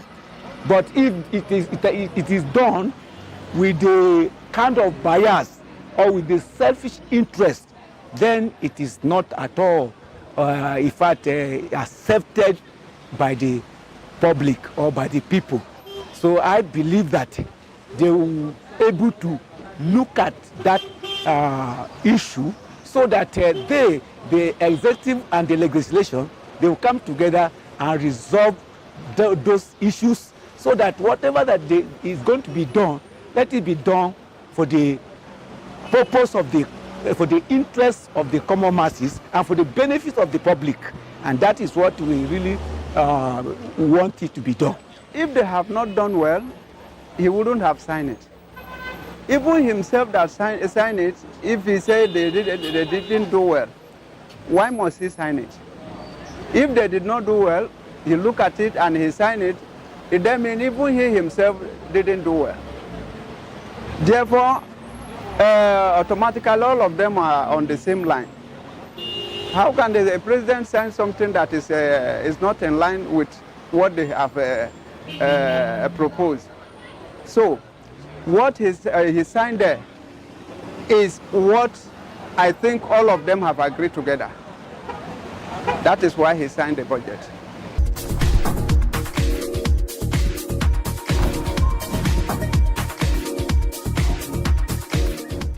Nigerians reacting to the accusation by Mr. President that the National Assembly had inserted projects and removed some of the projects proposed by the federal government in the budget.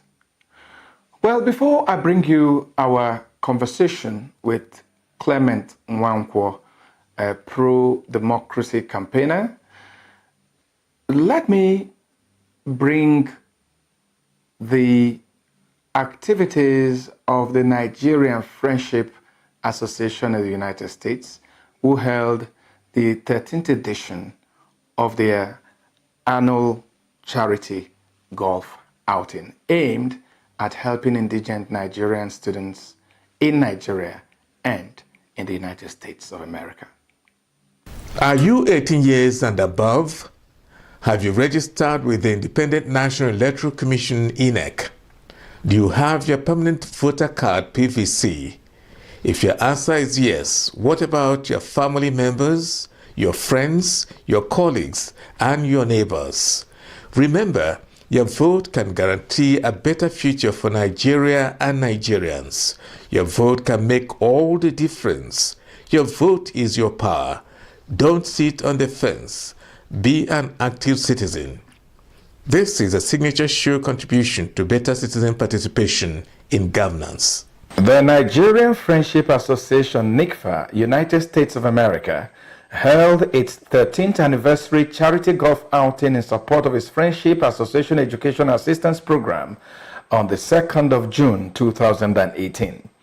The charity golf tournament, which raises money for charitable and educational support for indigent students both in Nigeria and the United States, was initiated in 1996 by a group of Nigerians resident in the United States of America.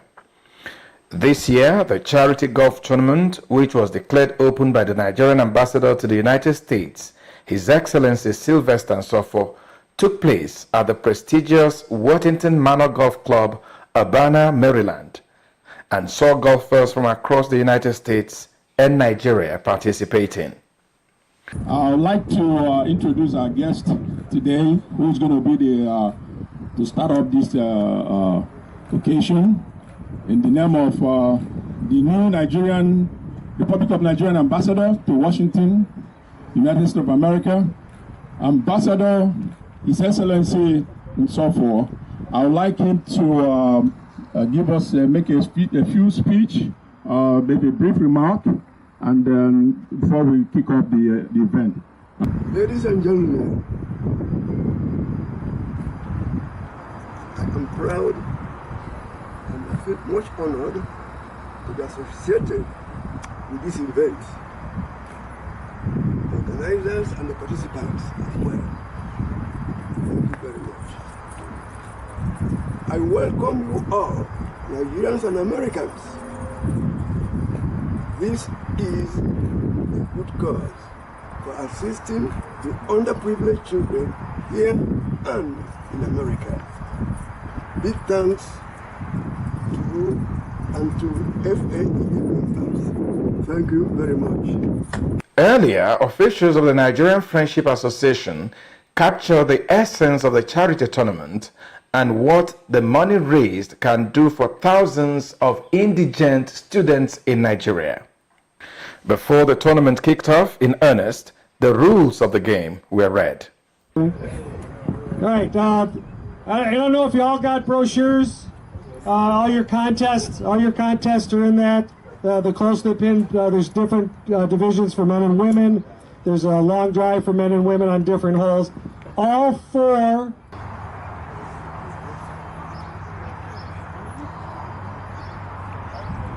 Hey, but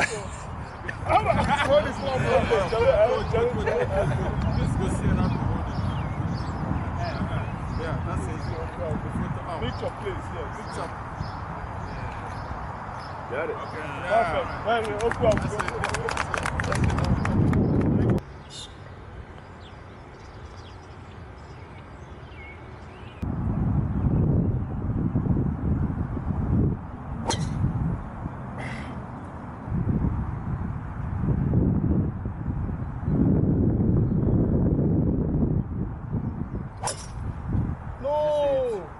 At the end of the tournament, prizes were presented to golfers who distinguished themselves in the competition.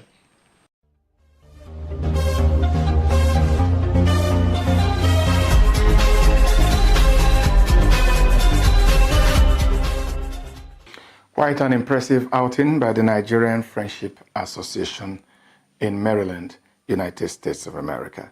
Let's now bring you our conversation with Clement Wampo, pro-democracy campaigner.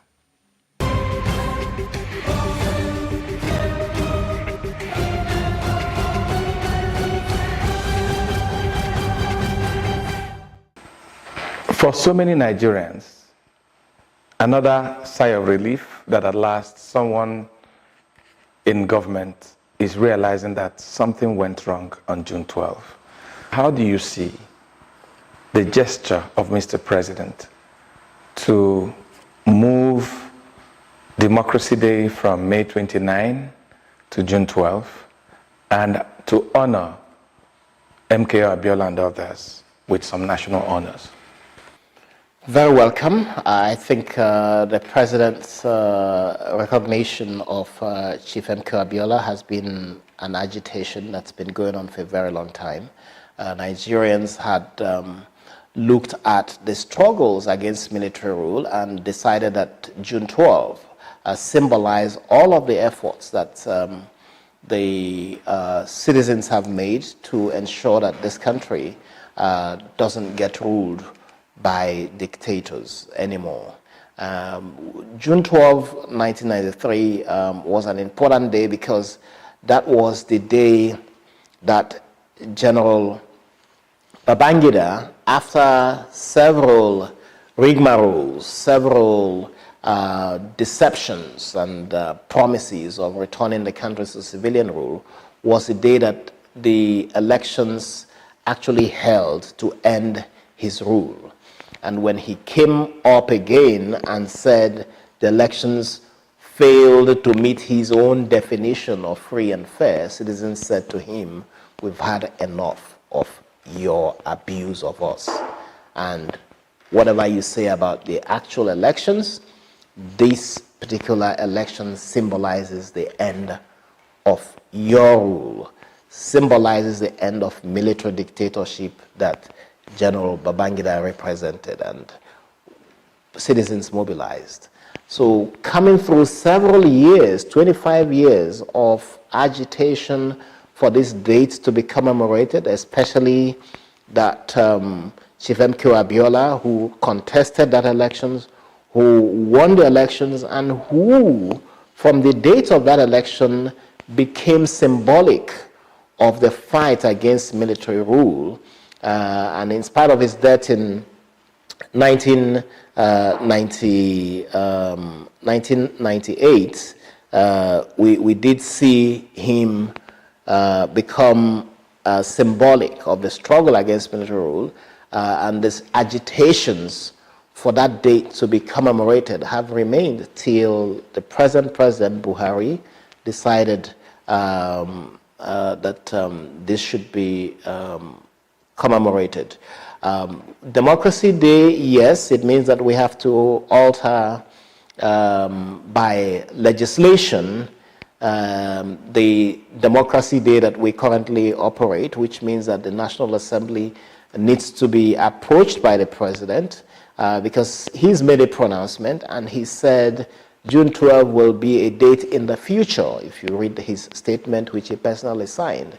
We want to see that future commemorated now. So beyond him pronouncing it by a press statement, we would like to see him forward to the National Assembly specific legislation on the matter to institute June 12 as Nigeria's Democracy Day, but also to retain by legislation May 29th as inauguration day of every elected official.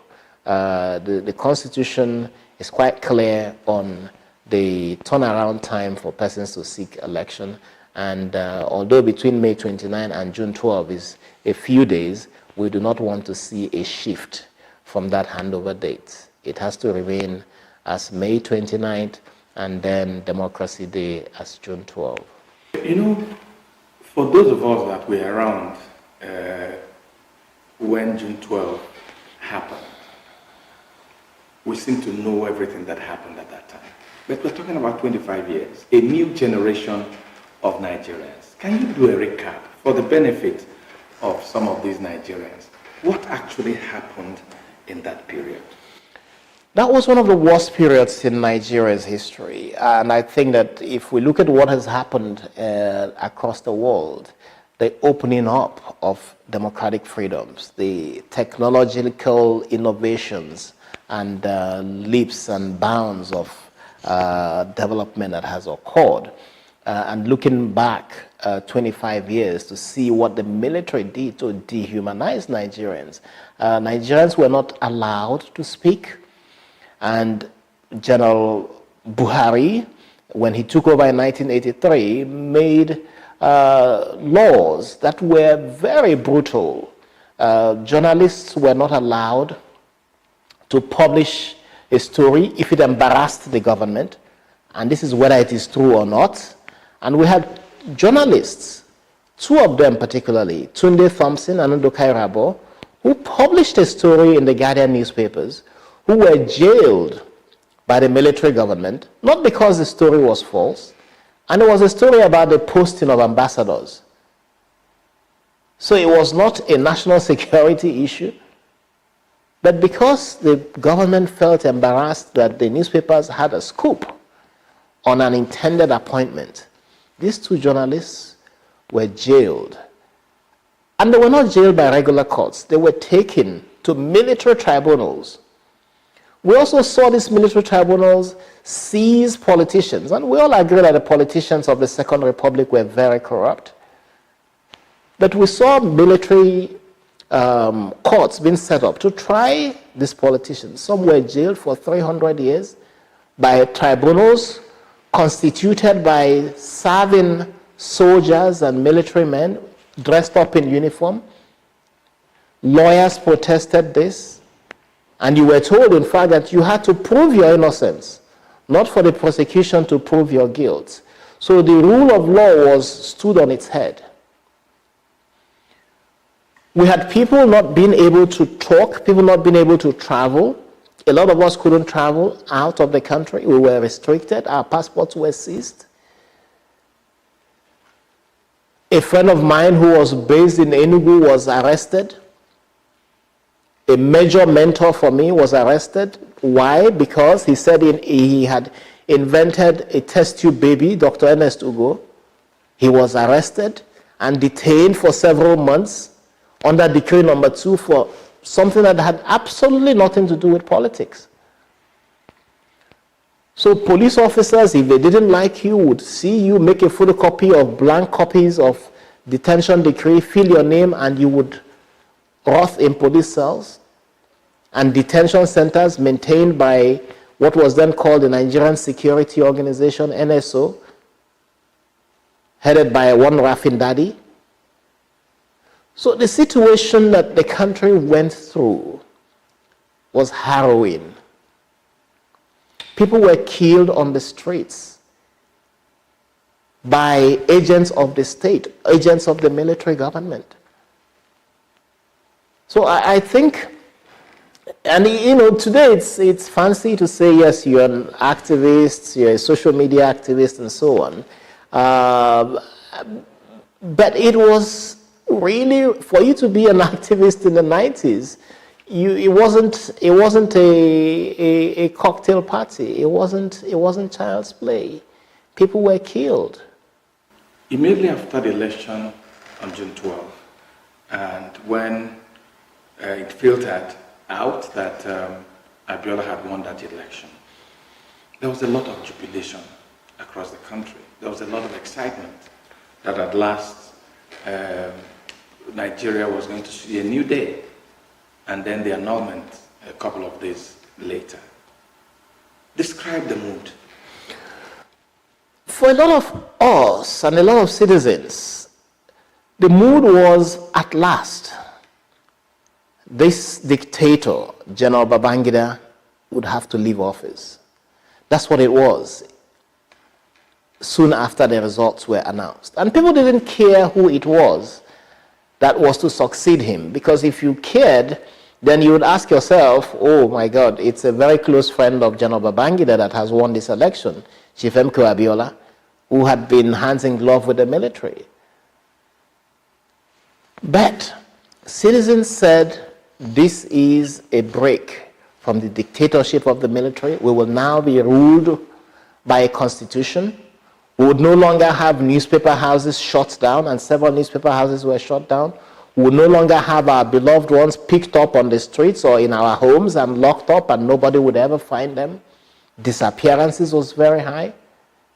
A journalist was bombed in a room, taken to a room at the Doba Hotel in Kaduna, Bagauda Kalto, and bombed by security agencies.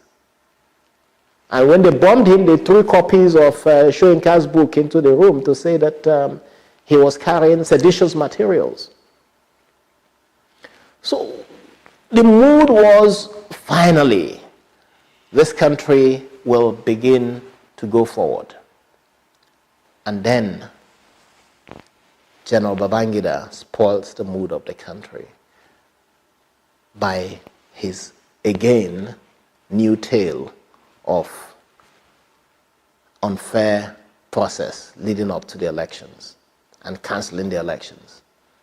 And they even went as far as making suggestions that the candidate who won the election or who was acclaimed as winning the election was not fit to take up the position. When you look back, how can anyone equate the cost of that annulment? It's incredible. The cost, what it did was that the country stood still for several years.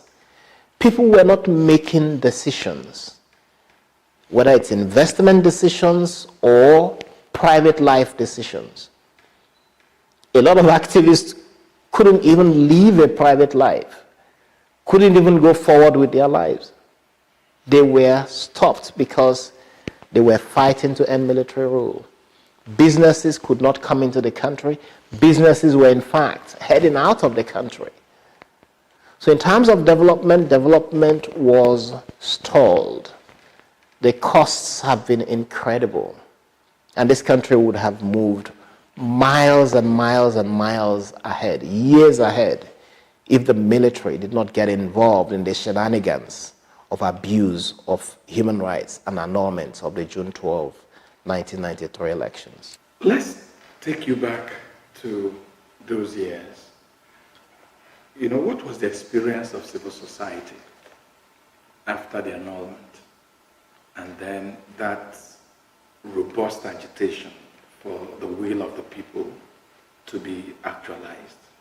What was the experience of people like you?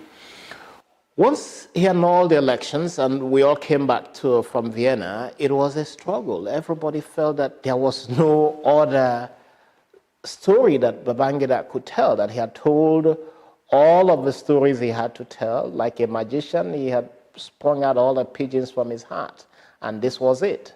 And we said, enough is enough. We have to fight back. And people mobilized, were on the streets, students, media, and of course his clampdown began. We worked with the labor unions, we worked with students, we worked with the media, and everybody was out there saying this country must return to civilian rule, and Babangida's time was up. And it was all of that struggle, all of that pressure, all of the people on the streets, all of the businesses shut down, the economy was shut down. And in 1993, the economy was Lagos. All of this was shut down.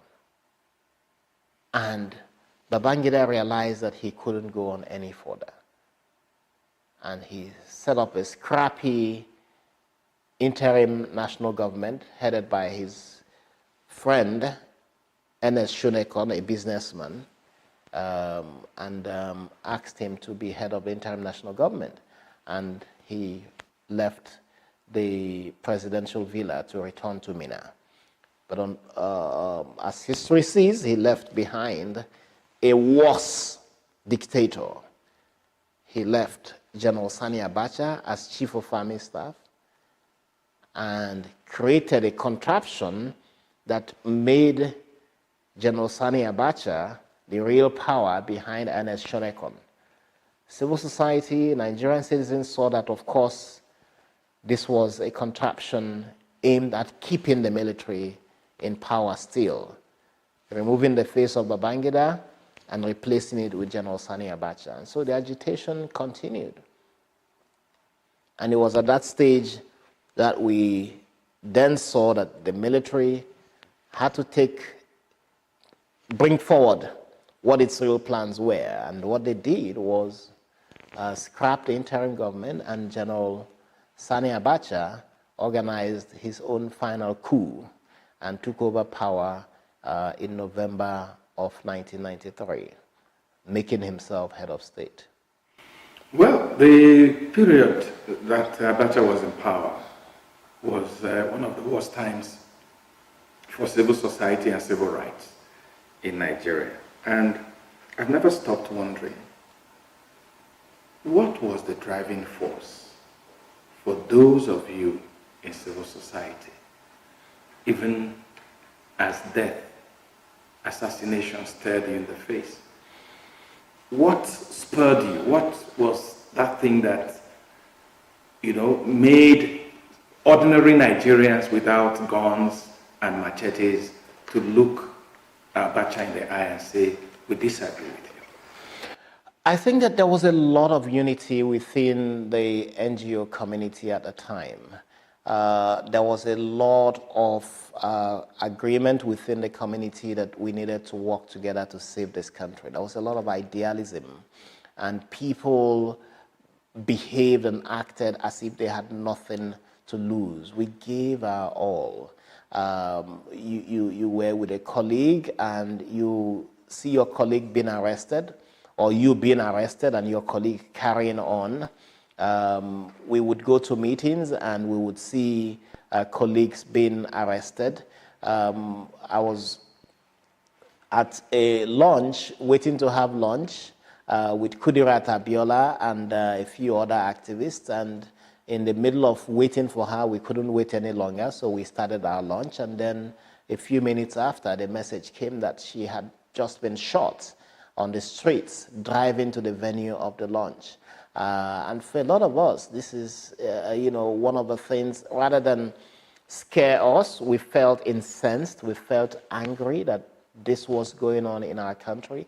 And at some stage, we decided, well, what was the point living in a country where you couldn't be a full citizen?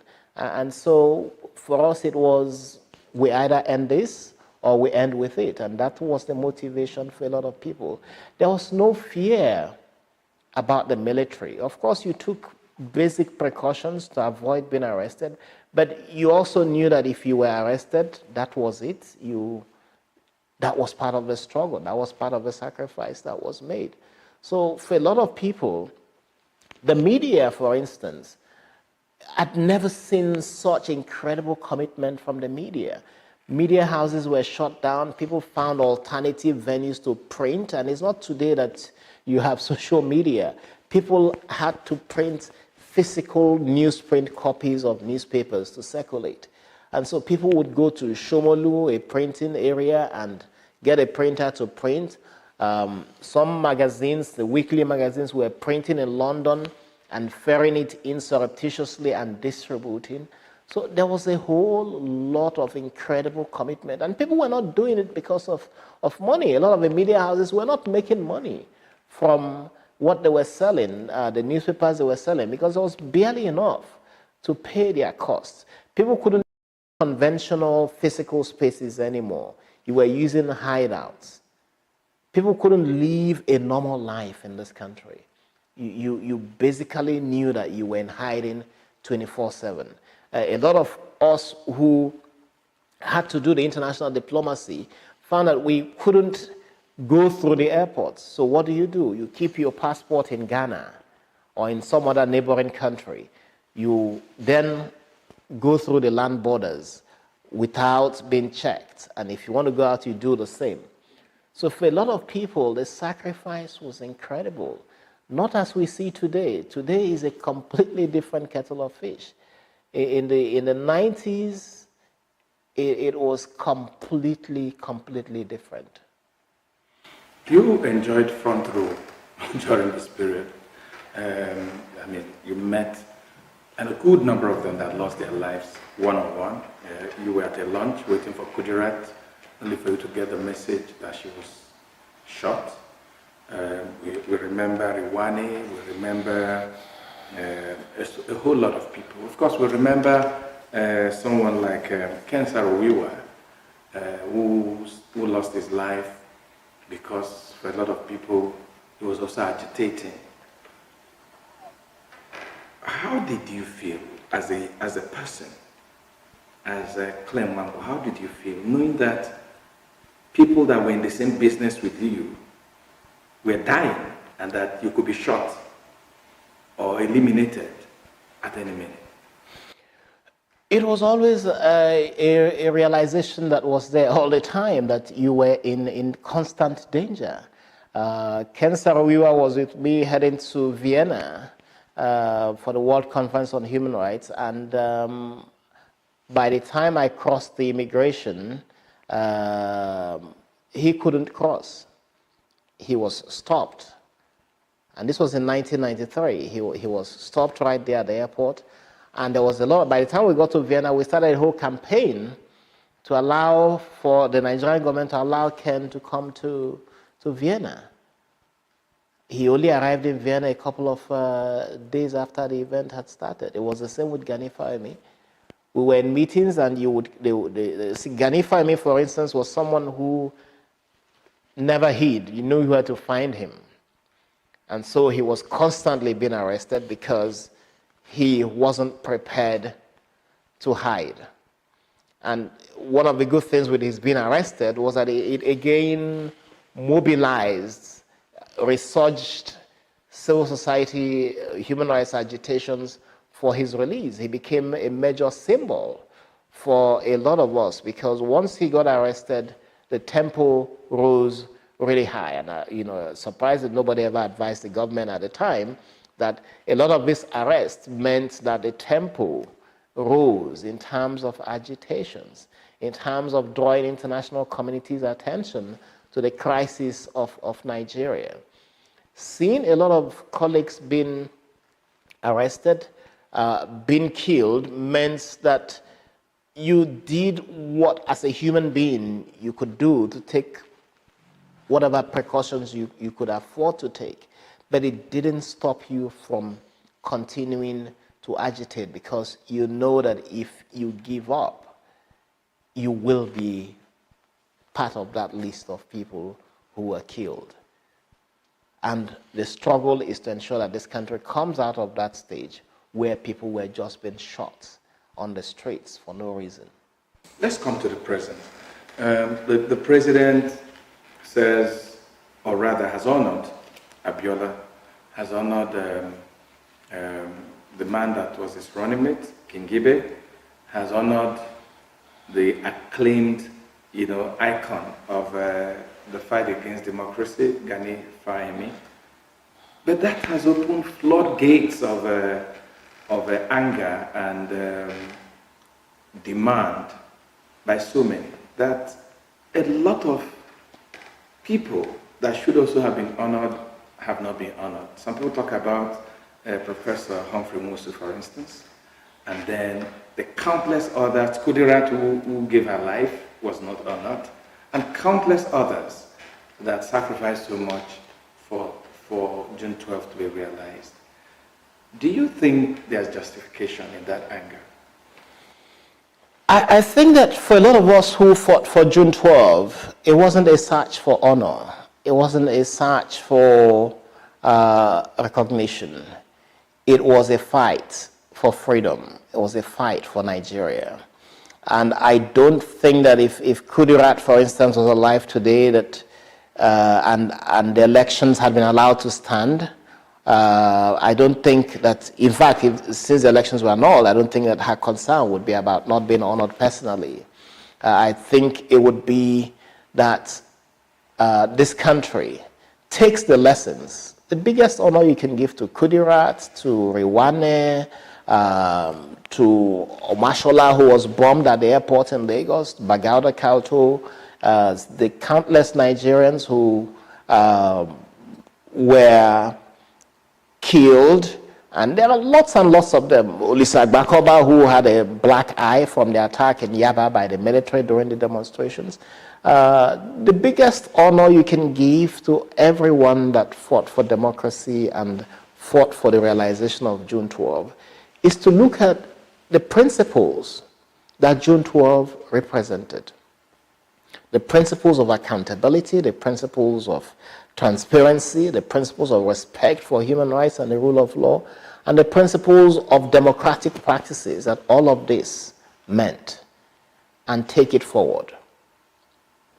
So when you as a government says you are honoring Chief M. Abiola, you are honoring Gani Fawehinmi, who spent all of his professional life fighting for justice, when you are honoring them, you should honor the values that they represent. And the question for us is to ask, are those in power today respecting those values?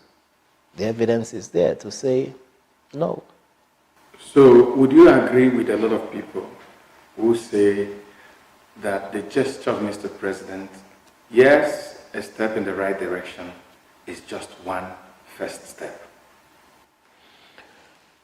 It is important to recognize struggles that people make, because what it does is not for those that made the struggle, it's for those who are coming behind. To know that there are sacrifices that you can make, there are contributions that you can make that will be valued by society.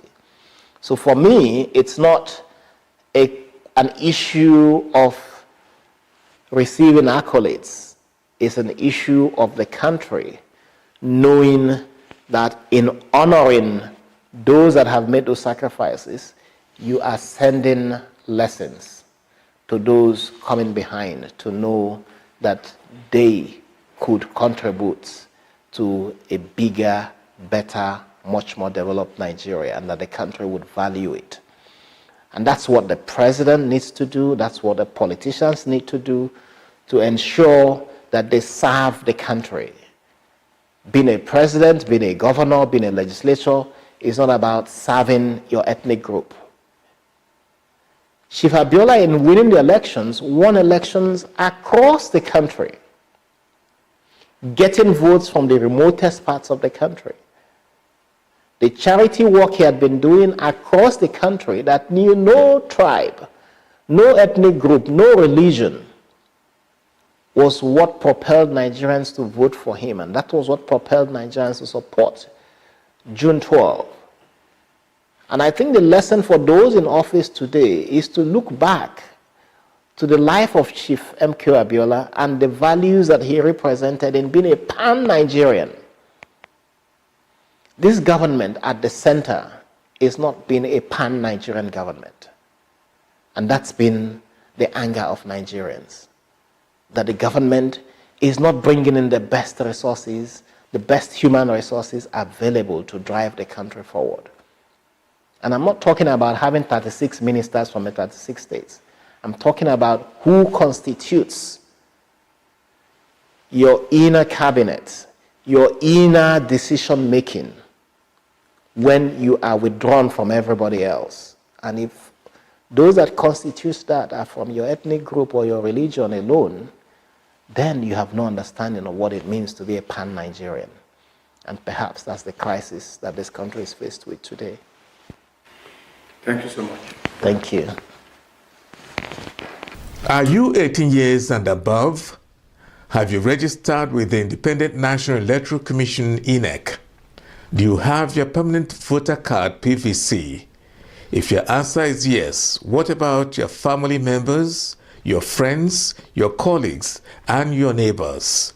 Remember, your vote can guarantee a better future for Nigeria and Nigerians. Your vote can make all the difference. Your vote is your power. Don't sit on the fence. Be an active citizen. This is a signature show contribution to better citizen participation in governance. And before we end our program, let me take you to faraway Leicester in the United Kingdom, where a Lithuanian woman is making waves as the chief chef in a restaurant called The Hind, a wave-making bar and restaurant specializing in making Nigerian dishes. Esther, who has lived in the United Kingdom for about 14-15 years, not only prepares Nigerian dishes, but speaks fluent Nigerian Pidgin English.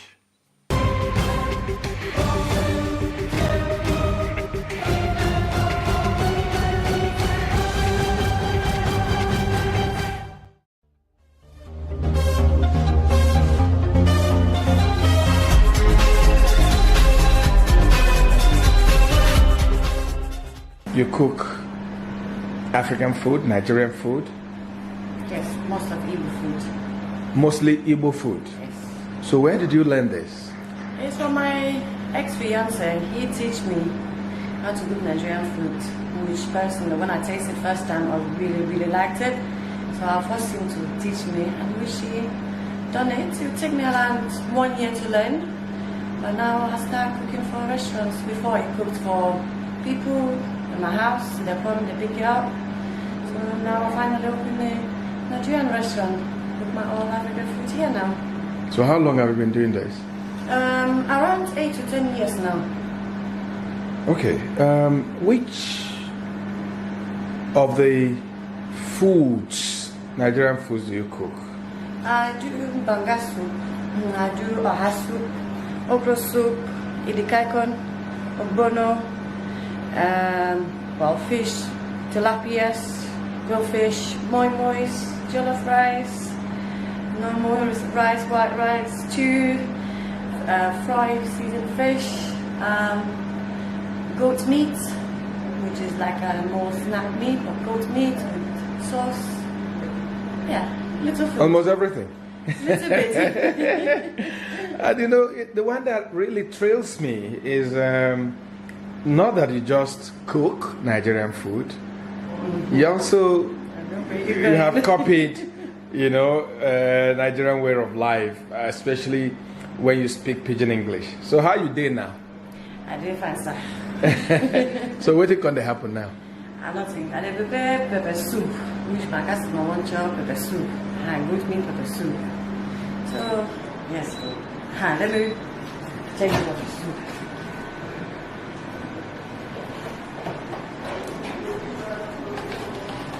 So which time you can learn this Pidgin way they speak so?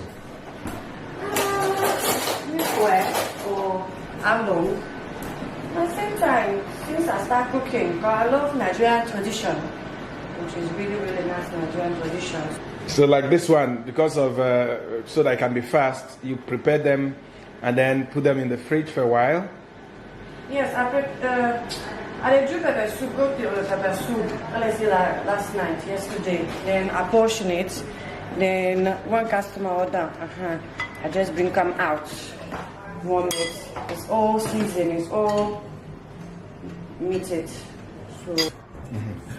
Okay, I beg. Come, your pepper soup done already. Auntie? Okay. Yes. Omo pepper they plenty eh? Na pepper soup. Do.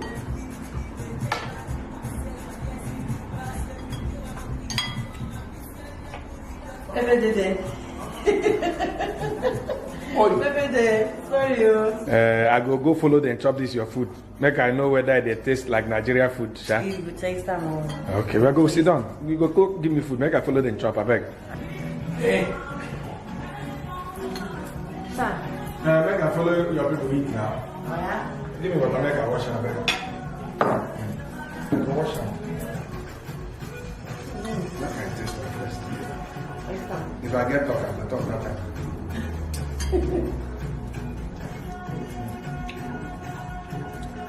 You know, wherever I go, actually, I move her from wherever I am because she knows the business, she does the business, and she doesn't cut corner. She's not in a cutting corner way. So, and as you can see, the venue here, she's the manager. That's managing this place for me. So.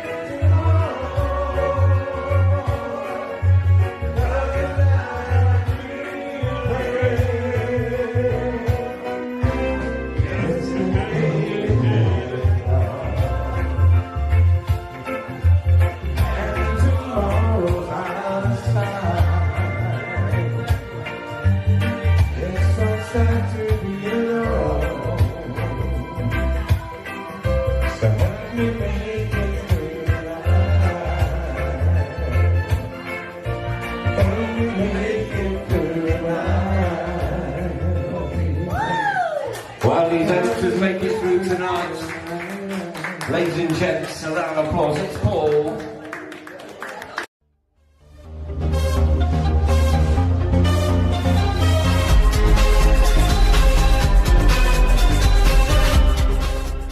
It was really my pleasure meeting Esther, and I must confess I enjoyed her food too. And that's where we're drawing the curtain on our show today. Don't forget, you can see the show again or any of our shows if you go to our online platform, signaturetv.com.ng. Don't also forget that you can reach us on any of our social platforms. You can also email us, or you can call us and talk about the things you want to see on our show, or even criticize some of the things we do on the Signature Show. We're here to serve you. We're here to make sure that what you watch is what you love. And until same time next week at 2 p.m. Sunday, I am Vin Martin Obiora Ilo from the Signature Studios in Abuja, Nigeria. Thank you for watching and asking you to keep a date with us.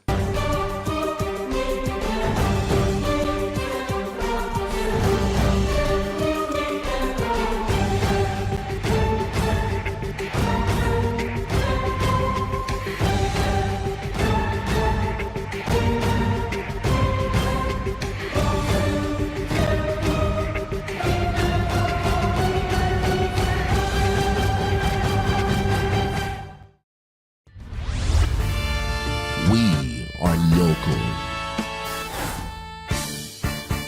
International communities observing why the meat market is in chaos. People We are national. Those in support of this motion as amended say aye. Aye. We have taken the vote by default. We are international.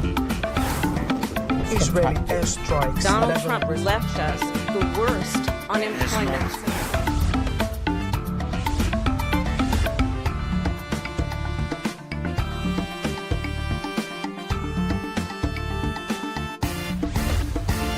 Signature TV, news in your pocket. Every second, every minute, every day, news is breaking. Events occur and there are new developments. At Signature TV, we follow these stories objectively, bringing all sides without bias, explaining the complex issues, breaking down the numbers, and investigating the issues behind the news. Anywhere and everywhere, near or far, wherever the news is, we will be there. Signature TV. News in your pocket. Health is more than a diagnosis. It's your lifestyle, your choices, and your future. Join us on Inside Health, your weekly deep dive into the stories, science, and solutions shaping your well-being. From expert interviews to real-life journeys of healing and hope, we cover it all. One of the complications of cancer management or treatment is they have some of them, at one point in time, you see them having anemia. Okay, so you see them at times being transfused. But at the same time, you come in with a diet. Nutrition, mental health, innovations in medicine, fitness, and everyday wellness. Whether you're managing a condition, staying informed, or just living your best life, Inside Health is your trusted guide. I'm Tigiti Agorom, and I'll be with you every week on Inside Health, only on Signature TV.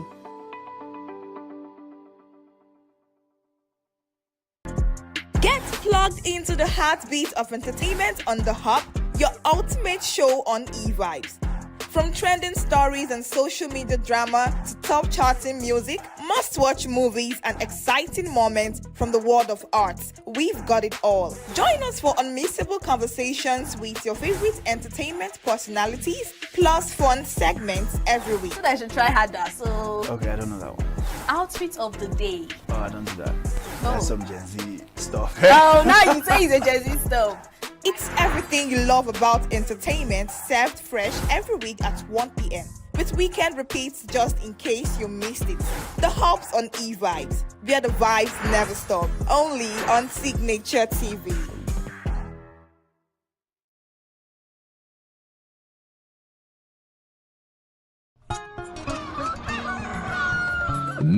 Every morning on Signature TV, we open the day for you with needed energy, information, and required vibes to shape your day. From sizzling snippets of stories in various areas of life to intriguing conversations with net worth guests. When you have people who have no track record becoming your leaders, you have a problem.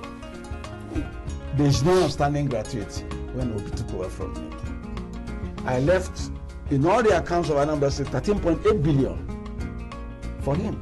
Your day cannot be complete without Signature Morning on weekdays and Signature New Day on weekends. There is no better way to start your day except Signature Morning and Signature New Day every day on Signature TV.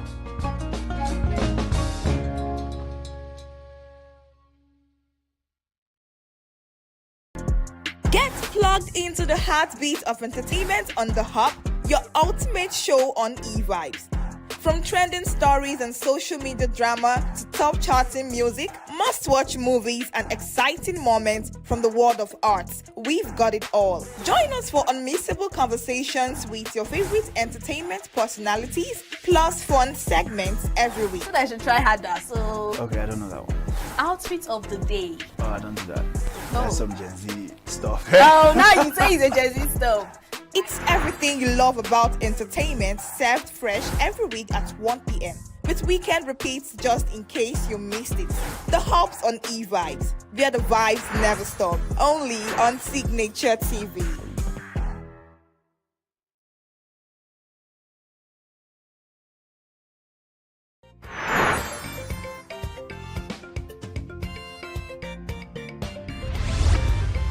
Signature TV. News in your pocket.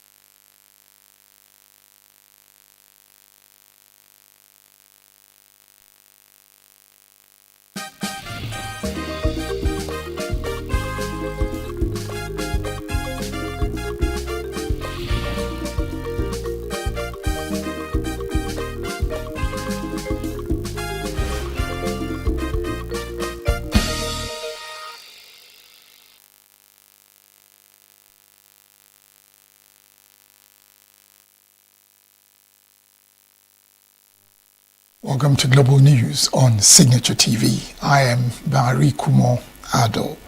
In the headlines, Senate passes Police Trust Fund Amendment Bill for second reading. Court bars INEC from recognizing ADC state congresses.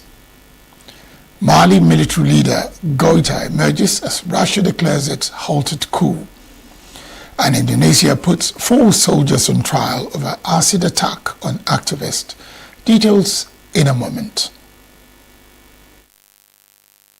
Every second, every minute, every day, news is breaking.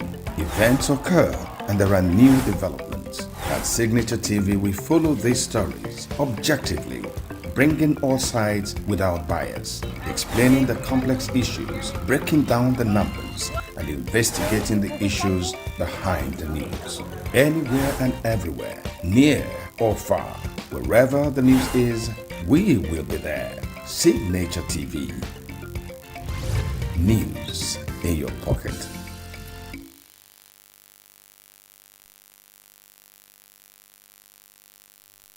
Senate has passed the Nigeria Police Trust Fund Amendment Bill for second reading, paving the way for major reform in the funding and operations of the Nigeria Police Force. Proposed legislation sponsored by Senate leader Okpeyemi Bamidele seeks to repeal the 2019 Act and introduce a stronger framework to finance policing in the country. Bamidele described the bill as a response to long-standing challenges, including poor funding, outdated equipment, weak infrastructure, and low morale among officers, especially amid rising threats such as insurgency, kidnapping, and cybercrime. Mr. President and distinguished colleagues, the primary duty of any government is the protection of lives and property. Without security, governance collapses, economic growth stagnates, and social cohesion deteriorates. Across our nation today, we are confronted with complex and evolving security threats, ranging from insurgency and banditry to kidnapping, armed robbery, cybercrime, and communal unrest. These challenges have placed enormous pressure on the Nigerian police force, which remains the frontline institution for internal security. However, distinguished colleagues, it is evident that the police force is constrained by inadequate funding, obsolete equipment, poor infrastructure, insufficient training, and welfare challenges affecting morale. As a result, this bill, therefore, is a deliberate legislative intervention to address these systemic deficiencies in a sustainable and structured manner. Rationale for repeal and reenactment. However, the proposal has sparked concerns among lawmakers about transparency, accountability, and its impact on federal allocations. Senator Abdul Nengi warned that multiple deductions could reduce funds available to various tiers of government. Meanwhile, Senate Minority Leader Abba Moro backed the bill, arguing that inadequate funding has left police personnel ill-equipped to tackle criminal activities.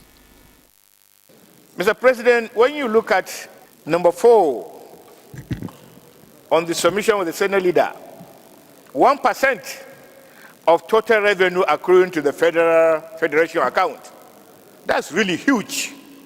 In addition, allocated development levies under relevant tax laws, which you had passed recently, these are statutory allocations. However, what should be paramount in our mind is grants and intervention from federal and state local governments.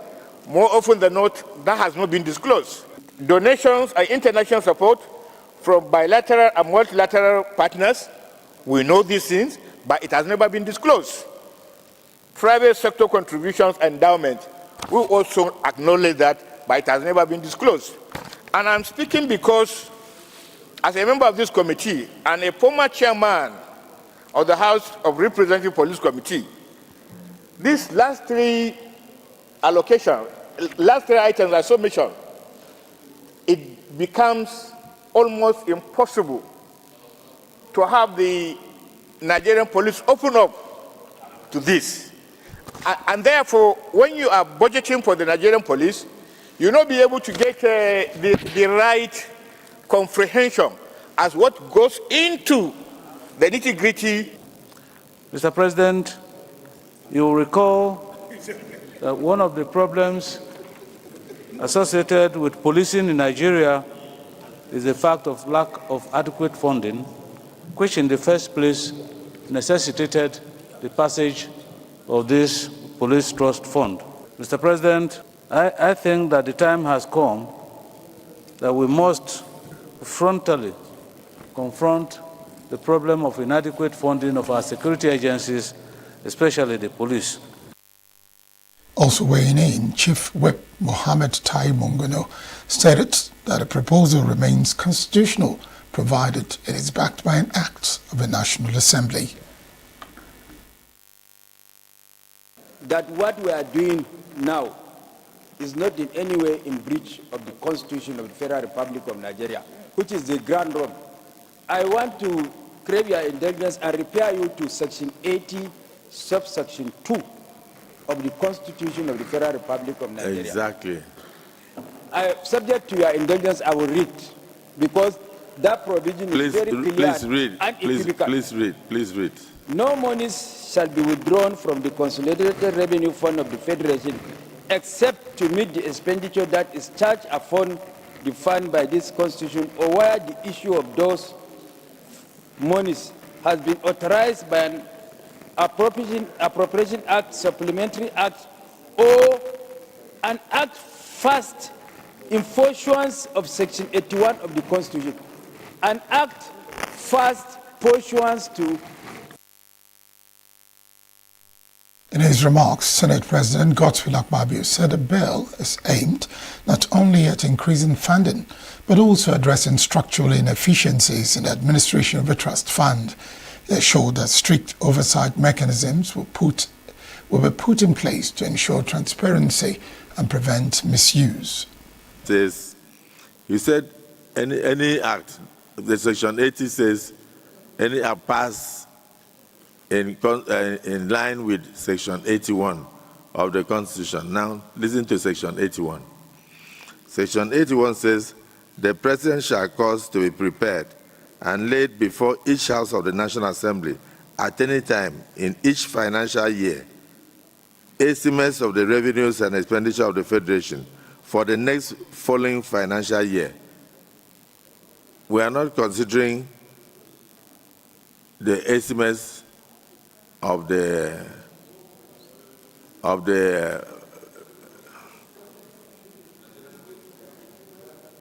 revenues and expenditure of the Federation. We are talking about Police Act. Are you hearing me? So if we need to include Police Act and then pass the new finance allocation formula, the Police Act will be there. And when we pass that, that now comes in consonance with the Constitution. So is there anybody who is opposed to this bill going for second reading so that we can brush it up?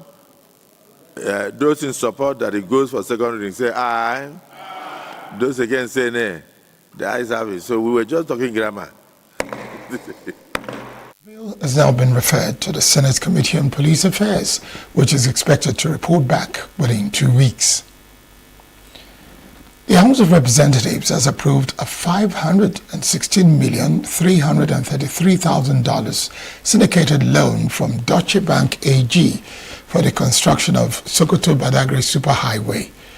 Today's legislative session began with a reading of a letter from President Bola Tinubu by the Speaker, Tajuddin Abbas, formally transmitting the request to the House. In the correspondence, the President explained that the proposed 1,000-kilometer high capacity highway would link Sokoto, Kebbi, Niger, Kwara, Oyo, Ogun, and Lagos states, stretching from Ilela to Badagry, creating a strategic transport corridor between the northwest and southwest regions and boosting economic activities across regions.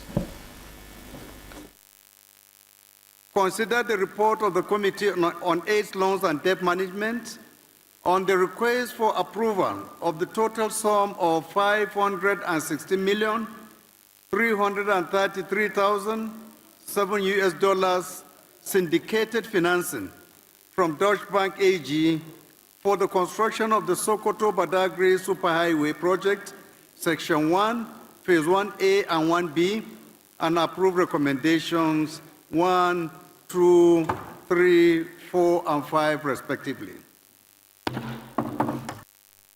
In the presentation, the House Committee on Debts, Loans and Aids laid its report before the lawmakers, paving the way for consideration at the Committee of Supply, where the House granted approval for the loan requests.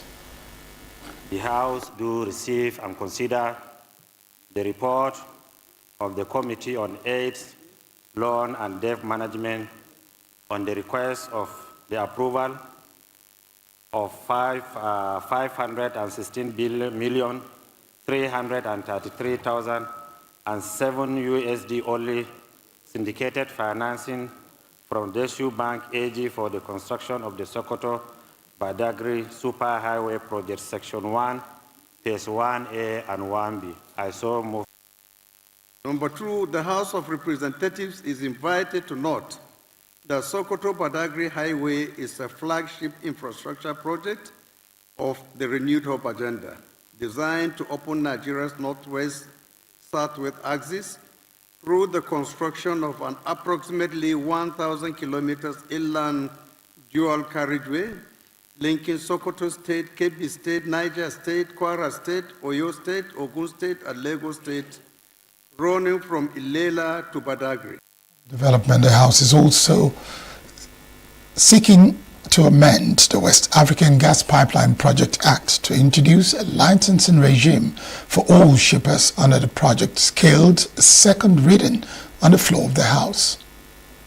It's an international commitment and obligation under the West African Gas Pipeline Treaty by amending the existing West Africa Gas Pipeline Act to accommodate the consensus reached as stated above and to reap the benefits, especially as Nigeria is the country hosting the headquarters of WAPA and presently enjoying several benefits, including job opportunities, creating wealth for Nigerians employed in the various sections of the pipeline.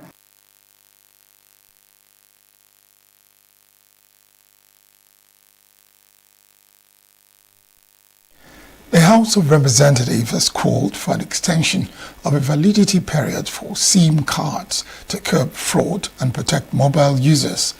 Lawmakers raised concerns over the recycling of SIM cards and phone numbers by telecom operators, warning that reassigning numbers still linked to previous users' sensitive data poses serious risk, including identity theft, data breaches, and financial fraud.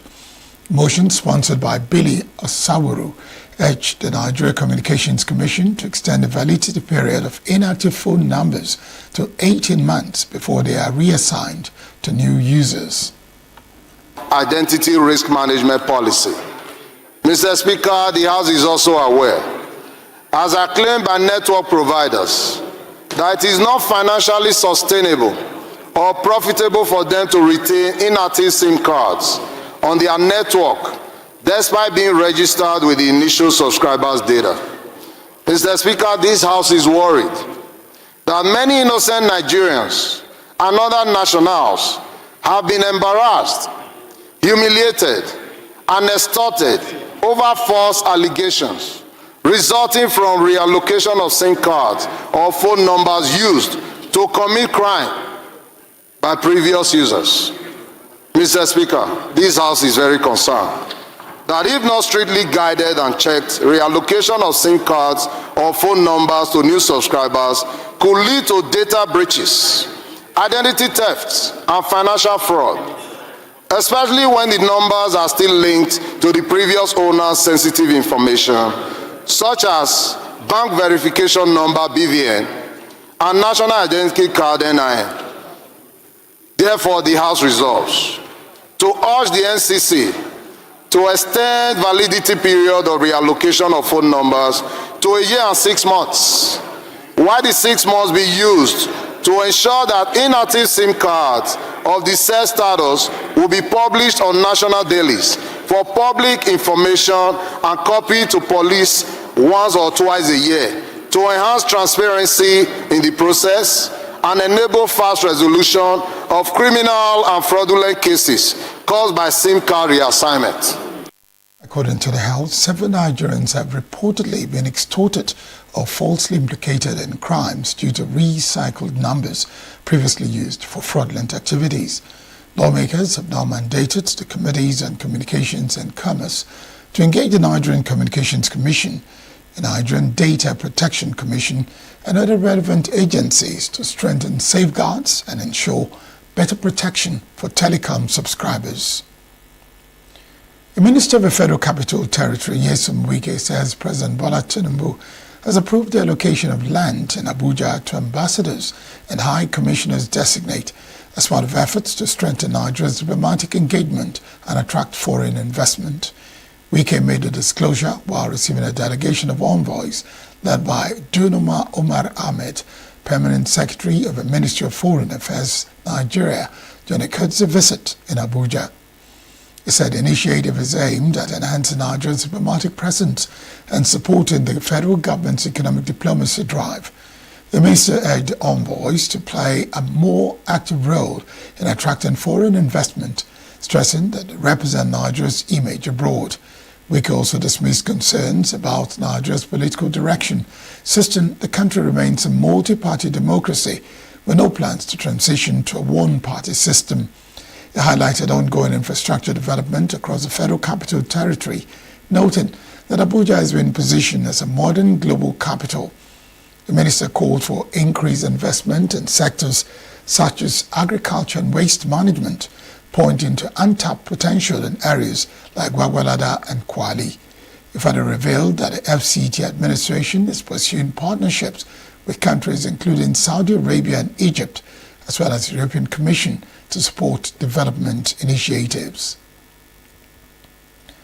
A federal high court in Abuja has barred the Independent National Electoral Commission from recognizing any Congress organized by disputed leadership of the African Democratic Congress in a ruling that reinforces the authority of existing party structures. Justice Joyce Abdul Malik ruled that the Independent National Electoral Commission must not recognize or participate in any Congress organized by an interim leadership of an African Democratic Congress. The court also restrained former Senate President David Mark and other party figures from interfering with the tenure and functions of elected state executives. The judgment followed a suit filed by party stakeholders led by Norman Obina, which challenged the legality of actions taken by the interim national leadership, including the appointment of a Congress committee to organize state congresses. Delivering judgment, Justice Abdul Malik held that the matter was meritorious and centered on whether the defendants had any constitutional authority to override elected party structures. She ruled that political parties must strictly adhere to their constitutions, noting that courts can intervene where there is a breach of constitutional or statutory provisions. Court found that the process used to appoint a Congress committee was not recognized by the party's constitution and therefore invalid. It affirmed that the tenure of state executive committees remains valid and that only duly elected party structures have the authority to conduct congresses. The court consequently set aside a committee and restrained both INEC and the defendants from organizing or recognizing any Congress outside the provisions of a party's constitution.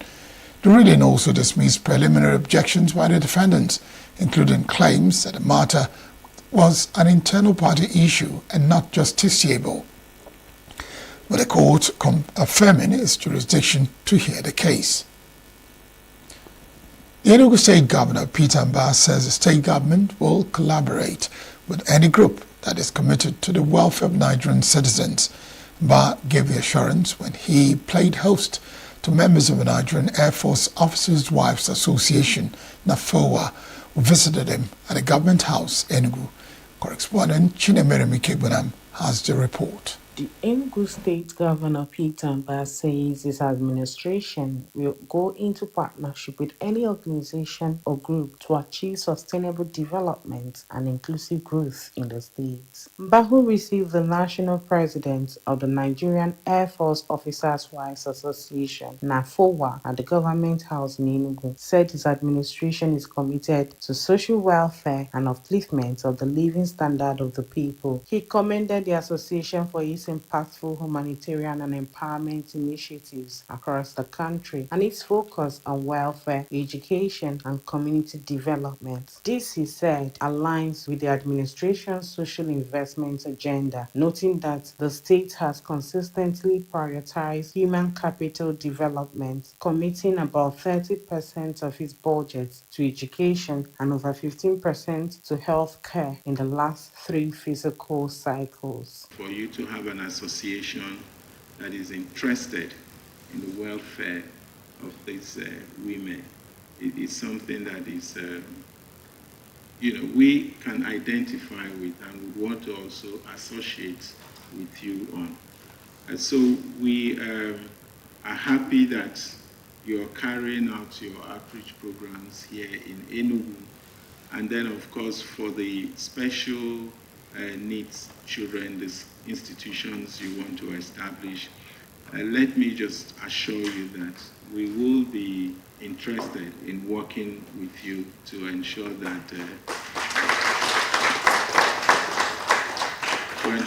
those institutions are in place. Earlier, the national president of NAFOA, Ngozi Aneke, commended the governor for what she described as visible progress and transformation across Enugu State. Aneke said the association was currently engaged in programs designed to offer support to widows, orphans, and families of fallen heroes, while also delivering healthcare outreach and empowerment programs for women. She therefore sought the assistance of the state government to to enable the association to expand its programs for greater impact, particularly in the area of special needs education. We have an outreach we are planning, or we've already planned for tomorrow, like I told you, sir. So we're trying to reach out. We had one in February in Abuja in commemoration of the Armed Forces Remembrance Day, because we're trying to carry the widows of our fallen heroes, and not just them. We also have 7 personnel wives, so we'll try to carry everyone along in all that we do. So tomorrow we'll be having one in ENUGU State at the parade ground tomorrow morning, just to reach out and give back, because it is very important to keep carrying them along. As part of our initiative, we intend to also distribute palliatives and essential food items to support them during these challenging times. With this commitment, the collaboration between the Enugu State Government and the Nigerian Air Force Officers' Wives Association is expected to deepen social intervention efforts, particularly in education and welfare support for vulnerable populations. In Enugu, Chinemerem Ikebuna, Signature TV News. Mali military leader Goita emerges as Russia declares it halted coup. Indonesia puts 4 soldiers on trial over acid attack on activists. Details of these and more on our foreign stories. Every second, every minute, every day, news is breaking. Events occur and there are new developments. At Signature TV, we follow these stories objectively, bringing all sides without bias, explaining the complex issues, breaking down the numbers, and investigating the issues behind the news. Anywhere and everywhere, near or far, wherever the news is, we will be there. Signature TV. News in your pocket. Mali's military leader, Assimi Goïta, has held talks with Russia's ambassador to Bamako as the West African country faces renewed rebel offenses that have intensified pressure on its military government and its foreign security partners. Goïta's office released photographs on Tuesday showing him meeting Russian ambassador Igor Grominko, marking his first public appearance since weekend attacks by armed groups killed a government minister and briefly destabilized key military positions. The meeting comes after coordinated assaults by Islamist militants and Tuareg separatists targeted multiple locations, including a major army base and areas near Bamako's airport, while also forcing Russian allied forces to withdraw from the northern town of Kidal. Russia said its Africa Corps, a paramilitary force operating in Mali in support of the government, played a role in preventing what it described as an attempted coup during the attacks, and claimed its unit inflicted heavy losses on the advancing fighters. The Kremlin has separately said it is seeking peace and stability in Mali, where the military government has relied increasingly on Russian security assistance since taking power in the 2021 coup. A military court in Jakarta has opened the trial of 4 Indonesian soldiers accused of carrying out a coordinated acid attack on a prominent human rights activist, Andre Yunus, in a case prosecutors say was motivated by anger over his criticism of the military's growing role in government. The defendants, Edi Sudarko, Budi Haryanto, Widhi Kayino, Nandala Dwi Prasesha and Sami Laka appeared in court on Wednesday wearing fatigues and were represented by military-appointed lawyers. They did not dispute the indictment, allowing proceedings to move forward. Military prosecutors have charged the group with serious premeditated assault, an offense carrying a maximum sentence of 12 years under Indonesia's criminal code. The attack occurred on March 12th in Jakarta, when Andre Yunus, deputy coordinator of the rights group Contras, was riding a motorbike after recording a podcast criticizing the militarization of government. 2 assailants on another motorbike splashed him with acid, leaving him with severe burns across more than 20% of his body and blindness in one eye. Prosecutors say the suspects, who worked for the military strategic intelligence agency, planned the attack at military lodgings.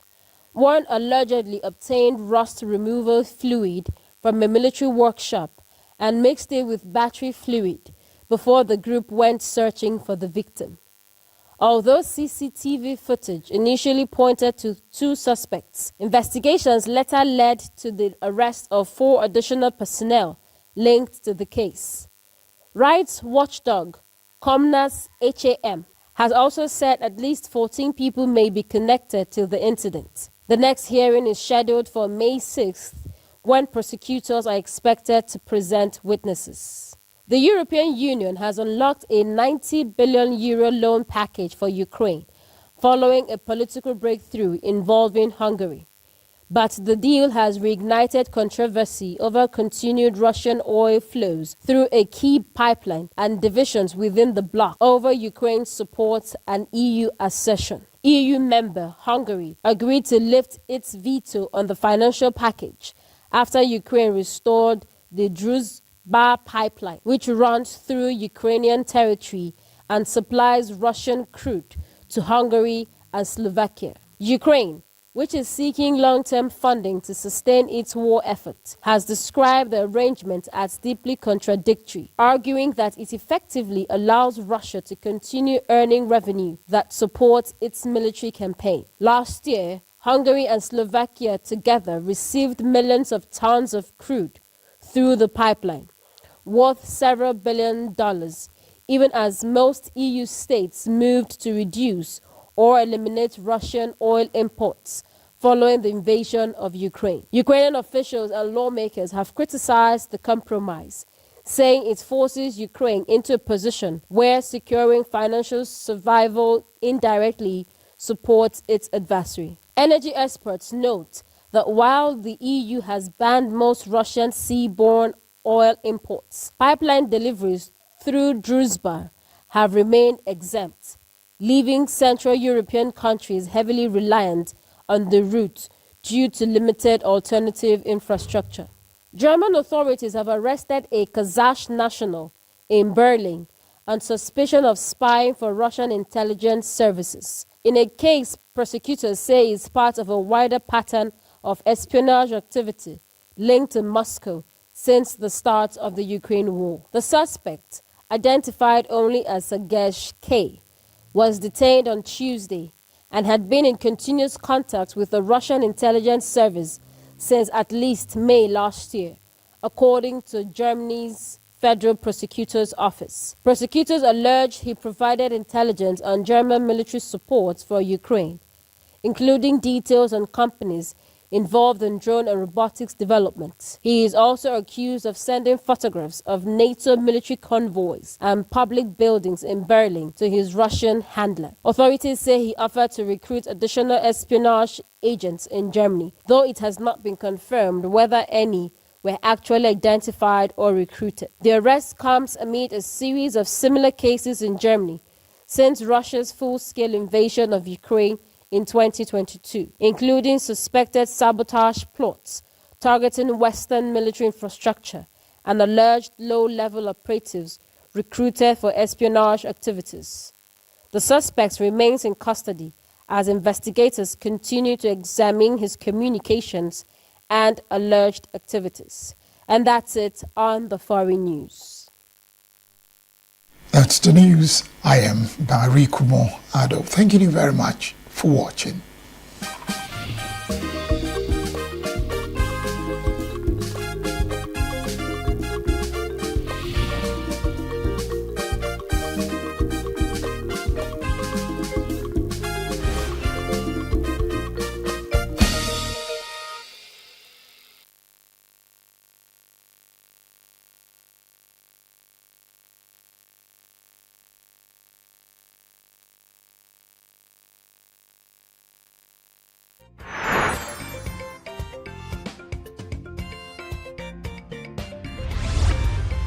Signature TV, news in your pocket.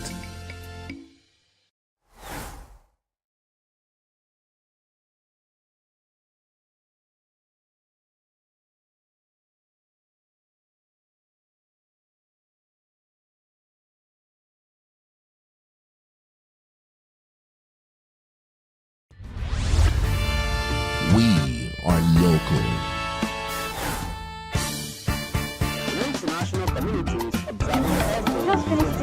Great market is in chaos. People. We are national. Those in support of this motion as amended, say aye. Aye. We have taken the vote by default. We are international. Israeli airstrikes. Donald Trump left us the worst unemployment.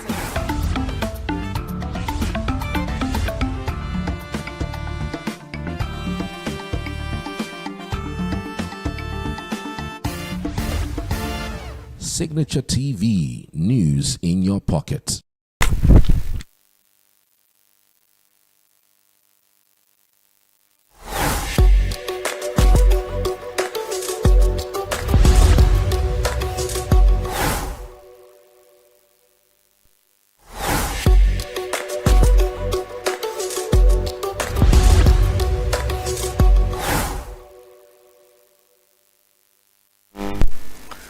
Welcome to another edition of news on Signature Television.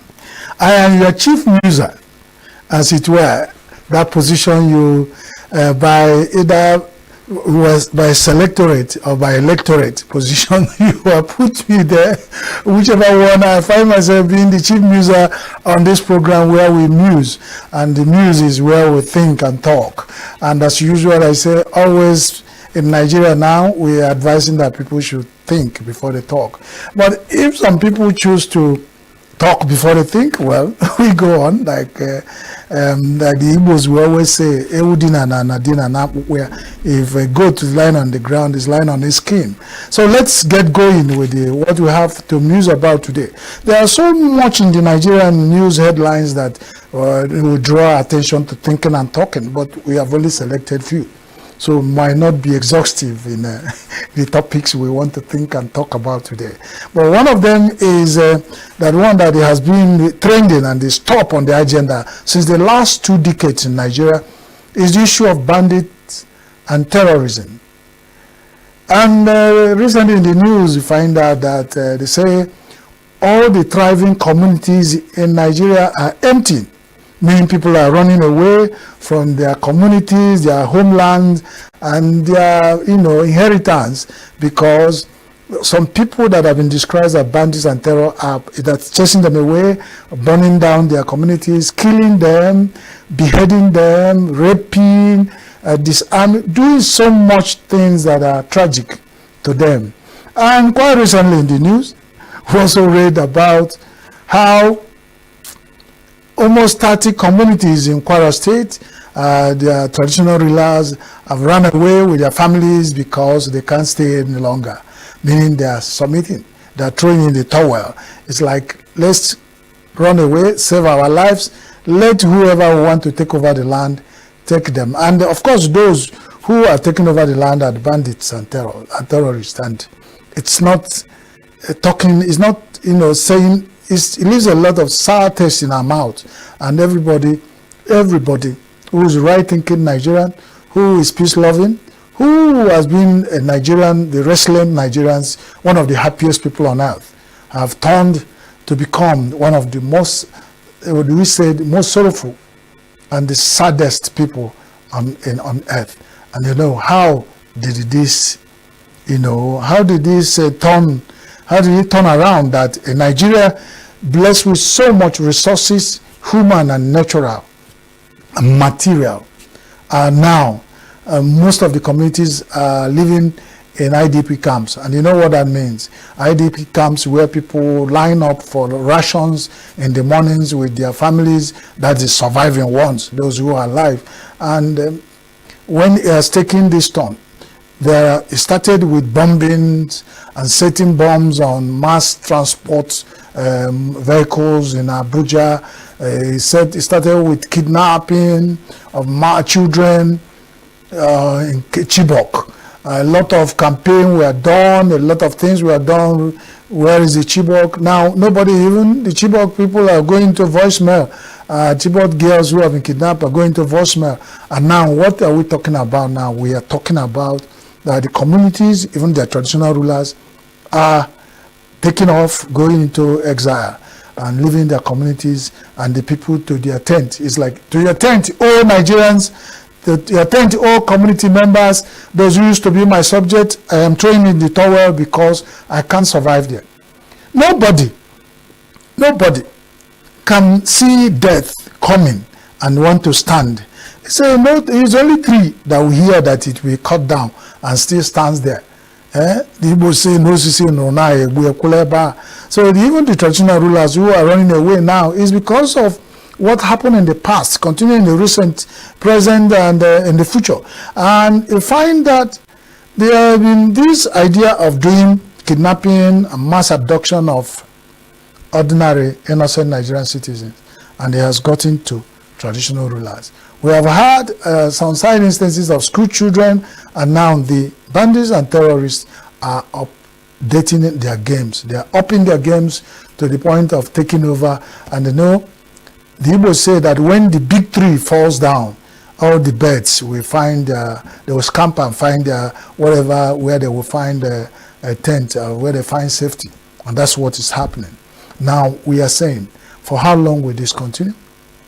So many communities up the north have been taken over by terrorists and bandits, and Nigerian security apparatus is doing all they can to fight these menace, and it's even becoming overwhelming. We are saying the Nigerian security forces and the agencies and all the establishments are doing whatever they can do. But there is something that will happen when it gets to a point where something becomes overwhelming. It becomes a full-blown war. And you ask, with this number of Nigerians in the den of, in the camps or in the hands of bandits and terrorists, how many are left for the 2027 election that we're preparing? And for some other developmental things that we want to do in Nigeria. It calls for attention. It calls for serious attention. And the question has been, do we as Nigerians call for international communities to come and assist us?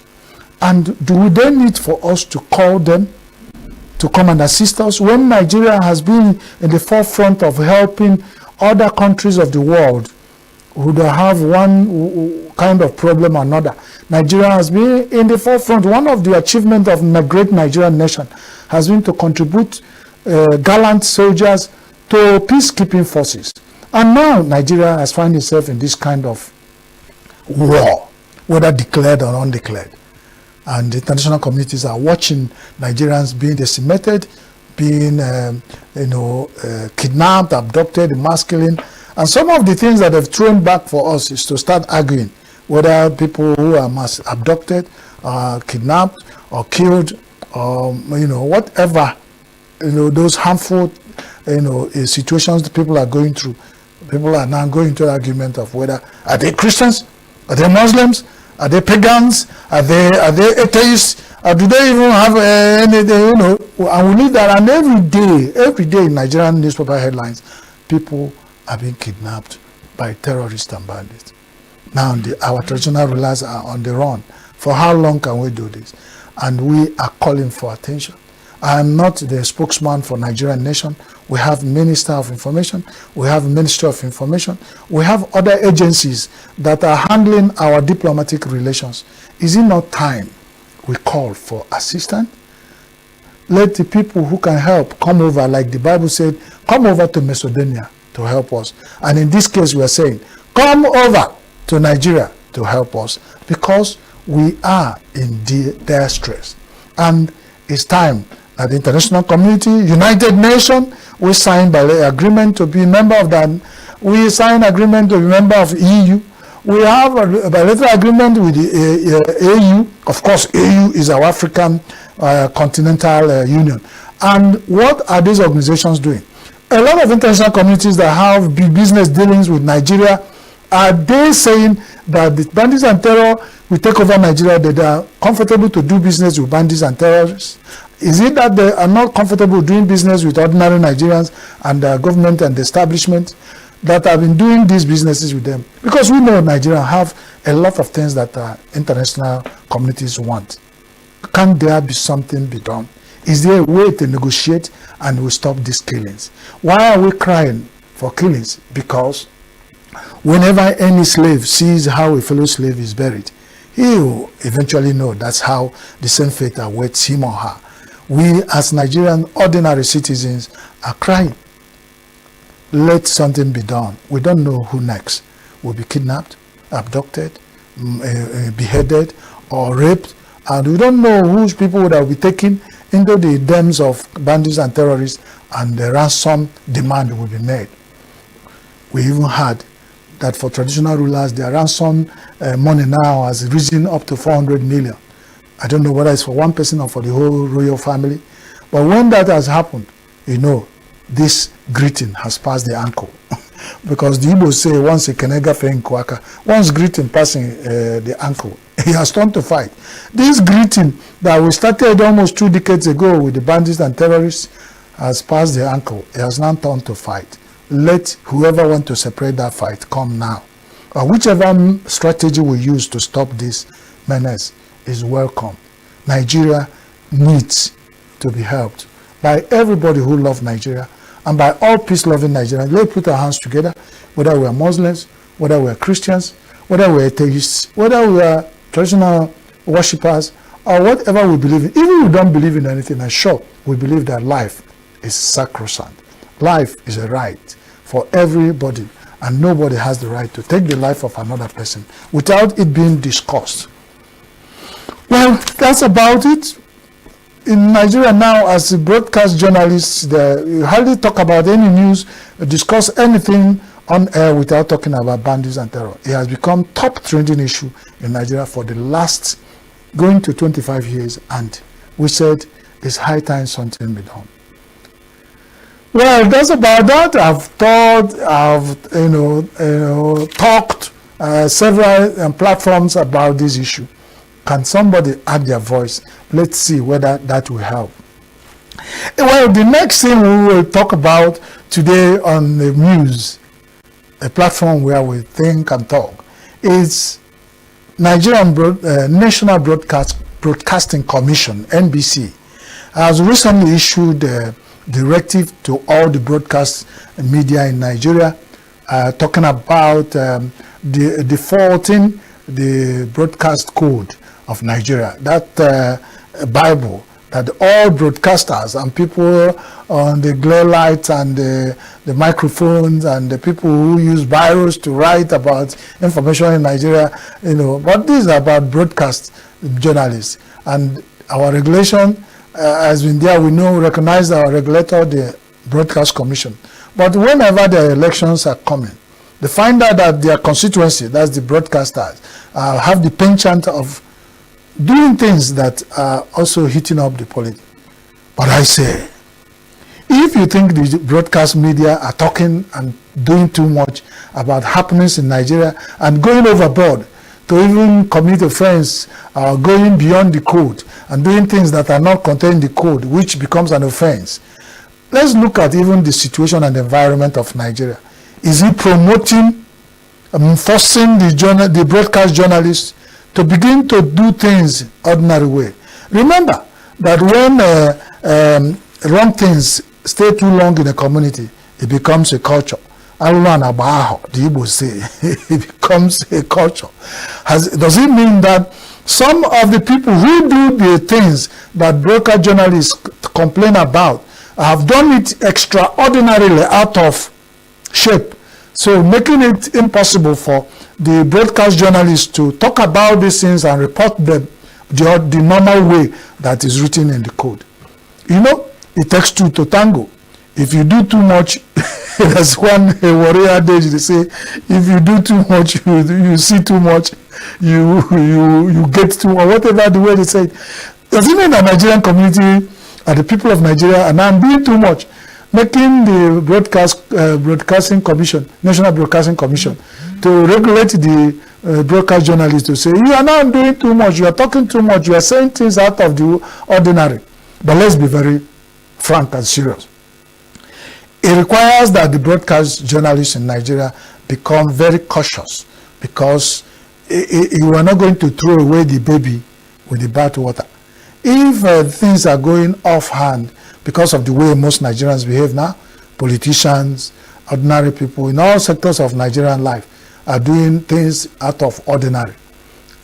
there are people who are not supposed to lose their heads, even when others are losing theirs. And the only people that cannot do this, they put it to us, are broadcast journalists. So the broadcast journalists, you have a duty that even when others are going out of overboard, doing things that are not required of them, that you are not supposed to join them. So only Nigerians are the people who cannot join 90 million flies to eat what they eat. That's a tall order, very tall order for us, but we have to adhere to our regulatory body. The only thing we're saying, whatever we are doing in Nigeria, let's do it the right way. Let's also be able to stop any fight before the push. If you want to stop fight, let's stop the push. So Nigerians, the politicians, the political environment, the economic environment, all other environment, the ecosystem itself is overcharged with a lot of ordinary actors, and we think that it's time for Nigerians to move on to do. So now the next item we have here to talk about is something that concerns every Nigerian, every African, every black man. We're talking about malaria sickness. The thing is alarming when they say that malaria defies medications despite ongoing eradication practices, activities that I feel everywhere. We are growing up, we heard about kick malaria back in 2020 or 2030, fight malaria, eradicate malaria. All those development organizations overuse words of eradicating, stopping, doing things. They use words like things that we are used to. But when we are hearing about vaccines for different diseases in the world, we are asking the question, why is it that those people who have the wherewithal to manufacture vaccines, develop vaccines, have done for HIV? HIV came into Africa and of course touched the whole world, and then vaccine has been worked on over time, and then a vaccine in practice and in circulation where trials have been done, and there are some medicines that can even hold it up and shift up the HIV virus in the system for a very long time and make the person to live healthy. Why has malaria become the area of life where the people have said there's no vaccine over time? As maybe they're still working on it. But we said, for how long will it take these people, the medical world, in the medical sector, the World Health Organization, and all the big pharmacies, pharmaceutical companies of the world, to come out with vaccines that can stop malaria? And then somebody on the side said, if they stop malaria, how they could make money from Africans from the health sector? When they say, today we started hearing malaria when we were growing up with simple 5 kobo chloroquine tablets. You swallow about 10 of it, and the way doctors will recommend it, before the 3 days runs, malaria is gone, and you go hit the street back. But now we have combination therapy that is costing more than, going at the very average of 30,000 naira for an average Nigerian to treat malaria. When we know that if we are 240 million Nigerians, we have over 250 millions of them having malaria in their system. And the mosquitoes are they mutating? Do we have species of malaria now that give of mosquitoes now that bite people, and the malaria will be difficult to cure? The question you were asking is, the malaria those mosquitoes imported? Are the big pharmaceutical companies across the world, are they interested in making Africa, Nigeria, where I'm coming from, to come out of malaria epidemics? Or is it that it's part of the business, business as usual going on, so that get malaria? If 240 million Nigerians is a big market for malaria tablets and medicine, then it might be a tall order to tell somebody to find a vaccine that will stop that.